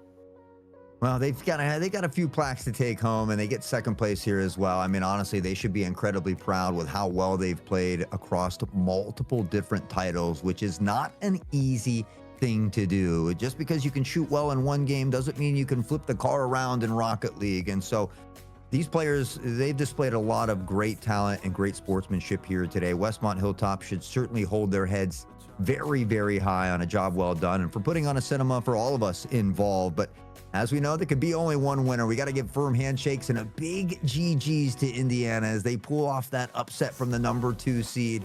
Not only do they pull off the upset, but they do it in reverse sweeping fashion in final moments of OT.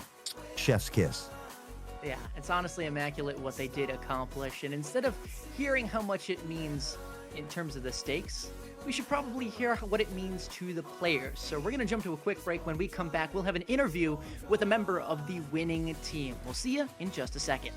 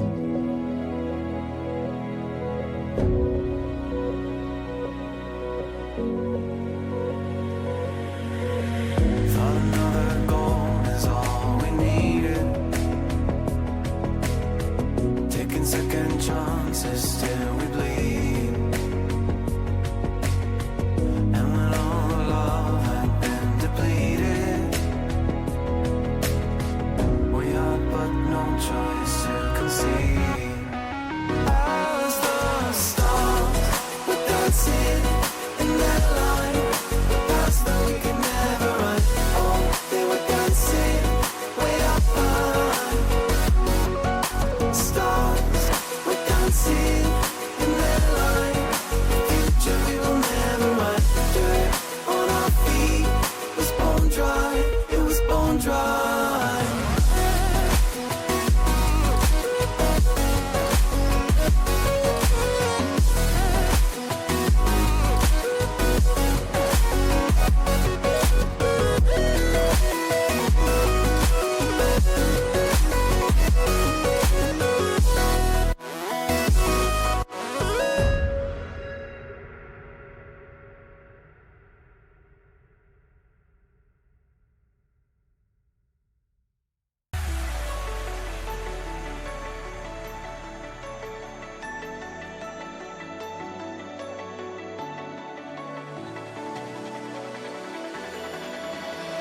Paralyze my heart.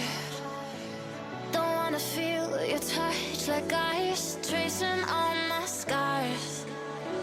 Why is it hurt on the inside? It's unforgivable, but I forgive you every time. Hard to let it go, 'cause we're intertwined. I break you, you break me, but something about it makes us so, baby. Every piece keeps us together in the cold. Oh, oh, oh.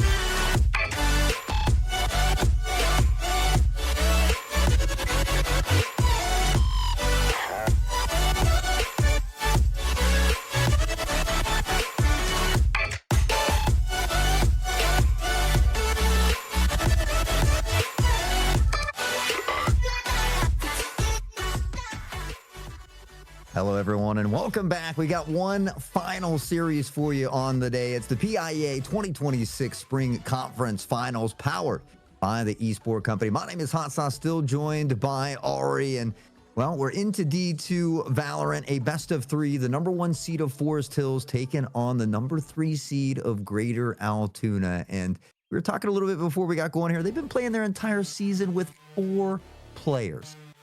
That's insane to me. Insane. Ain't no way you are winning games with 4 players. I mean, the game's a 5v5. Like, how do you win? How do you execute stress? And I think, you know, to kind of ponder that possibility, it's that they deathball, they go S4, get solid trades, and they hope for the best in those gamble sort of fight scenarios. There's not really that many lurks. And so, as we go into this game, well, I guess we get a little bit of an idea on which side is which, because we know Greater Altoona is the team with 4. So we know that those names are swapped, which is good to remember. But I'm seeing a default kind of Ascent comp. Yeah, you know, honestly, I'm all for it, right? These are 2 teams that know each other very well. They're friends. Saihara, Vanilla, Bacon Lover, Strike Force, Tryhard, all of these players play together on their own time. I've been lucky enough to play some Valorant games with them as well. And so these are 2 teams that hold a special place in my heart as well. I've got my Greater Altoona picture that Saihara themselves actually drew for me that I had made into stickers.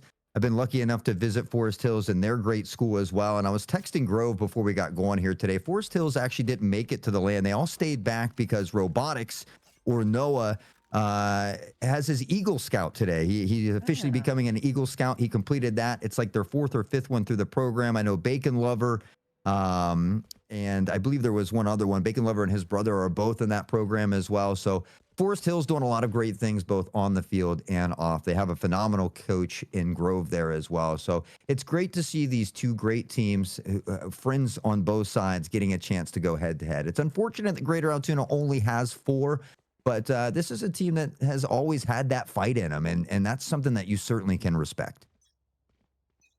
I'm a little worried that we were told there was no picks and bans that happened. But I'm just going to keep treating this like normal until we are told otherwise. I am looking at this Forest Hills compo, and it looks very, very strange. Double Senti with a Solar Breach. I would suggest we probably pause the game to figure out what the map vetoes did, because if nobody told us what that went through, yeah, it's probably something to fix there, but all good. We'll get that situated in the back end. I think that was a very interesting Ascent comp, though, to say the least. You know, honestly, it doesn't surprise me, though, with Forest Hills. They pretty much play just what they enjoy playing and what they're comfortable with. So that doesn't surprise me at all. Strike Force has been a really big rising star for this squad. I can remember back when Tryhard was kind of playing on this team from middle school before getting into high school. And so again, this is a team that plays together a lot. I believe they have their own premier team that they run on the side as well. So again, for them, and I think for both of these teams, given the situation, it is going to be about just having some fun out there with each other. I'm certainly down for that. I know it is super, super tough to win these types of games, these challenges. On the other side as well, you're looking at only 4 players on the team. And I know I'm going to keep bringing this up a lot, so I'm already apologizing ahead of time, but you kind of have to play both comfortability and something that will address the entirety of the map, right? Sentinels are going to be really, really key players, trying to hold on to as much space as possible. And you don't really need to play the meta because you need to make up ground whichever way you can. And if that is through comfort picks, then so be it. I know it takes an absolute lot to go through and win one of these games. I don't want to toot my own horn, but like, I was a collegiate winner this past season. We won our game against Full Sail, so I get what you're going through. But I can't imagine traveling to a LAN like they are, at least one of these teams is right now, and honestly just cooking it up there.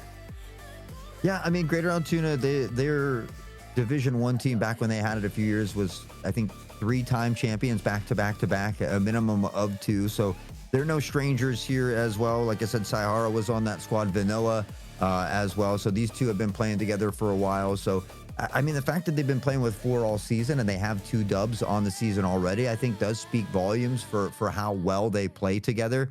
I even got my little, I don't know if it's going to be hard to see there, but that's Saihara from this squad, drew it's Greater Altoona, the whole squad as Valorant players, and me from a previous LAN. So shout out to Saihara for that. But yeah, again, these are 2 teams that have been around forever here at TEC and PIEA, and they just got a lot of great individuals. So like I said, Greater Altoona is there. Unfortunately for Forest Hills, they weren't able to make it today due to robotics or Noah getting his Eagle Scout ceremony. So again, a big congratulations to him on that. But yeah, just wishing these teams the best going forward here. Obviously, it is going to be a little bit more favorable for Forest Hills. Not only are they #1 seed, but they do have that extra player advantage. But the nice thing about, you know, PIEA is we've seen crazy upsets. We've seen 2v3s in Rocket League that have gone the way of 2. We've seen 4v5 wins here as well. So yes, one team might be a little favorite on paper, but you know, anything can happen any given Sunday, as they like to say.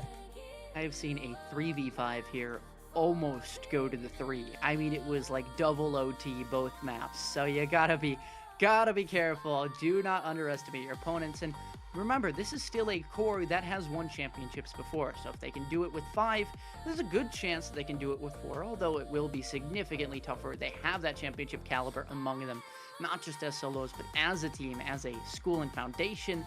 They have the necessary resources to propel them further and further down the line. Of course, for those of you that just are joining us, we're talking about the Valorant series happening in just a few moments. We are getting those map bans and vetoes set on up so that we can have a nice smooth series and no lobby restarts, and we'll have a great time and totally nothing will go wrong. I mean, I know that the map bans and picks have to be dealt with, but I did see Ascent there, and I love Ascent. You know, it's been gone for a while. It just made its way back into the map pool. I think they took out Bind, which made me a little sad. I'd like to see some Icebox come back, but I am hoping to see Ascent here today. I gotta say, I don't like the changes to Breeze. I miss the old Breeze personally.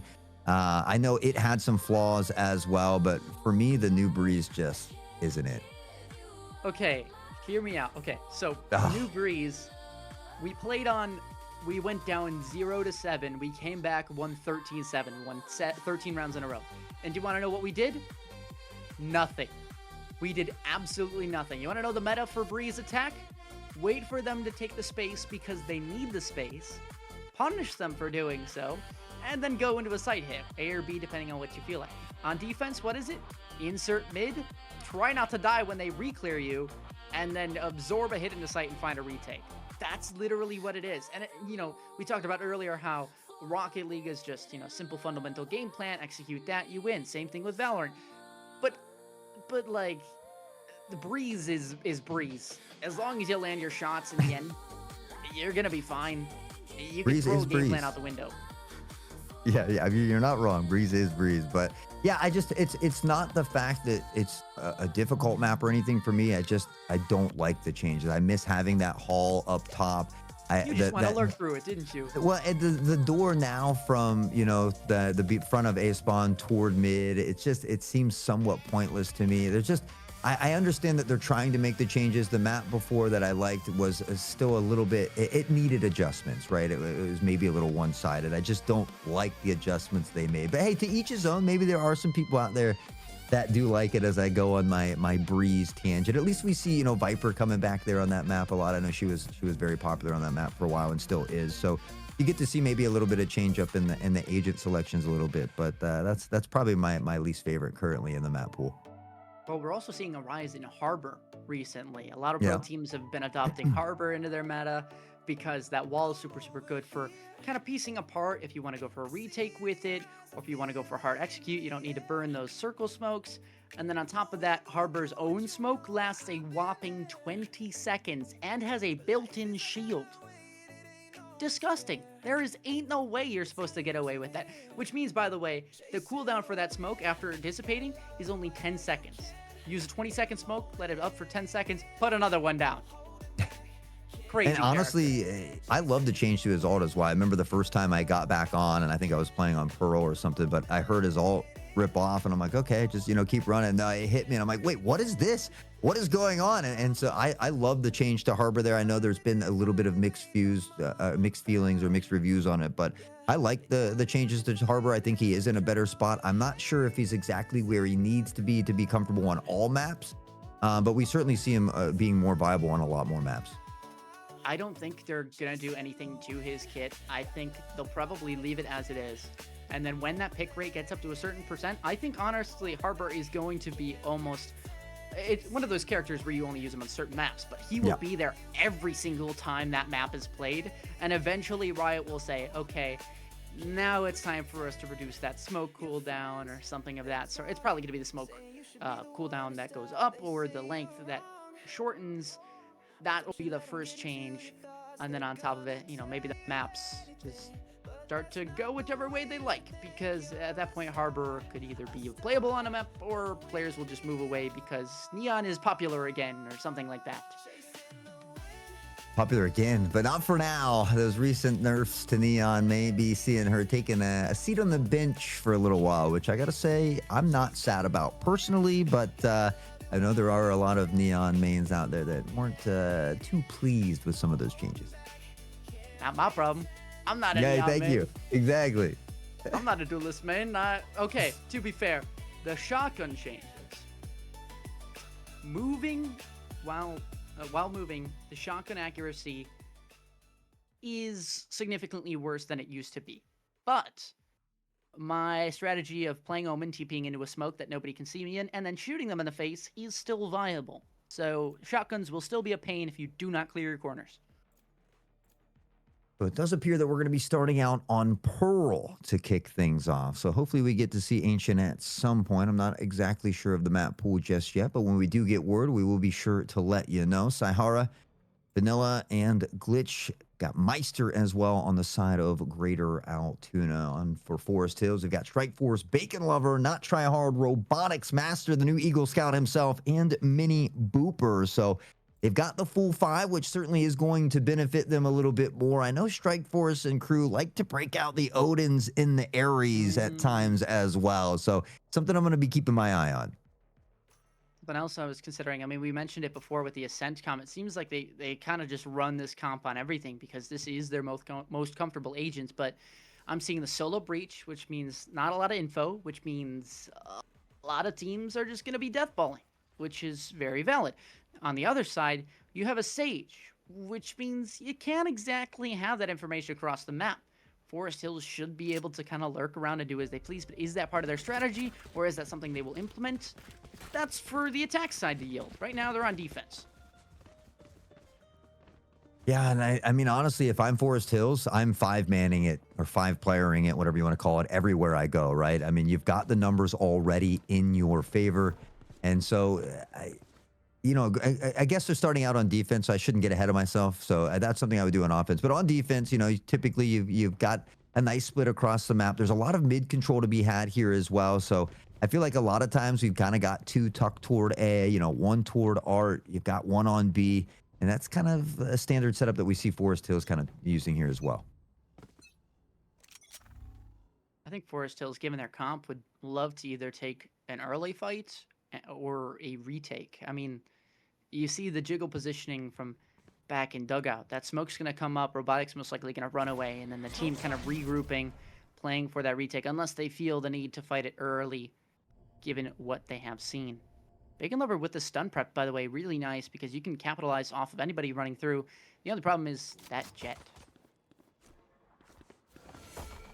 Jet indeed. Mini has taken quite a bit of damage already. It was trying to sneak around here on this flank, and they know exactly where Greater Altoona is at the moment. We can see on the mini-map them beginning to constrict around. The pincer play coming in here as well. Going to let Gecko try to lead that charge, maybe off the back of a flash here as well. Here comes the swing. They've got one, and the breach stun comes in perfectly. Tryhard will find the first on the glitch, and Greater Altoona in some trouble.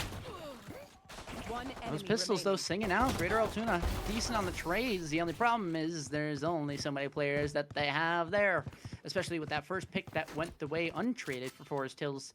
It'll be a pistol round win, and of course that means the economy bustling for them. Greater Altoona, I'm not sure if in custom games they get that missing player economy bonus. I don't believe they get that, so it is going to just be a tough situation for them to be in. Yeah, that is unfortunate, but they've been dealing with it throughout the regular season, and at 2-3, I think is a phenomenal record for only playing with 4 players. So Saihara off to a phenomenal start. They've gotten 2 kills already on the board here in the pistol round. This next one's going to be a bit of a struggle, though. They got to eco out. They got to save for that full buy round in round 3. So they're going to be walking into better weaponry. Strike Force, a rare miss, though, and he does a second one. He says, I'll just stick to the no-scope. I hope that knife was worth it, because it cost you your life. And then your teammates on top of that as they tried to fetch the spike from your cold dead body. But there you go. In the end, it's 2 players, and the information tagged onto 1. The stun comes through. I guess a wall down in place. Look at the other wall. Look at the other one. There you go. It's out in the end. And Elo, Strike Force is almost just aced, essentially, but Bacon Lover will steal that on away. Good, aren't I?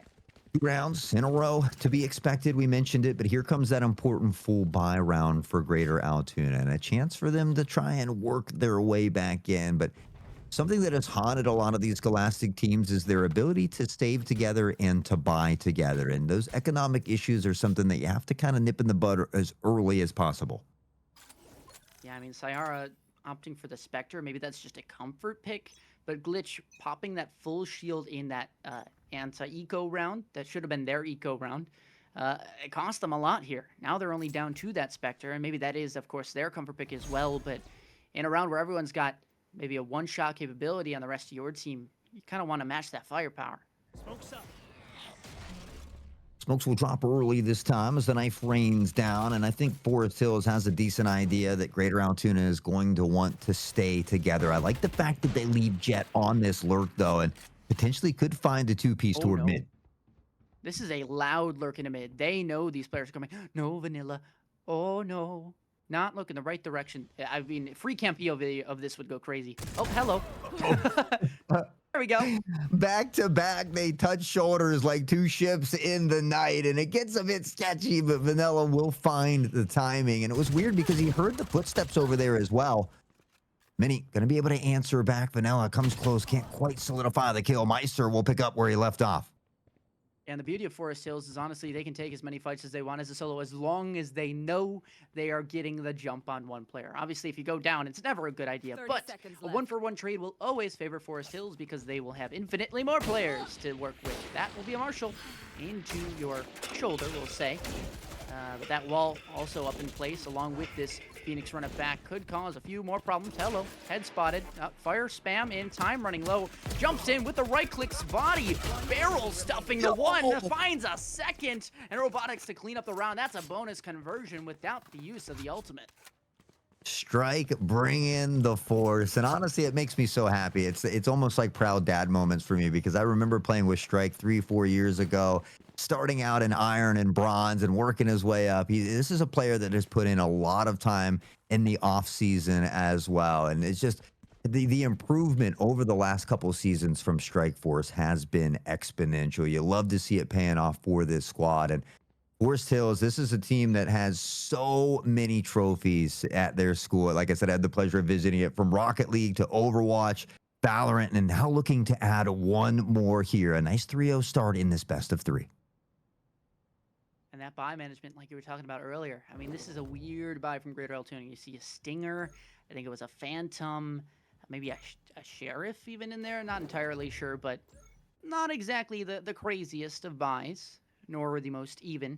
These will be very interesting smokes as well. It will allow them to get this space and this space only. They will find a plant and apparently a spam kill on a Robotics, made a step or something, but instead, that space will be now expanded upon as those smokes fade. And that plant actually still yet to go down. Not feeling comfortable. Oh, try hard. A nasty shot to the dome will send him home. And Strike Force is handing out free 6 feet dirt naps. Bacon Lover says, kills, not without me or not. He'll get a piece of the pie and something extra. 4 in a row now for Forest Hills. the unofficial team ace, where everyone gets a piece of the pie. It's just there's not enough pie to go around for everybody. Forest Hills up at 4 now. And are we going to see another force buy come through for Greater Altoona? I mean, again, Full Shield Spectre seems to be the delicacy of choice for this Greater Altoona side. The only problem is that credits are not infinite, and the lifelines are only so many. Down 4, they need to find the winning formula to get themselves back in here. Yeah, it's tough to do. Just stick with the pistols, maybe no armor. You know you're going to lose the round. You hope to maybe find the kill, but it's something realistically that you need to do. You've got to find full armor and a set of rifles together, especially when you're playing at a player disadvantage. But if they can utilize maybe some of this CQB here, that run and gun of the Stinger or the Spectre, then maybe they can upgrade to a free weapon. But Bacon Lover's just playing it smart here. Yeah, Mini Booper, be careful to go into there because, again, what did we talk about? If you feel confident that you can convincingly get one player, go for it. But if there's 2, 3 players on the other side of that wall, probably don't want to swing out. Be careful, try hard. Same rule goes for you. Might want to reload and get out of dodge. That Aftershock, well placed enough to get them out of the corner, but not, unfortunately, to find any immediate pick. That stun would have landed had the player still been alive. But instead, it's 2 impulses now down, and the Tides, even in terms of numbers, but that runaback still available if these players do find their way towards the Phoenix on the B site. Okay, there's a wall there. Yeah, just a little one. Tyara able to back off. Greater Altoona has turned it into a 4v4 and given them a chance to win this round. They do it off the back of a scrappy buy of Stingers and Spectres here as well. Vanilla through the sky, he spots one, able to find the robotics here, looking to get that defusal, but Strike finds another. And they can stick indeed. Strike on the back of the op shots here, though, finds a couple nice ones. In Greater Altoona, it was a nice looking round. Unfortunately, not able to solidify it. I think you got a situation of too many cooks in the kitchen there. I mean, obviously, Saihara would have been a good play had the majority of the players been in main. The only problem is they were majority in art, which meant that you walled off your own teammates as much as you might have found the one or the plants. Unfortunately, you have to go up against the rest of the team, and Forest Hills, good recognition to rush that one player in main, knowing where the rest of the team is, just going convincingly through that area and sticking the defuse, landing the shots. Strike with the hands on the op here, but all that pressure is beginning to linger through mid on the jump peak. Doesn't quite spot anything. The stun from Bacon is perfect. He's good for 2 as well, and he tucked into a tough spot on himself. He still finds another kill. Bacon Lover says, I will not be denied, and he is sizzling him up. A nasty quadra as Robotics comes in to steal away the ace. Almost 2 now stolen. Of course, that would have been a res ace, technically 5K, you never know. But Forest Hills, I mean, they're rolling. Not only in the dough of the credits, but in the rounds. Everything that Greater Altoona seems to do just fizzles out. I mean, Bacon Lover has a really nice protocol here, waiting for one player to go in. They know they're not going to scale in willy-nilly down that street space, and so they have a chance, Bacon Lover that is, to stun them up, swing off their own stun, because no one else is going to be willing to swing in what is a whole bunch of utility, and they end up finding the picks. Robotics tries to get a bit aggressive here, and Vanilla's going to make them pay. Blades in hand. Will collect a rifle here as well. As the smokes begin to fall on the site, they'll vie for some space. Vanilla a bit concussed, though, and in some trouble. Able to dip into the dugout, and he's barely alive with 16 health. Yep, heal, please. Thank you. That would be me in that scenario, too. That stun's going to come through, and the Aftershock is going to land, so that's a precious life lost. This player has not been spotted. Trigger discipline, but spotted eventually. It all crashes and burns. You saw the vision. Unfortunately, the eyes closed, and the players woke on up. 7 rounds in a row now as Greater Altoona just searching to get on the board, and it's certainly not for a lack of trying. We've seen a couple plants and a couple nice plays, but I think that economy has been maybe that biggest factor in dealing with it. We've seen kind of these forced buys and not everybody having a rifle and armor together in the same round. We get close, but still not quite here. Glitch, it feels like, has kind of been off and lurking, which is fine. right? But we also want to see then the rest of Greater Altoona start to capitalize off of that, right? If they are getting that space in a different piece of the map, if you find a little bit resistance on one side, maybe feel the need to retreat, right? You don't always need to fight an opera on the top box. Now, I will say that was just a nutso shot from Strikeforce. You shouldn't have landed that one, let alone the second one. Double, triple dipping, if you will, and eventually gets put down to bed. Saihara has had enough. But double flanking time, this is going to be a disaster, a rude awakening, and Forest Hills tack on number 8. 8 big ones in a row here. And I mean, again, this is to be expected. Forest Hills, not only are they the number 1 seed, but they've got the player advantage here as well. So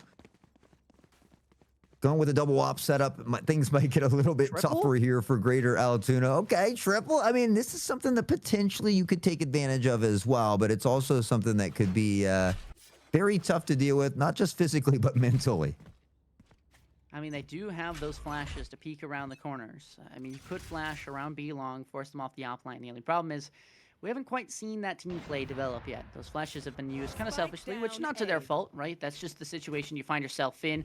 Robotics, though, lands the first op shot, not going to find the second. A wide swing by Vanilla will allow for this entry into sight.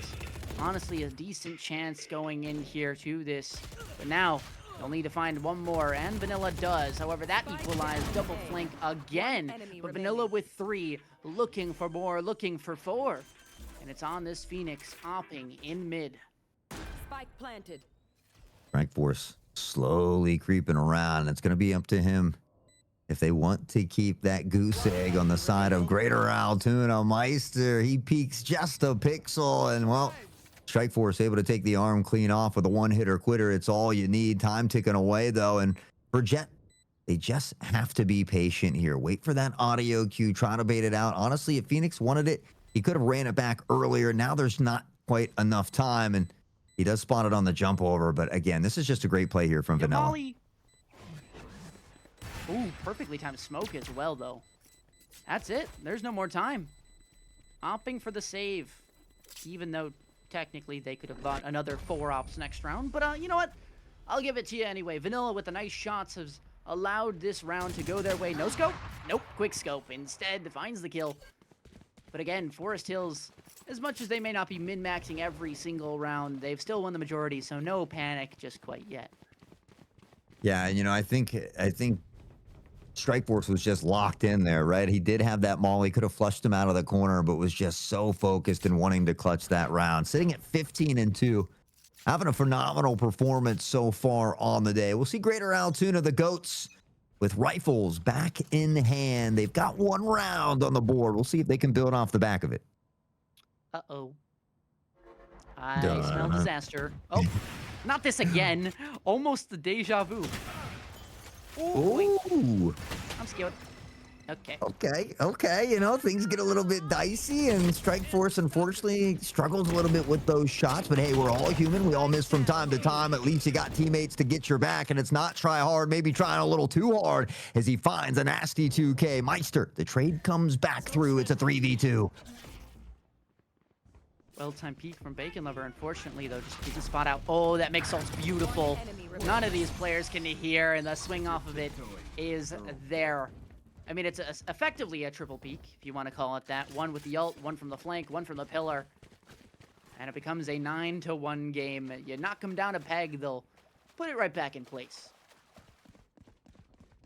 Well, there's the Odin coming out in the hands of Strikeforce, and this is what I was waiting to see here. I was surprised to see him on the op for so long, but I guess it took him a little while to take it from his hand. So back to the Odin we go. Someone needs to let Tryhard know to buy armor as well. There we go. We see it coming through. Unfortunately, Meister, not enough funds to get the armor. And again, it's another scrappy buy. A bandit, a ghost, a bulldog, and a stinger.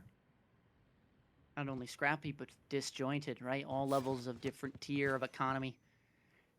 And this is a good anti-strat, right? You're realizing Mini Booper has been going for this mid flank almost every single round. These players are going to be lying in wait. Now, can they land the shot? I'm going to say yes, especially as Mini Booper not looking the right way. It does get a decent amount of damage onto the mix here, but of course that will be easily healed up. And there you have it, even 4v4. Well, What can they work with it here, though? They've given themselves in this position before. They were able to come away with a dub, but we also see them kind of fumble a little bit on a previous one as well. They pressure onto the site quickly, but it's Vanilla who finds Robotics through the smoke here, and they kind of surprise each other, it looked like. Vanilla spots him as he swings as well, and he's onto a triple. Surely. Is this what it takes to get them across the line? That Phoenix ult, though, should drag attention away from the flank, but instead Tryhard wins it out anyway. The flash on the first. Not spawning that flare in art. Now sees them. Now that should be a call out. Where's the comm? Where's the comm? There's no comm! And it still does not matter in the end. Strike Force, with a hail of bullets, brings them up to double digits. Yeah, the Odin go burr, baby. It puts the hailstorm of bullets downfield in a quick second, and Strike Force being that nuisance here for the GOATs, unfortunately, is, again, at least they showed up. They show out. They've only got 4 players. You love to see the fight and the determination. They've gathered around, but they need to garner some more here. 1 round left in our first half before we swap sides here, and a great start for Forest Hills. I wonder if they call Odin players a nuisance because it's not a strat that's been new since Champions of 2025. I mean, Brock invented it then, and there's been nothing new, so maybe that could be a little something something. Of course, still plenty of options to kind of go and approach this game with, and Neon's been removed. That's the thing that's new, effectively, like, not actually, but. Vanilla is going to find this first pick on the tryhard, and as the smoke dissipates, it's a quick snap from Glitch here. Mini Booper able to reel one back. Saihara's going to pop the res onto Meister, so they get back to 4, and they've got a player advantage to work this time against Forest Hills. Now, do they clear the corner? That's the question. Well, I think they should now, but launched to absolute oblivion has been the spice. No way, a slow peek out. Be careful. Glitch, there's a molly at your feet. Okay, well, so much for that one. Instead, it'll be the breach ult on the smoke fade potentially. Strike Force, careful! Right click misses just a little wide. Spray on down, does not matter. Both players tagged up, flash on through. It's beautiful utility, but it doesn't matter. The stun's cosmetic. The blind's cosmetic. You tell me, player. Oh man, Meister getting it done while blind, and I honestly, you know, I can appreciate that because Breach is one of those players that can pretty much make you feel like you're staring directly into the sun for days. But for whatever reason, Meister able to navigate through that blind. They get a second one on the board. We swap sides here, and I think, you know, this for Greater Altoona, you realistically almost just want to play together. You want to stack up and try to play that retake. I think if you split up like this, Forest Hills is most likely going to try to 5-player push everywhere they go. They know they've got that number or the numbers advantage. So I think it would be a little bit better if we see Greater Altoona playing together, even if they do kind of 3 together and 1 lurking around mid. But overall, they should be a little bit more together. I don't mind the setup because there is a stall character on both sides. However, I would probably swap the Mix and the KO. KO could knife a main, instant leave.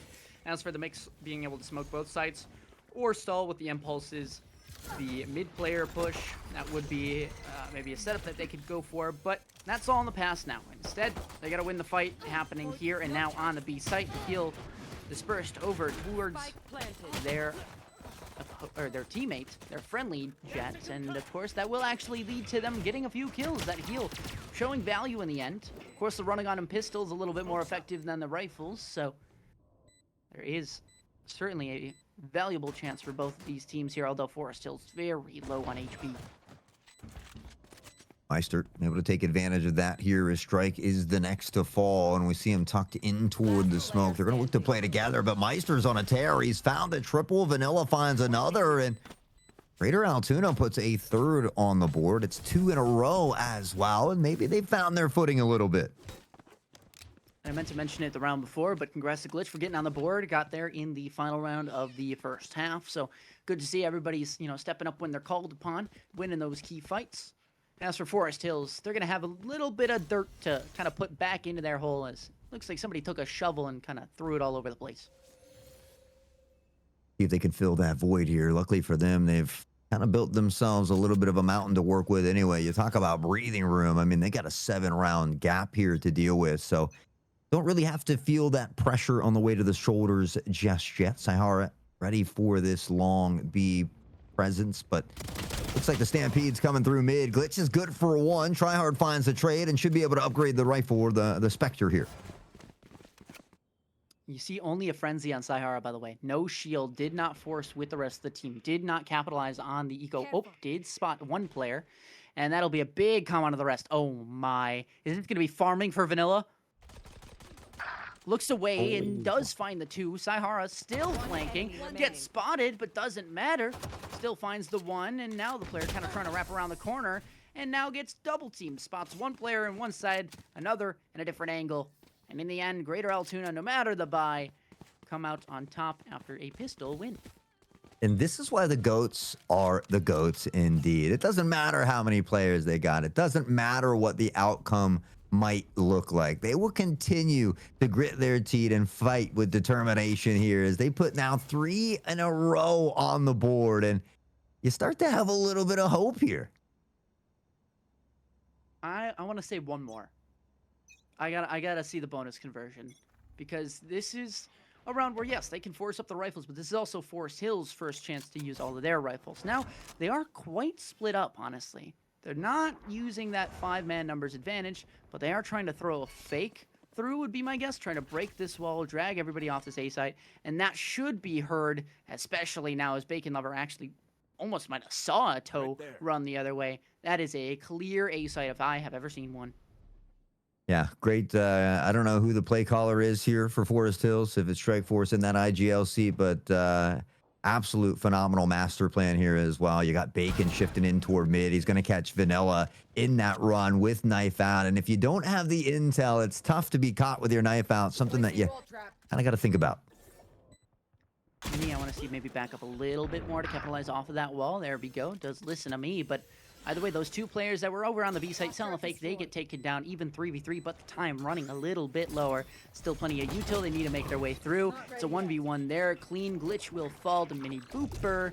And now one player in art, that'll be swung on out as well. They're having a round for themselves as the vice player. And now one more to go. It's Meister in their spawn. Credits to go, but damage to the exits will be had. A nice little snappy shot there. Primordium Phantom clean as ever, but that'll be the round regardless.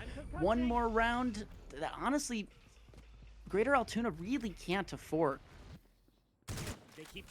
No, absolutely cannot. Unfortunately, I mean, Forest Hills will be at match point with 8 additional opportunities to close it out. And the economy for Greater Altoona will be all but dwindled away with what they've got to expend to get into this round as well. Vanilla maybe looking to get lucky with the Bucky here, but you're right. I think Forest Hills goes to match point, and we can go ahead and kiss Pearl goodbye. Luckily for the GOATs, though, it is a best of 3, so still not out of the woodwork just yet. Chances. Potential. Yeah. Default here, though, looking like for Forest Hills yet again. And I doubt that that hard fake will work again this time. That is going to be a Sage Wall in art. That is, I believe, though, jumpable based on the stair location. That's a quick wrap in mid, though. Engagement that Saihara wins out. Vanilla finds the timing over towards B. And now if you're Forest Hills, what do? Well, I guess you strike in mid. You do indeed. Strike Force finding a big pick in toward mid. You hear that plant going down as well, and he shifts in toward spawn side. Timing's going to be huge, but it looks like Meister's waiting for this. He's got his eye on it. They're going to eventually draw it away. Jet will hang back for the time being, and Vanilla does find the pick. One enemy remaining. That's some nerdiness happening right there. I mean, Bacon Lover does find the one. Wingman will find the plant as well, but not in a position where this Breach player can swing off of it. Do they know where this player is entirely? That I'm not quite sure about, but that smoke will cause a bit of problems. Aftershock for the first tap. Gonna need to do it now. Very well timed. Just barely onto the suppress. Will be stalled out. Of course, that will need to be 2 isolated 1v1s, and it's been given. The only problem is the smoke is not entirely cleared as properly as possible. So there you go, Greater Altoona. They win another round. Much needed at this point. Yeah, and the fact that they've gotten 5 so far, I think, is also great for them. But certainly playing a lot better from the defensive side, it would feel. I mean, only 2 rounds in the first half. They've already gotten 3 here from the defensive side, which honestly, I thought was going to be the more difficult side. Historically, when you have less players, that defensive side is a little bit tougher. But we really haven't seen Forest Hills kind of using the numbers to their advantage. They're kind of playing the typical play as if Greater Altoona had 5 members. And so it's something that Greater Altoona maybe has been able to take a little bit of advantage of. I mean, this looks like a heavy mid kind of push. Now, where they plan to end with it, I'm not quite sure. Maybe a fake in a street? No, everybody following suit in street. There's that death ball that we were expecting to see. Glitch, though, finds one with the rifle gun advantage. Super valuable in this case, but the insert of the breach along with the spike is just going to be given up. They said they don't want to fight anything more about that. And let's just let them mill about in mid. I'm going to shift toward this B site for the time being. Saihara moments away from one heck of a flank here, and Robotics is going to keep his eye on it. Shots being exchanged toward the B site. Vanilla is here as well. KO up top. The blind does connect, and Glitch now on the peak. He spots the rifle as they shift back, and he's going to find a 2-piece. Glitch is really turning it up here. And of course, 1 player versus 3 made themselves known as well towards mid. Gets timinged in the wrong direction, and Meister will pick up the elimination there. So Forest Hills, honestly, I'm starting to believe now for Greater Altoona. I'm at that number where I can start to believe. I mean, up to 6, halfway there, and doing a good job at limiting Forest Hills' ability here. But we see them come back in toward this full buy as they've saved up. So rifles back in hand, just the Spectre here for Saihara, as that seems to be the weapon of choice for them. But yeah, I mean, I was excited for Greater Altoona a couple rounds ago, so I'm still excited for them. But I mean, everything tells me that Forest Hills should be able to solidify the job. But how close can Greater Altoona get? And because of that one fake round, you have one player always anchoring on the other side of the map. Of course, that ult should do it. That should be the key strike force with 2 lives. Not at all fearless with the first one. Just deciding to kind of run it on through, run it down, and a good wall placement as well, denying any sort of scaling. Now, I would like you to back on up, make sure you can swing off of this wall. But other than that, these are decent positions for the Forest Hills side. Now here comes the swing, but Minnie was ready for it. Able to duck under the crosshair and find the spray on the Saihara. We'll keep an eye on Art. There is a flank coming in, but it's through main side, and Glitch is going to spot Bacon Lover, who is aware that that flank is coming in now. And with that flash, easy swing, and it ain't no thing for Bacon Lover. They get up to match point here. 1 more to shut it down. Match point. Yeah, that was beautiful, I can't lie. Also, I'm sorry for believing. I know when I believe in my teams in VCT, they never win. So, you know what? I don't believe anymore. How about that? Maybe that'll work. He takes it back, or they said they take it back. I'll anti the curse. Surely there that you go. Forest Hills, though, 2 ults to the Greater Altoona's 3. Numbers, you know, still that 5-4 game that we've been talking about. This is a round where it's pretty pivotal. I mean, this is going to be about as balanced as you're getting. Well, the pressure appears to be coming toward the A site. Saihara is going to drop the wall immediately. Bacon Lover will look to spray it on down. We see that rotation coming in from Meister here as well, but it is stalled out here initially, and they don't want to just funnel through here. I think they're still going to use this breach ult on the way in. No, just sending in the wingman. Waiting for somebody to break it to deny it. It's not going to happen. Oh, man. So these extended post plant positions, though, is what I'm worried about if they try and move past dugout. But it looks like they're not. They kind of realize where these defenders could be.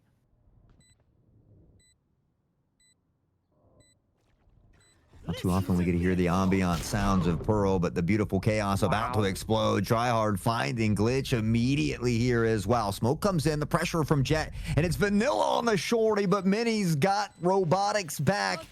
And just like that, the res will come in from Saihara, but I don't even really know if there's enough time. It really just baits out Meister. Glitch will fall. Saihara on the transfer, able to find 2, but has to get through 2 more. Strike Force will shut him down, and Forest Hills will close out game number 1, 13-6.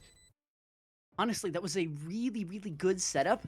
The only problem is that Mix-Out was popped just a tad too far to the right, to the point where Tryhard could just kind of chill in that corner, not get affected, not get booped. The timing was perfect. Glitch was swinging off of it and just didn't expect a player to not be stunned or not be slowed by that Mix base quake. Unlucky. but it gets chalked up in the end as 13 rounds for Forest Hills. They'll take map 1, but Vanilla on the top of the scoreboard for both teams. Yeah, you know, and I mean, a combat score of 345 is absolutely insane. I'm pretty sure that's 5 first bloods over there as well. Things are just slightly slid to the right there, so we do apologize for that. But I mean, you look at the leaderboard here, and it's pretty spread out. You wonder if Greater Altoona had that 5th member, if we might have seen a 13-11 or something much more closer, because they did a phenomenal job here. I think Glitch really got it going, but it took Glitch just a little bit too late to kind of find that momentum. So hopefully they can allow that to spill over into map number 2 a little bit. Yeah, they were cooking. I mean, I just want to see a few more underhand flashes out of smokes, because those are timings that are going to be caught off guard. A lot of the time players will kind of just be eating the flash or a wall in that moment, and you'll be able to get a few free picks with your Spectre of choice if you're a Saihara. But yeah, going into map number 2, I mean, we don't expect maybe too much different other than maybe knowing what you're going up against. And so if that is Greater Altoona, I think if anything, this could only help them get a bit stronger. Oh, absolutely. I mean, again, I'm still baffled that they've made it to the championship with only 4 players. Again, I think that really speaks volumes for them. But now I think a very tough test for them. So, unfortunately, Forest Hills isn't at the LAN as well, and maybe that's something that potentially could affect them. So, as we get ready for map number 2, I'm not sure exactly where we're headed next. Is there a map that maybe you're hoping to see? Well, let's see. Given what's in the map pool, I'm gonna say Pearl again. No. Let me go with Lotus. It's not all going to be fun for 4 players, but I like Lotus, so that doesn't bother me either. Fracture has been a lot of fun again, which was a map that when it first came out, I didn't really like. I kind of despised it a little bit, but I feel like there's a lot more team coordination. Utility is a big factor on Fracture, and so some teams tend to stay away from it. But I want to see Ancient again. I know that it was like one of the most picked maps when it was around, but it's been gone for so long that I just miss it. I want to see some competitive play. I haven't been getting it when I've been queuing up, and so I just like to see some Ancient. Ancient Ascent. Ascent. Yeah. Excuse me. Well, no, I mean, it is Ancient. It's the OG map, so I'll give you that one. Yeah, I think out of the choices that are here, I mean, Split, I think, could be a really good matchup between these 2 teams in particular. With that kind of mid setup and how it is with the inserts, I think you could see a lot of pressure there. That would certainly be fun to see. But of course, that death ball strat could certainly work as well. Yeah, I'm just excited to see where it ends up. Of course, we know the relative game plans for both teams. They're capable of throwing fakes, although only if they really need to. Other than that, it felt like for Forest Hills, they like throwing a bunch of defaults in there. Yeah, and honestly, Forest Hills, now that you mentioned Split, it kind of jogs my memory, but this is a map that they do enjoy playing as well. So we very well could see some Split, which again, I love Split. That's another map that I genuinely enjoy. Maybe biased because I love to rock KJ there, but so maybe we'll see some KJ as well. But again, I'm happy to be here in the booth with you, getting to showcase all the wonderful young talent that we've got littered all across Pennsylvania here. So it's been a lot of fun. A little sad that it is our last series of the day, but it's been a long day. It'll be good to close things out and rest ourselves. What do you mean? We've got 3 series of Super Smash Brothers and then an entire Valorant BO25 coming in. Sheesh. That would be something. But yeah, it's fun to be here and to do all this, and I think it's also a nice breath of fresh air to have, Forest Hills and Greater Altoona instead of a certain school that made its appearance in every single game today. No offense to them, but we needed some new faces. Yeah, I mean, Westmont Hilltop, they've been here, I think, everyone except that first one that we did between Bell Vernon and Cannon Mac. But, again, it just speaks volumes for how much talent we have here at PIEA. And I wasn't even thinking about Corrode, but we're headed to Corrode. And another map that's an interesting one because there's so much that you can do with this map. And there's a lot that can be forced kind of around this mid control, but you don't necessarily have to do that either. And so with multiple different strategies, you can really keep your opponents guessing. The reason I wasn't thinking about Corrode is because I didn't think it was in the map pool right now. I'm gonna be honest. But maybe that was the newest rotation?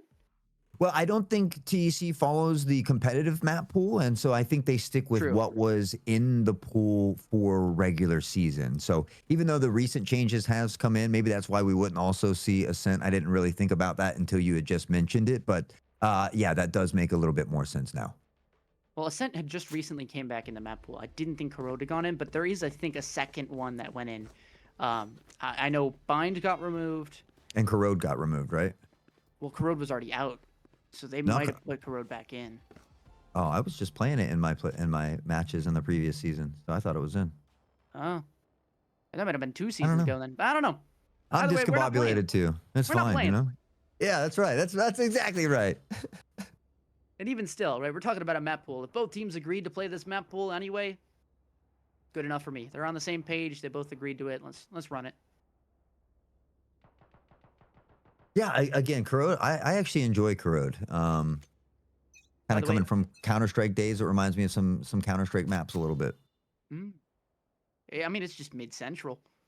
Like, you need mid-space. You tuck in one of these 3 corners. If you don't have it, you are going to be screwed over for the rotates, which will come through very, very late. Usually that one mid player can sit there and can kind of cancel the rotates if you're on the attack, or for defense, you know, hinder anybody that's trying to pivot from one side to another. Well, it'll be very quick pressure onto the A site. We see Vanilla trying to transition through middle here, and we'll regroup with KL. But Forest Hills right now, they got complete control of the site. Could be a tough retake here, especially with the pistols. I mean, obviously, you know, pistol versus pistol, but when you're attacking, the tough part is breaking in. And, well, it's been a tough venture so far. That stun can get a kill now. Don't forget about that, by the way. Drone spots the 1, doesn't find the tag, but in the end, a 2 versus 3, the number's still available. Shots allowed. And it is try hard to go down, but Bacon Lover with 3 off of the breach onto the Phoenix. And replacing their teammate's counterpart will still be very valuable to go. Yeah, I mean, that was a round that Greater Altoona almost took. It'd be nice for them to get that opening round, but the struggles continue just a little bit. Bacon Lover able to solidify that one. 3-0 start. We'll see the Spectres come in full effect here. Strike on the Scout. Robotics was toying with the idea of the Vandal. I think his teammates maybe talked him out of it, but a little bit of a scrappy force up on the other side as well. And, well, unfortunately, if they don't win this round, it could spell further economic troubles. I just checked. It is Ascent, Breeze, Fracture, Haven, Lotus, Pearl, Split coming into this new map pool. Of course, that is outside and competitive. This is the TEC. We do things a little bit different, where our players are built a little bit different. Saihara, though, going to be falling a bit short as they don't exactly have that stronger weaponry to combat. And Tryhard is not going to clear this player with the drone. There is a timing generated here, but with that smoke in place, players are going to accidentally run into this player a lot of the time. Oh, hello. Peekaboo. Okay, things get a bit dicey here, and Meister maybe wishing he had that one back. We've seen some really nice shots from Meister, but it just goes to show that everybody has moments like that. You even see it in the pro scene. Bacon Lover will find one, but Vanilla, with that classic, able to reel one back as well. Shots by Glitch. Only going to do so much, just a bit of shield damage, and spotted out Vanilla, also with no weapon. That'll be wraps on that round. 2-0 Forest Hills off the back of an anti-eco. Yeah, it's just tough, right? You see that force in, and now you don't have a full buy as a team together here in round 3 as well. And it's one of those things where you kind of dig yourself a little bit bigger of a hole than you need to, and it kind of hurts you in those later rounds. You really want to try to get that economy in check early. I mean, although, by the way, that Greater Altoona, you know, we'll talk about have 4 players again, but they are guaranteed secured 2nd or 3rd seed in states. That is nuts. For 4 players to beat out the other 8, 9, 10, what was that, 12, 13 teams? That's nuts. Yeah. Again, I think it just kind of reiterates how much talent we have littered across PIEA as we see Saihara opening up with an Ares. Glitch gonna find one of their own. Tryhard able to answer back with one, and that's where that numbers factor is just difficult to overcome at times. Tryhard will find the Plant Meister. Heals up and off the stem, tries to work his way in. He spots an Ares in the corner, but he's only got 6 rounds left in the mag, and it's that hesitation, that indecision. Tries to swap to the pistol, gets caught on the animation. Bacon Lover gonna make him pay. And Glitch, of course, 1 HP, trying to keep all they can without kind of just giving over a gun to the opposing side. Of course, this is a bonus, so they should have a rifle, but most likely, knowing them, they probably have a Spectre. This drone, of course, going to be used. Clear out the main. Defender spawn's been cleared, and now into the jaws of the player next to you. Oh, I thought there was going to be knife there for a second, but no. Instead, Spectre v Spectre battle. And, of course, Bacon Lover comes out on top. Bacon Lover back on top. 8-0 to be in fact as well. One heck of a start here. It looks like his teammates are going to have to be fighting him for kills alone if they want to get some of the action themselves.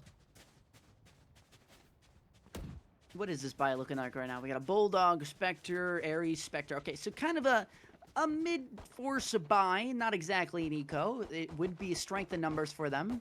But again, looks like they're playing a bit of defense. I believe this Ares is used to try and wallbang. I hope that player knows that wallbangs have been nerfed on Corrode A site since they last played, because Brock messed up the game and said, hey, Odin's OP. Smoke's up. Yeah, Odin is OP. And honestly, I mean, you can deal with it, but I just like it because it's one of those weapons that mentally frustrates your opponents. Much like the op, they, I'll get off the noob cannon, get some skill, and anything that kind of, take it to the next level certainly can help you there. Vanilla, a nice little paint shell, and then he peeks, not for the weak, as he pops the head and gets the bread, baby. Drops the paint shells one more time, and he catches Tryhard in utility. He upgrades the rifle, and just like that, Greater Altoona, what a nice round here. Absolutely, and rifles now gained. Now the cycle over. Glitch will be happy to receive a gun from the teammate. There you go, take your pick. Oh, nope, never mind. I want that skin. No, you take that one, he said. Meister, of course, being a nice teammate as well, waiting for the defuse until everyone's got their rifle situation situated. And of course, now Greater Altoona starting to close in this game a little bit earlier than last time.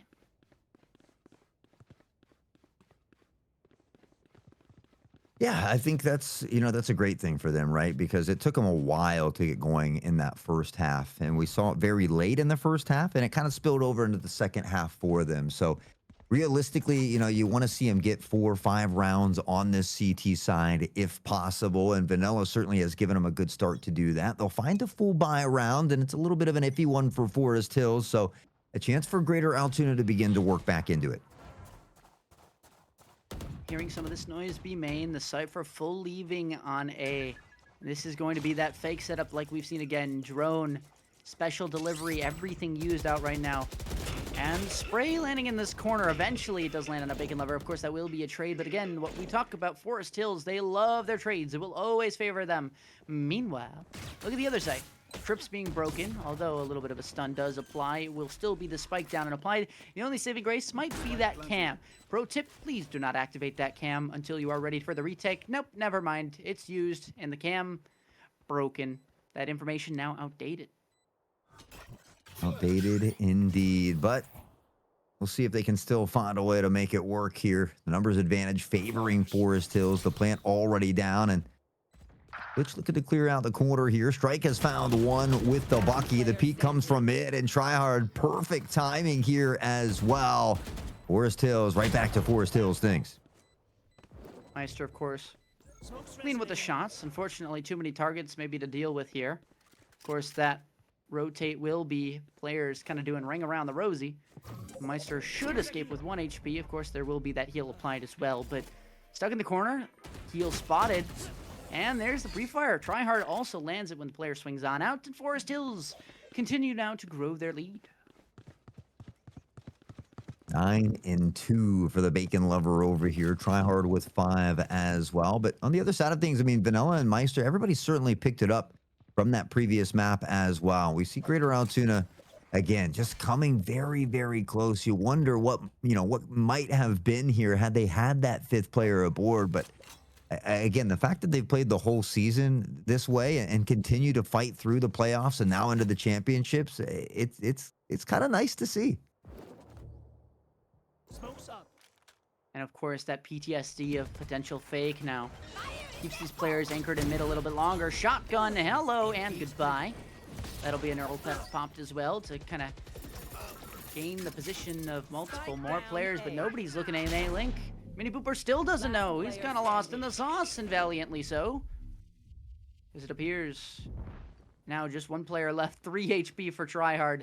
Pinned in main, shaking their head at the teammates saying, no, please don't clear me. Well, they get the first, but what about the rest? There's a stun applied, and you can walk out of there, but unfortunately it will be to your demise. Glitch on the board. Okay, bro, you can have the round. Agreed.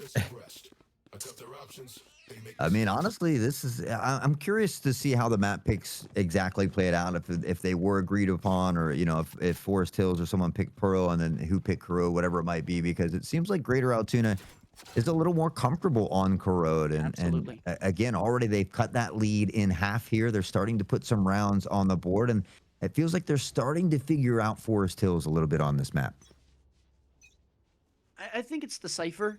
I think the Cypher benefits them a little bit more than the Sage would have, right? Sage a bit more reactive. You put up the wall, you kind of hope they don't break it, things like that. But with Cypher, you can kind of put up those trips and not necessarily need to address it. Meister, I am so sorry, bro. Imagine peeking and seeing 4 people and you're like, well, yep, my time has come.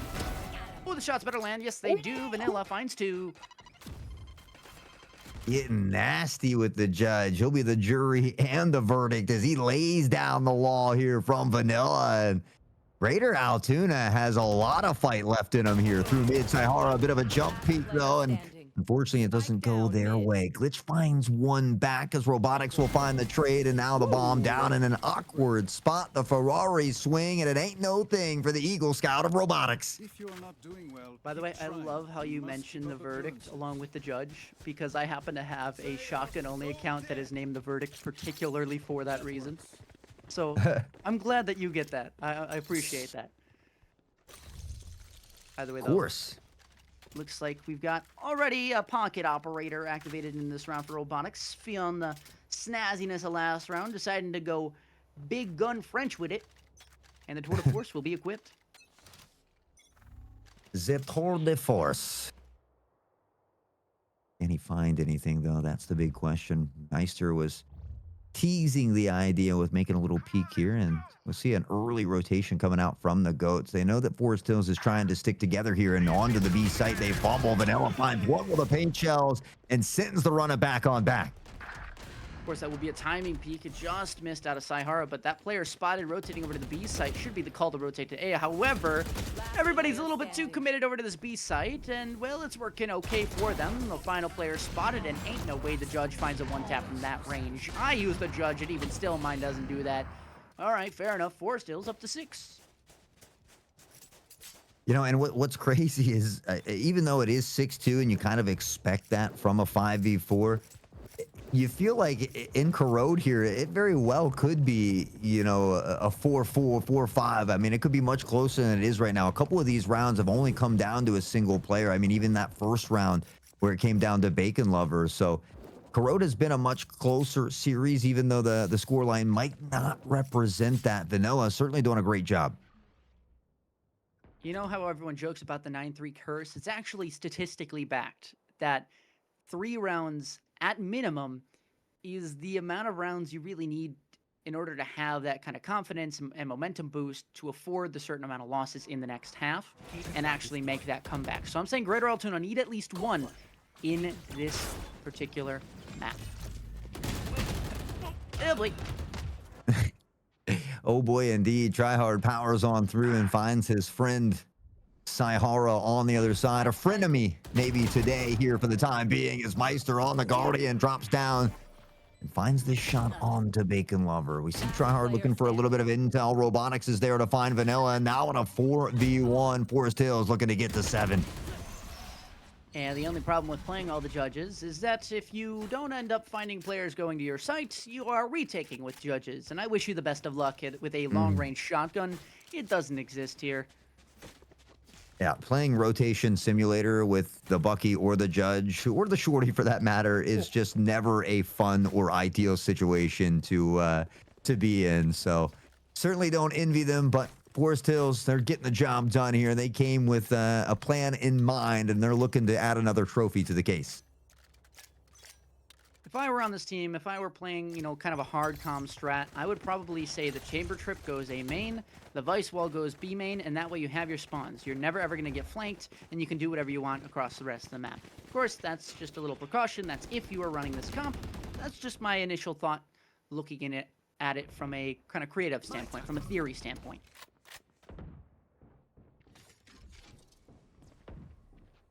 Meister will shift forward, working off the back of the combat stem, but it is going to expire here. And we see Forest Hills again looking to work together. The spray from Meister, it's a bit scuffed, but in the end, he's able to reel it back and find the pick on Domini. A Judge spotted and then taken care of after only one casualty. Of course, that will be players on the defensive side regrouping together towards mid.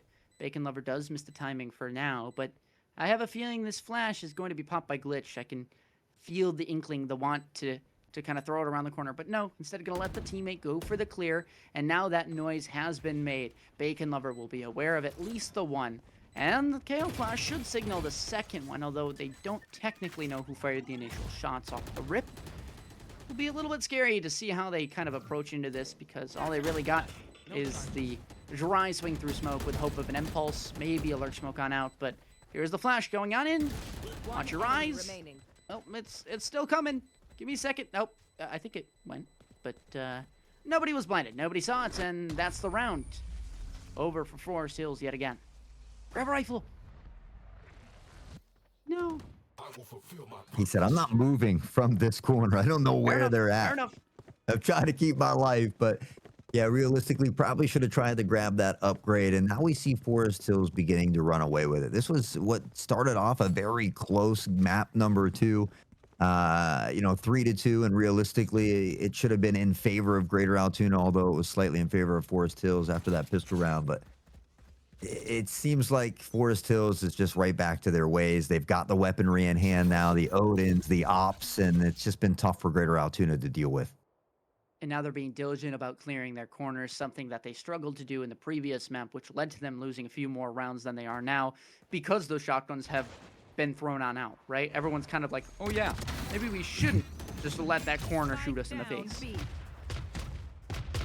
Vanilla finds an opening pick. Robotics able to answer back toward mid, and that'll make Cypher pump the brakes and head the long rotation around. Vanilla lets the paint shells ring out, has to get back from the flash, and will use the blast pack to do it as well. Great situational awareness coming out from Vanilla. Mm-hmm. Absolutely. I don't play Raze, but that, in theory, is what I would have totally done in that scenario. Or at least what I see and have known to be the best case scenario. Mini Booper, though, does find the worst case scenario, a bullet to their brain. And now a hard clear of the corner to their right. This is going to be a retake from multiple different angles. The best way you can do it. Showstopper out from the left side. Could bait it out. There's the shot. And does TP on away. Only takes 100 damage. But in the grand scheme of things, keeping your life a lot better than taking 100 damage. And the op shot lands in the head. You didn't even need that. But for style points, we will totally accept it. 9-2 on the half. And Greater Altoona, their last chance to get that third round that we talked about starts here. That 9-3 curse. Can you call upon it here for the Valorant gods on Corrode? We shall see. Unfortunately, they're going to have to get through that Odin, the Op, a couple Vandals, and make it 2 Ops now here as well. So certainly don't envy them here in this position, but the GOATs are the GOATs for a reason. We'll see if they can come up with one heck of a stop. GOATs, they're playing 3 and 3. 3 tanks, 3 supports. It's an Overwatch joke for those who caught it out there. Either way, Forest Hills relatively strong, and where they are, what they need to do. I mean, this isn't a fake plan by Forest Hills this round, but they've dragged everybody over here, so they might want to consider it now as maybe a rotate. Seeing that ult, you never feel comfortable, especially with that pick in mid. You can start to run away. But with that up pick towards A, now they get the false confidence that maybe they can go in here. They're going to have to deal with 2 players regardless. It's just now or later, and they've chosen now. Well, they're going to know that he's here as Meister will let the Ares sing out. And that Symphony will lead to a two-piece combined with Saihara here on the Stinger. They pressure in and, well, from a 5v2 to a 3v2. Greater Altoona chipping away at the odds here. And Meister, again, the spray through connects onto Bacon Lover, but it's a run it back, and he's got an extra life. Strike Force will thread the needle between two smokes like parting the sea, and Forest Hills up to 10 and looking for the win. All down to the pistol here. If you want to call upon some sort of comeback, it's got to start here. You need that credit advantage going into the second round. The third, it won't even be a bonus at that point because you'll need to force up. It's that same situation we saw the prior map. I think that was first half 10-2 as well. So you're going to need some big players to step up. I know Vanilla had 24 in the end, so maybe you're looking towards them to kind of rep a few more. But at the same time, you can't always depend on one person. Everybody has got to have a fight that goes their way. And I know it's tough, but they're also going to need to get more than one due to the numbers disadvantage. We'll say it again. Yeah, it was Greater Altoona that performed much better in the second half on map 1 as well. We'll see if maybe they can channel that one more time here. But to find a way to get 10 rounds before your opponents get 2 can be tough. Of course, that would just be for OT, but now we see the wall coming out, not try hard, and Phoenix will begin to shift forward, and Greater Altoona is here. Pincer play coming in. It's Plaid Stripes in the kill feed. Back and forth. Bacon Lover finds Saihara and Meister all alone in a 2v1, but Chamber does not have a ton of health. No, and that was the initial engagement. They saw both the Phoenix and the Chamber, so Greater Altoona should at least be aware of where Forest Hills is. Forest Hills, though, no idea where this player is. We'll have to react accordingly. And they were holding the right angle. They made the initial contact, but the stun comes through. It does not land on. Playing anti-flash so they can swing together. Pieced up into the same corner. Didn't think he could get lower, but instead does. And Bacon Lover finally picks up the elimination. 7 HP left on Robotics Master.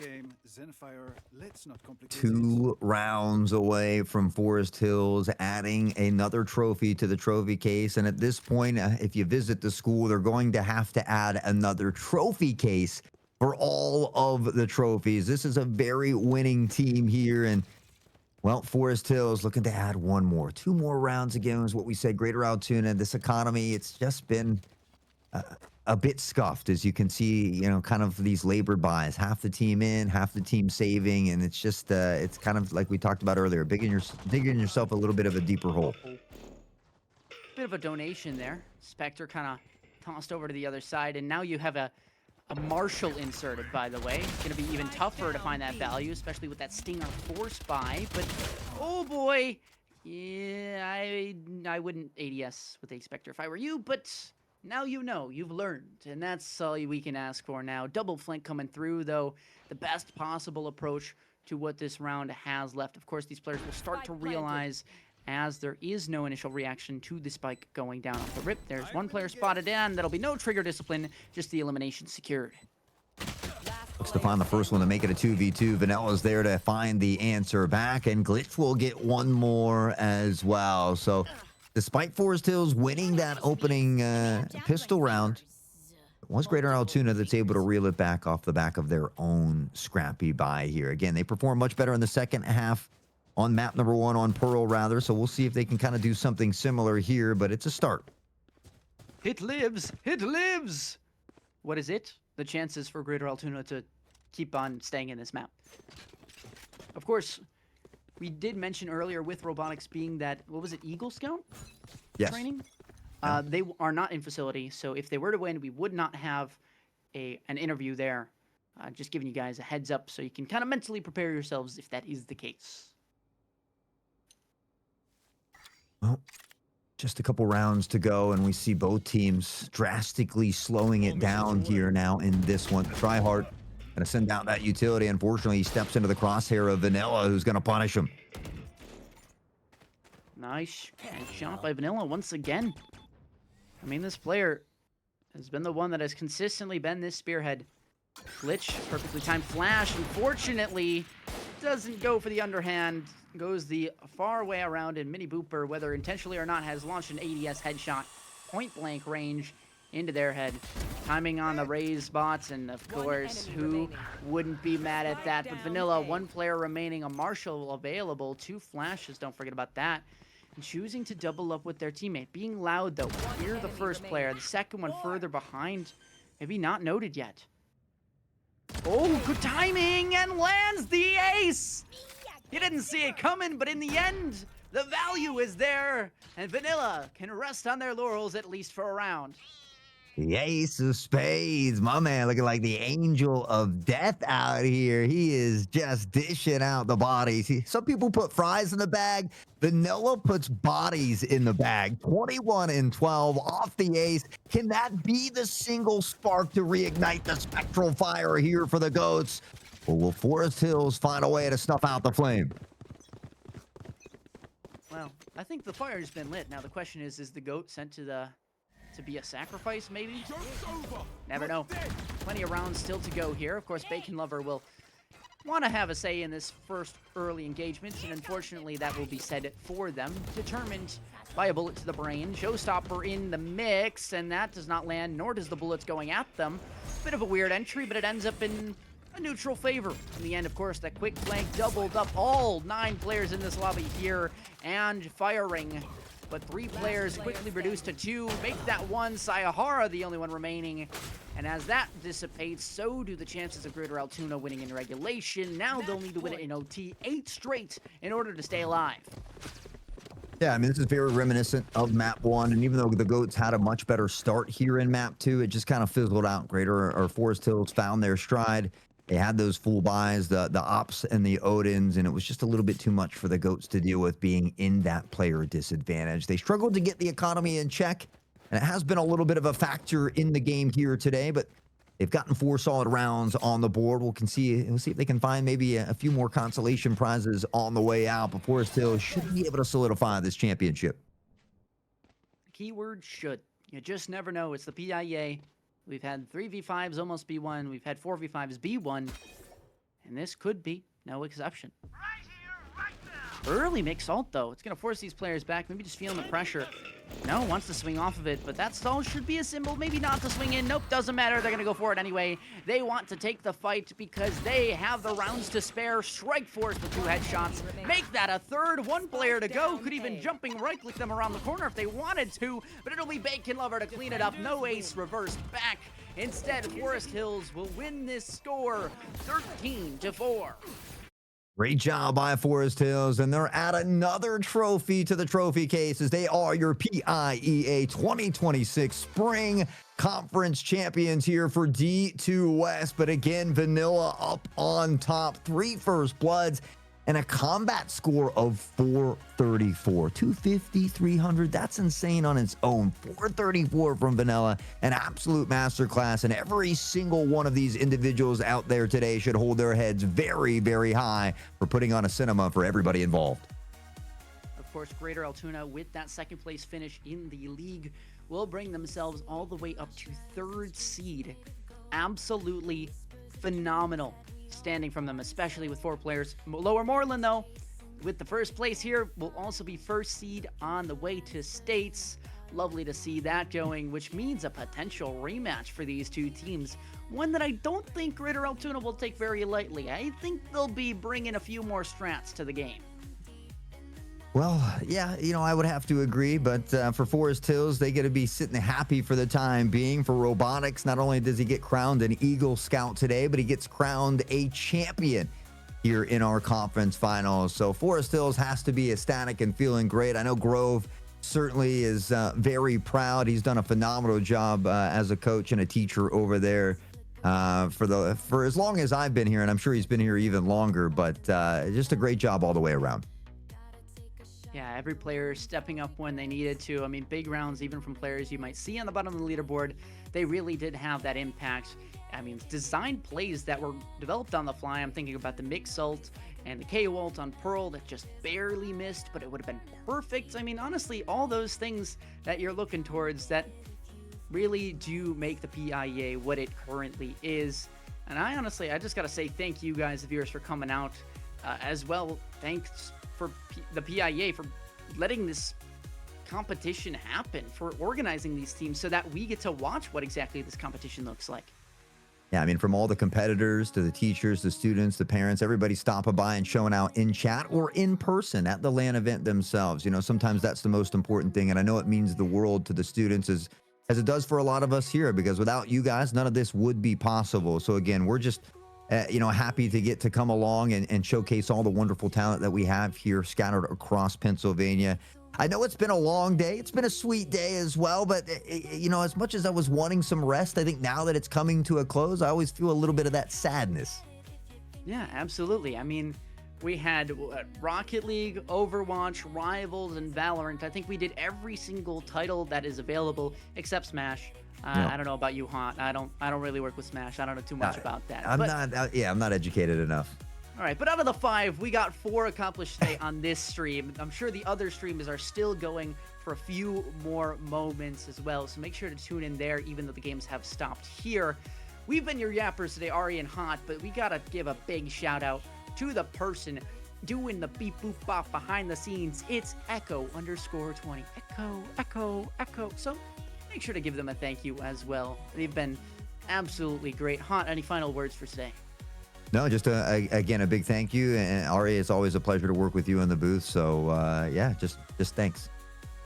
Well, it's been a long day, so we're going to pop on out. Thank you guys all for watching. We will see you guys whenever we see you next, probably for state championships, and we're looking forward to that. So we will see you then. Peace out, everyone.